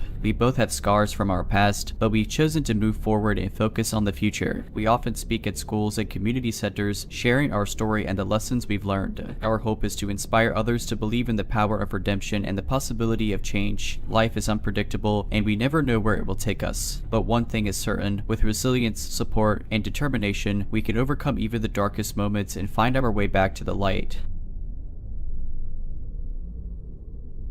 This city had always been my home, a bustling metropolis filled with life and energy, but sometimes the noise and chaos became too much, and I sought solace in the local park. It was a sprawling green space, dotted with ancient trees and serene ponds. By day, it was filled with families and joggers, but by night, it transformed into a quiet oasis. One evening, after a particularly grueling day at work, I decided to take a walk in the park. The sun had set, and the park was bathed in the soft glow of the streetlights. The air was cool and crisp, and the only sounds were the distant hum of traffic and the chirping of crickets. I followed the windy path, losing myself in the beauty of nature. The trees cast long shadows on the ground, their leaves rustling in the gentle breeze. I felt at peace, the stresses of the day melting away. As I walked deeper into the park, I noticed a figure up ahead. It was a man, standing by the edge of a pond. He was tall and lean, dressed in dark clothing. His face was obscured by the shadows, but I could see that he was staring intently at the water. Feeling uneasy, I decided to give him a wide berth. I veered off the path, making my way through the trees. But as I did, I couldn't shake off the feeling that I was being watched. I quickened my pace, my heart pounding in my chest. Every rustle of the leaves, every snap of a twig sent a jolt of fear through me. I tried to convince myself that I was being paranoid, but the feeling of dread only grew stronger. Suddenly, I heard footsteps behind me. They were soft and deliberate, echoing in the stillness of the night. I dared not look back, fearing what I might see. Instead, I broke into a run, my only thought to get out of the park as quickly as possible. The footsteps grew louder, matching my pace. I could hear the man's ragged breathing, a chilly reminder that he was closing in on me. I pushed myself harder, my lungs burning and my legs aching. Up ahead, I saw a bridge that led to the park's exit. I sprinted towards it, praying that I would make it in time. But as I reached the bridge, I felt a cold hand grab my wrist, pulling me back. I screamed, struggling to break free. The man's grip was like iron, unyielding and relentless. He pulled me closer, his face inches from mine. His eyes were cold and emotionless, devoid of any humanity. "Where do you think you're going?" he whispered, his voice dripping with malice. I tried to respond, but fear had rendered me speechless. I could only stare into his eyes, praying for a miracle. Suddenly, a bright light shone in the distance. The man turned to look, momentarily distracted, and I seized the opportunity, using all my strength to break free. I ran towards the light, not looking back until I was safely out of the park. The light came from a police car, patrolling the area. The officers had heard my screams and had come to investigate. They quickly took my statement and launched a search for the man, but he had vanished without a trace. The police informed me that there had been several reports of a man stalking women in the park. They believed he was a serial predator preying on lone women. They advised me to avoid the park at night and to always be aware of my surroundings. I was shaken by the ordeal, and it took me a long time to come to terms with what had happened. I sought therapy, which helped me process the trauma and rebuild my sense of security. I also joined a self-defense class, determined to never feel helpless again. Months after the incident, the park became a focal point for community action. News of my encounter encounter spread, and soon, other women came forward with similar stories of being followed or approached by a mysterious man during their evening walks. The community rallied together, demanding increased security measures and better lighting in the park. Local businesses and residents raised funds to install surveillance cameras at key points throughout the park. The city council also increased police patrols during the evening hours. A neighborhood watch group was formed, with volunteers patrolling the park in shifts, ensuring that no one was ever truly alone. One evening, as I was attending a community meeting about the park's safety initiatives, a woman named Maya approached me. She was in her early 30s, with a determined look in her eyes. She revealed that she too had had a close encounter with the mysterious man, but had managed to fend him off using self-defense techniques she had learned. Inspired by our shared experiences, Maya and I decided to start a self-defense workshop for women in the community. We partnered with local martial arts instructors and organized weekly sessions in the park. The response was overwhelming. Women of all ages attended, eager to learn how to protect themselves and reclaim their sense of security. As the weeks went by, the park began to transform. The once eerie silence of the night was replaced by the sounds of laughter and camaraderie. Women jogged, practiced yoga, and even organized nighttime picnics, refusing to let fear dictate their lives. The police continued their investigation, and with the help of the newly installed cameras, they were able to identify the mysterious man. He was arrested and charged with multiple counts of stalking and attempted assault. It turned out he had a history of violent behavior and had been released from prison just months before our encounters. The news of his arrest brought a collective sigh of relief to the community. The park, once a place of fear, had become a symbol of resilience and unity. Maya and I continued our self-defense workshops, expanding them to other parts of the city. We also started a non-profit organization dedicated to empowering women and promoting safety in public spaces. Today, the park is a testament to the power of community action. Families picnic under the trees, children play on the swings, and couples stroll hand in hand, enjoying the beauty of nature. The memories of that fateful night still linger, but they are overshadowed by the positive change that emerged from it. As for me, I've learned the importance of trusting my instincts and being prepared. I still visit the park, but now I do so with confidence, knowing that I have the skills and the support of my community to keep me safe.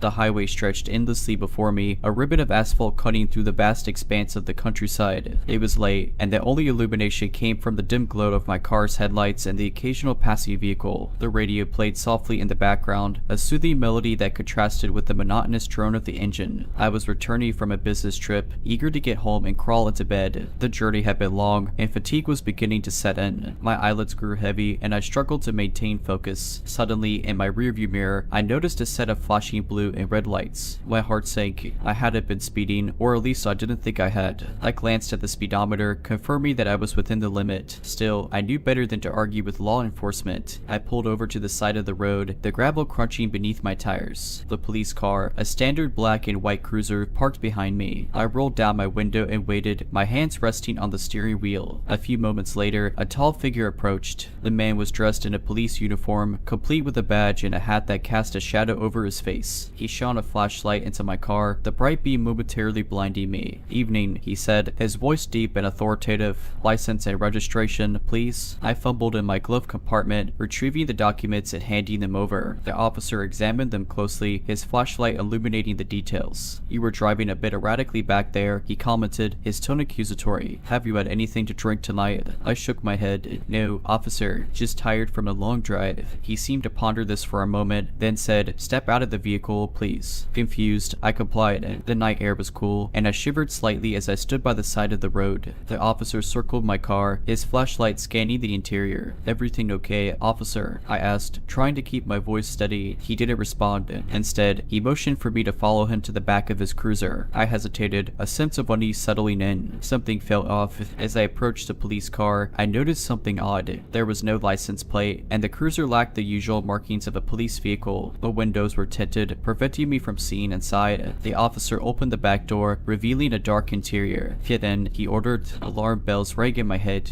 This wasn't standard procedure. Why would he want me to get into the back of his car? "I'd rather not," I replied, trying to sound confident. "Is there a problem?" The officer's demeanor changed instantly. His friendly facade dropped, replaced by a menacing glare. "Get in the car, now," he growled. Fear gripped me. I realized that this man wasn't a real cop. I was in grave danger. Thinking quickly, I reached into my pocket and pressed the panic button on my car keys. The car's alarm blared, its lights flashing wildly. The fake officer was momentarily startled, giving me the split second I needed. I bolted, running as fast as my legs could carry me. I could hear the imposter shouting behind me, his footsteps echoing on the asphalt, but I didn't look back. I ran until I reached a nearby farmhouse, pounding on the door until the startled occupants answered. They quickly let me in, and I explained the situation. They called the real police, who arrived within minutes. The fake cop was nowhere to be found, having fled the scene. The police launched an investigation, and it was discovered that the imposter had been involved in several other incidents, posing as a cop to rob and assault unsuspecting motorists. The cruiser he had been driving was stolen, and the uniform was a convincing replica. In the weeks that followed, my story became a cautionary tale that spread throughout the community. Local news outlets picked up on it, and I was interviewed multiple times, recounting the harrowing experience. While reliving the ordeal was emotionally taxing, I felt it was essential to raise awareness about the dangers of fake officers. The police department, in response to the incident and the growing public concern, initiated a campaign to educate the public on how to identify genuine officers and the correct protocol during traffic stops. They emphasized the importance of looking for authentic badges, proper vehicle markings, and always asking for an officer's identification if something feels off. Community meetings were organized where officers demonstrated the differences between real and fake uniforms, badges, and equipment. They also provided tips on what to do if one suspects they're being pulled over by an imposter, advising to drive to a well-lit,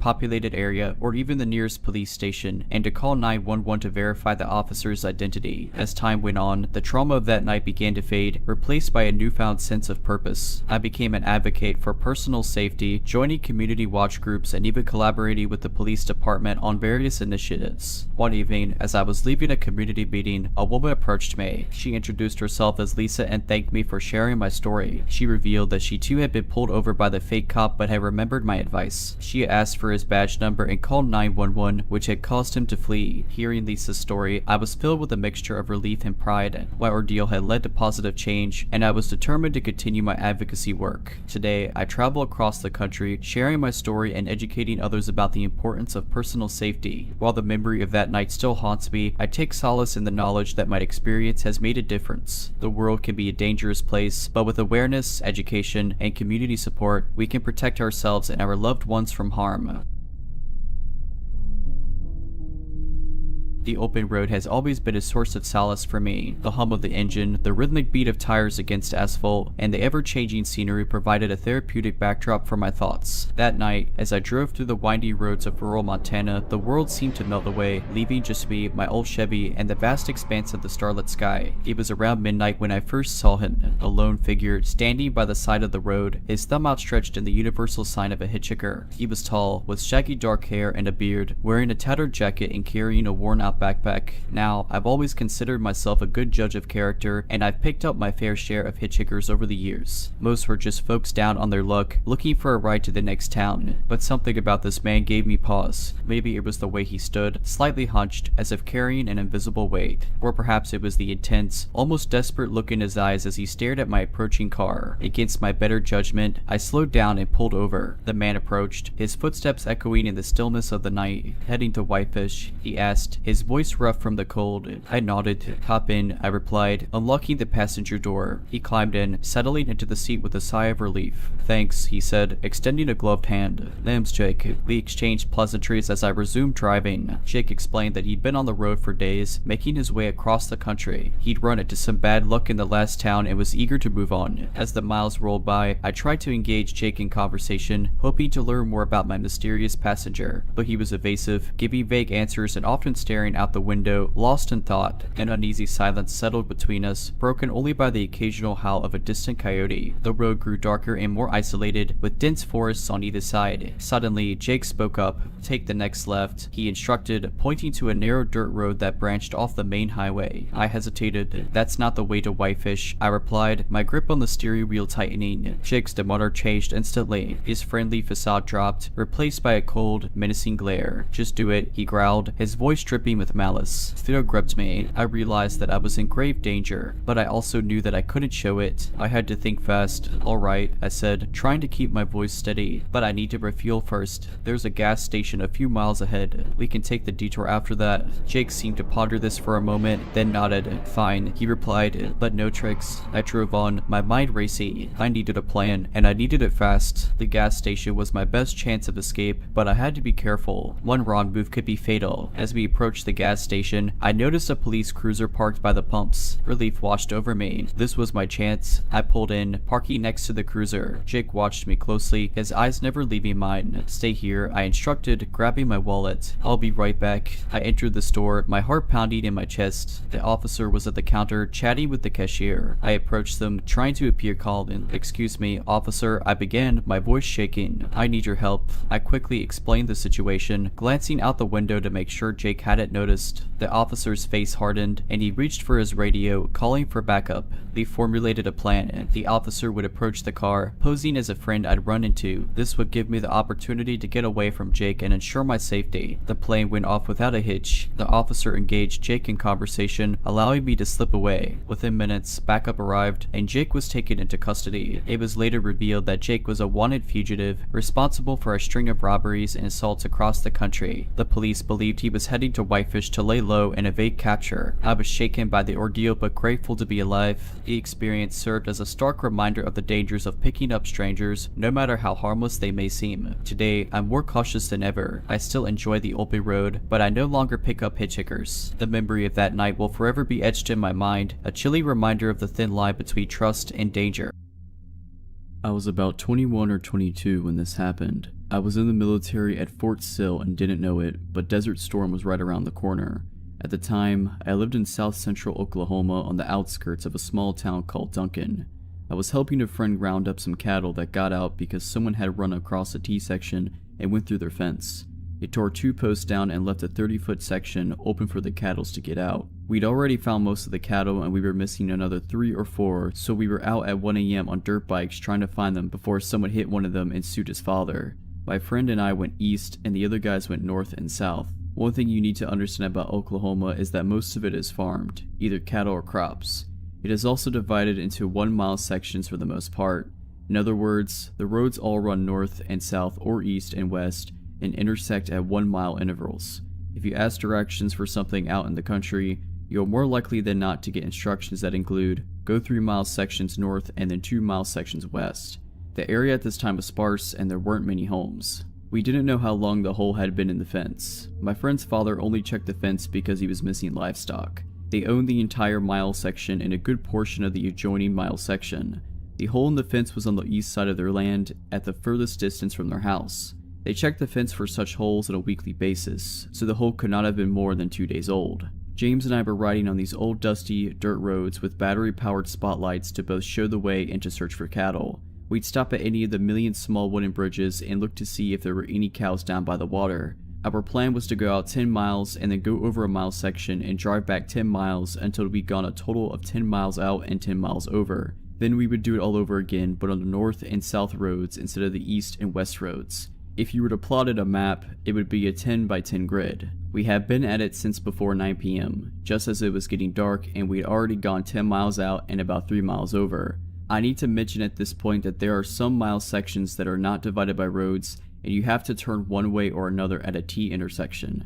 If that happens, we always took the road that went in our general direction of travel.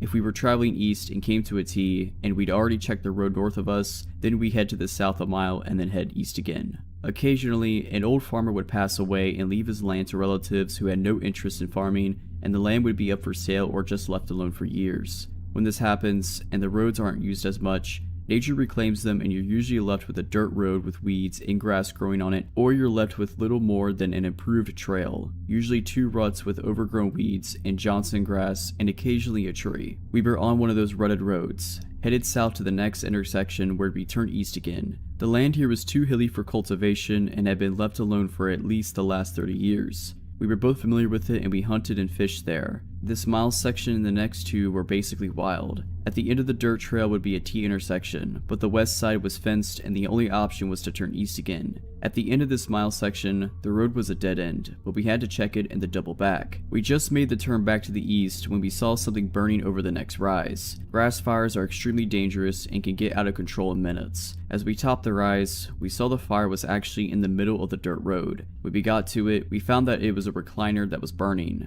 a blue Lazy Boy recliner. We stopped and threw some dirt on it and finally got it extinguished. James and I were wondering what kind of an idiot would do this and how strange it was to be in the middle of the road just burning. Satisfied that the fire was out, we got back on our bikes and idled past the recliner toward the end of the mile section, still a quarter of a mile in the distance. We found one of their cows at the bottom of the rise, about 100 feet down the road.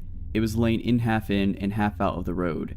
Its throat had been cut and it was laying there with its eyes open and tongue hanging out. There was blood everywhere. As we were looking at it and trying to figure out what happened, James said, "Hey, look at this." It showed me where the blood had dripped from the cow to about 10 feet away from it. There were shoe prints of blood in the road. It was just part of a shoe print, but you could tell that was a shoe print. We found two more when we looked more diligently. At this point, the hairs on the back of my neck were standing up and it was suddenly a very cool evening. I looked at James and his eyes were as big as saucers. He thought something spooky was happening too. We talked about going back, but we knew that we'd be shamed if we didn't see if there was anything else. We finally decided to walk the bikes the rest of the way to the dead end just in case there was someone there. We didn't want them to hear the engines. We began walking the last quarter mile or so to the dead end. It was at the base of the last hill and we just started heading up onto the other side. My heart was going at about 200 miles per hour and I had cotton mouth so bad that it was almost impossible to swallow. Then I noticed that someone had stuck paper plates of the barbs of the wire on the fence. We looked and there were plates stuck to the top strand of a wire on both sides of the road. It started about 50 feet behind us, it continued up and over the hill. They were evenly spaced about 5 feet apart. As our gaze followed the row of paper plates up the top of the hill, James suddenly said, "There's another fire," and it was at that moment that I could smell it. But what I smelled wasn't that normal smoky smell. It was as though someone had added incense into it. I asked James if he could smell that and he could. I told him that I didn't like this at all. I was okay with losing face in front of our friends and his dad and brothers. I was ready to go. He agreed with me but said that we had to see what was burning. We were both whispering and we were both shaking so much that our voices quivered. We started up the hill again and I was thinking with every step that we were going to be seriously killed or worse. As we got to the top of the hill, one of the paper plates blew off the fence and skittered behind us, making both of us jump, and it was all I could do to not scream. After I saw what it was, I started to laugh it off, but James shushed me and told me to listen. We could hear voices. As we topped the hill and were able to see the bottom where the road stopped, we saw a group of about 10 people all standing around another recliner that was burning. They had their backs to us and they were passing a big picture around. From our vantage point, we couldn't actually see what was in the picture, but the slit throat of the cow haunted my thoughts. They would each take a mouthful and spit it into the fire. This went on until the picture was empty. The entire time, they were all saying something in unison. We could only understand an occasional word. They changed their tones in a rhythmic manner with an emphasis on the last word. I can remember hearing here and there and beseech and father. James and I stood there on top of the hill like a couple of idiots, our mouths hanging wide open and actually scared stiff. After a minute or two, they would repeat whatever it was, all the while passing around that pitcher and spitting it into the fire. There was a small camp table set up on the side and a little behind them. After the last of the liquid was gone, a man turned and sat the pitcher on the table and picked up what looked like a large loaf of bread. Just as he was turning back to the fire, he evidently saw us. I am sure that we made a nice silhouette sitting there at the top of the hill. He screamed, "Hey!" and dropped the loaf of bread and started running in our direction. The others turned and immediately followed him. That was all the encouragement that we needed. It was time to go. We turned our bikes around. James got his started on the first kick, but I somehow managed to get myself off balance, and when I kicked, the bike fell on its side with me. By this time I was near panic and was breathing in raspy, short breaths. I picked the bike up again and tried to start it, but it didn't start. I thought about running, but we were out in the middle of nowhere. I finally started pushing the motorcycle down the other side of the hill and jumped on it. It seemed like it took forever to get enough speed, but I popped the clutch and it started. James was waiting at the corner of the intersection to make sure that I was coming, and we were headed for his house, going way too fast for safety, especially in the dark. When we finally got back to his house, we told his dad what we'd seen. His dad called a couple of friends, and they all loaded up in their trucks with enough weapons to start a small war. James and I sat with his dad and told him where to turn. His dad kept asking us questions on the way. What were they doing? Why was there a chair on fire? They cut the cow's throat? How many were there? What did they look like? What were they driving? The last question stumped us. We hadn't seen any cars or trucks. The road was the only way in or out, and there was a creek that ran on the back side of the end of that particular road, so they couldn't have gone that direction. How did they get there with 2 recliners? When we got to that last stretch of road, the headlights found the spot where the recliner had been sitting. It was gone. We could all see where the road and surrounding grass was burned, but the recliner was not there. As we got closer, James noticed that the cow was gone too. I hate to admit, but I was getting scared all over again. I was afraid that his dad would tell us that it was our imagination and not believe us. When we got closer to the burnt spot in the road, Buster, James' dad, noticed the chair off in the ditch on the left side of the road.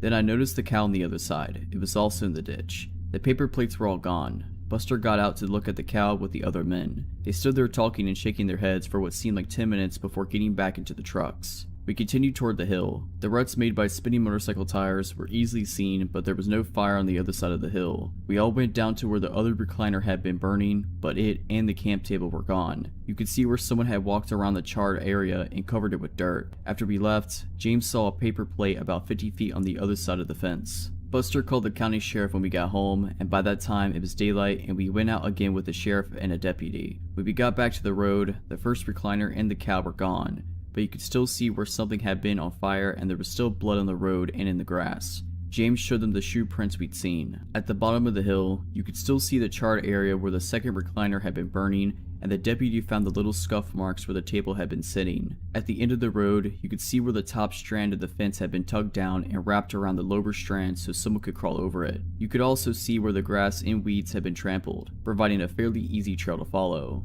We found a woman's tennis shoe on the other side of the creek. You could see where someone had climbed up the bank on the far side of the creek. We followed the trail all the way across the field up to the next dirt road. Again, the top wire was wrapped around the next lower wire and there was a piece of red bandana looking material caught in it. There were marks on the road where 2 or 3 different cars had spun their tires when they left. Buster also found a large piece of glass that had blood on it. Buster filed a report for the missing cow. They'd found 4 more cows in the opposite direction from where me and James had gone. They never found the recliners or the missing cow. The sheriff called a few days later and told Buster that the blood on the glass was human and not bovine. It was his guess that the pitcher broke and someone cut their hand while carrying it back to their vehicles. 2 weeks after that, there was a huge scare in our community about some cult that had promised the area at large that they were going to kidnap someone and sacrifice them. Buster always said that it was just someone running their mouth after hearing about our incident. It was all anyone talked about that summer. Buster also said that he sure would like to know what happened to that cow.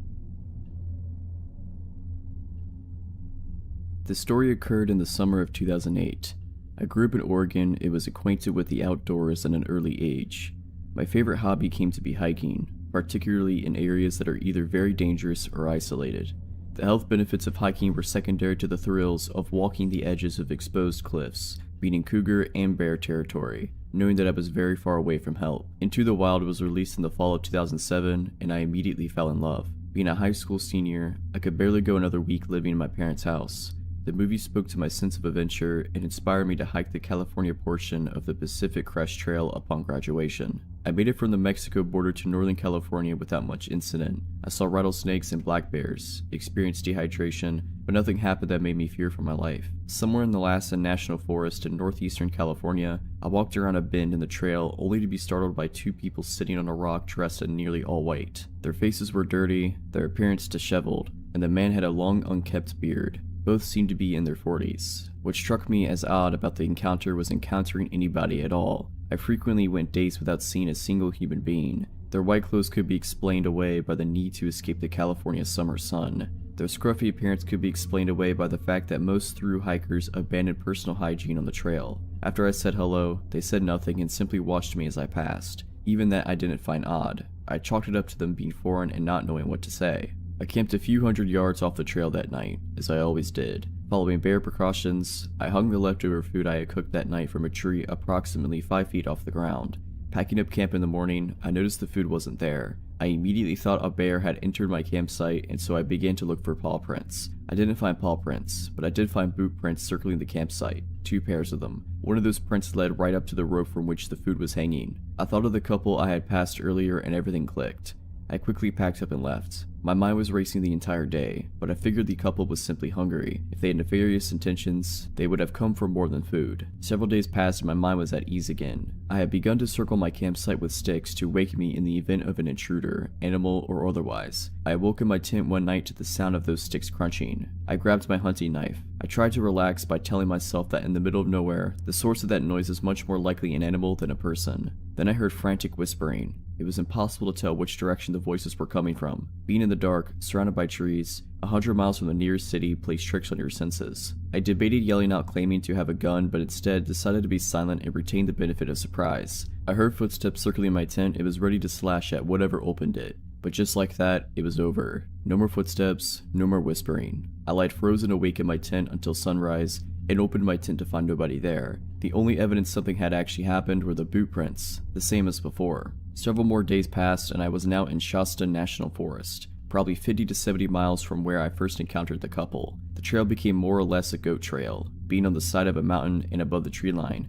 I could see the trail winding for miles in front of me and behind me. I stopped for water in the rare shade and noticed two hikers miles behind me. All I could see were two white dots moving along the mountainside. I immediately said out loud, "Screw this trip is over." I pulled out my map and looked for the nearest town, which appeared to be Castella, located off I-5. The only problem was that it was 25 miles away. I hacked well into the night trying to gain as much ground as possible. I kept losing the trail and decided to set up camp, this time far off the trail and into the forest. I got in my tent and tried to sleep, but every little noise kept me awake. After a few hours in my tent, I heard the telltale signs of another bad night. The footsteps, the whispering, the sticks breaking. Sounds travel far in the absence of other sound. I knew they were close, but wasn't sure how close. All I could think was, this is screwed up. This is so screwed up. Finally, a flashlight hits my tent, lights up the entire thing, and goes dark. I unzipped my tent and climbed out carrying my knife, yelling nonsense into the dark. Then I heard footsteps running towards the tent and barely made out a figure moving in my peripheral vision. I turned and ran deep into the forest. I tripped several times and ran into several trees. After running for approximately 5 minutes, I tripped, rolled, and came to rest next to a downed tree. I got under the tree trunk and laid still. I saw the flashlight moving around in the distance. I laid under that tree for hours. I was certain they were gone, but I didn't move. Eventually, birds started chirping and I knew sunrise would come soon. Once it did, I made my way back to the trail, abandoned my campsite, and walked the rest of the distance to Castella, where the Pacific Crest Trail crosses I-5. I hitchhiked my way to the town of Mount Shasta and spoke with the police and Forest Service. They put me in a motel for the night, and my parents drove from Oregon to pick me up the next day. I followed up with the police and Forest Service months later, who told me there had been similar reports of items disappearing from campsites throughout the surrounding national forest. However, there have been no other reports of the terrorizing that I experienced. As far as I know, nothing ever came of the couple. This happened in the fall of 1993, when I was 20 years old. In the interest of context, this was before I started college, and I was working in the material prep department of a plastics factory on the night shift. I was the only woman in the department, and my male coworkers were initially skeptical that I could handle the job, but I proved myself and earned their respect. It was hard work, but on the plus side, it also put me in the best shape of my life. I had just gotten off work, and it was about 1:30 a.m. My car was running on fumes, so I stopped at a local gas station to fill up. While I was pumping gas, a woman about my age approached me looking nervous and scared. She said that she had been at her boyfriend's house and they had a fight. She'd walk up to the gas station to use the payphone and call her to pick her up. On her way to the station, our car pulled up as she was walking and the guys inside started catcalling and harassing her. With a slight moving of her head, she indicated a car that was parked off to the side by the gas station dumpsters. I saw a large light green car, like a Caddy or a Lincoln, with at least 2 or 3 shadowy figures inside. She said they threatened her and she was too scared to call her friend and wait. The woman was neat, well dressed, and didn't seem high or drunk or anything like that. She just seemed really nervous and freaked out, so I didn't even hesitate. I finished pumping my gas and told her to hop in the car, then I'd take her home. At that time on a weeknight, there was little traffic, so I booked it right out of the gas station and asked her where she lived. She kept twisting around in the seat to see if the car was behind us, and when I asked her to put her seatbelt on, she ignored me and kept looking for the car. I assumed she was just scared. A few blocks down the road, however, I noticed she was looking around the car, and she started asking me about the money. "Where's your purse? Where's your bag? I need money. You need to give me some money." My stomach sank. I have this woman in my car, and now she's gonna rob me. But when I thought about it, robbery just didn't make much sense. I was driving a 1985 Chevette and was wearing my work clothes, a ratty t-shirt and jeans with combat boots. I did not look like a person with a lot of cash, primarily because I wasn't a person with a lot of cash. She twisted around in the seat again and started yelling, "There they are, there they are." She didn't sound scared anymore. I checked the rear view and sure enough, the light green car is right behind me. She started cackling and bouncing up and down in the seat. "My boys are gonna screw you up. They're gonna screw you up." She's laughing like crazy, opening the glove box, looking in the back for a bag or purse, telling me all the messed up things these guys are planning to do to me. Now, if I had been smart, I would have just driven to the police station. Actually, if I had been very smart, I would have just called the cops from the gas station and waited with her until they arrived. That would have been the intelligent thing to do. Unfortunately, none of this crossed my mind until later. In the moment, I just got really angry. I realized 3 key things all at once. There was an intersection up ahead, with cars on either side waiting to cross, and the light had just turned yellow. I had a spare box cutter that I kept for work in the driver's side door compartment. The lady still had it put on her seatbelt. I didn't think. I floored it and passed under the yellow light just as it turned red. I glanced back to see if the green car was still behind me, but the cross traffic at the intersection had started to move, and they had it caught up.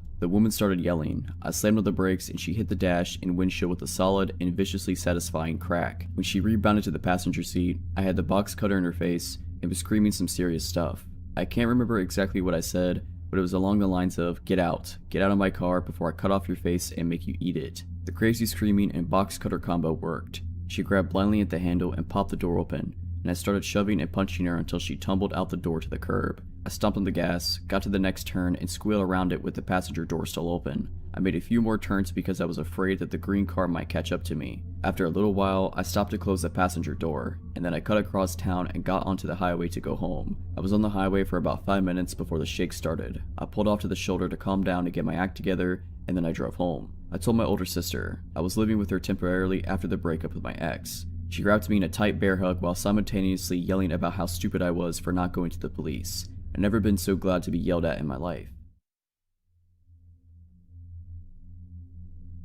I've lived most of my life way out in the valley countryside of Ontario. Given it's not a whole lot for an 18-year-old, but for me it's the only place I can call home. And I like to think that I know the entire area, as far as sprawling that is, like the back of my hand. Adventures across the long, cross-crossing roads, pastures, and woods that made up the skeleton of my village were a common venture in my childhood. As a young kid, I had a habit of biking extremely far out in hopes of finding new places, and sometimes my dad or one of my friends' parents would toss out bikes in their pickup and take us way out into a back road and let us explore for a few hours. This was how a lot of us first found that on one of these bad gravel roads, surrounded by thin woods, was a worn down old shack sitting just about 20 meters off of the path. Honestly, I never thought anything of it, except for the fact that it was creepy. It had no windows to see inside, and I never went anywhere near it. But one of my friends at the time said that her older sister had tried to go in it and that the door was always locked. We all had better things to do than to be curious about that at the time anyway, so I quickly moved on and became nothing more than a mundane landmark of that area. Honestly, I had completely forgotten about it for a few years now. Except last Tuesday. I was coming home from one of my very late classes at my university, and I usually take the back routes I used many years ago, as they're more straightforward and never have any sort of traffic. As I drove down the gravel path that would wind along the side of the country and eventually take me to the next street I needed to turn onto, I noticed a faint glinting coming from within the trees up ahead, maybe about 100 meters from my car. A flashlight? I thought, but as my car came closer, I realized what I was really seeing. The light inside of the shack was on. I should mention now that in all of the nearly 13 years I've spent living in my area, I have never seen that door open, and I've never seen a light on inside of that shack, ever. Not even once. I must have driven past that shack probably almost 100 times in my life, but this was the first time I'd ever seen any sign of a person's presence having been anywhere near that thing. That, coupled with the fact that it was 10 o'clock at night and pitch black outside aside from my own headlights, and the faint glow lighting up the door frame up ahead, immediately filled me with what I can only describe as a weird sense of dread. Fortunately, while my car approached the light, I was curious enough that despite the feeling in my stomach, I slowed down as I was about to pass, hoping that I could see what was going on inside, and this is probably the only reason I managed to spot the dark shape that burst out of the foliage on the side of the road, directly into my path. I wasn't going very fast at that point, but I still pounded the brakes rather hard in alarm, so my car came to a crunching stop on the gravel. For a moment, I was just really confused and freaked out. What was that? Had I almost hit a deer or something? This far out in the country, a deer would have been the most likely and most reasonable assumption, but in the beams of my car, I could see what had stopped me. A very tall, a very lanky old man with scraggly and balding gray hair. He looked dirty and unkempt, and as his clothes hung off of him, I felt extremely unsettled over what this guy could be doing way out here, and why he had walked out in front of my car. As I sat there confused, the old man came around to my window and knocked on the glass. I rolled down the window just a crack, only enough for someone to be able to hear me and for me to hear them. I was already creeped out enough as it was. Immediately, I had to say what I was thinking. What are you doing out here? In my peripheral vision, I could still see the light from the shack, but in my mind's eye, I wasn't really registering it anymore. Stupid, I know. I should have made the connection immediately, but I was still kind of shaken by the fact that I could have run this guy over if I hadn't been able to stop in time, and being a new driver and all, the thought of that was terrifying. After a small pause, the man started talking to me. He had a thick, croaky sort of voice, and he spoke very slowly. "My truck, it's broken," he explained. Oh, okay. I was also getting the feeling that he wasn't really all there, mentally. I didn't have to look around to notice there wasn't any truck on the side of the road, but I did anyway, turning my head around to confirm what I already knew. There was definitely no truck. Had he somehow driven it into the trees or something?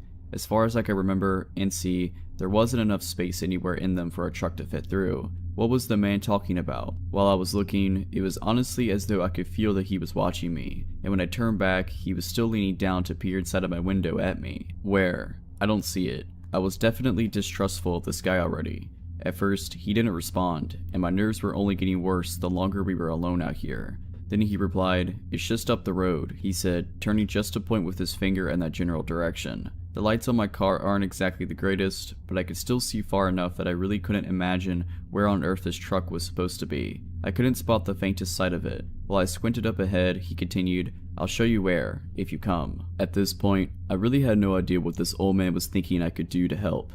I'm just an 18-year-old girl. I don't exactly look like the type of person who knows a lot about cars or how to fix them. And for the record, I'm really not. But I was tired from a long day at school, so I absolutely was not at my brightest. And for some reason, a part of me felt guilty about leaving him out here alone if his truck really was broken. "Okay," I said, and I reached to my gear shift to start driving slowly up the road. But as soon as he saw my hand, he shook his head. "Just walk, it's not too far." "What? Excuse me, but no thanks. How was I going to see anything in the dark if I got out of my car and followed him anyway? There was no harm in driving wherever he was trying to lead me.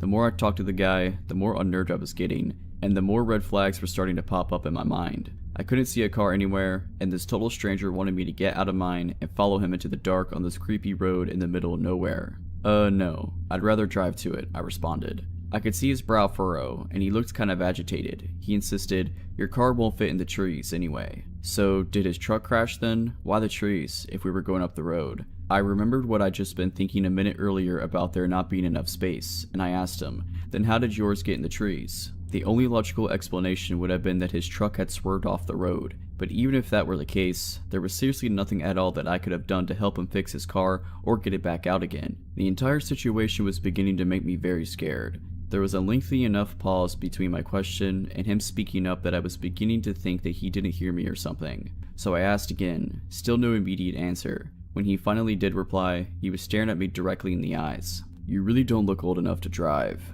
I hear comments like this a lot, since I do look very young because of my size. Normally, somebody would say this with a smile or something to signify that this is, in fact, meant to be taken as a joke, but this guy's face didn't change even slightly. He just kept staring at me with a completely cold expression. That type of remark in this kind of situation immediately had my heart racing, and all I could think was, what did this guy want from me? What I wanted to say next was, "Well, who are you?" But instead, I anxiously fumbled for my phone in my pocket, babbling in a way that probably made it really obvious I was completely freaked out in my mind. Okay, I could just call someone to come help you out. There's not really anything I can do." As I said that, it occurred to me to wonder, did this old guy not have a cell phone of his own? I know not every older person has one, even if they're becoming much more common, but seriously. And then I also remembered, with a sudden streak of massive fear, the shack with the light on. I could still see the light coming from it just up ahead in the trees. My dumb brain finally put two and two together. The old man hadn't even mentioned it at all. It was like it wasn't even there to him, and there was definitely no one out there that could have turned the light on but the guy who was just standing outside my car right now. What was he doing out here in the shack then, which had been locked for all these years by someone I never knew? There was definitely no truck around here. He wanted me out of my car for a whole nother reason. I think maybe the old man must have seen on my face that I was scared out of my wits and about to book it out of there. Instead of any words, without warning, his face contorted with rage, and he swung his fist, pounding against it my window with enough strength to make it shudder. His eyes were wide and he looked furious and completely insane. Even though I was panicking more than I ever had in my life, and I was sure he was about to smash the window in if he tried again, I screamed, threw my phone onto the floor, switched gears, and slammed my foot down on the gas pedal. I hurtled down the road, and when I glanced into my rearview mirror, I saw his dark shape turn from standing in the road, and I watched as he turned, and he walked off the road, directly back towards the light of the shack. I didn't slow down at all until I was nearly home, and absolutely sure that there was no way that he could have followed me. When I got home that night, I spent a long time crying about what had happened with my mom. And though I don't think she believed all of what I told her, we don't have the greatest relationship, she called up everyone she knew to ask if anyone knew the old man, or if they knew who owned that shack. In a town like ours, just about everyone knows each other, but no one had any clue who he was. One of our family friends even swore that he was sure it's been abandoned for at least 4 years now. And since most people don't usually take that road, no one said that they've ever seen a light on or the door open but me. I've been taking a different route home from school since, and I really don't think I ever want to head back down that road. Creepy guy in the shack, please, let's not meet again. If you're liking this video, all I ask is that you make sure to subscribe to my channel and like this video. Thank you.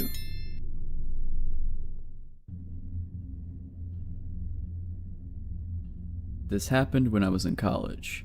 I lived in Isla Vista, the student community at UCSB, notorious for being a party school.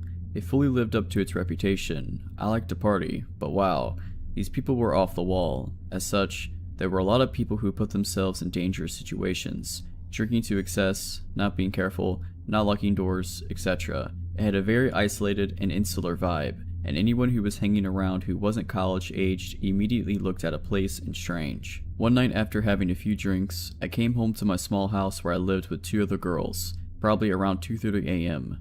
We were all serious students. I was probably the least serious actually, and we partied, and it was not your typical UCSB mega rager, more like a small get-together with friends. We would often have a few people spend the night, sleep in our furniture, or in our beds as this case may be. That night my roommates had a few people over who I didn't know, and I saw when I returned home that one of them had opted to sleep on the couch from the shadow that I saw there. I didn't turn the light on so I wouldn't wake anyone up, but as I was passing the couch to enter my bedroom, I noticed that the figure was lying very stiff. He just had this weird energy to him. He was lying down, but it was like he was putting all of his energy into lying as still and rigid as possible. I paused, and the guy quickly jerked his head to face me, without moving his limbs. So quickly that it startled me. I could see his wide open eyes glinting in the dark. Figuring that I'd startled him, or that he was drunk, or maybe on some kind of stimulant and unable to sleep, I just hurried past into my bedroom and locked the door. The dude made me so nervous, and I wasn't taking any chances. I fell asleep. At 4:30 a.m., I woke up. There was a strange sound at the door, almost like somebody was drumming their fingers against the wood very quietly. I lay still and listened. There were more quiet sounds like someone scratching the door with their fingers, which got louder and louder until it was clear that he was using both hands and scratching as fast and as hard as possible. It created an extremely loud and intimidating sound that filled me with fear. I got my cell phone and texted my roommate because I was afraid to make a sound. "Your friend is freaking me out. Is he coked out? Can you talk to him? He's banging and scratching on my door." She didn't text me back, probably because she was asleep. I texted my other roommate to the same effect, covering all of my bases.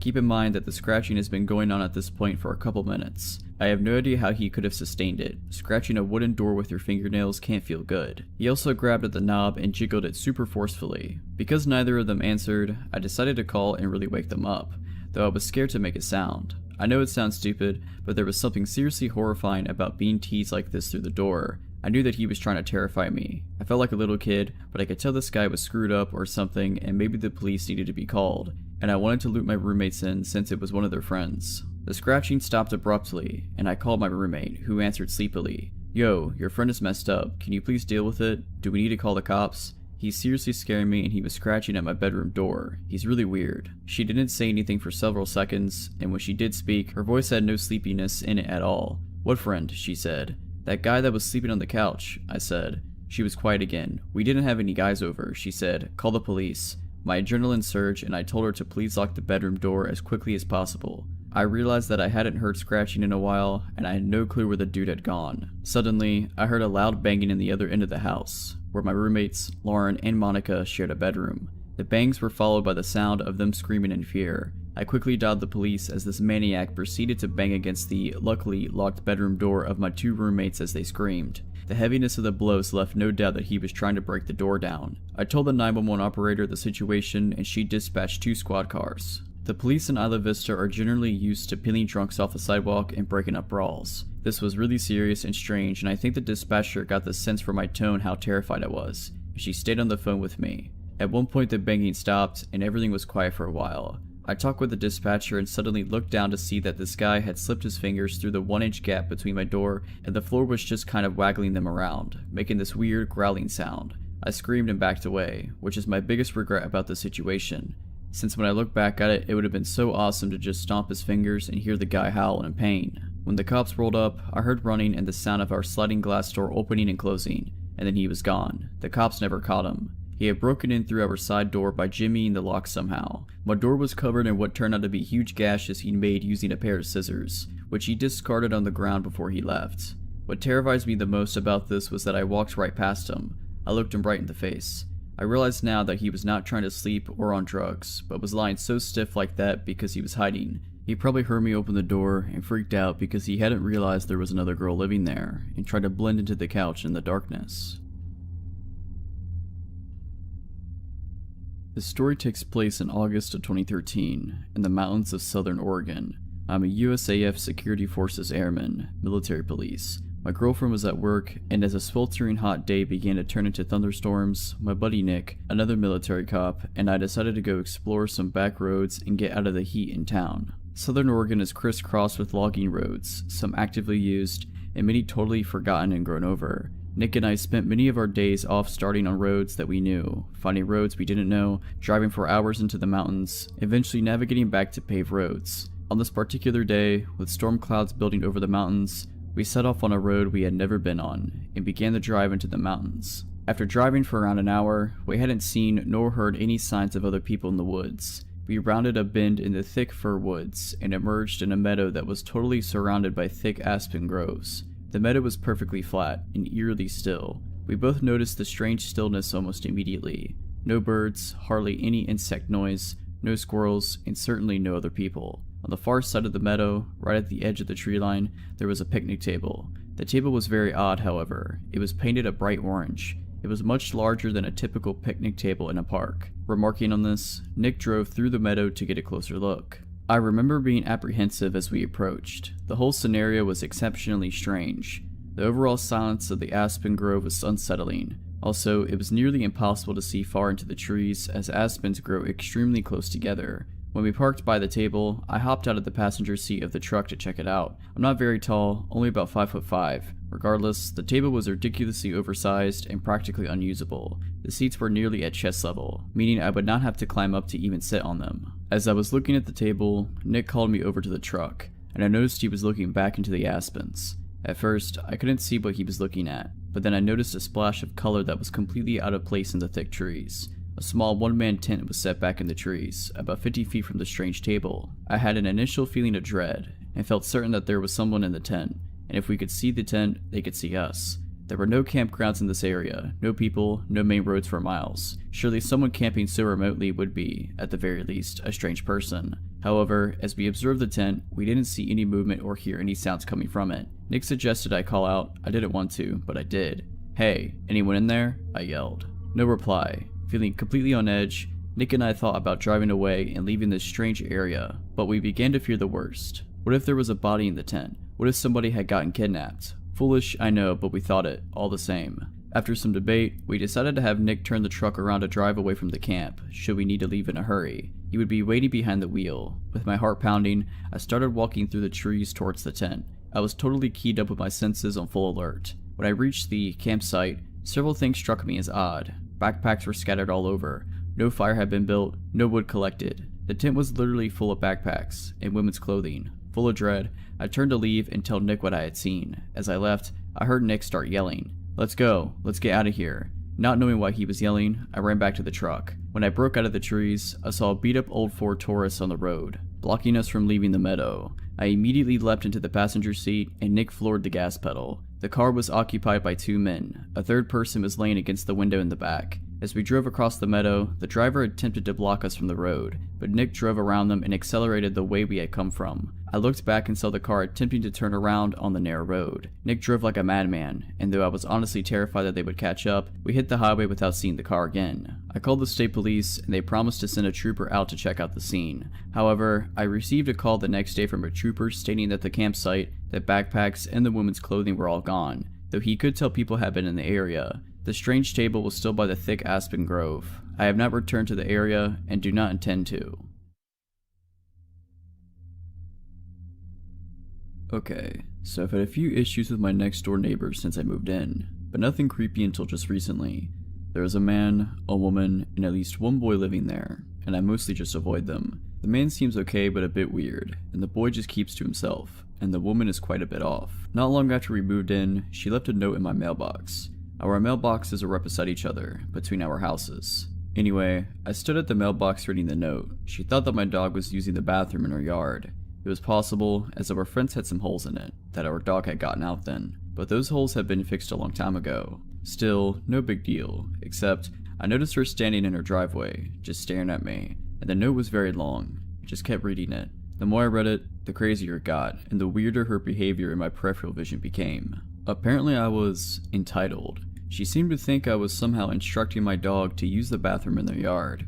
Her note went on a tangent about how awful dogs are. She was also 100% convinced it was my dog, even though there are always tons of loose dogs, cats, and wildlife wandering around and no doubt traveling through her unfenced backyard. In my peripheral vision, she got into her SUV, backed out of her driveway, then parked it along the street directly behind me and just idled there, staring. The note then went on a weird, long tirade about the previous family to live in my house, saying I was Antherdeb, as if I'd have any idea at all what that is even supposed to mean, then concluded in some odd insults and some implied not quite threats. This is the closest thing we ever had to a conversation at this point. I can understand not wanting a dog using the bathroom in her yard, but this was a bit of an extreme reaction, as this was literally the first time I'd even heard of there being a problem. A simple note would have done, but this note was insane. She was still staring behind me. I decided to try to ignore her and just go to my house. That's when she shouted out her window, "Are you playing a game?" The reaction made no sense. "Are you nuts?" I replied, as I officially ran out of patience. She shouted more nonsense and insults at me while blocking my driveway, which was right next to the mailboxes, with her vehicle, while I repeatedly told her to leave before I called the cops. This went back and forth like this for a while, but she eventually sped off when I pulled my cell phone out. Later, my boyfriend, who had not been home at this time this happened, had a chat with the neighbors. He said they seemed agreeable and reasonable and basically dismissed me of just being dramatic. The woman told a very different version of events, of course. I was annoyed that my boyfriend wasn't taking me seriously, but let it go. I think he just wanted to keep getting along with the man next door, as they sometimes borrow tools. They speak to him a lot differently than how they speak to me. They don't do anything rude to me while he's around. In fact, they don't speak to me when he's around at all. They always wait for him to be away. Anyway, I mostly just avoid them. Sometimes, the woman stares at me, but I just ignore her. Until recently, I've been mostly successful. Here's the creepy story. I don't sleep well at night when I'm home alone, and I'm always home alone now because my boyfriend is out of the country on business for months at a time. I often feel like there's someone just outside my house or at my door. Sometimes, my dogs act up at odd hours, but I never see anyone. I keep my house alarm armed and my pistol on my nightstand. The other night was one such night. I didn't sleep well and kept having a sinking feeling that something was wrong. Anyway, I got out of bed at about 2 a.m. because I thought I was scheduled to work at 3 a.m. I had mostly given up on getting a restful sleep then anyway. As I left my house, I heard something to my left, the direction of my neighbor's house, but didn't see anything. I was always nervous in my driveway because the motion sensor light was broken, but there was always a lot of darkness between my door and my truck, so I always moved quickly to my driveway. I got in my truck and went to work. It turned out that I misread my schedule and didn't work at 3 that morning after all. Annoyed at the mistake, but grateful I'd get to go home and sleep a little more before the actual start of my shift at 7, I went home. I pulled into my driveway and didn't see anything in the beam of my truck's headlights. I always look around my truck before getting out. I turned the headlight off and got out. I took a few steps ahead of my truck, and then all of a sudden a large man called out to me, shouted really, from the shadows at the corner of my house. He scared me so bad that I screamed, reached for my pepper spray, and fell down. Not useful. He apologized in a tone that didn't sound sorry at all. It was my neighbor, and that wasn't much of a relief. Apparently it was my fault that he occasionally found trash in his yard, in windy Colorado. Complaining about this seemed to be a lot more important issue than scaring the heck out of me while I'm alone at night. He showed no real concern or realization that was even wrong at all. Again, I have no problem with neighbors bringing issues to my attention, but seriously, hey, can you make sure trash from your bins isn't blown into my yard? Is not a question that takes 10 minutes. Nor is it one that needs to be addressed at 3 in the morning. I'm not in agreement to keep the peace, but I know the trash isn't mine. We live in a windy area. Trash gets blown around in people's yards all the time. No big deal. But he would just not stop going on about it. He kept needlessly repeating himself and made some not quite but kind of threat about getting along. Think about the lines of, "It would be a shame if something were to happen," type sort of threats. He was keeping me busy. I didn't even notice his wife flank me. Before I even knew she was there, she appeared from the shadows by a tree. She wanted to yell at me about some eggs. A few weeks ago, I found a bunch of eggs smashed on the road near our shelved mailbox. As the carton was right next to them, I thought the carton had obviously just been dropped, not that someone was trying to egg anything. I assumed my neighbor had dropped the eggs on her way to get the mail and just left them. She denies this, but I still think that's the most likely explanation because no one else has any reason to be out at our mailbox with eggs. But I didn't care enough to say anything to her about it at the time, so I just let it go and forgot all about it. Now she was accusing me of leaving eggs around. Again, inexplicably expressing the grievance at 3 AM. Weird that she hadn't brought it up weeks ago when it happened, but I know why she didn't. My boyfriend was still here then. My boyfriend has been away on business for several weeks now, long enough for them to have noticed his absence. They were also probably aware that my motion sensor light was out. They sure seemed to know how to avoid my headlight beams. Being surprisingly patient, I explained that I knew nothing about the eggs. I mentioned that I later found a lot of the shells in my yard and figured a squirrel must have carried them there. She proudly informed me that she tossed them onto my yard herself. Apparently she thought that was okay, but someone dropping them in the first place isn't. Anyway, this is where I started to get over my shock a bit and started getting pissed. Initially, I had been somewhat relieved that the man in the shadows had been my neighbor, not some random crazy person, but now I was pissed. I had now been outside with them for like 20 minutes, while they accused me about stupid stuff. While I tried to be polite and agreeable even though I had nothing to do with it, but now everything wrong with the situation had just kicked in. I eventually remembered that I don't actually have to put up with any of this and cut her off mid-rant and said, "It's 3 AM, I'm going home, good night," and turned on my heel. I heard her say something in an unkind tone as I left, but didn't catch what it was. They had staked out my house, waited for my boyfriend to leave, and long enough to be sure he was gone, all to complain about some insane stuff long after it supposedly even happened. If they have concerns, surely there are better times to address them than at 3 AM. What were they doing out at 3 AM anyway? And that man had totally purposely hidden a shadow at the corner of my house where he could avoid my headlights. It didn't reveal himself until I was out of my truck and exposed. And shouldn't the woman have walked up beside her husband, not gone around while I was distracted? They kept doing odd behavior. Never enough that they're doing anything illegal or anything to report the police. But none of this is normal behavior. Honestly, I think these complaints are just excuses and they're really just taking the opportunity to intimidate me. I think they're messing with me on purpose. Then again, I could be wrong. Either way, I will be installing a motion light soon. I was so shaken up and had my adrenaline so high from someone scaring me from a blind spot by my house. Because seriously, that could have been someone else and a whole lot worse. The story starts several years ago. Me and my friend's interest in urban exploration. I was a junior in high school at the time, which was when everyone started to earn a lot more freedom, so we took the chance to be out late whenever we could. Now, keep in mind that I live in a major city in central Colorado, so the nightlife is never lacking. We could always find something to do, and were especially drawn if there was an element of danger. We wouldn't always plan these trips, but we made sure that if we're going into any old building in the dark, we would have a knife and a flashlight for safety. We never really had to defend ourselves, but we came very close one evening. It must have been around November, because there wasn't yet snow on the ground, but it was actually a chilly evening. Directly across the street from the abandoned hospital, which we have hypothesized is still around from the TB area, is a hospital that is newer and in use. The two are connected by an underground tunnel, which I can only assume was a way to move bodies without alerting the patients. We had been inside the hospital a few times, but never found anything strange, only the occasional sign of others having been or lived there. What was piquing our interest that night was the abandoned library next door to the hospital. It was connected, but only by exterior walls. To get inside, you could not cut through the hospital, but instead had to hop over a tall wall and climb a very high fence. A few of us had backpacks, containing the aforementioned safety precautions and a couple bottles of water, so nothing too heavy or valuable that would get damaged when tossed over the obstacles before us. A little ways off the road, it was dark if you clung to the buildings. We did for a while before stepping behind a small patch of shrubbery, which we determined was an easy way over the first wall, since the other way around to gain access was by a chained, unclimbable gate at the bottom of a set of stairs facing away from the ledge. Both were parallel with the library, so when tucked back in that corner behind the bushes, no one could see us from the street. I don't believe I went first, but I did not remain behind to be last over that wall. It was too high up for me to jump and haul myself over, so I resorted to stepping on a pipe jutting out somewhere lower along the wall. It gave me a bit of a needed boost, and soon I was up and over, moving into the library's courtyard. Another girl and I waited for our 2 other girlfriends to join us. Upon an initial glance over at the courtyard, there was no obvious way in. To our right was a dilapidated fountain, which I took joy in imagining springing forward a spray of water from its detailed stonework in the brighter summer months, people laughing and talking with the surrounding trees bringing them shade. Now, however, it had been in long disuse, and the earth at our feet was cold and hard. There were no signs of another soul for years, save the 15 chain-link fence directly in front of us separating the courtyard in half. I could tell it hadn't seen the same weather as the rest of the courtyard, because the metal showed no signs of rust. That must be our way in, we agreed, because with a fence like that, someone obviously wanted to keep us out. We hurled our bags over the fence, hearing them clank on the ground rather silently due to their lightness.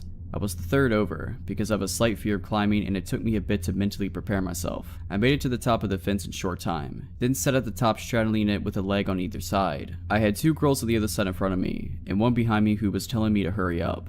I spent a good couple minutes up there doing another mental preparation and some deep breathing, then climbed down to wait for the last girl. At the time, I was thinking that had been one of the scariest things I've done in a while, because I tend to avoid climbing at all costs. Of course, this is an irrational fear, as I have never fallen, but that phobic fear didn't even compare to what happened next. The last girl's feet hit the ground and all 4 of us split up into the smaller half of the courtyard, looking for any kind of entrance. We decided that breaking a window would be too loud and draw unwanted attention, not to mention we could really get cut up, so that wasn't an option. Searching for a little longer, we didn't find anything that looked remotely plausible, until we found a grate near the base of where 2 walls met. I couldn't believe we hadn't noticed it before, and upon closer inspection, the grate was already moved slightly from its resting place, so it would be easy to lift the rest of the way. The smallest and least fearful of our group went first. After moving the grate, there was a small drop down. It was no more than 3 feet down and 2 feet wide, but inside there was another drop down where we could see into the library basement. She hopped down into the small, square landing, only to almost immediately freeze. We looked amongst ourselves, wondering what was wrong. "There's a guy down there," she said. "What? Where?" "I could see his outline," she said. I leaned forward and tried to make out a shape, but it was further down than my line of sight and it was too dark. "Hello?" she called out. He responded the same, asking who we were. "Just a couple of chicks," she spat out bluntly. What he said next sent chills down my spine, and it was as if I could feel the darkness radiating out of the hole in the ground. All of a sudden, it was very still and quiet, like the darkness had spilled out and weighed all of us down in that gloomy courtyard. He said in what I can only describe as a lustful tone gripping with ill intent, "I'm addicted to following the sound of women's voices." My friend looked over at us blankly, but there was nervousness underneath. Unease. Something in his voice sounded like it wasn't an empty threat, like he wasn't just saying something creepy to get us to leave. She looked back to where he was and said slowly, "That's not cool." The man under that dark earth began laughing maniacally, and not in the kind of way a really good actor does, in the way that we could feel his utter insanity hit us like stale air. We looked at each other for what felt like hours in that gloomy courtyard, but I knew it was only a couple seconds, because we all exchanged without even speaking that we had to get out of there. And now, I was not about to risk some crazy guy coming after us, even if we did outnumber him. The friend scrambled up out of the landing, and I was never over a fence faster in my life. 15-foot potential fall, and I didn't even have time to think about it. We didn't stop running until we were on the street and halfway down the block out of breath. So guy that was down there, let's not meet again.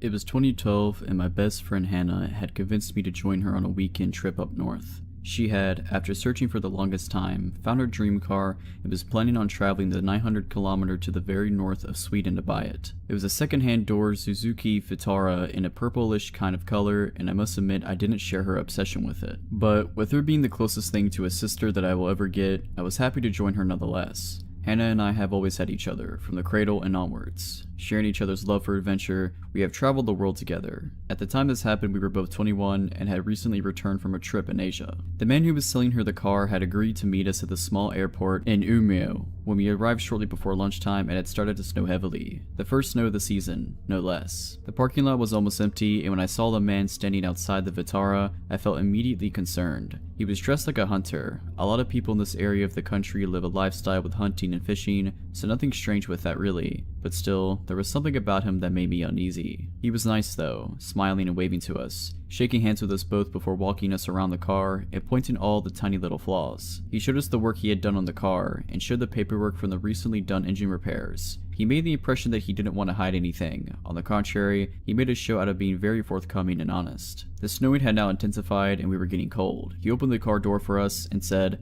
"I got the paperwork at home. Let's close the deal over some coffee." Against all my instincts, I climbed in after Hannah, both of us now trapped in the back seat. I had no reason to feel threatened by this man who had been nothing but pleasant to us, other than the alarm bells going off inside my head. I can't tell what it was that made me feel that way, but there must have been some sign that something was wrong, something that my subconscious tuned to. The man was constantly talking. He showed the stereo, told us about the features of the car, about the places we drove past, about the wildlife and the nature. There was not a silent moment. After about 20 minutes, I started to notice that we were in no way moving in the direction of civilization. Instead, it seemed we were driving further and further into the vast wilderness. It struck me that he had us in the back of a two-door car, diving us into unknown territory and no one knew where we were. I looked at Hannah, who was happily listening to the man telling stories about the area, and I noticed she didn't look at all worried. Maybe I was totally overreacting. We drove past a group of people standing by the side of the road, hunters planning their day or taking a break maybe. This truly is very different Sweden compared to the city. The car finally stopped outside a small wooden cottage with no neighboring houses, apart from a small cabin that we drove past a few hundred meters down the road, but it had looked empty. We followed the man inside. He was still talking non-stop and continued to do so until the moment the door closed behind us. Hannah kept asking things about the car, and I could sense that her voice had a new undertone now, a thin, sharp tenseness that made me wonder if she too had started to feel that something wasn't right. "I'll put the kettle on," he said, and as he passed us to go into the kitchen, he let his hand touch Hannah's hair and he smiled smugly. "May I use the bathroom?" I asked politely and made my way to the door with a little red heart on. I was washing my hands when I saw something in the stained bathroom mirror. Something was behind the water cistern. I pulled out a rolled up plastic folder, and as I turned the pages, I felt my blood run cold. It was very violent pictures that looked like had been cut out from magazines, and they were glued to the paper, surrounded by cut up pieces of handwritten text. Put it together made a horrifying story about how a woman was lured into a car with the promise of getting to buy the car cheaply, and then it quickly turned into a horror story. I knew this will sound silly, but when we traveled together, Hannah and I had a code word for whenever we felt it was time to get out of a situation.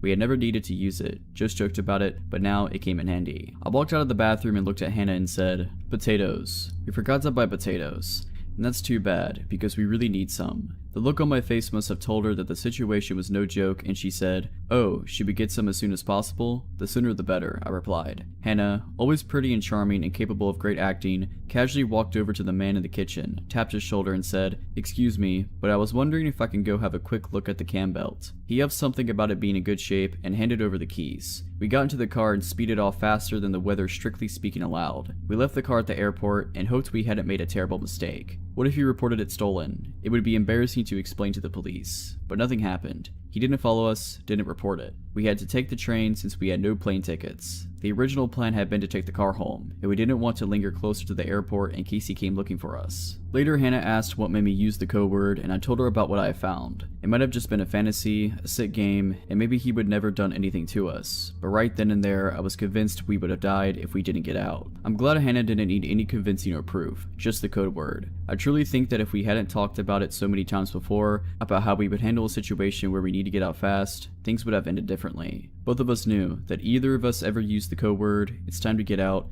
no questions asked, just move. If you're liking this video, all I ask is that you make sure to subscribe to my channel and like this video. Thank you.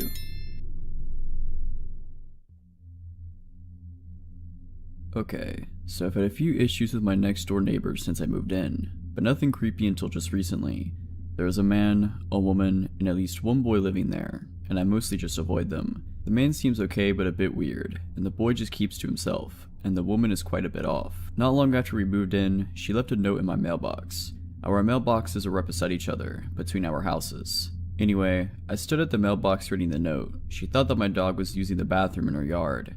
It was possible, as our fence had some holes in it, that our dog had gotten out then, but those holes had been fixed a long time ago. Still, no big deal, except I noticed her standing in her driveway, just staring at me, and the note was very long. just kept reading it. The more I read it, the crazier it got, and the weirder her behavior in my peripheral vision became. Apparently I was entitled. She seemed to think I was somehow instructing my dog to use the bathroom in their yard. Her note went on a tangent about how awful dogs are. She was also 100% convinced it was my dog, even though there are always tons of loose dogs, cats, and wildlife wandering around and no doubt traveling through her unfenced backyard. In my peripheral vision, she got into her SUV, backed out of her driveway, then parked it along the street directly behind me and just idled there, staring. The note then went on a weird, long tirade about the previous family to live in my house, saying I was Antherdeb, as if I'd have any idea at all what that is even supposed to mean, then concluded in some odd insults and some implied not quite threats. This is the closest thing we ever had to a conversation at this point. I can understand not wanting a dog using the bathroom in her yard, but this was a bit of an extreme reaction, as this was literally the first time I'd even heard of there being a problem. A simple note would have done, but this note was insane. She was still staring behind me. I decided to try to ignore her and just go to my house. That's when she shouted out her window, "Are you playing a game?" The reaction made no sense. "Are you nuts?" I replied, as I officially ran out of patience. She shouted more nonsense and insults at me while blocking my driveway, which was right next to the mailboxes, with her vehicle, while I repeatedly told her to leave before I called the cops. This went back and forth like this for a while, but she eventually sped off when I pulled my cell phone out. Later, my boyfriend, who had not been home at this time this happened, had a chat with the neighbors. He said they seemed agreeable and reasonable and basically dismissed me of just being dramatic. The woman told a very different version of events, of course. I was annoyed that my boyfriend wasn't taking me seriously, but let it go. I think he just wanted to keep getting along with the man next door, as they sometimes borrow tools. They speak to him a lot differently than how they speak to me. They don't do anything rude to me while he's around. In fact, they don't speak to me when he's around at all. They always wait for him to be away. Anyway, I mostly just avoid them. Sometimes, the woman stares at me, but I just ignore her. Until recently, I've been mostly successful. Here's the creepy story. I don't sleep well at night when I'm home alone, and I'm always home alone now because my boyfriend is out of the country on business for months at a time. I often feel like there's someone just outside my house or at my door. Sometimes, my dogs act up at odd hours, but I never see anyone. I keep my house alarm armed and my pistol on my nightstand. The other night was one such night. I didn't sleep well and kept having a sinking feeling that something was wrong. Anyway, I got out of bed at about 2 a.m. because I thought I was scheduled to work at 3 a.m. I had mostly given up on getting a restful sleep then anyway. As I left my house, I heard something to my left, the direction of my neighbor's house, but didn't see anything. I was always nervous in my driveway because the motion sensor light was broken, but there was always a lot of darkness between my door and my truck, so I always moved quickly to my driveway. I got in my truck and went to work. It turned out that I misread my schedule and didn't work at 3 that morning after all. Annoyed at the mistake, but grateful I'd get to go home and sleep a little more before the actual start of my shift at 7, I went home. I pulled into my driveway and didn't see anything in the beam of my truck's headlights. I always look around my truck before getting out. I turned the headlight off and got out. I took a few steps ahead of my truck, and then all of a sudden a large man called out to me, shouted really, from the shadows at the corner of my house. He scared me so bad that I screamed, reached for my pepper spray, and fell down. Not useful. He apologized in a tone that didn't sound sorry at all. It was my neighbor, and that wasn't much of a relief. Apparently it was my fault that he occasionally found trash in his yard, in windy Colorado. Complaining about this seemed to be a lot more important issue than scaring the heck out of me while I'm alone at night. He showed no real concern or realization that was even wrong at all. Again, I have no problem with neighbors bringing issues to my attention, but seriously, hey, can you make sure trash from your bins isn't blown into my yard? Is not a question that takes 10 minutes. Nor is it one that needs to be addressed at 3 in the morning. I'm not in agreement to keep the peace, but I know the trash isn't mine. We live in a windy area. Trash gets blown around in people's yards all the time. No big deal. But he would just not stop going on about it. He kept needlessly repeating himself and made some not quite but kind of threat about getting along. Think about the lines of, "It would be a shame if something were to happen," type sort of threats. He was keeping me busy. I didn't even notice his wife flank me. Before I even knew she was there, she appeared from the shadows by a tree. She wanted to yell at me about some eggs. A few weeks ago, I found a bunch of eggs smashed on the road near our shelved mailbox. As the carton was right next to them, I thought the carton had obviously just been dropped, not that someone was trying to egg anything. I assumed my neighbor had dropped the eggs on her way to get the mail and just left them. She denies this, but I still think that's the most likely explanation because no one else has any reason to be out at our mailbox with eggs. But I didn't care enough to say anything to her about it at the time, so I just let it go and forgot all about it. Now she was accusing me of leaving eggs around. again, inexplicably expressing the grievance at 3 a.m. Weird that she hadn't brought it up weeks ago when it happened, but I know why she didn't. My boyfriend was still here then. My boyfriend has been away on business for several weeks now, long enough for them to have noticed his absence. They were also probably aware that my motion sensor light was out. They sure seemed to know how to avoid my headlight beams. Being surprisingly patient, I explained that I knew nothing about the eggs. I mentioned that I later found a lot of the shells in my yard and figured a squirrel must have carried them there. She proudly informed me that she tossed them onto my yard herself. Apparently she thought that was okay, but someone dropping them in the first place isn't. Anyway, this is where I started to get over my shock a bit and started getting pissed. Initially, I had been somewhat relieved that the man in the shadows had been my neighbor, not some random crazy person, but now I was pissed. I had now been outside with them for like 20 minutes, while they accused me about stupid stuff. While I tried to be polite and agreeable even though I had nothing to do with it, but now everything wrong with the situation had just kicked in. I eventually remembered that I don't actually have to put up with any of this and cut her off mid-rant and said, "It's 3 a.m, I'm going home, good night," and turned on my heel. I heard her say something in an unkind tone as I left, but didn't catch what it was. They had staked out my house, waited for my boyfriend to leave, and long enough to be sure he was gone, all to complain about some insane stuff long after it supposedly even happened. If they have concerns, surely there are better times to address them than at 3 a.m. What were they doing out at 3 a.m. anyway? And that man had totally purposely hidden a shadow at the corner of my house where he could avoid my headlights. It didn't reveal himself until I was out of my truck and exposed. And shouldn't the woman have walked up beside her husband, not gone around while I was distracted? They kept doing odd behavior. Never enough that they're doing anything illegal or anything to report the police. But none of this is normal behavior. Honestly, I think these complaints are just excuses and they're really just taking the opportunity to intimidate me. I think they're messing with me on purpose. Then again, I could be wrong. Either way, I will be installing a motion light soon. I was so shaken up and had my adrenaline so high from someone scaring me from a blind spot by my house. Because seriously, that could have been someone else and a whole lot worse.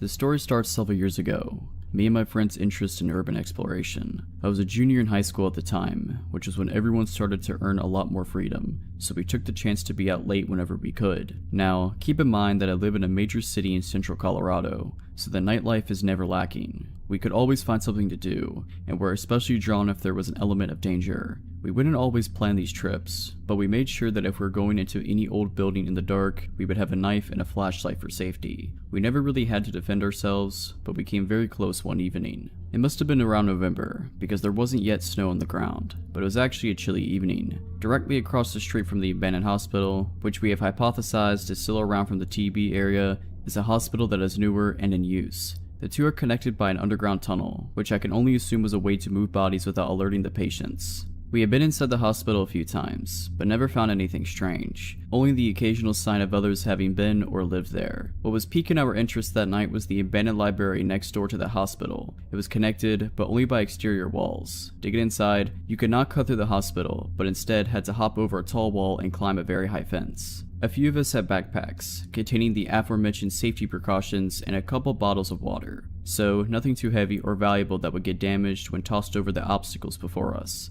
A little ways off the road, it was dark if you clung to the buildings. We did for a while before stepping behind a small patch of shrubbery, which we determined was an easy way over the first wall since the other way around to gain access was by a chained, unclimbable gate at the bottom of a set of stairs facing away from the ledge. Both were parallel with the library, so when tucked back in that corner behind the bushes, no one could see us from the street. I don't believe I went first, but I did not remain behind to be last over that wall. It was too high up for me to jump and haul myself over, so I resorted to stepping on a pipe jutting out somewhere lower along the wall. It gave me a bit of a needed boost, and soon I was up and over, moving into the library's courtyard. Another girl and I waited for our two other girlfriends to join us. Upon an initial glance over at the courtyard, there was no obvious way in. To our right was a dilapidated fountain, which I took joy in imagining springing forward a spray of water from its detailed stonework in the brighter summer months, people laughing and talking with the surrounding trees bringing them shade. Now, however, it had been in long disuse, and the earth at our feet was cold and hard. There were no signs of another soul for years, save the 15 chain link fence directly in front of us separating the courtyard in half.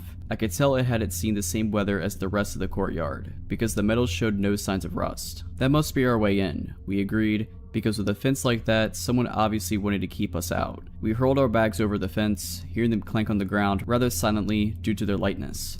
I was the third over, because I have a slight fear of climbing and it took me a bit to mentally prepare myself. I made it to the top of the fence in short time, then sat at the top straddling it with a leg on either side. I had two girls on the other side in front of me, and one behind me who was telling me to hurry up.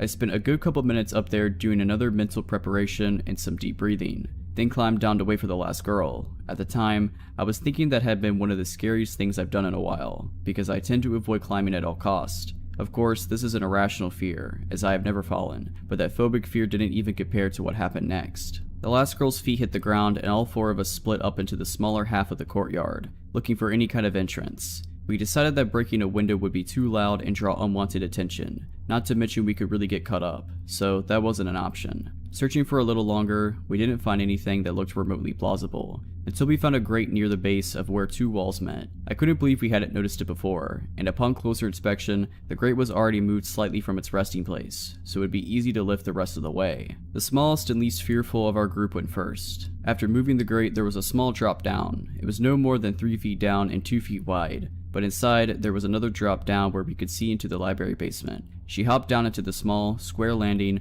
only to almost immediately freeze. We looked amongst ourselves, wondering what was wrong. "There's a guy down there," she said. "What? Where?"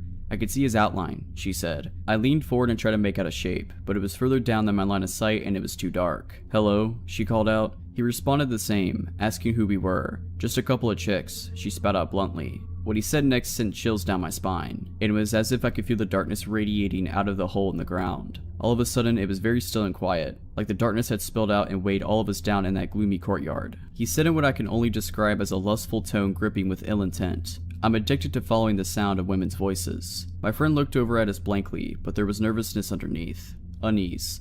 Something in his voice sounded like it wasn't an empty threat, like he wasn't just saying something creepy to get us to leave. She looked back to where he was and said slowly, "That's not cool." The man under that dark earth began laughing maniacally, and not in the kind of way a really good actor does, in the way that we could feel his utter insanity hit us like stale air. We looked at each other for what felt like hours in that gloomy courtyard, but I knew it was only a couple seconds, because we all exchanged without even speaking that we had to get out of there. And now, I was not about to risk some crazy guy coming after us, even if we did outnumber him. The friend scrambled up out of the landing, and I was never over a fence faster in my life. 15-foot potential fall, and I didn't even have time to think about it. We didn't stop running until we were on the street and halfway down the block out of breath. So guy that was down there, let's not meet again. It was 2012, and my best friend Hannah had convinced me to join her on a weekend trip up north. She had, after searching for the longest time, found her dream car and was planning on traveling the 900km to the very north of Sweden to buy it. It was a second-hand door Suzuki Vitara in a purplish kind of color, and I must admit I didn't share her obsession with it. But with her being the closest thing to a sister that I will ever get, I was happy to join her nonetheless. Hannah and I have always had each other, from the cradle and onwards. Sharing each other's love for adventure, we have traveled the world together. At the time this happened, we were both 21 and had recently returned from a trip in Asia. The man who was selling her the car had agreed to meet us at the small airport in Umeå. When we arrived shortly before lunchtime, it had started to snow heavily. The first snow of the season, no less. The parking lot was almost empty, and when I saw the man standing outside the Vitara, I felt immediately concerned. He was dressed like a hunter. A lot of people in this area of the country live a lifestyle with hunting and fishing, so nothing strange with that really. But still, there was something about him that made me uneasy. He was nice though, smiling and waving to us, shaking hands with us both before walking us around the car and pointing all the tiny little flaws. He showed us the work he had done on the car and showed the paperwork from the recently done engine repairs. He made the impression that he didn't want to hide anything. On the contrary, he made a show out of being very forthcoming and honest. The snowing had now intensified and we were getting cold. He opened the car door for us and said, "I got the paperwork at home. Let's close the deal over some coffee." Against all my instincts, I climbed in after Hannah, both of us now trapped in the back seat. I had no reason to feel threatened by this man who had been nothing but pleasant to us, other than the alarm bells going off inside my head. I can't tell what it was that made me feel that way, but there must have been some sign that something was wrong, something that my subconscious tuned to. The man was constantly talking. He showed the stereo, told us about the features of the car, about the places we drove past, about the wildlife and the nature. There was not a silent moment. After about 20 minutes, I started to notice that we were in no way moving in the direction of civilization. Instead, it seemed we were driving further and further into the vast wilderness. It struck me that he had us in the back of a two-door car, diving us into unknown territory and no one knew where we were. I looked at Hannah, who was happily listening to the man telling stories about the area, and I noticed she didn't look at all worried. Maybe I was totally overreacting. We drove past a group of people standing by the side of the road, hunters planning their day or taking a break maybe. This truly is very different Sweden compared to the city. The car finally stopped outside a small wooden cottage with no neighboring houses, apart from a small cabin that we drove past a few hundred meters down the road, but it had looked empty. We followed the man inside. He was still talking non-stop and continued to do so until the moment the door closed behind us. Hannah kept asking things about the car, and I could sense that her voice had a new undertone now, a thin, sharp tenseness that made me wonder if she too had started to feel that something wasn't right. "I'll put the kettle on," he said, and as he passed us to go into the kitchen, he let his hand touch Hannah's hair and he smiled smugly. "May I use the bathroom?" I asked politely and made my way to the door with a little red heart on. I was washing my hands when I saw something in the stained bathroom mirror. Something was behind the water cistern. I pulled out a rolled up plastic folder, and as I turned the pages, I felt my blood run cold. It was very violent pictures that looked like had been cut out from magazines, and they were glued to the paper, surrounded by cut up pieces of handwritten text. Put it together made a horrifying story about how a woman was lured into a car with the promise of getting to buy the car cheaply, and then it quickly turned into a horror story. I knew this will sound silly, but when we traveled together, Hannah and I had a code word for whenever we felt it was time to get out of a situation.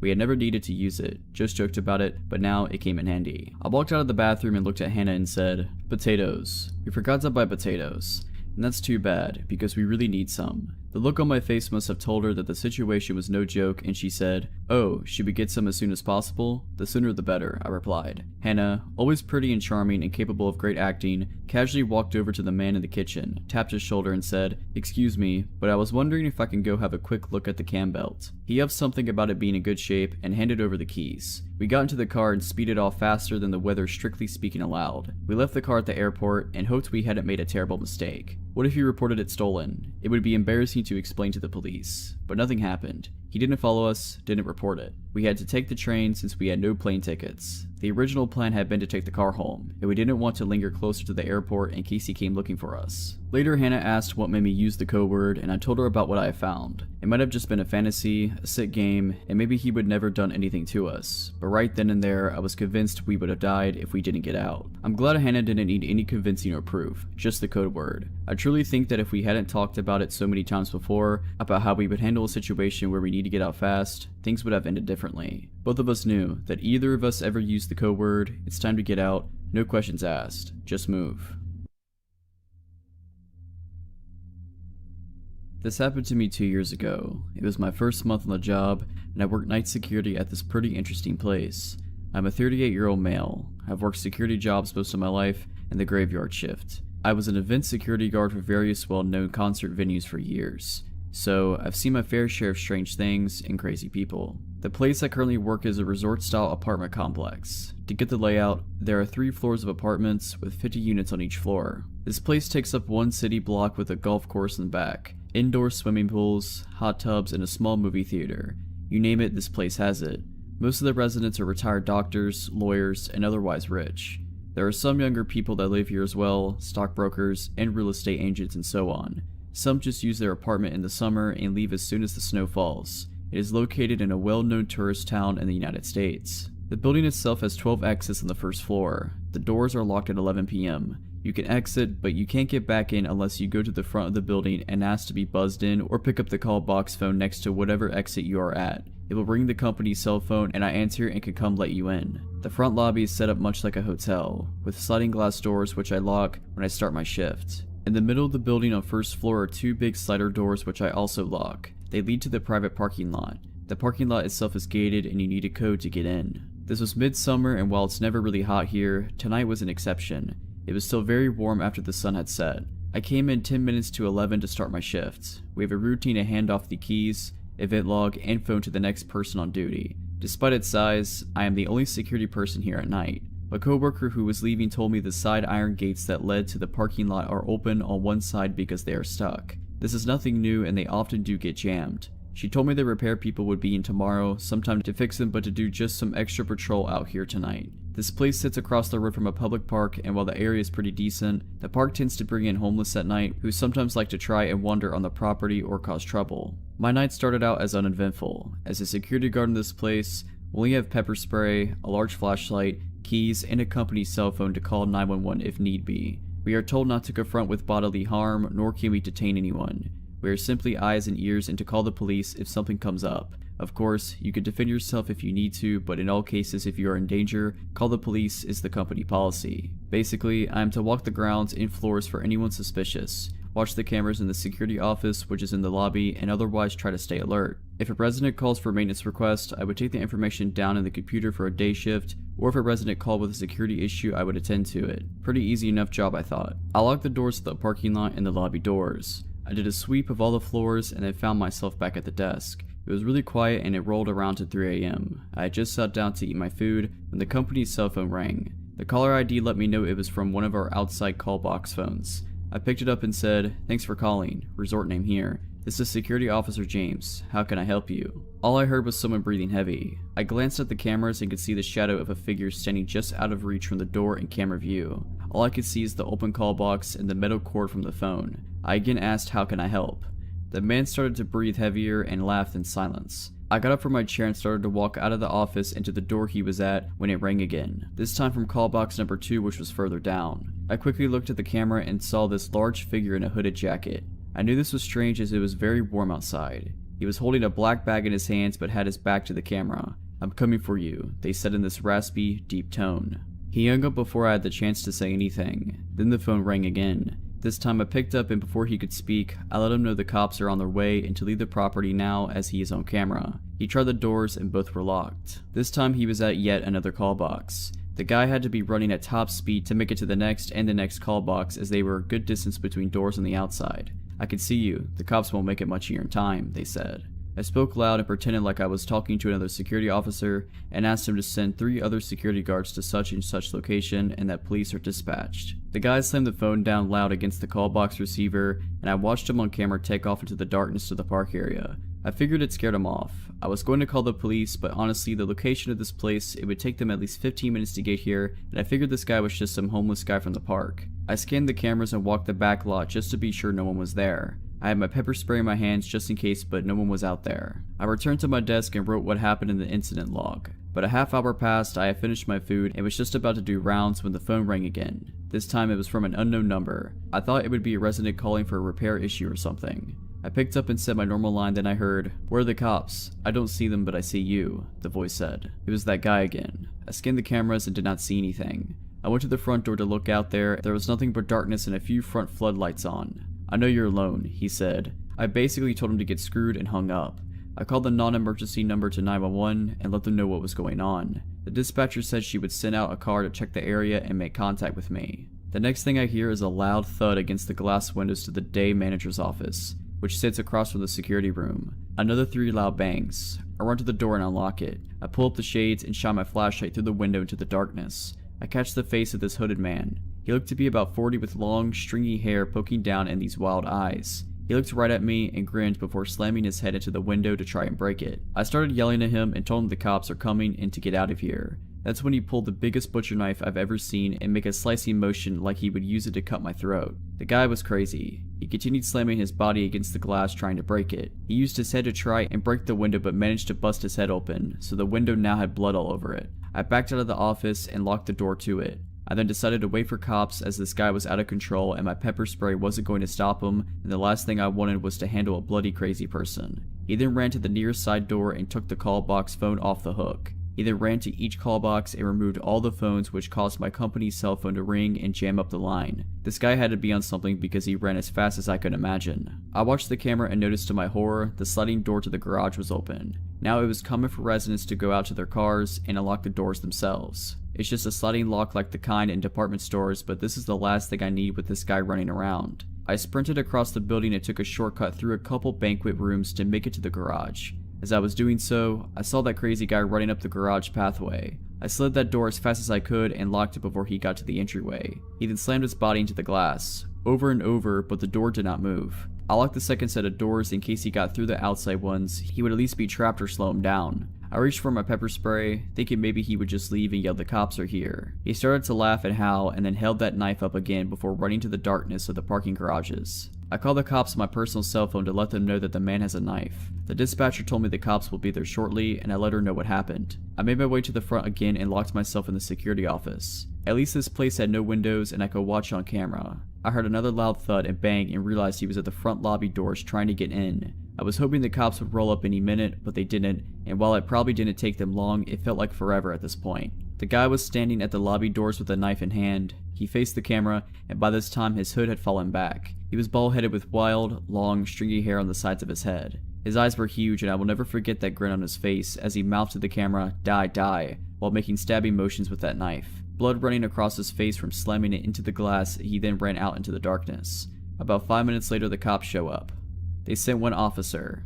He asked me what the guy looked like, and I told him I have camera footage. He drove through the area first and shined a spotlight. The cop returned to tell me he couldn't find anyone, and he had driven around the entire block and back area behind the golf course. I showed him the footage and printed out a picture from the camera. The cop said he didn't see any sign of the guy, and that he would patrol the area and to call back if he came again. It was now nearly 5 a.m. when the cop left. I waited until 6 a.m. when it was daylight and the people were starting to get out and about before I walked around and hung up all the phones from the call boxes. This guy literally took all the 12 phones off the hook. When my manager came in during the morning shift at 8 a.m., I told her what happened, and she said that they would keep an eye out and have a meeting to let everyone know who worked here know and to be aware. They had an extra security guard on my shift for 2 weeks after, but the guy never returned. The cops never found the guy or who he was. So crazy bloody guy with a knife, let's not meet again.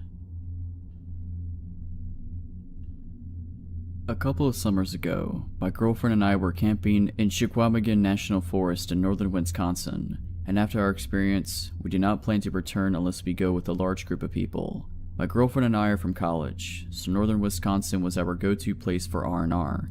We've done a number of hiking trips in northern Wisconsin and in the UP, but never to this area. We are not backpacking experts, but we have been to a number of national parks and have been out hiking and exploring when we can find the time away from work. We love getting away from people and relaxing in nature, but this trip made us appreciate the presence of other people around us in unfamiliar places. Our plan was to hike a remote section of the North Country Trail. The North Country Trail is a national scenic trail, like the Appalachian Trail, but it gets much less use. In some parts of northern Wisconsin, the trail is very remote, and the only access is via logging roads. We plan to hike 15 miles along the trail to a backpack shelter, spend the night, and hike back to the car the following day. We spent the night at a friend's house in Wausau, and we set out early the next day to the trailhead. As we entered the national forest boundary, we were captivated by the beauty of the thick green forest. I drove slowly along the gravel logging roads as we made our way to our own parking spot. While we were driving to the trailhead, we passed a couple of people standing next to a parked truck on the side of the road. They appeared to be campers, as they had a rusted out, bunged up pickup truck. As we drove past, I waved, and they stared back without returning the greeting. Friendly people, I thought to myself. After we passed them, I looked in the rearview mirror and noticed they were still staring at us. And before we rounded a bend, I glanced back into the mirror again and saw them watching us through the haze of road dust. My girlfriend and I joked about the up north people, but we did not think anything of the encounter. Aside from those people, we did not encounter anyone else on the remote logging roads within the national forest boundary. We found the trailhead about 15 minutes later after winding our way on the narrow logging road. There was no one else parked at the trailhead, a perfect chance to get some needed solitude, fresh air, and relaxation. After parking and making sure the car was locked, we hoisted our packs and set off on the trail. The weather was relatively cool, which thankfully kept the mosquitoes and biting flies at bay. We took pictures along the way, and we marveled at the lushness of the forest and the topography of the glacial moraine. After a solid 8 hours of hiking, we found our campsite. It consisted of a wooden backpack shelter and a fire ring. Even though the shelter provided ample space for us, we opted to set up our tent in a small clearing about 100 feet behind the shelter. We built a fire at the shelter fire ring, and I boiled water for our dehydrated trail food. As we ate, we watched the sky slowly turn dark. My girlfriend and I passed around a Nalgene filled with wine, and we marveled at how many stars you could see away from the city. When the fire was reduced to a small pile of glowing embers, we decided to head back to our tent. We settled into our tent and looked through the pictures we took that day, but after lugging a heavy pack for 15 miles and drinking some wine, I was ready for some shut-eye. When we camped at state and national parks, I usually wore earplugs, but that night, there were no RVs or other campers to make noise, so I closed my eyes and let the noise of the forest lull me to sleep. My girlfriend was very uneasy that night, but she normally had some apprehension whenever we were sleeping away from home. I'm not sure when we drifted to sleep, but we awoke to a bone-chilling noise. It was pitch dark outside, and over the insects in the forest, I heard a dull thud. It sounded like someone was hitting two logs together. My girlfriend and I were wide awake at this point, and we lay silently in our tent, hearing the noise again. Our old tent had mesh windows, but the backpacking tent we were using had no window. We could only guess at what was making the sound outside our tent. We initially thought that an animal had got our food and garbage bag, which we left in the shelter, but the noise was too distinct, and it did not sound like rustling through food wrappers or our camp equipment. Our hearts were pounding as we heard the persistent knock in the darkness. Unarmed and scared, we did not know what to do. I would normally have carried a can of bear spray, but I decided to leave it at home to save on weight, against the wishes of my girlfriend. The knocking continued, but we remained still as to not give away our location. For all we knew, whatever was making the noise had already spotted our tent. After what seemed like an eternity, the knocking sound ceased. We lay in complete silence with only the dull buzz of the insects in the background. Then we heard it, leaves rustling, a branch breaking, voices. We heard low talking in the distance. We could not make out what was being said, but it sounded like a couple of people talking in the distance. The voices continued for a bit, but to our relief, the voices did not seem to be getting louder. Whoever was out there did not spot the tent or decided to leave us alone. We sat in our tent for the rest of the night, adrenaline surging through our veins. At the first light, we slowly got out of our tent. I looked around in all directions to see if anyone was out there, but I only saw the forest and the backpack shelter. We quickly rolled up our sleeping bags and camp pads and put our tent away. When we got to the shelter, my girlfriend screamed in horror. On the entrance to the shelter, the wood was freshly cut. The word "kill" was cut into the shelter wall, and there were a number of axe and knife cuts where someone was chopping at the wall. I looked at the ground and saw a scattering of fresh wood splinters. After grabbing our food supply and garbage bag, we got out of there. We were nearly jogging with our gear as we made our way back to the car. I kept glancing back over my shoulder and gazing out through the woods to see if anyone was following us. We traversed the glacial eskers that we saw the day before, and we knew we were getting closer to our car. We were quietly rejoicing as we neared the trailhead. We made it back to the trailhead in near record time, but something was wrong. The windshield wiper on my car was sticking straight up and there was something stuck in the wiper. As we inched closer to the car, I saw there was blood smeared on the windshield and a squirrel carcass was impaled on the wiper blade. Hair and blood still stuck to the wiper and on the hood of the car. I didn't bother cleaning off the car. We threw our gear in the trunk and I sped off without removing the animal from the wiper blade. As I sped down the gravel logging road, I kept glancing in the rearview mirror, but I could not see anything through the cloud of road dust behind the car. When we got to a gas station by the nearest town, I removed the carcass with a wad of newspaper, and I tried to remove as much dried blood as I could. I filled up on gas and we didn't stop until we made it to Milwaukee. This was the last trip I took to the woods of northern Wisconsin. If you're liking this video, all I ask is that you make sure to subscribe to my channel and like this video. Thank you.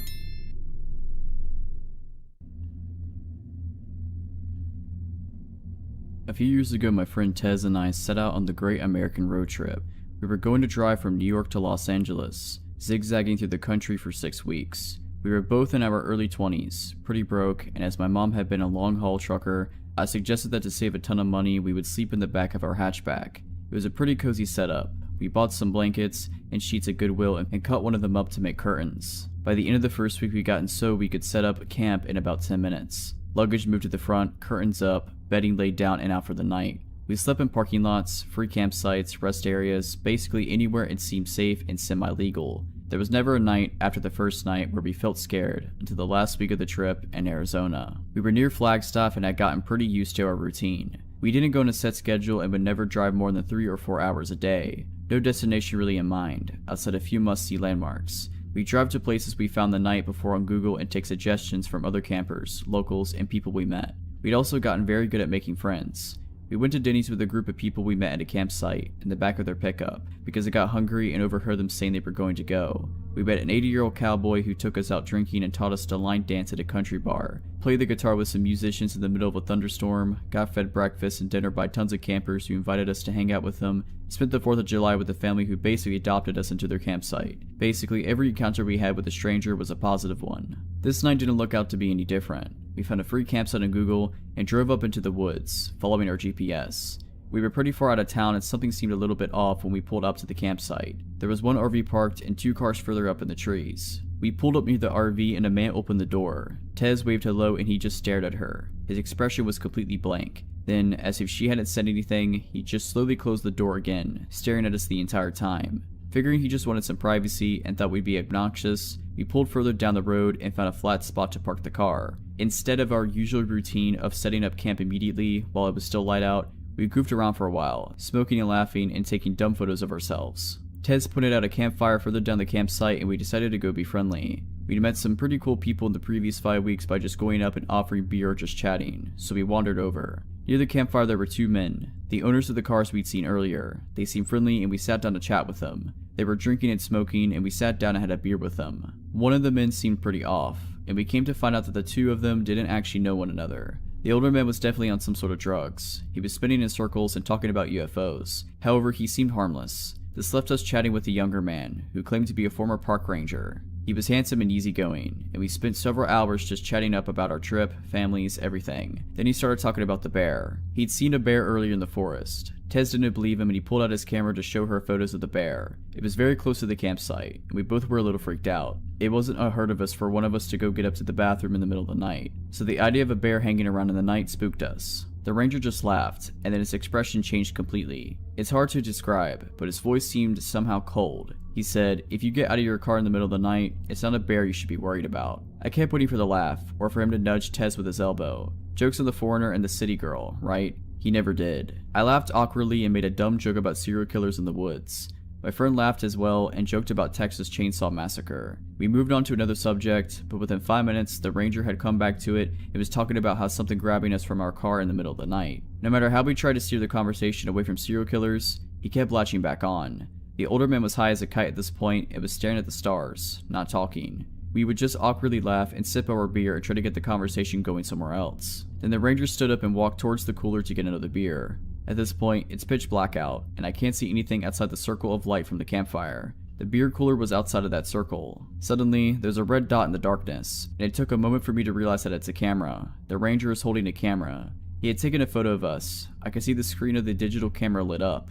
Now, it wasn't odd for people we met to ask to take pictures with us. It was an entirely strange thing to have this person taking a photo of us without asking or even indicating that that's what he was doing. We were both staring at him like deer in the headlights at this point, but instead of realizing what he was doing was a bit weird, he checks his camera, adjusts some things, and takes another photo, this time with the flash. No asking us to smile, no proposing a group photo, and no explanation. After this photo, he comes back to the fire and sits down, not a word said about the photo. At this point, me and Tez are mutually freaked out. We make some BS excuse that we need to go set up our campsite and nope the heck out. When we stand to leave, the UFO guy smiles and says to have a good night. Ranger, however, looks at us with a smile that doesn't reach his eyes and says, "Be careful out there. There's more than bears in the woods." Every hair on my body stood on end. I wasn't alone in my discomfort either, because Tez laughed a response out and pulled me away from the campfire towards our car. We rushed back to the car, which we only found in the dark by referencing the RV, and jump in the front seats. My friend Tez is all but hyperventilating. "Why did he take pictures of us?" I was shaking. I responded, "I read that serial killers sometimes warn their victims." She stared at me for a second and locked the car doors. "Do you think he just took victim photos of us?" We both freaked out. She's in a full panic and turns the headlights on in the car. I immediately yell at her to turn them off, because now he knows exactly where our car is. That is the only night we not set up camp. We didn't need to tear anything down, so we just put the car in drive and floored it out the campsite. As we got into the dirt road, Ranger was walking towards our car with that same cold expression. "Ranger, let's not ever meet again." This happened on a Sunday night when I was about 10 years old, in the mid-90s. My family house was on a short street, a dead end created by a railroad track. We had a 3-story house, which was the farthest from the tracks, with windows on every floor, 2 in the basement. The stairs from our bedrooms upstairs led directly to the front door, which connected to a closed-in mudroom/porch, which also had a screen door and a glass door that only locked from the inside. Even friends and extended family would wait outside to be let into the porch, as that's where the doorbell was. From inside the porch, you could see right up the stairs to the window and the door. Across the house, parallel to the front door, was the back door. Both had a large window in them. It must have been June because my older brother had a soccer game, and I only had a week of school left. I personally found watching him struggle on the field and being forced to cheer while being eaten by bugs really boring, and I just gotten a box set of books I desperately wanted to be alone with. After about an hour of reasoning and pleading, I finally convinced my parents to let me stay at home alone for the first time while they went to the game. They were only going to be gone for a few hours, and although we didn't live in the best neighborhood, our neighbors were close family friends. I'd be fine. Mistake. Usually before a game we'd all go out and eat together, but since I was staying home, they ordered a pizza from down the street, my brother's favorite. I'd already been face deep in the first book for half an hour when the doorbell rang. Pizza. I walked out from my bedroom and down the stairs to my living room. I got to the bottom of the stairs, and my father was at the door having a conversation with the delivery guy. They were talking about soccer, so I just decided to take the pizzas and keep on keeping on, which is when I noticed the delivery guy staring at me, intently. He was a middle-aged Caucasian with an accent, and he was smiling at me in a way I recognized. It was the same smile I had on my face when I told my parents I was old enough to spend the evening in the house alone. Fake, but convincing. I walked past him through the living room to the kitchen and threw the pizzas on the counter and shoved my face into my book. My father talked to him for a few more minutes about sports, and then closed the door. My family sat down to eat and chat while I forgot all about them, the food, and the delivery guy. Before they left, around 6:30 p.m., my parents wrote down all the emergency numbers, gave me instructions not to open the door, and headed out with my brother, and I waved them off, excited to finally have the house to myself, if only to read in silence. I locked the main door and headed up to my room to read. It was blissfully quiet, save for the sound of my dog's occasional barking in the backyard. I had just finished the first book, and immediately started on the next when the doorbell rang, and my dog lost it in the backyard. I was up in my bed immediately. I looked at my alarm clock for the first time since they left. It read 8 p.m. My whole family was at the game, and any extended family in the province was as well. No one would be coming over without calling, especially on a Sunday night. The doorbell rang again, and again. I remained frozen in place, my book crumpling in my shaking hands. I, for the first time, was completely alone and terrified. My sly kid smile flashed in my mind. I thought I was so clever convincing my parents I wasn't scared to be alone. And then another smile flashed to my memory, the pizza guy. And then the banging started, loud successive bangs that rattled me if not the house. And now from the backyard my dog was livid. I could hear him barking and whining at the back door. I wanted to call someone, but the only phone was in the kitchen, which involved walking right past the front door. I panicked. I was scared to leave my room, as my feet would be visible to whomever it was once I entered the hallway. But what if it was just a neighbor?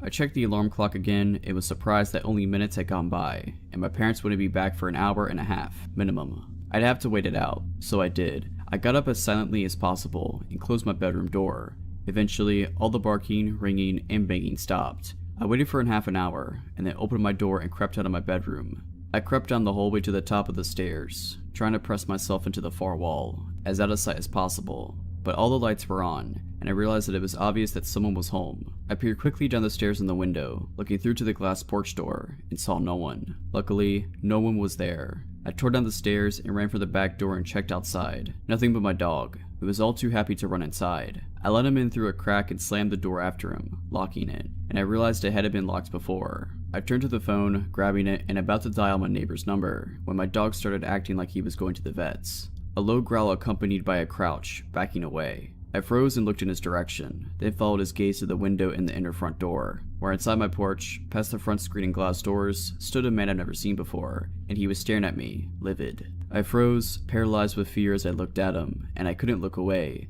He was tall, slim, and had bags under his eyes. His hair was shoulder length and unkempt. He lifted his hand and placed it on the window, and then looked down, as he tried to turn the knob, twice, but it was locked. I came out of my paralysis the second his eyes left mine, and I moved quickly to the side of the wall that led to the basement stairs. It blocked us from being able to see each other. Hiding felt good. My dog, still in the corner, inched towards me, low to the ground and still growling. I couldn't breathe, my heart was pounding. This couldn't get any worse. Wrong. I saw you, boy. I saw you. Open the door. My stomach nestled in my throat. I started crying. I've never really had a flight or fight moment. Only flight or flight. But there was nowhere to go. Back upstairs led right past him, and going down into the basement seemed even more terrifying, as I'd have to walk past the window in the middle of the staircase that looked out into the alley leading to my backyard. I saw you. You can't hide forever. You have to pay. You have to pay. He screamed through the door window, shaking the door as he pulled on it. I thought he would just break the window and unlock the door, so I descended slowly down to the steps to the basement, going just halfway to put some distance between us. I stood still, waiting, and then silence. For a minute, nothing, and then the sound of the glass door and screen door to the outside opening and slamming. More silence. My dog straightened out, walked over to the top of the stairs, and then looked right past me, and started growling. I can still see you. I see you. I see you, boy, and you have to pay. I jumped and turned my head, and through the window to the alley, I saw his face. He was laying on the ground, staring at me. I see you. I know you're home. I see you. I bolted up the stairs to the inner front door, ripped it open, and then locked the glass door to the porch, and backed up into the living room, closing the main door behind me, locking that too. I ran to the kitchen, grabbed the phone, and unplugged it, and turned back around. He was at the door again, this time outside the porch. I steered myself and ran up the stairs with the phone, dog in tow, to my parents' bedroom, which was the only room with a working phone jack and a lock on their door. And then the doorbell started to ring. I closed and locked their door behind me, left their light off, and plugged in the phone. I dialed my neighbors and got their answering machine. I dialed again, no answer. Every ring of the phone was matched by a ring of the doorbell. I called them over and over, finally whispering a message. "Tom, it's Kevin. I managed trying to get into the house and I'm alone." I peered out of my parents' window and looked down into the front yard. He was still there, pacing, walking up and down the stairs, looking in the windows, walking out of sight as he entered the alleyway, and then back into the front. I noticed my neighbor's car wasn't there. They weren't even home, and it still hadn't occurred to me to call 911, so I hunkered down and waited for my dog, watching from the corner of the window. He walked back up the porch, tried the door, and then the doorbell went off a few more times. And then he walked down the stairs and headed back out into the street. He walked a bit down the sidewalk away from the dead end, towards the main road, and then stopped, and turned around, walking back towards the house. He stopped again and looked up, directly at the window I was looking through, but the room was dark. He couldn't see me. Instead of turning back around, he continued walking down the street, and crossed the street when he reached the train tracks. He walked back up the other sidewalk, staring at my house all the while, and kept going until he reached the main intersection, and turned the corner. I stood in the corner of the window, watching the street for what seemed like hours, until my parents' car pulled up in front of the house, along with the neighbor's car. They all got out and my mother headed towards the house while my father started chatting with the neighbor's husband. I unlocked the door and booked it downstairs, instantly crying with relief as I unlocked the inner door, and then the glass porch door. I recounted the night's events to my parents in the kitchen through tears, and they had just started to calm me down. And that's when the doorbell rang. I started to shake and cry again, and my father burst out of his seat and barreled towards the door and swung it open. And there he was, the man. He stood there smiling a disgusting smile, and I immediately took off down into the basement. My mother was right behind me. I heard my father and him arguing loudly for a few minutes, and then my father slamming the door. My father called my mother and I back upstairs, and then after I made him promise the man was gone, I walked up into the kitchen. My father sat me down and explained the situation.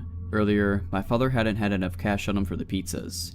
He had told the delivery guy that he would be back in 4 hours, but had to make the game and didn't have time to get more cash. The delivery guy agreed, wished my brother good luck in his game, and then had passed the message on to the guy who would be working the closing night shift. The delivery guy had misunderstood, thinking that he was to return immediately and collect payment. He explained it all to my father as if he had rang the doorbell a few times, and then had left. Not that he had been circling the house terrifying me for over an hour. He told my father he wasn't sure if anyone was home, so he looked around back, but only saw my dog, so he left, only returning, coincidentally, minutes after my parents returned, armed with a convincing story. Kids have such an imagination. Sorry that I frightened him. Suffice it to say, but I brought my books with me to every soccer game after that. This happened a couple weeks ago. I'm 17 and my parents were out of state for the month on vacation. I live in a small, nice neighborhood that has quite a distance from any other neighborhoods around us. My neighborhood likes to be involved with each other, so there's always neighborhood summer barbecues and neighborhood parties now and then. Everyone always attends to these, so I'm very familiar with who lives in the neighborhood as I can name off a majority of them. My neighborhood is always dead quiet after 9 p.m. as the kids are inside by then and families are usually heading off to bed. I meant to spray paint art and I decided I wanted to work on a painting in my garage at around 10 p.m. because it was cooler by then. Mind that the garage door is fully open. I'm setting out a tarp so I can start painting when I hear someone walking on the sidewalk. I look up expecting to say hi to a neighbor going on a late night walk around the neighborhood. Instead, it's a man I thought I couldn't recognize at first glance due to it being dark and the only distant light source around was from the garage. He was at least 6'3", lanky, and looked completely normal from what I could see. The man stood at the end of my driveway facing me. With the little light stretching across the driveway hitting his face, I didn't recognize him. I live in a very friendly state where we're usually nice to strangers and make conversations. I thought nothing suspicious as he could have been just a neighbor I wasn't familiar with, so I just struck up a conversation like I usually do. "Hi, how's it going?" Hi, it's going good so far. Sorry, I don't really recognize you because it's so dark." "Oh, I'm Xavier. I don't think I've ever met you before. Did you just move into the neighborhood or something?"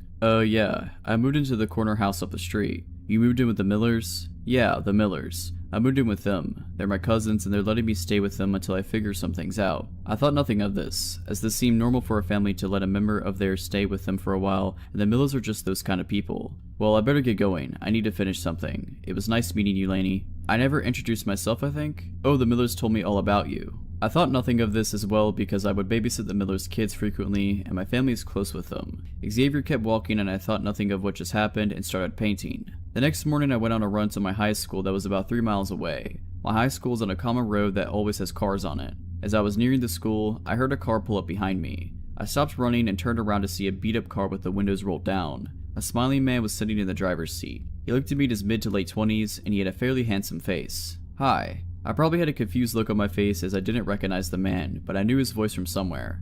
Xavier? We met the other night. Oh, hi. Sorry. I didn't recognize you. It's fine. Hey, you're pretty far from home. That's quite a long run. Aren't you tired? I can give you a ride home if you'd like. Oh no, it's fine. I like running. Thanks for the offer though. Wanna go out for a cup of coffee? No thanks, I don't drink coffee. We don't have to get coffee then. I'll pay for you. Come on, I wanna go get something with you. No thanks, I'm not really interested. Oh come on, let's go. Hop in. He reaches over to open the passenger door and beckons me to come in. At this point, it's clear that I don't want to go, and I step off from the grass and back onto the sidewalk. I said no, sorry. Come on, just get in the car. It's not a big deal. I gotta go. Some friends are expecting me. That's when I fall and sprint to the school's track and called a friend to pick me up. While waiting at the track for my friend to pick me up, Xavier's beat-up car goes down the road, away from the direction of my neighborhood. Few bad things happen in my city, so I didn't think much of what happened and shook it off, which was stupid of me to do. A couple of days later, there was a neighborhood barbecue. Although my parents weren't home, I didn't mind going to the barbecue alone because it's always a blast. I hung out with my neighborhood friends like I usually do. I saw the Millers and had a friendly conversation with them, which soon turned to, oh, I met Xavier the other night. The Millers didn't know who I was talking about. They said they didn't know, and Xavier, no family member moved in with them. I told them about what happened at the school the other day while I was on my run. The Millers and I are freaking out about now. They call over one of our neighbors, who's a cop. We'll call him John. John lives a couple houses down from me. I tell him about the confrontations I had with the guy and what he looked like. He told me to call him or the cops if I didn't feel safe or if I encountered the guy again. John patrolled around our neighborhood for a few weeks. Neighbors kept a lookout for Xavier and didn't let their children out late. There was no sign of Xavier for 2 weeks. I got back from a friend's house late at night. I pulled into the garage and went inside, turned on the lights, and I was making something to eat. Then there was a soft knock on the front door. It was late. I got back from a friend's, and my guard was down, so I walked across my house like I usually do. From the front door, you can hear footsteps if someone is walking to the door normally and not trying to hide their steps. I thought it was just a friend. I looked through the peephole and saw a wide smile that belonged to Xavier. He was at my door, late at night, and he had a large backpack with him. He heard my footsteps and I could hear him say, "I'm sorry about last time. I didn't mean to be like that, Lainey. It was just a bad day," through the door. I wanted him to go away. I meant to yell, "Get away from me," through the closed door, but all that came out was a lame whimper. I just came to apologize. Open the door. I don't mean any harm. He tries to wiggle the doorknob. His voice in constant pestering gets louder and louder. At this point, I'm freaking out and I couldn't think at all. I couldn't remember where I put my phone. My family doesn't have a house phone either. Xavier began pounding on the door and repeatedly pushing on the doorbell and kept repeating, "Open the door, Lainey. Open the door. They're waiting for us." My dog heard the ringing of the doorbell. I don't think he heard the soft knock because he was upstairs somewhere, but when my dog hears the doorbell, he's always excited to go look out the front window and see who's standing on the porch. If it's someone he recognizes, he'll just stand there quietly looking at them until one of us opens the door. When it's someone he doesn't recognize, he barks. He's a German Shepherd and his aggressive bark is very loud. My dog comes running down the stairs, looks at the window, and he doesn't recognize Xavier, so he starts barking at him from the window. Xavier laughs and I hear him say, "They never told me you had a dog. You're smarter than they said you were, Lainey." With my dog barking, I guess I snapped back into my senses. I realized I left my phone in my car in the garage. I called the cops and John. By the time they got here, Xavier was gone. I gave a description to them and they drove around the area for an hour looking for the guy, but they never found him. I stayed at a relative's house for a couple of days until my parents got back and we changed all the locks in the house and installed a security system along with floodlights. My parents had me on lockdown. John patrols around the neighborhood for a while after his shift ends every night now. Xavier, let's not meet again.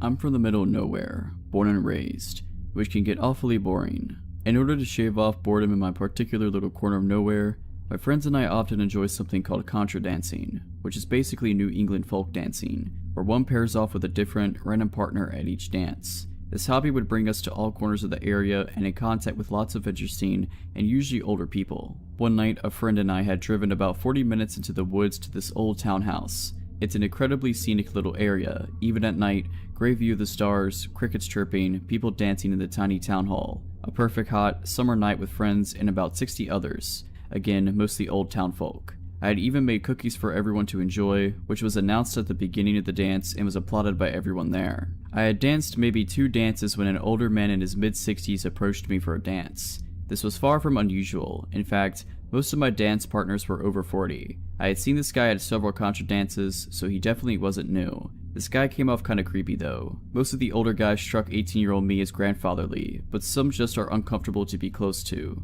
I refused him, saying I promised my friend a dance. He insisted that I dance the dance after with him. Not wanting to be rude, I agreed, trying to be as perky as possible so he didn't know he was making me uncomfortable. "You look so beautiful tonight," was the first thing out of his mouth when we paired up for the dance. I kind of just smiled and nodded. I didn't want to be encouraging. He was sweaty, had a walrus mustache, and was bald except for a crown of gray hair. The dance was a particular extravagant one, with a move called a gypsy, when the partners stare into each other's eyes while circling around each other into a swing. He started making remarks under his breath during this move, such as, "Get over here," and "Can't get away from me," while pulling me closer. Gross, but nothing too bad. "I heard you made the cookies. They were delicious. I'll have to get the recipe out of you, or just make you my wife. Then I have them all to myself." I almost stopped the dance to get away from him, but I shut down and refused eye contact and conversation. I was sufficiently grossed out, but it was nothing too bad. I pulled my friend aside after and told her about him, and then enjoyed the rest of my night. After summer dances, the young people often drive down to a small pond and swim to get off the sweat and grossness of the dance.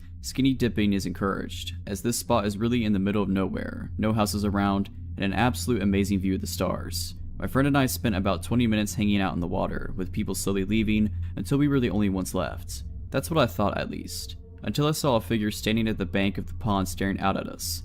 I didn't call out, assuming it was one of our friends. I swam closer, starting to get out of the water. It wasn't until I was actually fully out of the water, clothed only in a t-shirt and underwear, that I recognized the old man from before. A lurch of fear and wrongness I felt in that moment I will never forget. I have never seen anyone above the age of 25 go down to the pond with us, and he was fully clothed and not there for a swim. He also wasn't saying anything. "Shannon, we have to go now," I yelled back at her. The pond bank was narrow and it was hard to scramble around him. I was pretending I couldn't see him, that he wasn't there, or that I didn't care he was there. Shannon was about 20 feet behind me when he turned to follow me back to the cars. The rocks were painful to walk on and made it hard to move quickly. "I heard you guys were coming down here," he said. At this point, Shannon was just coming near him. She did not recognize him from earlier stories. It wasn't reacting to the creepiness as strongly as I was. "Haha, yeah, sometimes we cool off down here," Shannon replied. He got between me and her, blocking her from the car. "You know, you and your friend look like sisters. I heard she made the cookies. Do you cook as well as her? I'd love a pair of you at home." This is when the situation really hits Shannon. We're alone, with this guy who's apparently followed us to the middle of nowhere, with unknown intentions. "It was nice talking to you, but we have to go now. Come on, Shannon." I was practically running to the car, throwing the words over my shoulders. He put a hand on Shannon's bare shoulder, which spurred her after me. "Come on, you two. I'm just trying to have some fun." I was already in reverse by the time Shannon got in the car with me. We tore out of the dirt road at about 50 miles per hour, and hit pavement at around 70. I almost puked when I saw headlights turn out from the road, following us. Since I was about 40 minutes from home through all the back roads, I took a gamble and headed towards the nearest gas station, followed the whole way. We stopped at the station, right in front of those huge windows in front. He slowed down, looked at us, and then sped away. I haven't seen him at a contra dance since, which is the scariest thing to me, as he used to be a regular. In my experience, contra dancers are a loyal bunch, but this guy just sort of drifted in for a couple months and disappeared just as quickly. Still makes me uncomfortable to think about. If you're liking this video, all I ask is that you make sure to subscribe to my channel and like this video. Thank you. Here is a little bit of background. I was 20 at the time. I moved in with my uncle in San Antonio, Texas, with the agreement that I didn't have to pay rent as long as I helped him out with chores and my cousins. I got a job at a super known coffee chain downtown close to the touristy part of the area. We had a lot of regulars and a lot of homeless coming in and out. I felt relatively safe though because I got to know the people there and it was almost always a lot of foot traffic. I used to even take walks after work in the area, especially since I was super close to the Riverwalk. Skip to a couple of months into the job and I was friends with everyone I worked with. We were all super close. On this particular day, it was one of my co-workers' last day. There was about 3 guys who had been in there almost all morning. They hadn't bought anything and were just hanging out, which was not unusual for my location. On my break, I decided to walk down to a nearby drugstore so I can get a farewells card and maybe a small gift for said coworker. I walked out and put my earphones in, and before I could press play, I hear the door open behind me and footsteps following behind. Whoever it was caught up to me and started walking beside me, matching my pace exactly. I turned to look and it was one of the guys that had been there all morning. He was a bit taller than me. He tried to ask for my number and I kindly told him no. He persisted to deny with a short temper, told him to screw off. He stopped and stared at me in surprise. He stood there as I walked away and by the time I went back they were gone. I proceeded to tell my coworkers about the encounter and we laughed it off. I thought that would be the end of it. I was wrong. Every shift after that he would already be there just hanging out or would walk in mid-shift. Sometimes with somebody else and sometimes by himself. I assumed he was just another homeless person because how else was he always able to be around? My shifts were sporadic. Some days I opened, some days I closed, some days I worked mid, but it didn't matter, he was always there. At that point I started feeling paranoid. I would always catch him staring in my direction. He never ordered anything, never talked to me, and luckily wouldn't follow me. He would just sit there, watching me. I started mentioning it to my coworkers and they started noticing it too. One of my team leaders would help me out by sending me to wash dishes in the back or organize the cooler. My coworkers would also try and place themselves to try and block me from his view. I started feeling uncomfortable at work. Sometimes when I closed, a coworker would walk me to my car before heading home themselves. Or if I didn't close, they would walk me to my car and turn around and head back to work. Then one day of him just staring, I was working the register that day. He walked up and ordered a water. I asked for his name for his order. I now had his first name just in case. He took his water and sat down. I had mentioned him before to my manager, but because he hadn't really done anything, we couldn't do anything beside note it in the manager book. The next day I worked with my manager. It was him, 2 other coworkers, and me. I told him I had to go to the bathroom real quick. There were 2 bathrooms right next to each other, but sort of hidden from the coffee bar and register, and they weren't gender specific. I walked around the bar to the lobby area. I had to pass this table and walk down the lobby to get to the bathrooms. I noticed him get up before going inside the bathroom. I sat down to do my business when someone rattled the knob. I shouted out that it was occupied, but whoever it was kept rattling the door until I finished. When I opened the door, no one was there, and walking back I noticed him adjusting back into his chair. I was super freaked out and told my boss. He couldn't tell him anything because we had no proof that it was him. Later that shift he got up and picked up a coffee from the pickup area. My boss assumed that he had ordered it and let him take it. I told him it wasn't and that it wasn't even his name. My boss used this as an opportunity to tell him if he does something like that he can't come back. The man apologized and actually stuck to the rules every day after that. He went back to just watching me. Cut to Valentine's Day. One of my team leaders and I would be scheduled to work certain Thursdays after close to deep clean the store. We would stay until 1 AM. This was one of those Thursdays. We were almost done and I had to clean the bathrooms as one of the last chores. I finished and as I walk out the bathroom I see him peeking in with both his hands pressed to the window, eyes wide, just staring at me with this super intense look.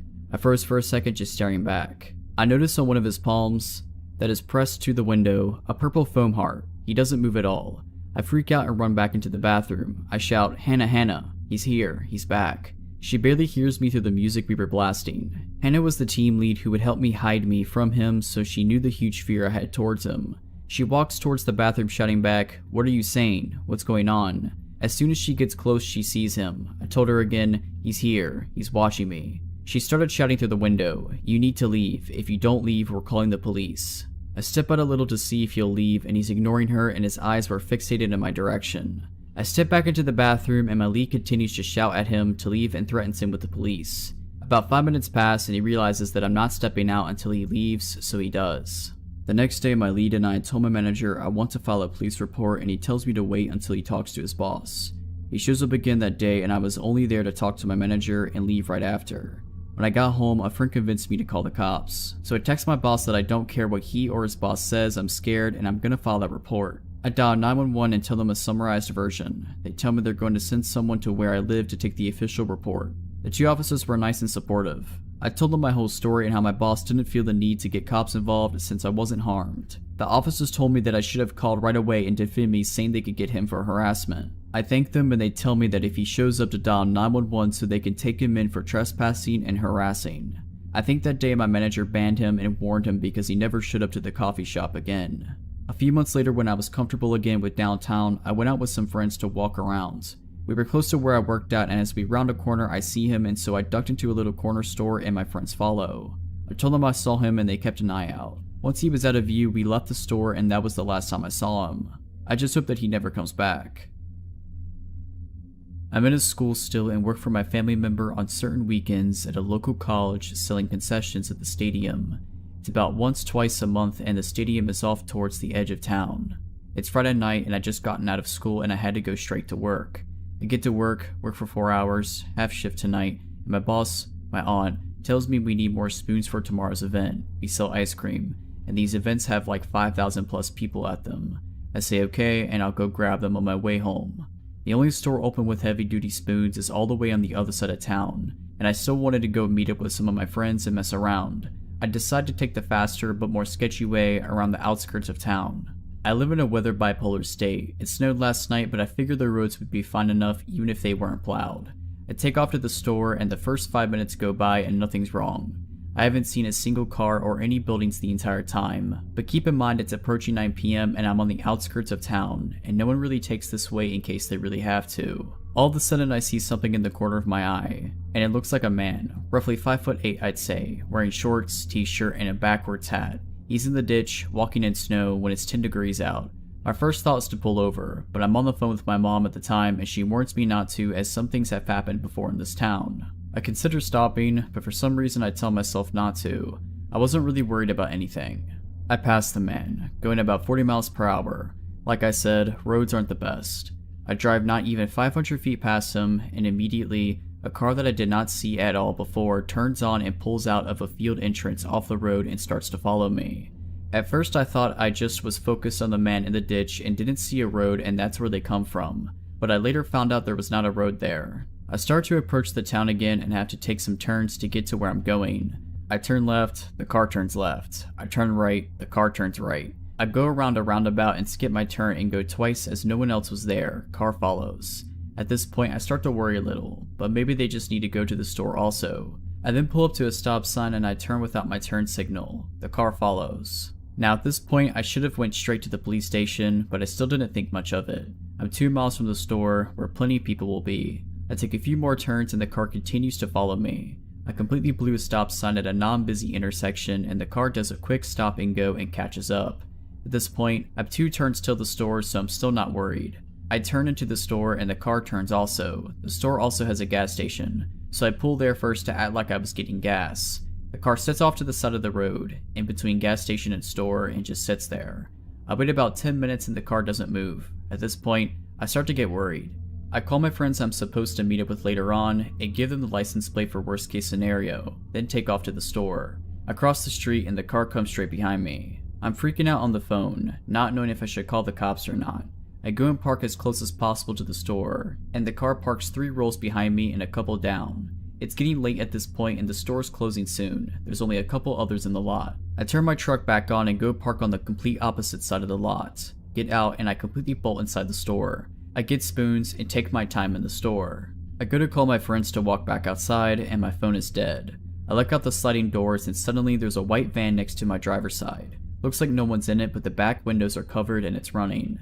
I run to customer service and explain everything, but they think I'm some young kid messing around.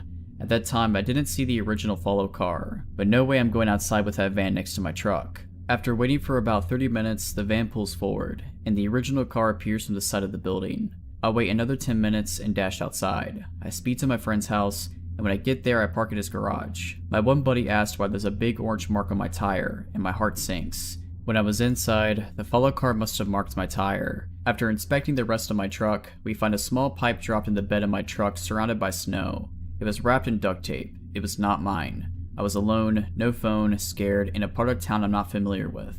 I can't help but think what would have happened if I walked outside. Last December, I was visiting my family down in Florida and we spent some time in Treasure Island. My brother and I took my dog down to the beach at about 2 a.m. to play some fetch and drink and have a good time. If you walk along the water, you can reach a few restaurants and bars and hotels that line the beach. Out of nowhere, we see someone walking pretty quickly in our direction from over there, and a few minutes later, we can make out that they're being followed. My dog is arguably pretty well trained. We work search and rescue, and I've never once had her run off without permission, and never once has she not instantly returned when called, but that changed that night. She was about 5 feet from me and I saw her hackles shoot up and I went to grab her collar, but she took off in a full sprint, making some truly terrifying barking and growling sounds. We obviously took off after her and she reached the first person and stopped between them and the people behind them. She was barking and growling and lunging, and I finally caught up and put her on a leash. She's never reacted in that manner, so it was scary. The group following her ended up being 3 men that were probably in their early 30s. They started booking it in the other direction. I turned around and the person being followed was a young woman around my age. We asked if she was okay and she just broke down in tears and collapsed into my brother. So she got into her phone and rang her friend's number to have us talk to her. We were able to figure out where she was staying and walk her back to her hotel, where we met up with her friends and we all exchanged numbers to talk a later time. The next day we all got together, where we learned she had gone out for a walk on the beach, stopped for a drink at the bar, drank a bit, and then just wasn't feeling right. So she left the bar and soon noticed 3 men left after her. She had been walking for about a mile at that point, terrified and slowly getting more and more screwed up. She doesn't remember much about that night, and we knew she was probably on something, but we had no clue she'd been drugged. We're still friends now, and we're all gonna meet up for spring break when we're all back in Florida. I've never been more proud of my dog and more grateful that we were in the right place at the right time. I hate thinking about what could have happened. I'm an extremely outdoorsy female and love to spend a lot of time in nature. I spent the better part of my early 20s living in remote northern locations and exploring a lot of Alaska, Yukon, and British Columbia.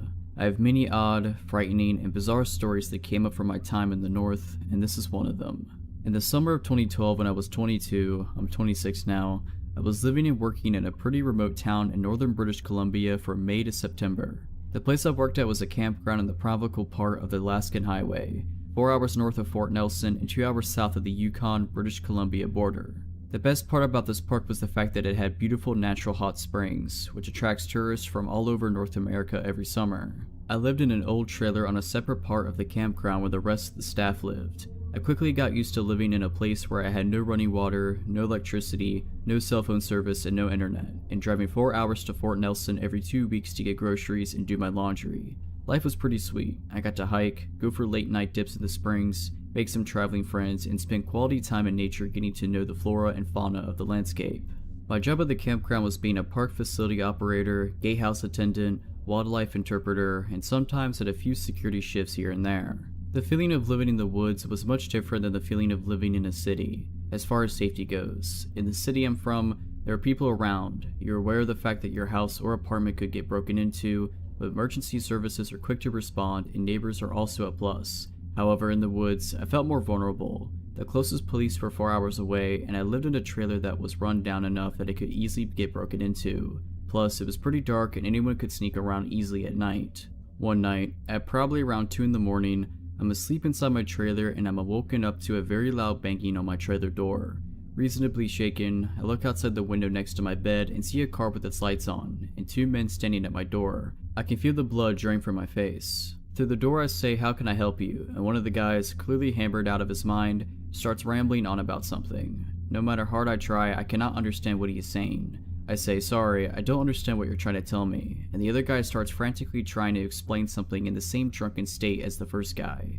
I decide at this point that they don't mean any harm, and I open the door to talk to them.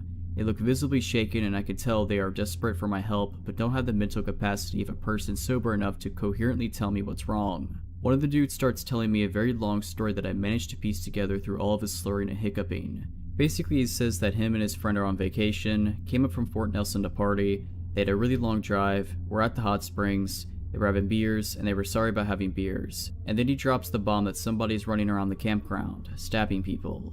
I look at the guy telling me the story and notice he has blood all over his clothing.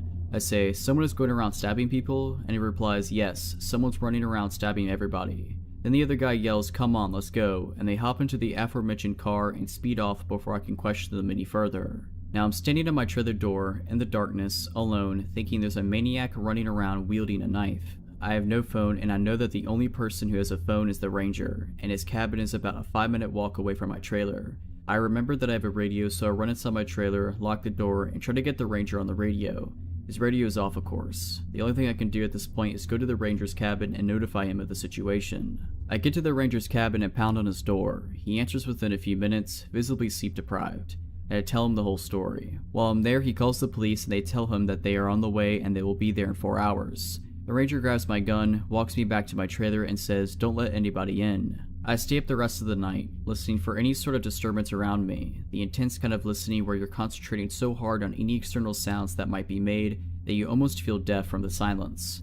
After about 2 hours of doing this, my trailer starts rocking back and forth. I freeze. My heart drops. I can hear the sound of someone breathing extremely heavily and I'm thinking, this is it. I'm just sitting there on my bed in my trailer as it's rocking, waiting for the maniac to stop tormenting me and just break the window and stab me. I'm still listening intently to the heavy breathing and that's when I hear a grunt, a very non-human sounding grunt. I get a feeling that it's not what I think it is, and I peer out the window of my trailer and a bison is scratching its back on the side of my trailer, causing it to rock back and forth. The RCPM get there at around 6:30 a.m. and proceed with their investigation for 10 hours. They close off the springs and the entire campground. We don't hear anything about what took place during the night until the investigation is over. Apparently there was a guy at the springs who made a lewd comment about one of the females in another group, which resulted in an argument. The guy disappeared and returned an hour later with a knife, stabbed 2 of the guys in the group, and booked it back to Fort Nelson, not before stopping at my trailer with his buddy to tell me about the incident, of course. Yeah, one of the guys at my trailer, he was the dude stabbing people. My guess is that him and his friends stopped by my trailer to try to make it seem like they were innocent. Drunken logic. The 2 guys that were stabbed survived, which is good. I just hope that I never have to wake up to someone like that at my door again. A couple of years ago, I was still adjusting to the adult dating scene. I was using Tinder, and though I had been on a few dates and had a few hookups, it was mostly just situations where I either wasn't that interested in the guys, or it was strictly a one-night stand. It was a college town, not where I went to school, about 45 minutes from my parents' house, and I went on a few dates there. It's a cool city to hang out in, so it was always worth the journey, even if a date didn't work out. I started chatting with this guy who I matched with on Tinder. He wasn't exactly my usual type, but he was charming enough. He was a little bit of the stoner/alternative type. He was funny and confident over the phone as well. I usually made it a rule for myself to chat on the phone at least once or twice before meeting up with guys, even just to gauge if we would be able to carry a conversation. It's not the same when you're only texting. We hit it off over the phone well enough to the point where I felt we should give hanging out a shot. We talked about how I went to karaoke night often at a local bar close to where I attended school. He said he and his friends liked going to karaoke too. Great. He lived in the previously mentioned college town, and I agreed to attending karaoke night with him and his friends. He said they were hanging out at a local coffee shop near where he and his roommate lived, and I could meet them there. A girl he knew worked there as well, and he said she'd give me a coffee on the house. Before leaving, I texted one of my friends where I was going, just to be safe. When I arrived, I could clearly see into the coffee shop. I could see a group of 4 scraggly looking dudes, and one girl behind the counter. As soon as I pulled up, I got a nagging bad feeling in my stomach. As soon as I got out of the car, the guy I'd been chatting with left his group and came out. He said they were leaving right now, so we should just go. Not that I really cared about the coffee, but what happened to the coffee I was promised? I asked exactly what the plan was, and he said they were going to head back to his place before heading to karaoke. He didn't ask if I wanted anything from the shop, and didn't even ask if I wanted to come in. By this point, his friends came out and they all got close to my car. I was getting pretty bad vibes at this point. He isn't acting charming or funny like before on the phone. Everything felt forced. There was an air from the group that they were only pretending to be friendly. Nobody introduced themselves, but they just kept saying how awesome karaoke at the bar was. The girl inside at the counter had gone in the back of the shop, and because she was friends with him, I didn't know if I could trust her. Thinking quickly, I said the plan sounded great and I could drive and meet them there, that I didn't want to leave my car there. This apparently was a problem. The one car in the parking lot, which I assumed was one of theirs, was the girls. They said they walked there, but it would be a lot better and faster if I just drove them back to the house. At this point I'm freaking out a bit. Everyone's close to my car and me. I tell them a stupid lie and say that I have a bunch of stuff from school in my car, and it's pretty messy on top of that, so not everyone will be able to fit in. Mind you, they are right by my car, standing in front of it. They can see through my windshield into it. It's got like a backpack in it, and that's just it. I just lie and say I'm kind of embarrassed because the floor is messy. I'm saying anything I can get to get out of this. I tell them I'm really sorry, but if they order an Uber, I could just meet them at their place. I'm not budging on not letting them get in my car. The guy I'm supposed to be on a date with tells the other guys to head back inside the coffee shop, and now I'm alone with him. He asks why I can't just drive everyone. He tells me it's not a big deal, and that it's just easier if I just drive everyone there. I stand firm that there's not room and my car's messy. I tell him I promise to meet him at his place if they order an Uber or walk, just text me his address. He says that it'll take too long to get back to his place, so I should just meet them at the bar instead. He won't give me his address. He texts me the address to the bar, and I apologize about the car thing. I tell him I'm so excited for karaoke and I'll meet him there. I smile and act as naturally as possible, and then I get in my car and try to drive normally while in view. As soon as I'm out of sight, I take off and just drive in different directions haphazardly before heading back home. I was constantly watching in my mirrors to see if anyone followed me, and thankfully nobody did. Not long after arriving home, I got multiple texts from him. He told me I was just another girl pretending to be nice and that I deserved to die. Clearly I made the right call. I blocked his number and blocked him on Tinder. I never heard from him again, and I hope it stays that way. This happened to me when I was about 10 years old, but even now as an adult in my 30s, I remember it like it was yesterday. My parents had taken my sister and I out to a movie, and then to get ice cream in celebration of my older sister getting straight A's on her report card. I remember my dad had gotten off work later than usual, so by the time the movie was over and we had our ice cream, it was well past our bedtime. It didn't matter though. My parents were happy and proud of my sister. We had a great time, and we took our time getting home. If it wasn't for what happened when we got there, I would have always looked back fondly on this night. We got home at around 10:30. Bedtime was usually 10, so I went straight to my room to put my pajamas on while my sister went to brush her teeth. I remember thinking that it seemed a little more chilly in the house that night, but that's the only thing out of the ordinary I can recall from when we first walked in. I barely had a chance to change when I heard my dad yell our names from what I thought was the kitchen. I didn't know what was wrong, but I knew it was bad because I heard fear in his voice for the first time ever. It scared me really bad. I bolted out the door and into the kitchen as fast as I could. My sister was already there, and her and my parents were standing very close. My mom looked like she was on the verge of panic, and she motioned for me to come close. She wrapped her arms around my sister and I, and my dad was already dialing on the house phone. Then I noticed some glass on the floor. I asked my mom what was wrong, but she didn't want to tell me. She said we needed to go outside right away. As we headed out the front door, I heard my dad talking to a 911 operator and telling them that when we got home, he found our back sliding glass door shattered and objects strewn about the kitchen. He went to the neighbor's house and waited for the police to come. After a few minutes, my dad joined us. He seemed to be well shaken up, which was a new sight to me. The police arrived and searched the house extensively. It was a big scene with all of our neighbors outside, and flashing lights illuminating our entire street for hours. They never found anybody in our house. Whoever had been there had come and gone. The thing that gets to me is that nothing was stolen. Whoever it was didn't want any of our possessions.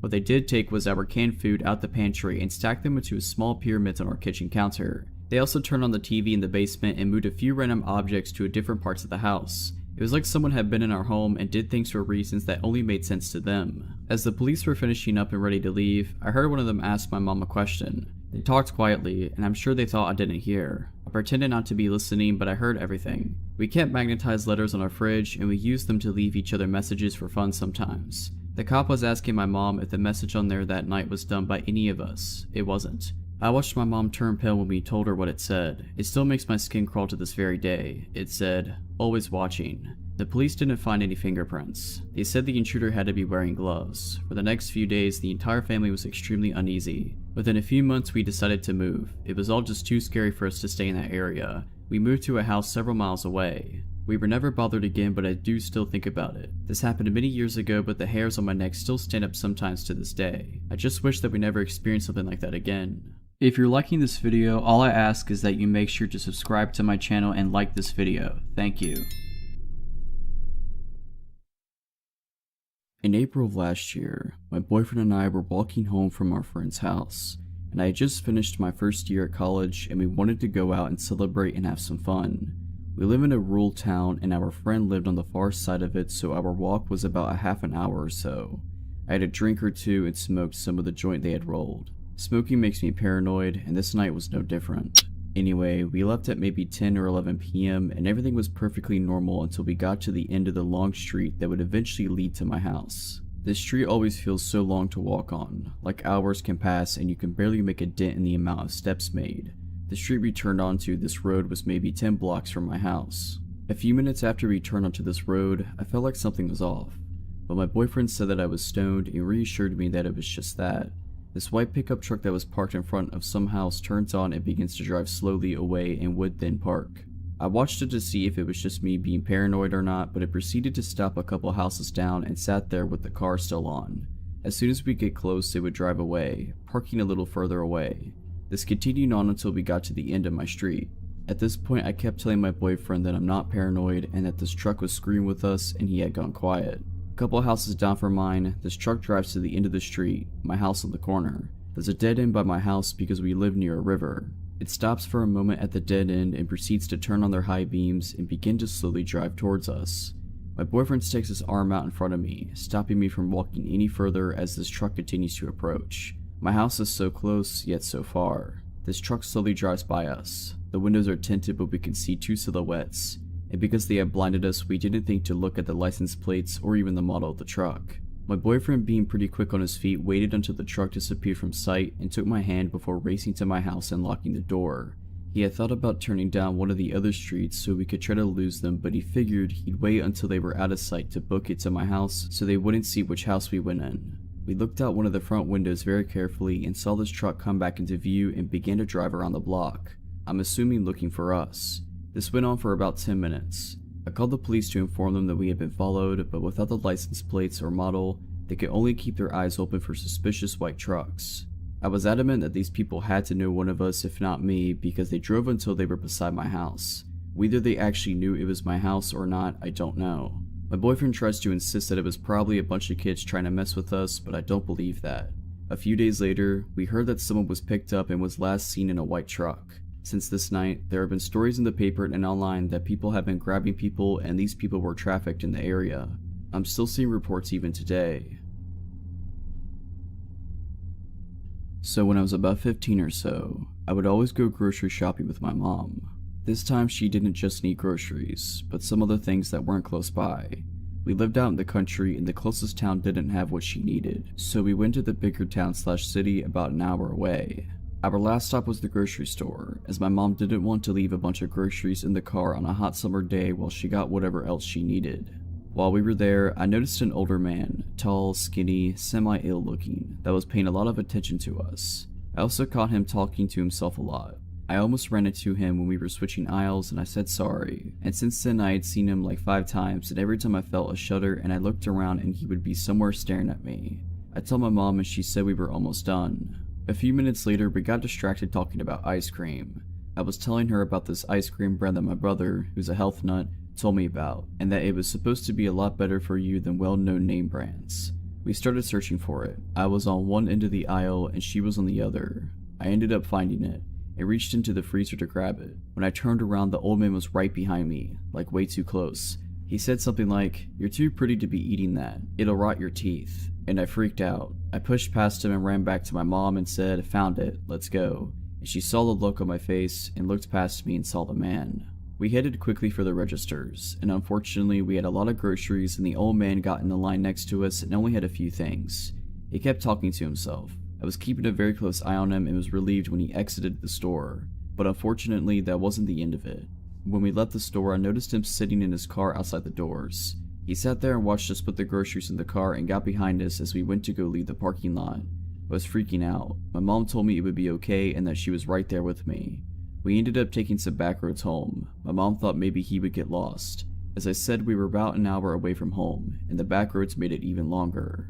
We were about 5 to 10 minutes away from home and he was still following us.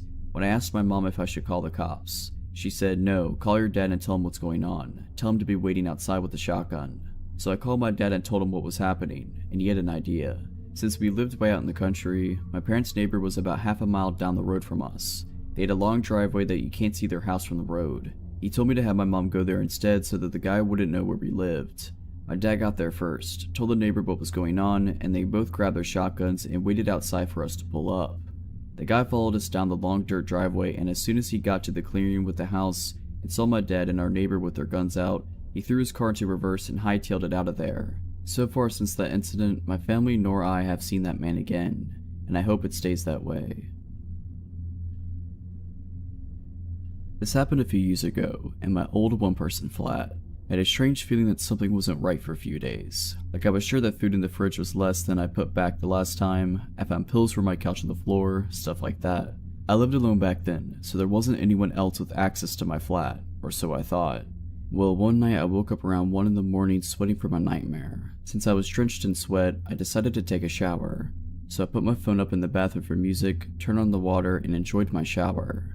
A few minutes in, I heard the door move. I never closed it, but it still never moves. I took a look at the shower curtain and saw a shadow against it, and a look at my phone confirmed someone was there, since I could clearly see a reflection on my screen that showed someone was standing next to the shower curtain. It took me a lot not to scream and to keep acting like I didn't notice anything, while silently taking the shower head off the holding and turning the water all the way to hot. Our water got really hot when you cranked it all the way to hot, and a few seconds later steam was raising and the water hurt my feet flowing to the drain. I turned around, ripped the shower curtain open, and held the shower head right at the person behind. It was a woman and she screamed in pain. I whacked her in the face with the shower head and jumped out the shower and ran to the door, taking the key out of the lock and locking it closed behind me. A little later she started to bang on the door, but the door didn't give. I called the cops and went to the kitchen to get my big kitchen knife, just for safety. I felt like my throat was closing up when I saw it missing and realized there was only one place where it could possibly be right now. The police came and arrested the woman, who turned out to have been the former person living in the flat and was evicted after not paying rent. Seems she made a copy of the key and came into the flat when I was at work and sometimes at night. I just hope that I'll never have to experience that again. This happened 5 years ago. I was 25 and used to live alone in a small flat in England, about an hour south of London. It was a medium-sized town well known for being a good place to live, with excellent schools, low crime rates, and minimal unemployment. The kind of place where people didn't panic if they left their front door unlocked when they left for work. My flat was on the first floor above pavement level, midway down a hill. There was nobody underneath me. My flat was a kind of bridge with a footpath below it, and my kitchen window was directly over a pavement on a fairly busy road. The flat had a small galley kitchen, a living room, and an upstairs bedroom. There was nobody beneath or above my flat, and because of the hill, my kitchen window was literally face on with the pavement and where people walked. There was a printing company opposite that went out of business, and then just grass. I always used to close the blinds once the sun had gone down, but liked having the kitchen window open during the afternoons. It had a safety latch so it didn't open far enough for anybody to reach in, and I was not on the ground floor, so I didn't worry too much. One day, I got home from work early, about 5:30, and as it was summer, I had the kitchen window open and the blinds open. I'm chopping garlic for my dinner, glance up and see an older man literally stood on the pavement watching me, only a few feet away. I glare back as if to say go away and decide to walk out the kitchen into the living room as if I'm talking to someone. I walk back into the kitchen, glance at the window, and the man is still there, watching me with a small smile on his face. At this point I am slightly panicked. I am alone, nobody's around as I have no direct neighbors. I go into the living room and sit against the wall, clutching my phone. I didn't want him to be able to see me at all. A lot of front doors in England have a kind of two-door system. Directly on the street you have a glass door, normally with decorations on them so you can't see everything in and out, just blurred images, and a proper wooden door inside. I had been out for a smoke so the glass door was shut and locked, but the wooden door was wide open.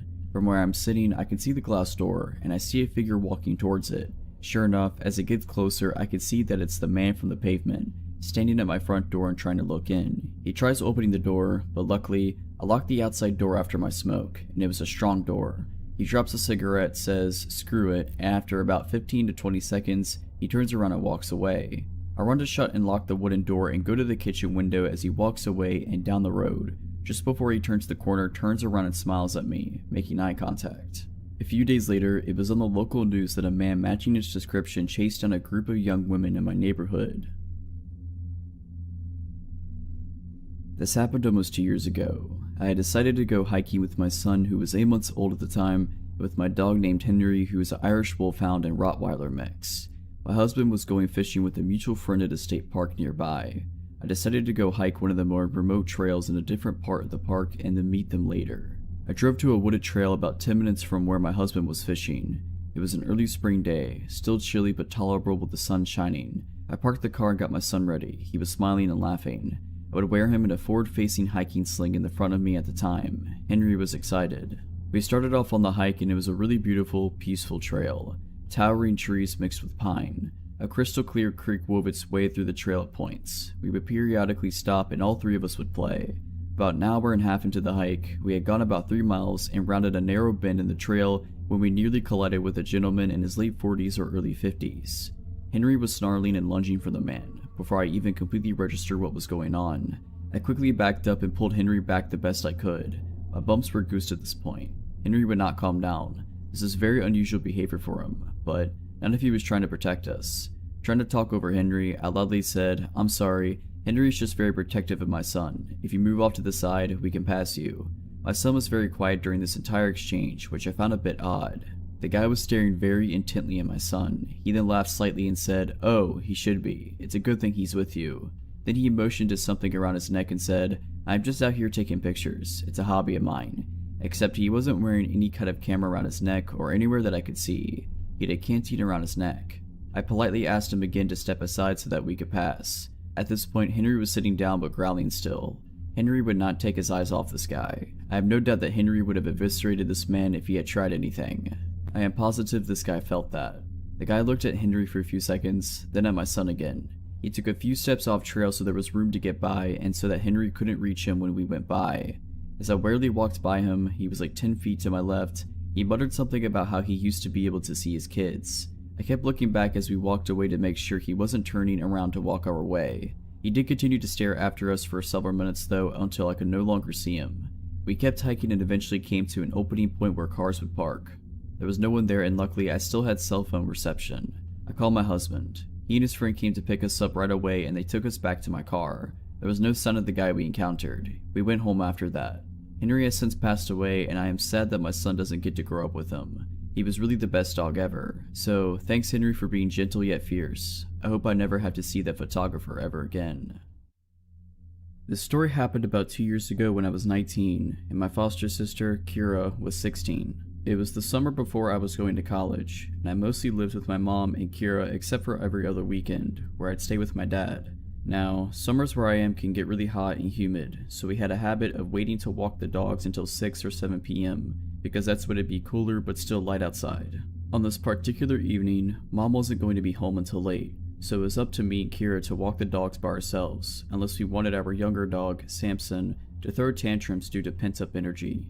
Even though we lived in the countryside and could have walked them down our street, Kira and I decided to drive out 20 minutes to a park instead. At around 7:30 p.m., Kira and I harnessed our 2 dogs, packed them up in the car, and drove them to the park.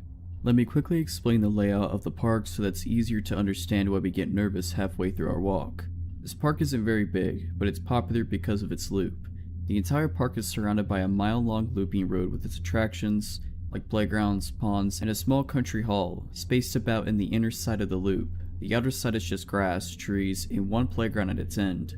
Thus, it's common and expected to pass people walking the loop at least 2 times if you're walking in opposite directions, but not if you're walking in the same direction. Any cars on this road can only drive in one direction because it's a one-way road. At first, everything about this walk was normal. I parked the car, we clipped our dogs to leashes, and we started on the loop. Every so often, we'd stop so I could take pictures of our good boys, particularly of Kira trying to wrangle Samson, who pulls like his life depends on it and weaves around because he wants to smell everything. It was while I was taking one of these pictures that the first encounter happened. A man, who looked to be in his 40s, walked past us, walking the same direction we were, up towards the playground on the outer side of the loop. He smiled at Kira, nodded, and said, "Hello, you have cute dogs," and kept walking. I honestly didn't think anything of it. We're at a park at a time of day where it's common to walk around due to the cooler temperature, and people where I'm at are generally friendly. We smiled back and said hi and thanks, and that was that, or so we thought. This man passed us again only 10 minutes later, directly across from where we'd seen him previously. Just like he did before, he smiled and said hi. This time, Kira and I looked at each other once he was ahead of us and shared the, well, that was weird, expression. Just 10 minutes earlier, he had passed us walking up towards the playground and subsequently broke off from the loop, and he'd been walking in the same direction as us. This time though, he cut in front of us and he did it in a way where we had to stop to avoid running into him. He nearly touched Kira with how close he was walking. That was already weird in and of itself. The other weird part was him cutting past us in the opposite direction. It came off almost like he wanted to walk by us again, but just like before, Kira and I brushed this weirdness off. The guy could have been enjoying a rambling stroll and doing his own thing for all we knew. Not even 5 minutes later, the same man passed us again, once again cutting so close past us that he nearly brushed shoulders with Kira. Again, this time he walked up behind us, then did this weird directionally slant walk to cross the street and go in the opposite direction, cutting us off again. I told Kira to hustle so we could get to our car and get out instead of doing a second loop. When we were almost to our car, we noticed a car creeping along behind us. We pulled to the side and stopped to let it pass, but for a second it stopped too. We figured whoever was in the car was getting ready to park, so we started walking again. The car started creeping along behind us soon after we did, so we stopped again, and the car stopped with us. This was when Kira got nervous. We hadn't seen the middle-aged guy since the third cutoff, so we figured I had overthought the whole thing, but here we were, with this tinted windowed car acting weird. Was it the same guy, back with his car? A different guy? We couldn't tell. Before anything could happen though, another car idled up to the one next to us, and whoever it was sped up to the expected 5 miles per hour. We got to our car pretty fast after that and practically picked up the dogs to get them inside of it. We got in and got out of there. My mistake, however, was neglecting my rearview mirror and the well-advised rule not to drive straight home if you're worried a stranger's taken too much interest in you. We got home at around 8 something. The sun had finally disappeared behind the horizon. Mom wasn't home yet, so we got the dogs some water, locked the doors, ate a late dinner, chilled in the living room, and talked about things that didn't really matter. It was almost 9:30 when the scariest part of this whole ordeal happened. There Kira and I were, sitting on different couches, talking about something, when we noticed the ceiling briefly light up over where Kira was sitting. Due to our long, slightly curvy driveway, it's common to see headlights stream through the window, light up the ceiling, fade, then intensify. It means someone's just come home, so when the ceiling above Kira lit up, we thought nothing of it, assuming Mom was finally coming back from wherever she went that night. Mom has a habit of pulling in then checking her phone for whatever knows how long before coming inside. After a couple of minutes, I noticed the small, motion sensor light Mom set up on a table on the porch light up. Right after the light went off, we both heard the storm door open, but we didn't hear anyone pressing the code keys of our lock or jiggling the door handle, like Mom usually does right away. The moment the storm door creaked open, our 2 dogs jumped up and ran to the door, barking like mad. Our golden greyhound mix, Calvin, has a deep and scary bark. Samson, who is a big dog, jumps up on his hind legs and scrabbles to one of the small windows in a desperate attempt to see who's outside. Immediately, the storm door slammed shut, and we heard heavy footsteps on the cement of our porch. Calvin started going nuts and jumped up on Kira's couch, standing on its back instead of the cushions to look out the window. Samson ran out the room and went out the doggy door that leads to the back porch, which is a ramp going down into a fenced-off portion of our yard. I sat there, my mind steadily going blank as my heart sped up and my limbs refused to move. Kira gets up and spins around and looks out the window but can't see anything because, besides the motion light on the porch, it's too dark. So, naturally, she gets up, grabs a stray dog toy which just so happens to be a tug-of-war rope with a ball on one end, and opens the door. I tell her very calmly to shut the door and stay inside. She ignored me and stepped out onto the porch. She comes back inside after not seeing anything, but, to my utter disbelief, she disappears into the kitchen, comes back with a knife, and goes outside again. This time, she's gone for a handful of seconds before running back inside and slamming the door shut. Breathless, she tells me she went out a bit into the yard and saw the outline of a man by the run-down dog kennel we don't use anymore. When she saw him and froze, he moved. This time, she listened to me when I told her to lock the door. I managed to call Mom and she convinced me to get up and make sure all the doors were locked, including the basement and making sure the dogs were inside. After Mom got home and looked around, finding nothing, we called the non-emergency number for the police, not wanting to bother them in case we were overreacting. 2 cops came by and walked around our yard and found nothing. We got the sense they didn't believe us, but instead saw us as 2 overexcited girls with exaggerated imaginations. Still, they humored us and told us, after we told them about the park, that if we think anyone might be following us, or if someone's acting a little too creepy, not to drive straight home and to check if anyone's following us. Then, they left. But when we heard those footsteps and Kira went outside, she swears she saw someone. The dogs don't run up to the door like that and bark their heads off if no one's there. I don't know if whoever was at our house was the same guy that ran into us at the park. If it was, I don't know the reason why he cut in front of us multiple times. I don't know if he was in the car that inched behind us and stopped when we stopped. I don't know what would have happened if Calvin didn't have a scary and manic bark. I don't know much of anything, but what I do know is, if you're out and about, minding your own business, and a stranger is taking a lot of notice of you, following you, frequently running into you, or whatever, trust your gut. Don't drive or walk straight home, meander, get to a public space, or just take your time. Pay attention to your surroundings. You never know who is watching you. This happened a few years ago when I was an 18-year-old girl in high school. I worked at a store in the mall of my mid-sized Midwestern city, and that evening, I worked a closing shift. I was walking back to my car in the snowy darkness when a black SUV pulled up beside me. A woman opened the window and yelled, "Hey, excuse me, I need your help." She was a round-faced woman in her 30s or 40s and spoke with a very heavy Spanish accent. She went into a story about how her sister got into a car accident and the woman needed to get gas in her car before she could help the sister. However, she could not find a gas station and had no money, and she even said she had driven around to several churches to ask for help, but no one would help her. She was difficult to understand and did not tell the story super clearly, but I understood that she needed to find a gas station and she needed me to pay for it. She told the story between sobs and she seemed so desperate that I was moved to help her. I told her that she could follow my car to a gas station that was just across the highway and that I would buy her some gas. At the gas station, I parked in front of the store and was surprised when she did not pull up to a gas pump, as I had expected. I got out of my car and said, "Okay, don't you want me to buy and pump gas for you?" She then said something like I had misunderstood her first story. She didn't need gas. She needed money to give to her sister, and added a bunch of other facts I don't remember to continue the story. Her accent and changing story was difficult to understand. I said, "Well, I don't have cash on me, only my card. I mean, I suppose I could see if there's an ATM inside?" She immediately replied that she knew there was, which definitely is suspicious in hindsight, but I didn't pick up on it at the time. I agreed to go in and get her some money from the ATM, and as I turned to go inside, she said, "Wait, but if you give me money, I will have to repay you somehow." I said, "No, that's okay, you don't have to." She said, "No, give me your phone number so I can contact you to meet up later so I can repay you, or give me your address and I will send the money to you." I refused both, and she tried again several more times, begging me to meet up with her later to give me the money. This probably lasted 5 minutes or so. Finally, as I refused the last time, she said in a very chilling way, "Don't be so nice." Despite all of this, I for some reason was still convinced she needed my help, and I went into the gas station to use the ATM. However, in my teenage wisdom, I could not remember my PIN number, and was unable to withdraw money. I went back outside to tell the woman, and she rolled her eyes, huffed something under her breath, and very quickly got into her car and sped off.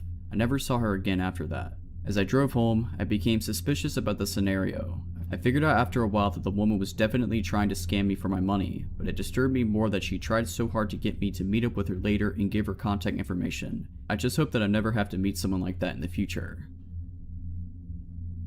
When I was young, I used to live in rural Pennsylvania. Where I lived wasn't quite suburbs, but the houses were all within walking distance of each other, and we knew nearly all of our neighbors. My small neighborhood was blocked off from the ones on either side by decent-sized creeks, and to get to them you needed to climb down a fairly steep slope. This is an important detail later. My friend Rachel was a bit younger than me, by 2 or 3 years. I was 11 at the time. We had decided to go on a bike ride and ended up dropping our bikes and helmets at the top of the hill leading down to one of the creeks, and we went exploring. We were making a racket, I'm sure, squealing as we jumped around trying not to get wet. We noticed bubbles in the water and became concerned for the swans that lived down at the other end of the creek in the pond. Out of nowhere we heard a man chuckling, and he was standing at the top of the hill above near where we were standing. I said nothing. He asked what we were doing and slowly started making his way down the rough terrain of the slope. He obviously didn't know where the path to come down was. Rachel answered him that we were trying to find out where the bubbles were coming from and that she was scared it would hurt the swans, as there had never been any bubbles before today. He told us he could take a water sample and test it if we could bring it up to him, then asked our names and how old we were, still making his way down to us the entire time. Rachel told him her name and had started to say mine when I stopped her by grabbing her shoulder. I had an extremely bad feeling about this man, and I was very uncomfortable with the situation. I perked my head up looking off to the side and asked her, "Did you hear that, Rachel? I think your mom is calling us." I turned and dragged her up the path across from where the man was climbing down at, and we jumped on our bikes. I noticed this man's car parked next to where we put our bikes. Our helmets were missing. We heard the man scrambling after us, screaming that he hadn't heard anything. We started pedaling back toward my house, as Rachel lived in a different neighborhood, and the man started following us in a car after he finally reached the top. The man was still trying to get us to talk to him, so I turned off into my uncle's yard where I saw my cousin out cutting the lawn and started yelling for him. He was a big dude, 16 or so at the time, and the man in the car burnt rubber, speeding off when he saw we were no longer alone. We ended up calling the police, and we were not the first girls that had the same issue with a man of that description and that car that day. So whatever that man's intentions were, I'm just glad that Rachel and I didn't have to experience them. If you're liking this video, all I ask is that you make sure to subscribe to my channel and like this video. Thank you. This was my very first apartment, and I was so excited to be in it. My freshman year I lived in a dorm on campus, and before that I just lived with my mom, so I had never lived on my own before. The apartment was a 2-bathroom and 2-bedroom, and I shared it with my friend who I had known since we were 13. I had just turned 20 when all this happened. Josh was my friend, and it was his first year at the university, so naturally I showed him around. We did pretty much everything together. Fast forward to the homecoming football game. We attend a university that's crazy into football, and we're actually a pretty good team, so the homecoming game is a big deal to everyone. Josh was so excited to go out because it was his first homecoming game. He was going to go with this boy he started flirting with, and he wanted me to come along. I don't really remember why I didn't want to go, I just didn't. Josh got mad at me, we said dumb stuff to each other, and he left, so I was alone for the rest of the night. I had, still do, a small dog, Poppy, who lived with us. She was around a year old at the time. We actually had a pretty relaxing night in the beginning. I took a shower and put on face mask, and Poppy and I watched TV in bed and stuff. I remember listening to a song on repeat the entire day because that's what I do when I find a new song that I like. To this day, I still can't listen to it without being reminded. We went to sleep around 10 p.m. I think. I wasn't keeping up with what was going on with the football game, so I really have no idea if it was just ending or whatever, but I knew not to expect Josh home early because he was going out with the guy he was seeing, Dinlan, afterwards. There is a strip of bars along one of the main roads running towards campus, and that's where they would be. That's where everyone would be after the game ended. I don't know what time it was, but I woke to cabinets being slammed and really loud noises. It was really dark in my room and the only thing I could see was that the kitchen lights were on. I saw the light coming through the bottom of the door. It sounded like people were going through our kitchen cabinets one by one. Poppy was at the edge of the bed barking like a crazy dog. I had never seen her act this way. I was struggling to keep myself awake because I'm a really heavy sleeper, not anymore, and I just knew it wasn't Josh or Dylan, but some stupid part of me decided to call out, "Hello?" But it was weak sounding and I really don't know if they heard me or not. Suddenly, my bedroom door opened. I shot up. Poppy was snarling and trying to lunge at the stranger in my bedroom. I couldn't see anything because the light from the open door was kind of blinding. I just saw his figure. He was wearing a hoodie and he stood there for maybe 15 seconds and I was just staring at him. The whole time Poppy was trying to screw him up. He quickly closed my door and I don't know why, I just didn't move. Then my door flings open a second time and we're staring face to face again, for the same painfully long amount of time. My heart was racing and I remember thinking he's gonna hurt me. Now that I look back, I should have screamed or something. Poppy was at the very edge of the bed now, vicious and snarling. She sounded like a big dog, honestly. And then he slammed my door shut. As soon as he did, I jumped out of my bed and locked my door. I heard them take my car keys. I was terrified they would find my car and steal it since I had just parked directly outside. I frantically called 911 and was sobbing the whole time. I said, "Someone is in my house, they came in my room, please help." And it took them 30 minutes to get there, when I know that there were cop cars everywhere surrounding the bar since it was homecoming, which I live a 5-minute drive from. When I finally came out, the living room and my roommate's bedroom were completely ransacked. My roommate's TV was on the floor because they tried to carry it out, but I guess decided just to leave it. They stole my Xboxes and all my games. They stole my book bag with my textbooks and my homework in it. The 2 policemen got here and I told them everything and asked if I could call my roommate. Josh picked up the phone but was heavily slurring and I could tell that he was inside of a bar and could barely hear me. I just screamed, "Please give Dylan the phone," hoping that Dylan was at least more sober than Josh was, so Josh put Dylan on the phone. And I don't know how, through my tears and sobs and through the screaming, people, and house music, but he heard me say that our apartment was robbed. He frantically said, "We are coming," and hung up. They probably ran. While I was waiting for them, one of the policemen asked if he could try to take the prints from my roommate's TV and I agreed. He proceeds to then drop his flashlight directly on the screen, and as it shattered, he just looked at me. So then Josh and Dylan get back and the policemen totally change their tone. They get aggressive and say that they were targeted for a reason. I'm pretty sure that since it was homecoming, the robbers were not expecting me to be there, and were trying to just rob apartments blindly. We also lived on the ground floor, so it's easier to get in those than in the 2-story and 3-story apartments. Josh is in the military, but Josh looks just like any other regular college freshman boy, and his only friends at the time were literally me and Dylan, so we were the only ones who knew he was in the military. They tried to accuse Josh of stashing guns and drugs everywhere, and that's why we got robbed. I literally was like, "Are you kidding me?" They then tried to pull me to the side and say that Josh hired people to come rob his own apartment while I was inside. They asked me, "How do you know these guys?" I said, "Sir, I have known Josh since we were 13. We moved here together to attend university together. He just gave me a look." When they left, we got our locks immediately changed, and then I had to take the next day off of school to drive to the nearest Nissan dealership, 30 minutes away, and then wait 7 hours for them to rewire a key fob for me. To the men who robbed me, and to the cops who accused my roommate of robbing his own apartment, I hope I don't have to meet you again.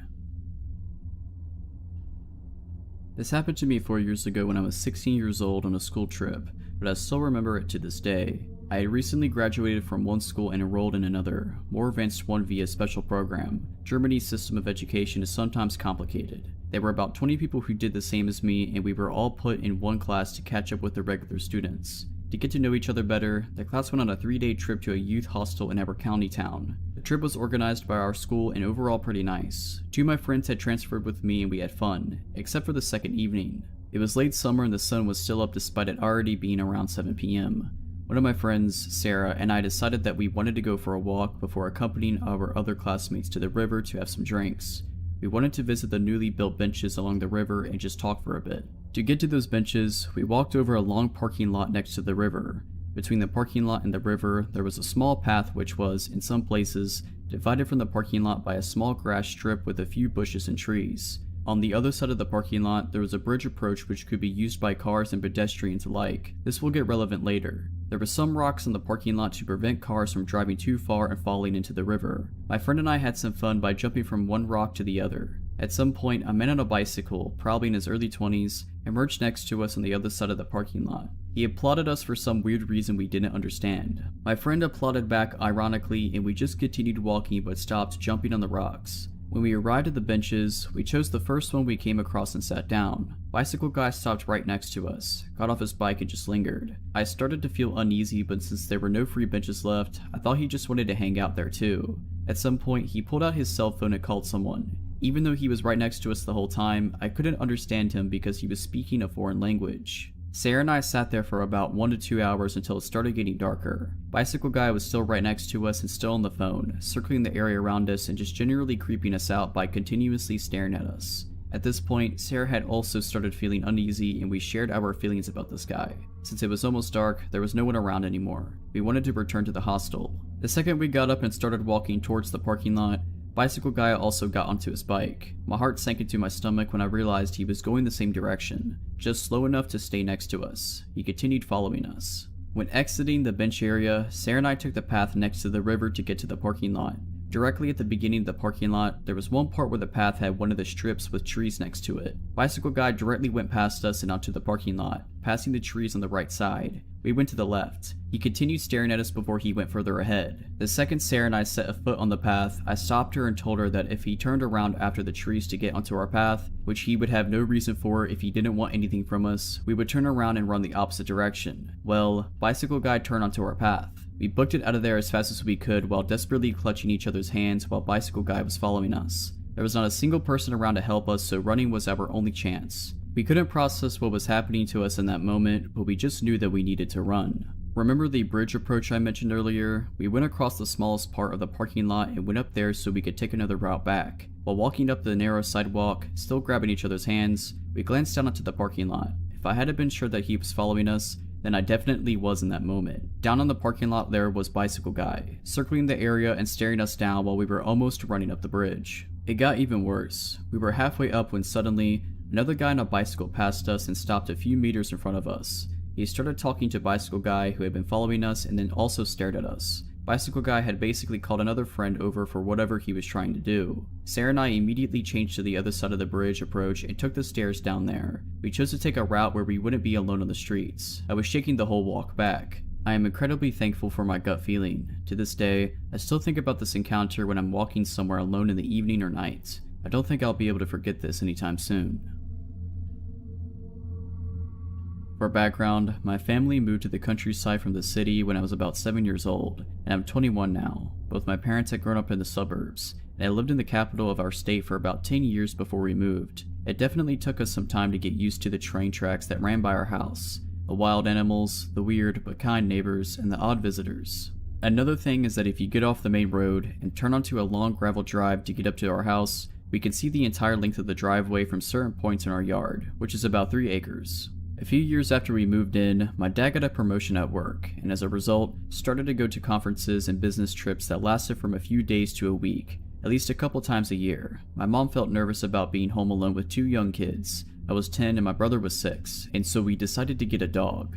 We knew we wanted a big dog, but something that would be gentle with my brother and I. After a few weeks looking at shelters, we took home Rocky. He was 9 months when we took him home, and already pushing 70 pounds. We believe he's a German Shepherd mixed with some northern or mountain breed. We aren't sure to this day, but he's a massive red-colored dog with a long black muzzle and ears, and a fluffy tail that he carries over his back, and a white stripe up his nose. It wasn't long until he was 100 pounds, and an absolute force to be reckoned with. Even though he was very gentle with both my brother and I, loved our cats, it was a big ball of joy around anyone we brought into our house. He tended to be very territorial and aggressive with other dogs, and very protective of us, especially of my mom and I. Once, the electric company came to do work on the telephone poles on our property without telling us first, and after 20 minutes they finally had to call us because Rocky had them trapped in their truck and was jumping up and barking at their windows. I doubt he would really have attacked them if they'd gotten out of their trucks, but it was more than enough to make them think twice. This protective instinct came in very, very handy one day. It was summertime, my dad was at work, and my mom was home with my brother and I, since she was a teacher and off for the summer with us.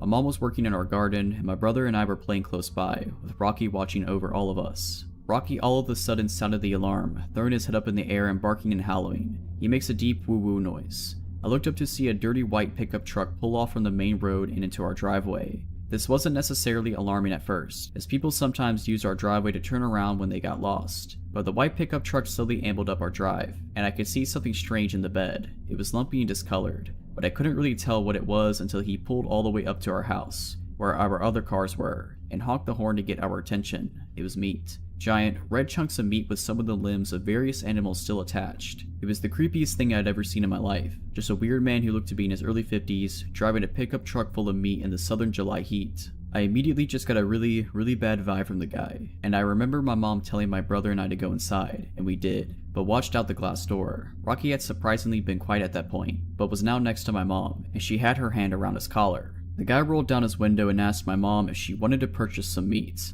My mom said no and to please leave our property. Instead, he went on about the different types of meat and asking how much we wanted: beef, venison, pork, etc. My mom asked him to leave again, but instead, he decided to get out of the nasty white pickup.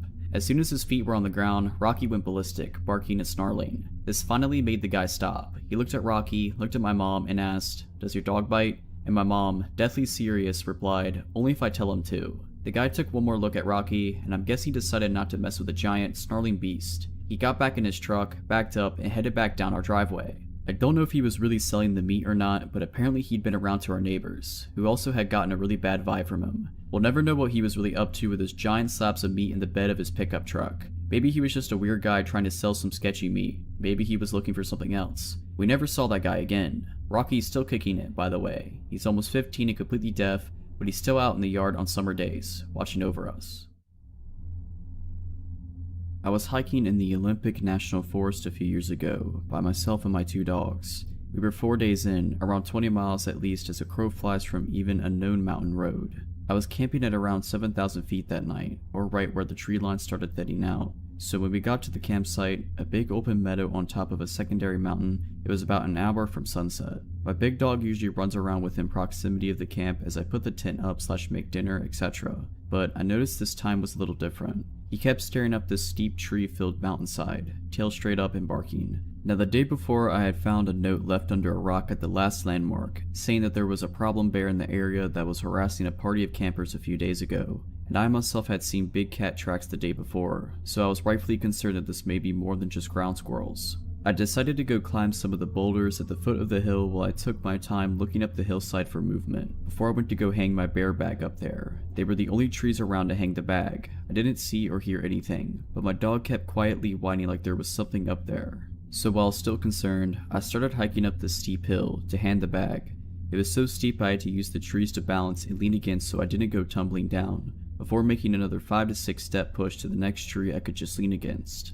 Anyway, I'm slowly making up this hill ridge, hopping from tree to tree to keep my balance. Then I get about 100 feet up the hill, and I hear a whole lot of big movement at about 50 feet in front of me. My dog immediately goes from a deep low growl to a savage, slobber flying everywhere type barking now. My heart starts pounding out of my chest, and I start to panic. A million thoughts go racing through my head in the matter of seconds. Because if this is a bear, my dog is going to try to save me, in which he will most likely die. And I'm stuck here. If I have to get off that hillside fast, I almost 100% am going to trip and fall off the 12-15 foot cliff onto the boulders below, like hundreds of 5 to 20 foot boulders. So I'm feeling pretty screwed about now. Then I hear my other little dog start barking and freaking out down at my campsite, which is just out of sight. I had zipped her in my tent, so she didn't wander off like I was away. So yeah, I'm absolutely panicking at this point.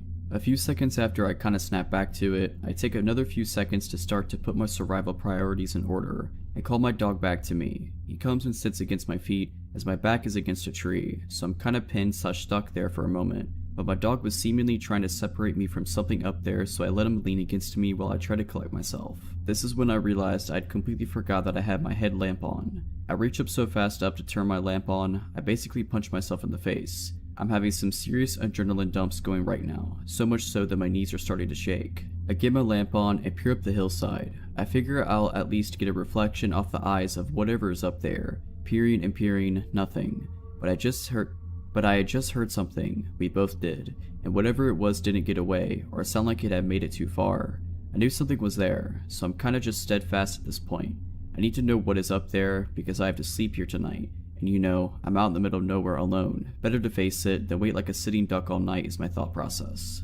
So yeah, as I'm looking up this hill, and at one point my dog lunges forward, unpinning me. He does a fake / bluff charge up the hill about 15 feet, and I mean he's snarling and foaming at the mouth at this point. As he does this, I finally see movement, something moving up and breaking the line of the horizon / sunset.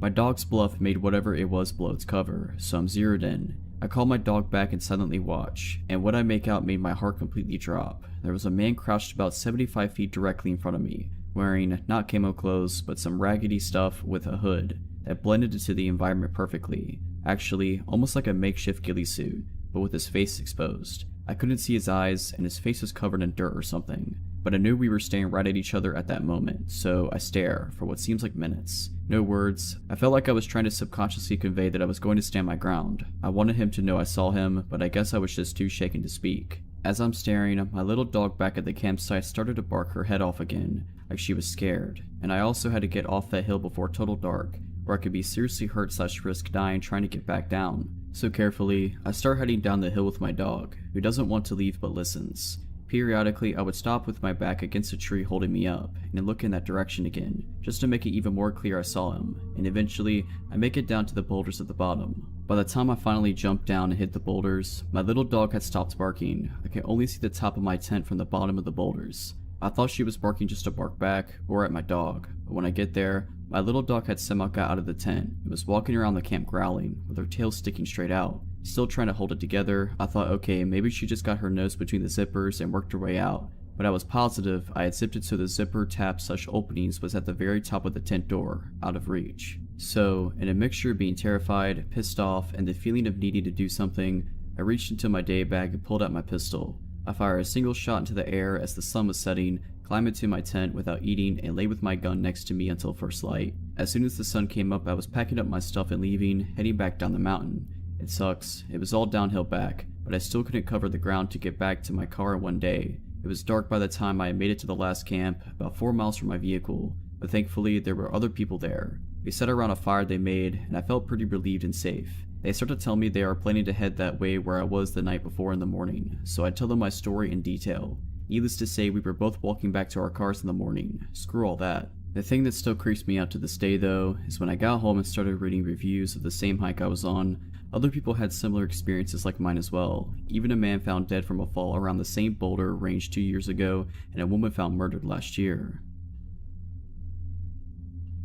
This happened when I was growing up, around 2004 or 2005 when I was about 13 years old. It took place in a rural area, a good ways outside the town of Uvalde, Texas. The town itself was really small back then and not much to look at. It's just one of those towns that really isn't on the way to anywhere important. My father knew someone who owned a deer lease that was about 1,000 acres, down outside of that area, and was complaining about a ton of hogs that were tearing up their land. Being open season on hogs in the south, my dad thought he would surprise me that summer and take me down for a week to go hunting for them. Not only did that help him with networking for his job, but also gave us some quality father and son time. I remember the drive down there from Dallas was torture. It was about 7 hours in my dad's hardtop Jeep Wrangler. That car was so uncomfy, I hated it. All I had to do was either stare out the window or try and beat Super Mario Land 2 on my Game Boy Pocket, something I was never able to accomplish in my youth. The drive, obviously, took most of the day, so we got there in the early evening. The owner of the land had told my dad that he hadn't had anyone else lease it that year yet, and the cabin in the property might be a little rough and dusty. I didn't really care. At this point in my life, I had been in scouts for a couple years and spent a lot of my free time in the woods or fishing with friends. Needless to say, I was pretty comfortable roughing it. So after unlocking the gate and driving to the cabin on the land we settled in, the cabin was pretty rough, dust and dirt everywhere, flies. I remember that it looked like some raccoons had gotten into the cabin. After cleaning up a bit and getting the sleeping bags out, then setting up the cots, we decided to sleep. Something about that night was weird. I was never able to get comfortable enough to fall asleep for any restful amount. I couldn't put my finger on why, but I had that feeling of being watched. I was finally able to drift off for what I guessed was an hour maybe. When we woke up, it was early, about 7 a.m. We decided to scout around the land for tracks and signs of hogs and find a good place to set up a blind. It was the summer and horribly hot in the afternoons, so morning was the best time to be out and about. After walking for an hour or so, we came to an area of trees, lightly dense, and luckily found some signs of hogs. Typical torn up ground where they had been rooting, so we followed them into the trees. I was looking for more signs when my dad stopped me with his arm. I remember looking up and seeing someone standing about 50 yards away. Some of their body was blocked by trees. This was private land, so they definitely weren't supposed to be there. We also had confirmation from the owner before we got to the lease that nobody was there, not to mention the gate was locked up when we first arrived. The person was wearing some bright colored red jacket. We slowly walked toward them. My dad called out something like, "Hey, we're hunters, this is private land." The person didn't move at all, dead still. We were about 30 yards away and could see that he was turned away from us with his hands in his pockets. Weird thing was that the person was in a ski jacket and what looked like to be ski pants.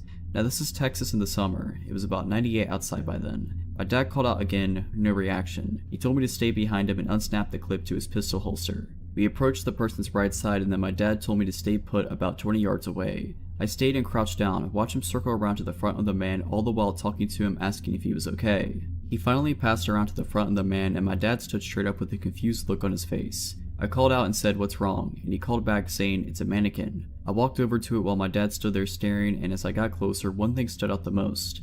The clothes it was wearing were brand new, no dust, sap, bird droppings, or signs of being outside for more than a day at most. At that moment I looked at my dad and could see him get worried. Almost immediately after I felt that feeling again, like we were being watched, and I knew my dad felt it too. My dad whispered, "We're leaving right now." He grabbed my hand and drew his pistol. He scanned the area the whole way back while I was trying to hold back panicked tears. We got back as fast as we could. I was terrified so it felt like an eternity, but in reality it was only about 45 minutes. After returning we packed up and beat feet. We drove back home that day and didn't talk much on the way back. I remember right after we left, my dad called his buddy, the owner of the land, and he was confused. He said that he would go check it out the next week when he was in the area. He also said that he never had an issue with people because his property was high fenced. My dad normally isn't a paranoid person, but me being young and the least possibly having someone there we didn't know about, he decided to be cautious and just get out of there. After we got back home, we talked and my dad wasn't able to sleep the night before as well. He had the same feeling but didn't want to wake me up because he thought I was sleeping too. Turns out that next week he got a call from his buddy and he checked the whole property and never found any trace of anyone, no mannequin or anything.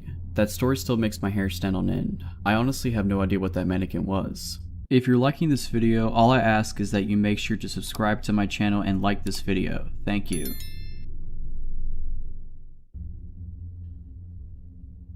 So this happened to me a couple of years ago when my now husband and I were living in a townhouse in a pretty decent area.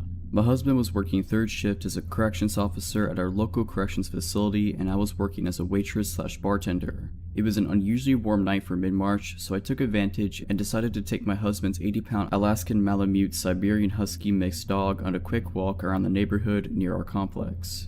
We get to the end of the street that leads into the complex we live in, and across the street is a Marathon gas station. I notice as the dog, Luke, stops to relieve himself that there's a guy across the street at the gas station with a case of beer in his hands. I have my phone out texting a friend and looked back up to notice the guy was near the stop sign, also relieving himself on the sign. I felt really awkward and instantly put my phone away and led Luke down the street on our path. At this point I think this guy noticed us and he crossed the street to where Luke and I had just been.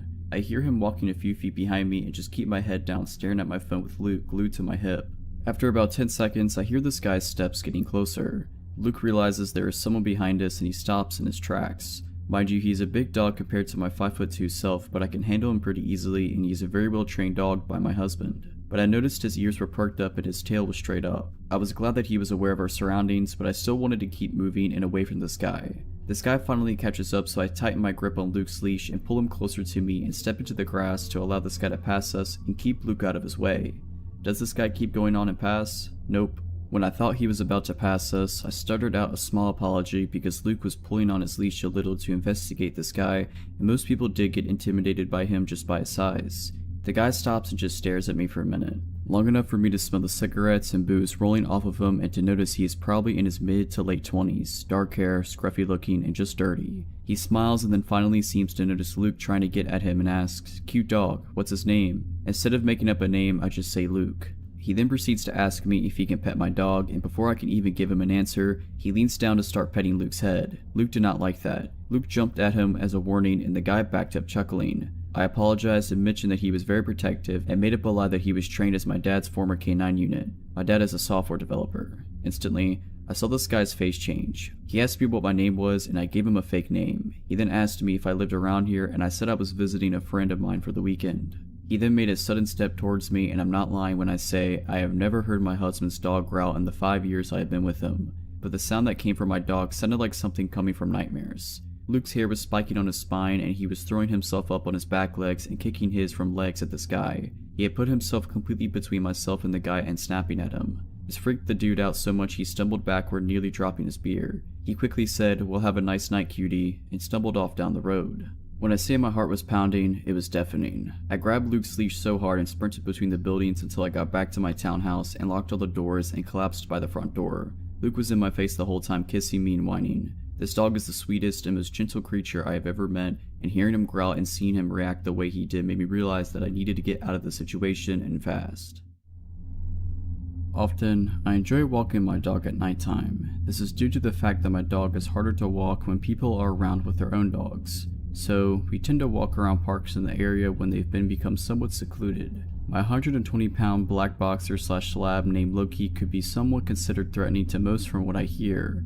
I figured his size would be used as a deterrent for anyone looking to cause nightly troubles. I was dead wrong. On one specific night in the fall of 2016, I could recall of an encounter that reminds me of why I am so reluctant to walk around once daylight falls. This specific park is one I have been to a couple times, and from what I remember, this park is usually secluded around 6:30 and later. Aside from a couple of joggers, there are very few other dog walkers. Not many people walk the same path I take. I also like to put on my headphones and listen to music while I walk, but on this specific night I chose not to wear them since my phone was on low battery and I wanted to preserve it as long as I could. Anyway, the walk was going as usual. Loki did his business and we continued on our usual path. About midway in our walk, I realized that it had started to get really dark. Since he was done with his business, I decided to cut the walk somewhat short and we took a shortcut that kind of led us off the path. This path had a bunch of trees surrounding the area and there were still leaves on the branch. With that being said, I felt a weird feeling as if I was being watched. I could not for the life of me shake off the feeling of being watched. I peered back to see if anyone had been following me out of anxiety, and every time I did, no one was there. In fact, no one was anywhere. This whole shortcut was essentially secluded. Suddenly, Loki stopped walking and also looked back. I told him, "Loki, come on boy, we've got to go." One thing I failed to mention was that Loki is a big coward. I noticed his tail was tucked between his legs, which is a telltale sign that a dog is afraid. I was also curious and a bit nervous, but I surely did not want to find out what he heard or noticed. I just wanted to get out as soon as possible. I pulled a little and he began to walk, but every now and then I'd see him peer back. After maybe a minute or so of him walking, he stopped again and this time he began to growl. Despite being a coward, Loki is a bark but no bite kind of dog, so I took this chance to see exactly what he was growling at. It was quite dark, so I could not see well, so I used my phone's flashlight to see what was up.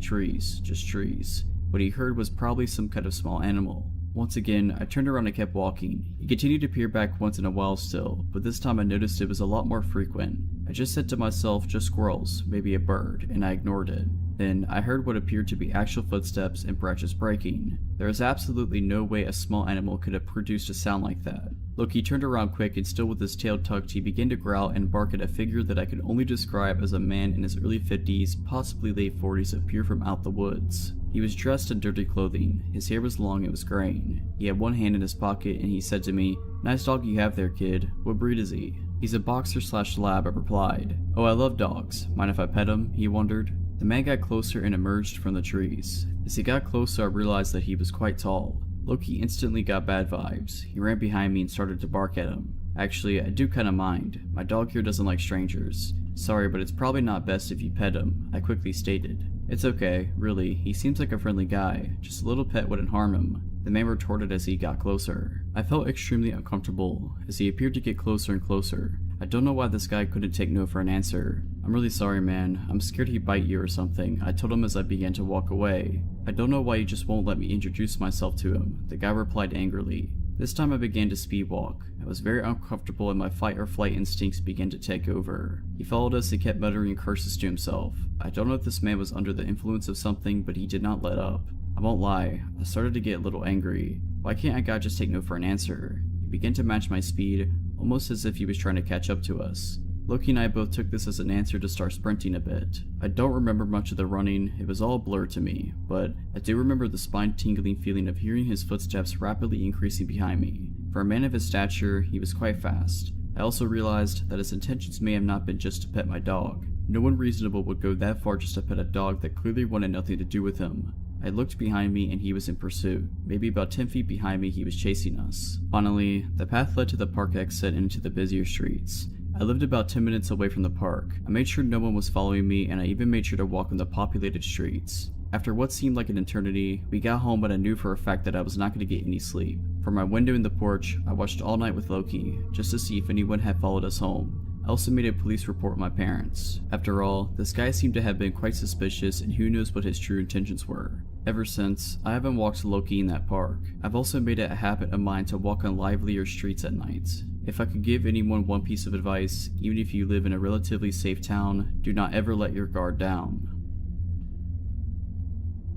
This happened about a year ago to me and my husband. It was our 10th anniversary, so we decided to go camping, just the two of us, and of course our dog. There's a big national park / camping area near where we live, little less than an hour drive, so that was where we were heading. It's basically a big forest with many small lakes, ponds, trails, and camping sites around. Pretty popular place during summer, but we still saw some people, even though it was late September and the weather was cold. We found a good spot next to a lake to set up our camp. It was a beautiful day, so we wanted to hike a bit in the forest. There was a nice long path that was going around the lake where we had our camp, so we chose to go that way. The lake was quite small, and there was another camping site by it. You could see there from our camp, and from there you could see our camp. They were almost on opposite sides of the lake. We walked past another camp, and saw a man there alone just standing and staring at us, not answering when we greeted him. He was maybe in his late 20s, around the same age as us. I thought at that point that maybe he was just shy and a little weird.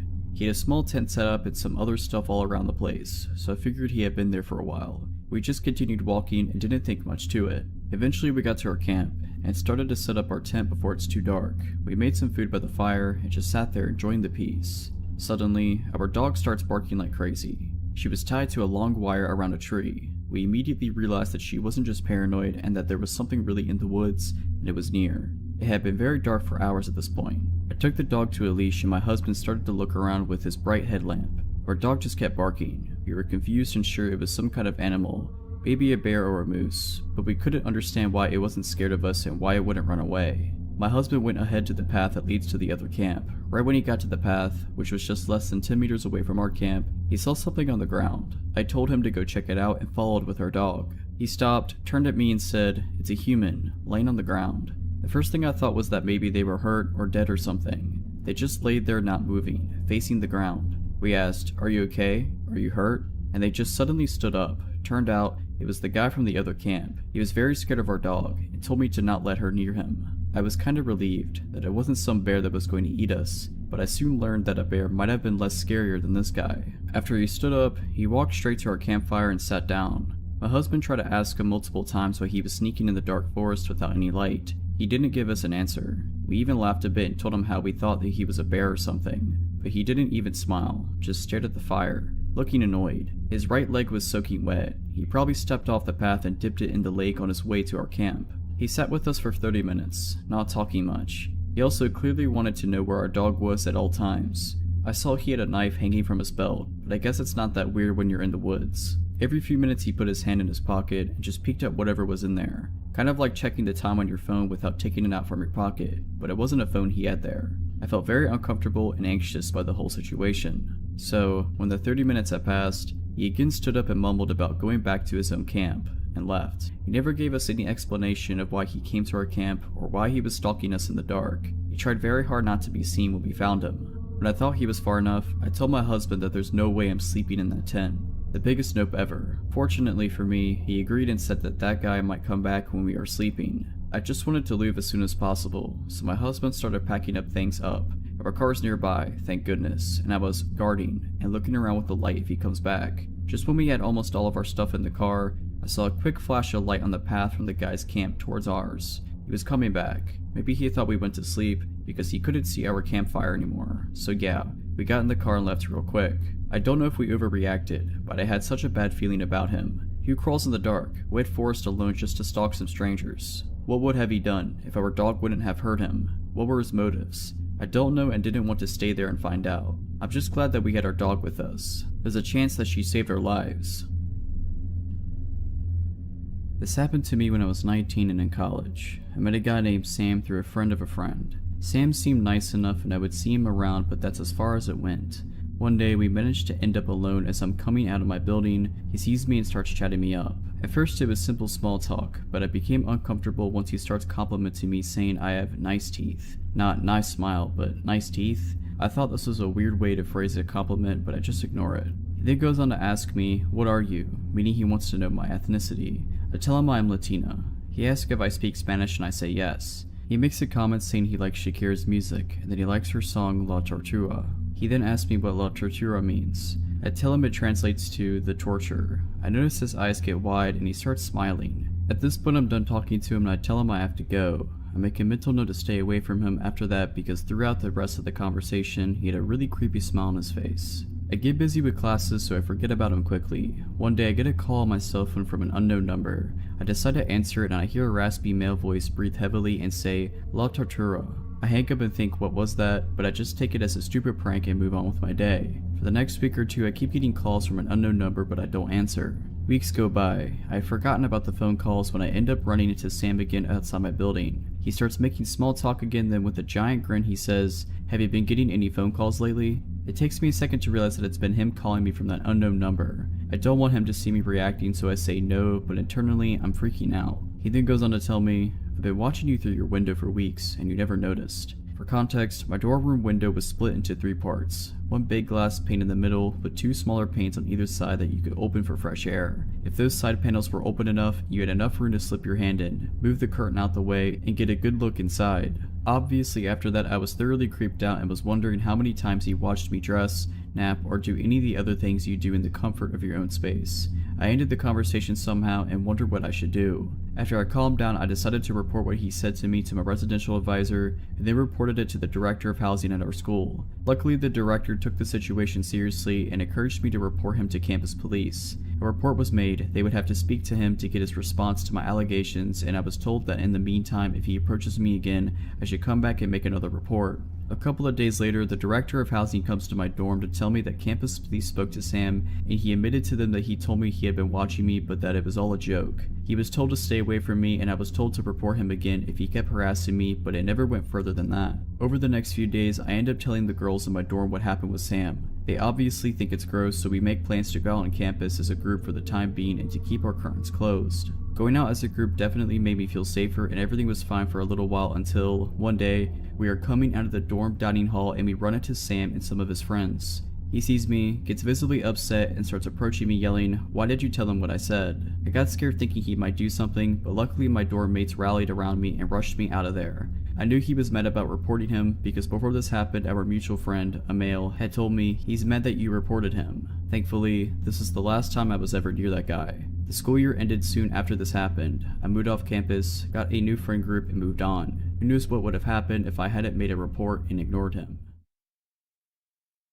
When I was 16, I used to attend English classes that were for people of all ages, so I was used to having colleagues older than me that also wanted to improve their language skills. I was really close to another girl my age back then, Jasmine. She was much more popular than me, so she would always introduce me to new people. One day I noticed this guy in her group. He was 32 and very talkative, always smiling. For some reason though, he made me feel uncomfortable from the get-go. I think it's because he would stare at me for no apparent reason. While everyone was talking as a group, he seemed to address me specifically every time, but I didn't give it much thought. As the days passed, he started waiting around before my classroom door and started conversations about my friendship with Jasmine, my high school, my family, etc. I thought it was weird that he was so interested, given that he was much older, but I felt guilty for feeling bad, like he was just being nice and I was being mean to think he was weird. I should have listened to my instinct. Instead, I forced myself to answer, to make small talk. He told me how close he was with Jasmine and that made me feel a bit safer. When I asked her about him though, she said she didn't know him that well, but that he seemed nice enough. One day I got a call from a number I didn't recognize.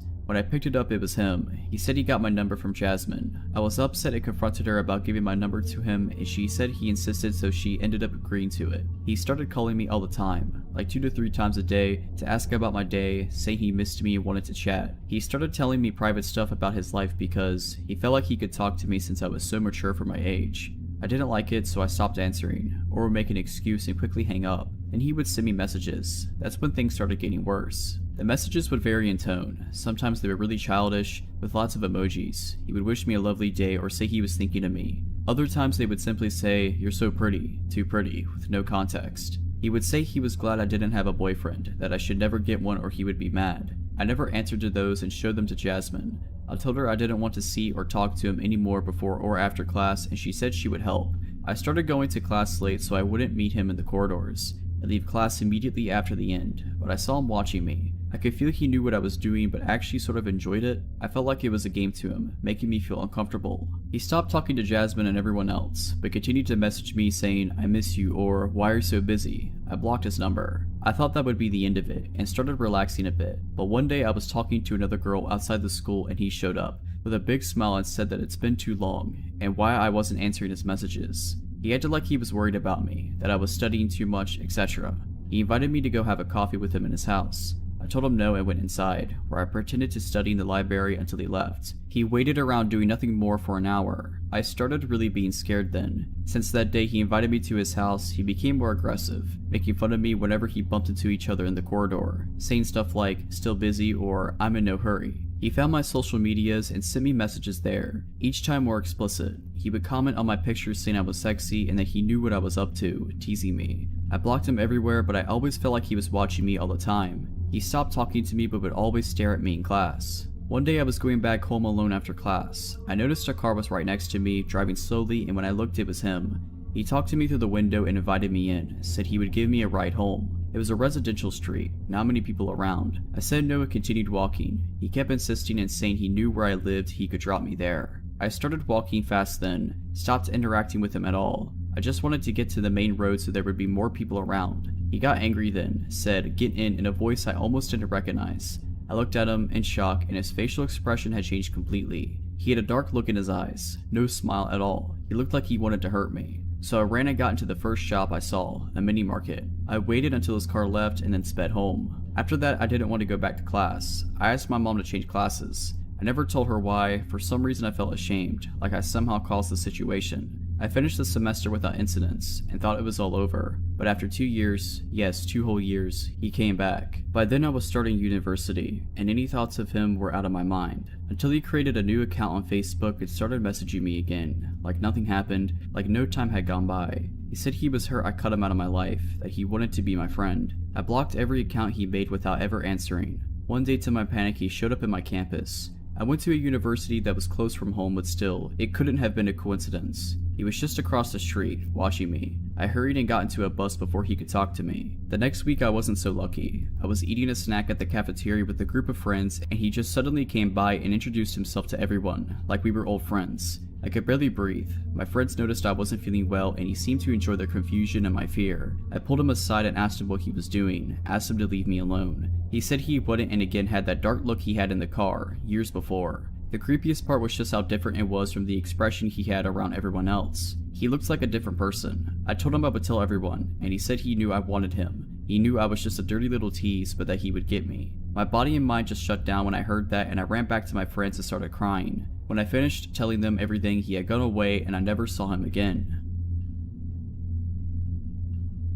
When I was 16, what feels like eons ago, I started going to high school that had a public library in it. Upon entering the front doors of the school, there was a wide hallway with the entrance to the library being a straight walk from the school entrance. So it wasn't like outsiders had to walk through the halls to get to it. But it really bothered me that anyone with a library card could be in our school at any given moment that it was open, even if they were only supposed to check out books or use a computer. Having said that, I rarely saw adults that weren't school employees in the library during school hours. My family didn't always have the electricity on, much less the internet, so I would often stay after school to do my homework in the library where I could use the computers. The librarian's desk was in the middle of the library and there were maybe 24 computers off to one side, in 4 or 5 rows. Other than that, there were a few small rooms where the book club would meet or someone could study privately, which were locked up when not in use. One afternoon I had a research essay to do. I think it was about Homer's Odyssey, so I had asked my dad to pick me up 2 hours after school ended. I went to the library immediately after my last class and chose a computer close to the librarian's desk. Blissfully, only the librarian and I were in the room.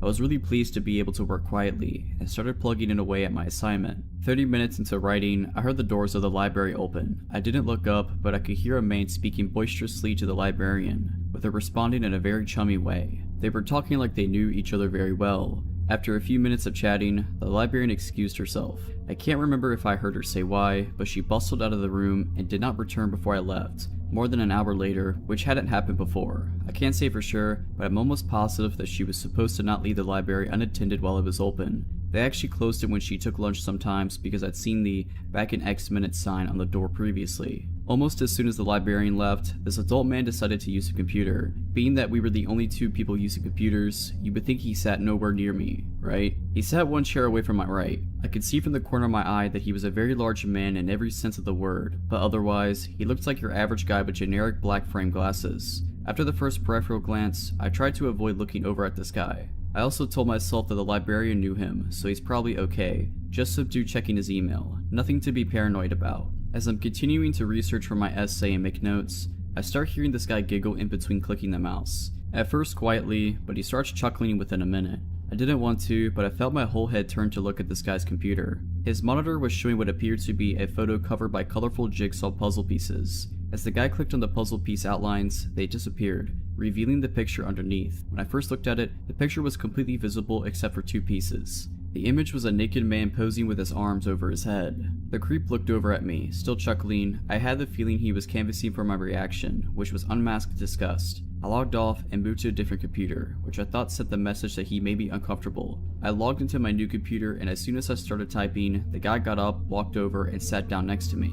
I promptly stood up, kicking over my chair, unplugged the computer. I wanted to log out really fast, and ran out. My dad wasn't going to be there for another 30 minutes, at least. So I waited in the bathroom. Whenever it was about time for me to get picked up, I walked toward the front doors to leave the school, and I decided to peek in the library. The creep was sitting at the computer still, but his body was turned to face the doors and he was looking straight at me, with a big grin on his face. I dropped out of school that year, and this honestly played a part in that decision. I felt so vulnerable, and looking back I think that librarian might have been secretly creeped out by this guy and was playing nice in front of him. She might have made a lame excuse to leave the room so that she didn't have to entertain him, which I would understand if she wasn't leaving him alone with an underage student. I didn't trust the school to take it seriously, especially the librarian, so I didn't tell anyone. I just hope that guy isn't prowling around the high school still.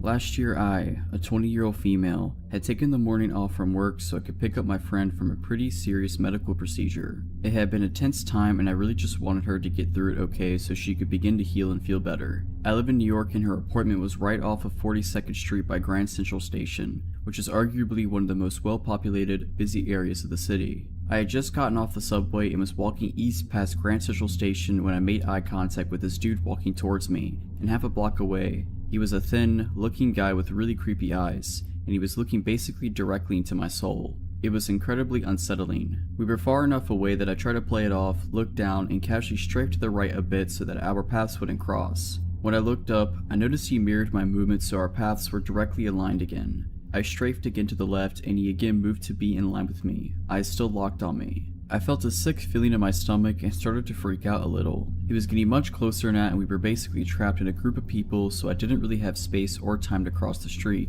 I also didn't want to turn around and go the opposite way because then my back would be towards him. I took my headphones out and kind of slowed down, but he was absolutely still coming for me. When he inevitably got close enough to me that we were within arm's reach of each other, I guess my fight or flight took over and I grabbed him by the shoulders and shoved him aside, sidestepping him. He was full on attempting to collide with me. The group of people around us barely reacted, which is crazy to me. I thought I dodged a bullet, except after shoving him out the way, he began screaming at me. I yelled back at him, "What were you doing? Get out of here, you're creepy, keep moving." And other random phrases that just felt right in the moment. Deep down I think I was just hoping if I made a scene someone would step in to help, but nobody did, and then I noticed that he'd stopped walking and had fully turned his body around to face me again, and then began to walk toward me again. He was yelling at me this time, calling me disgusting, crude names, telling me he was going to smack me and teach me a lesson, etc. I absolutely panicked and began jogging away, only to look back and realizing that he was now jogging after me, still threatening me and screaming at me.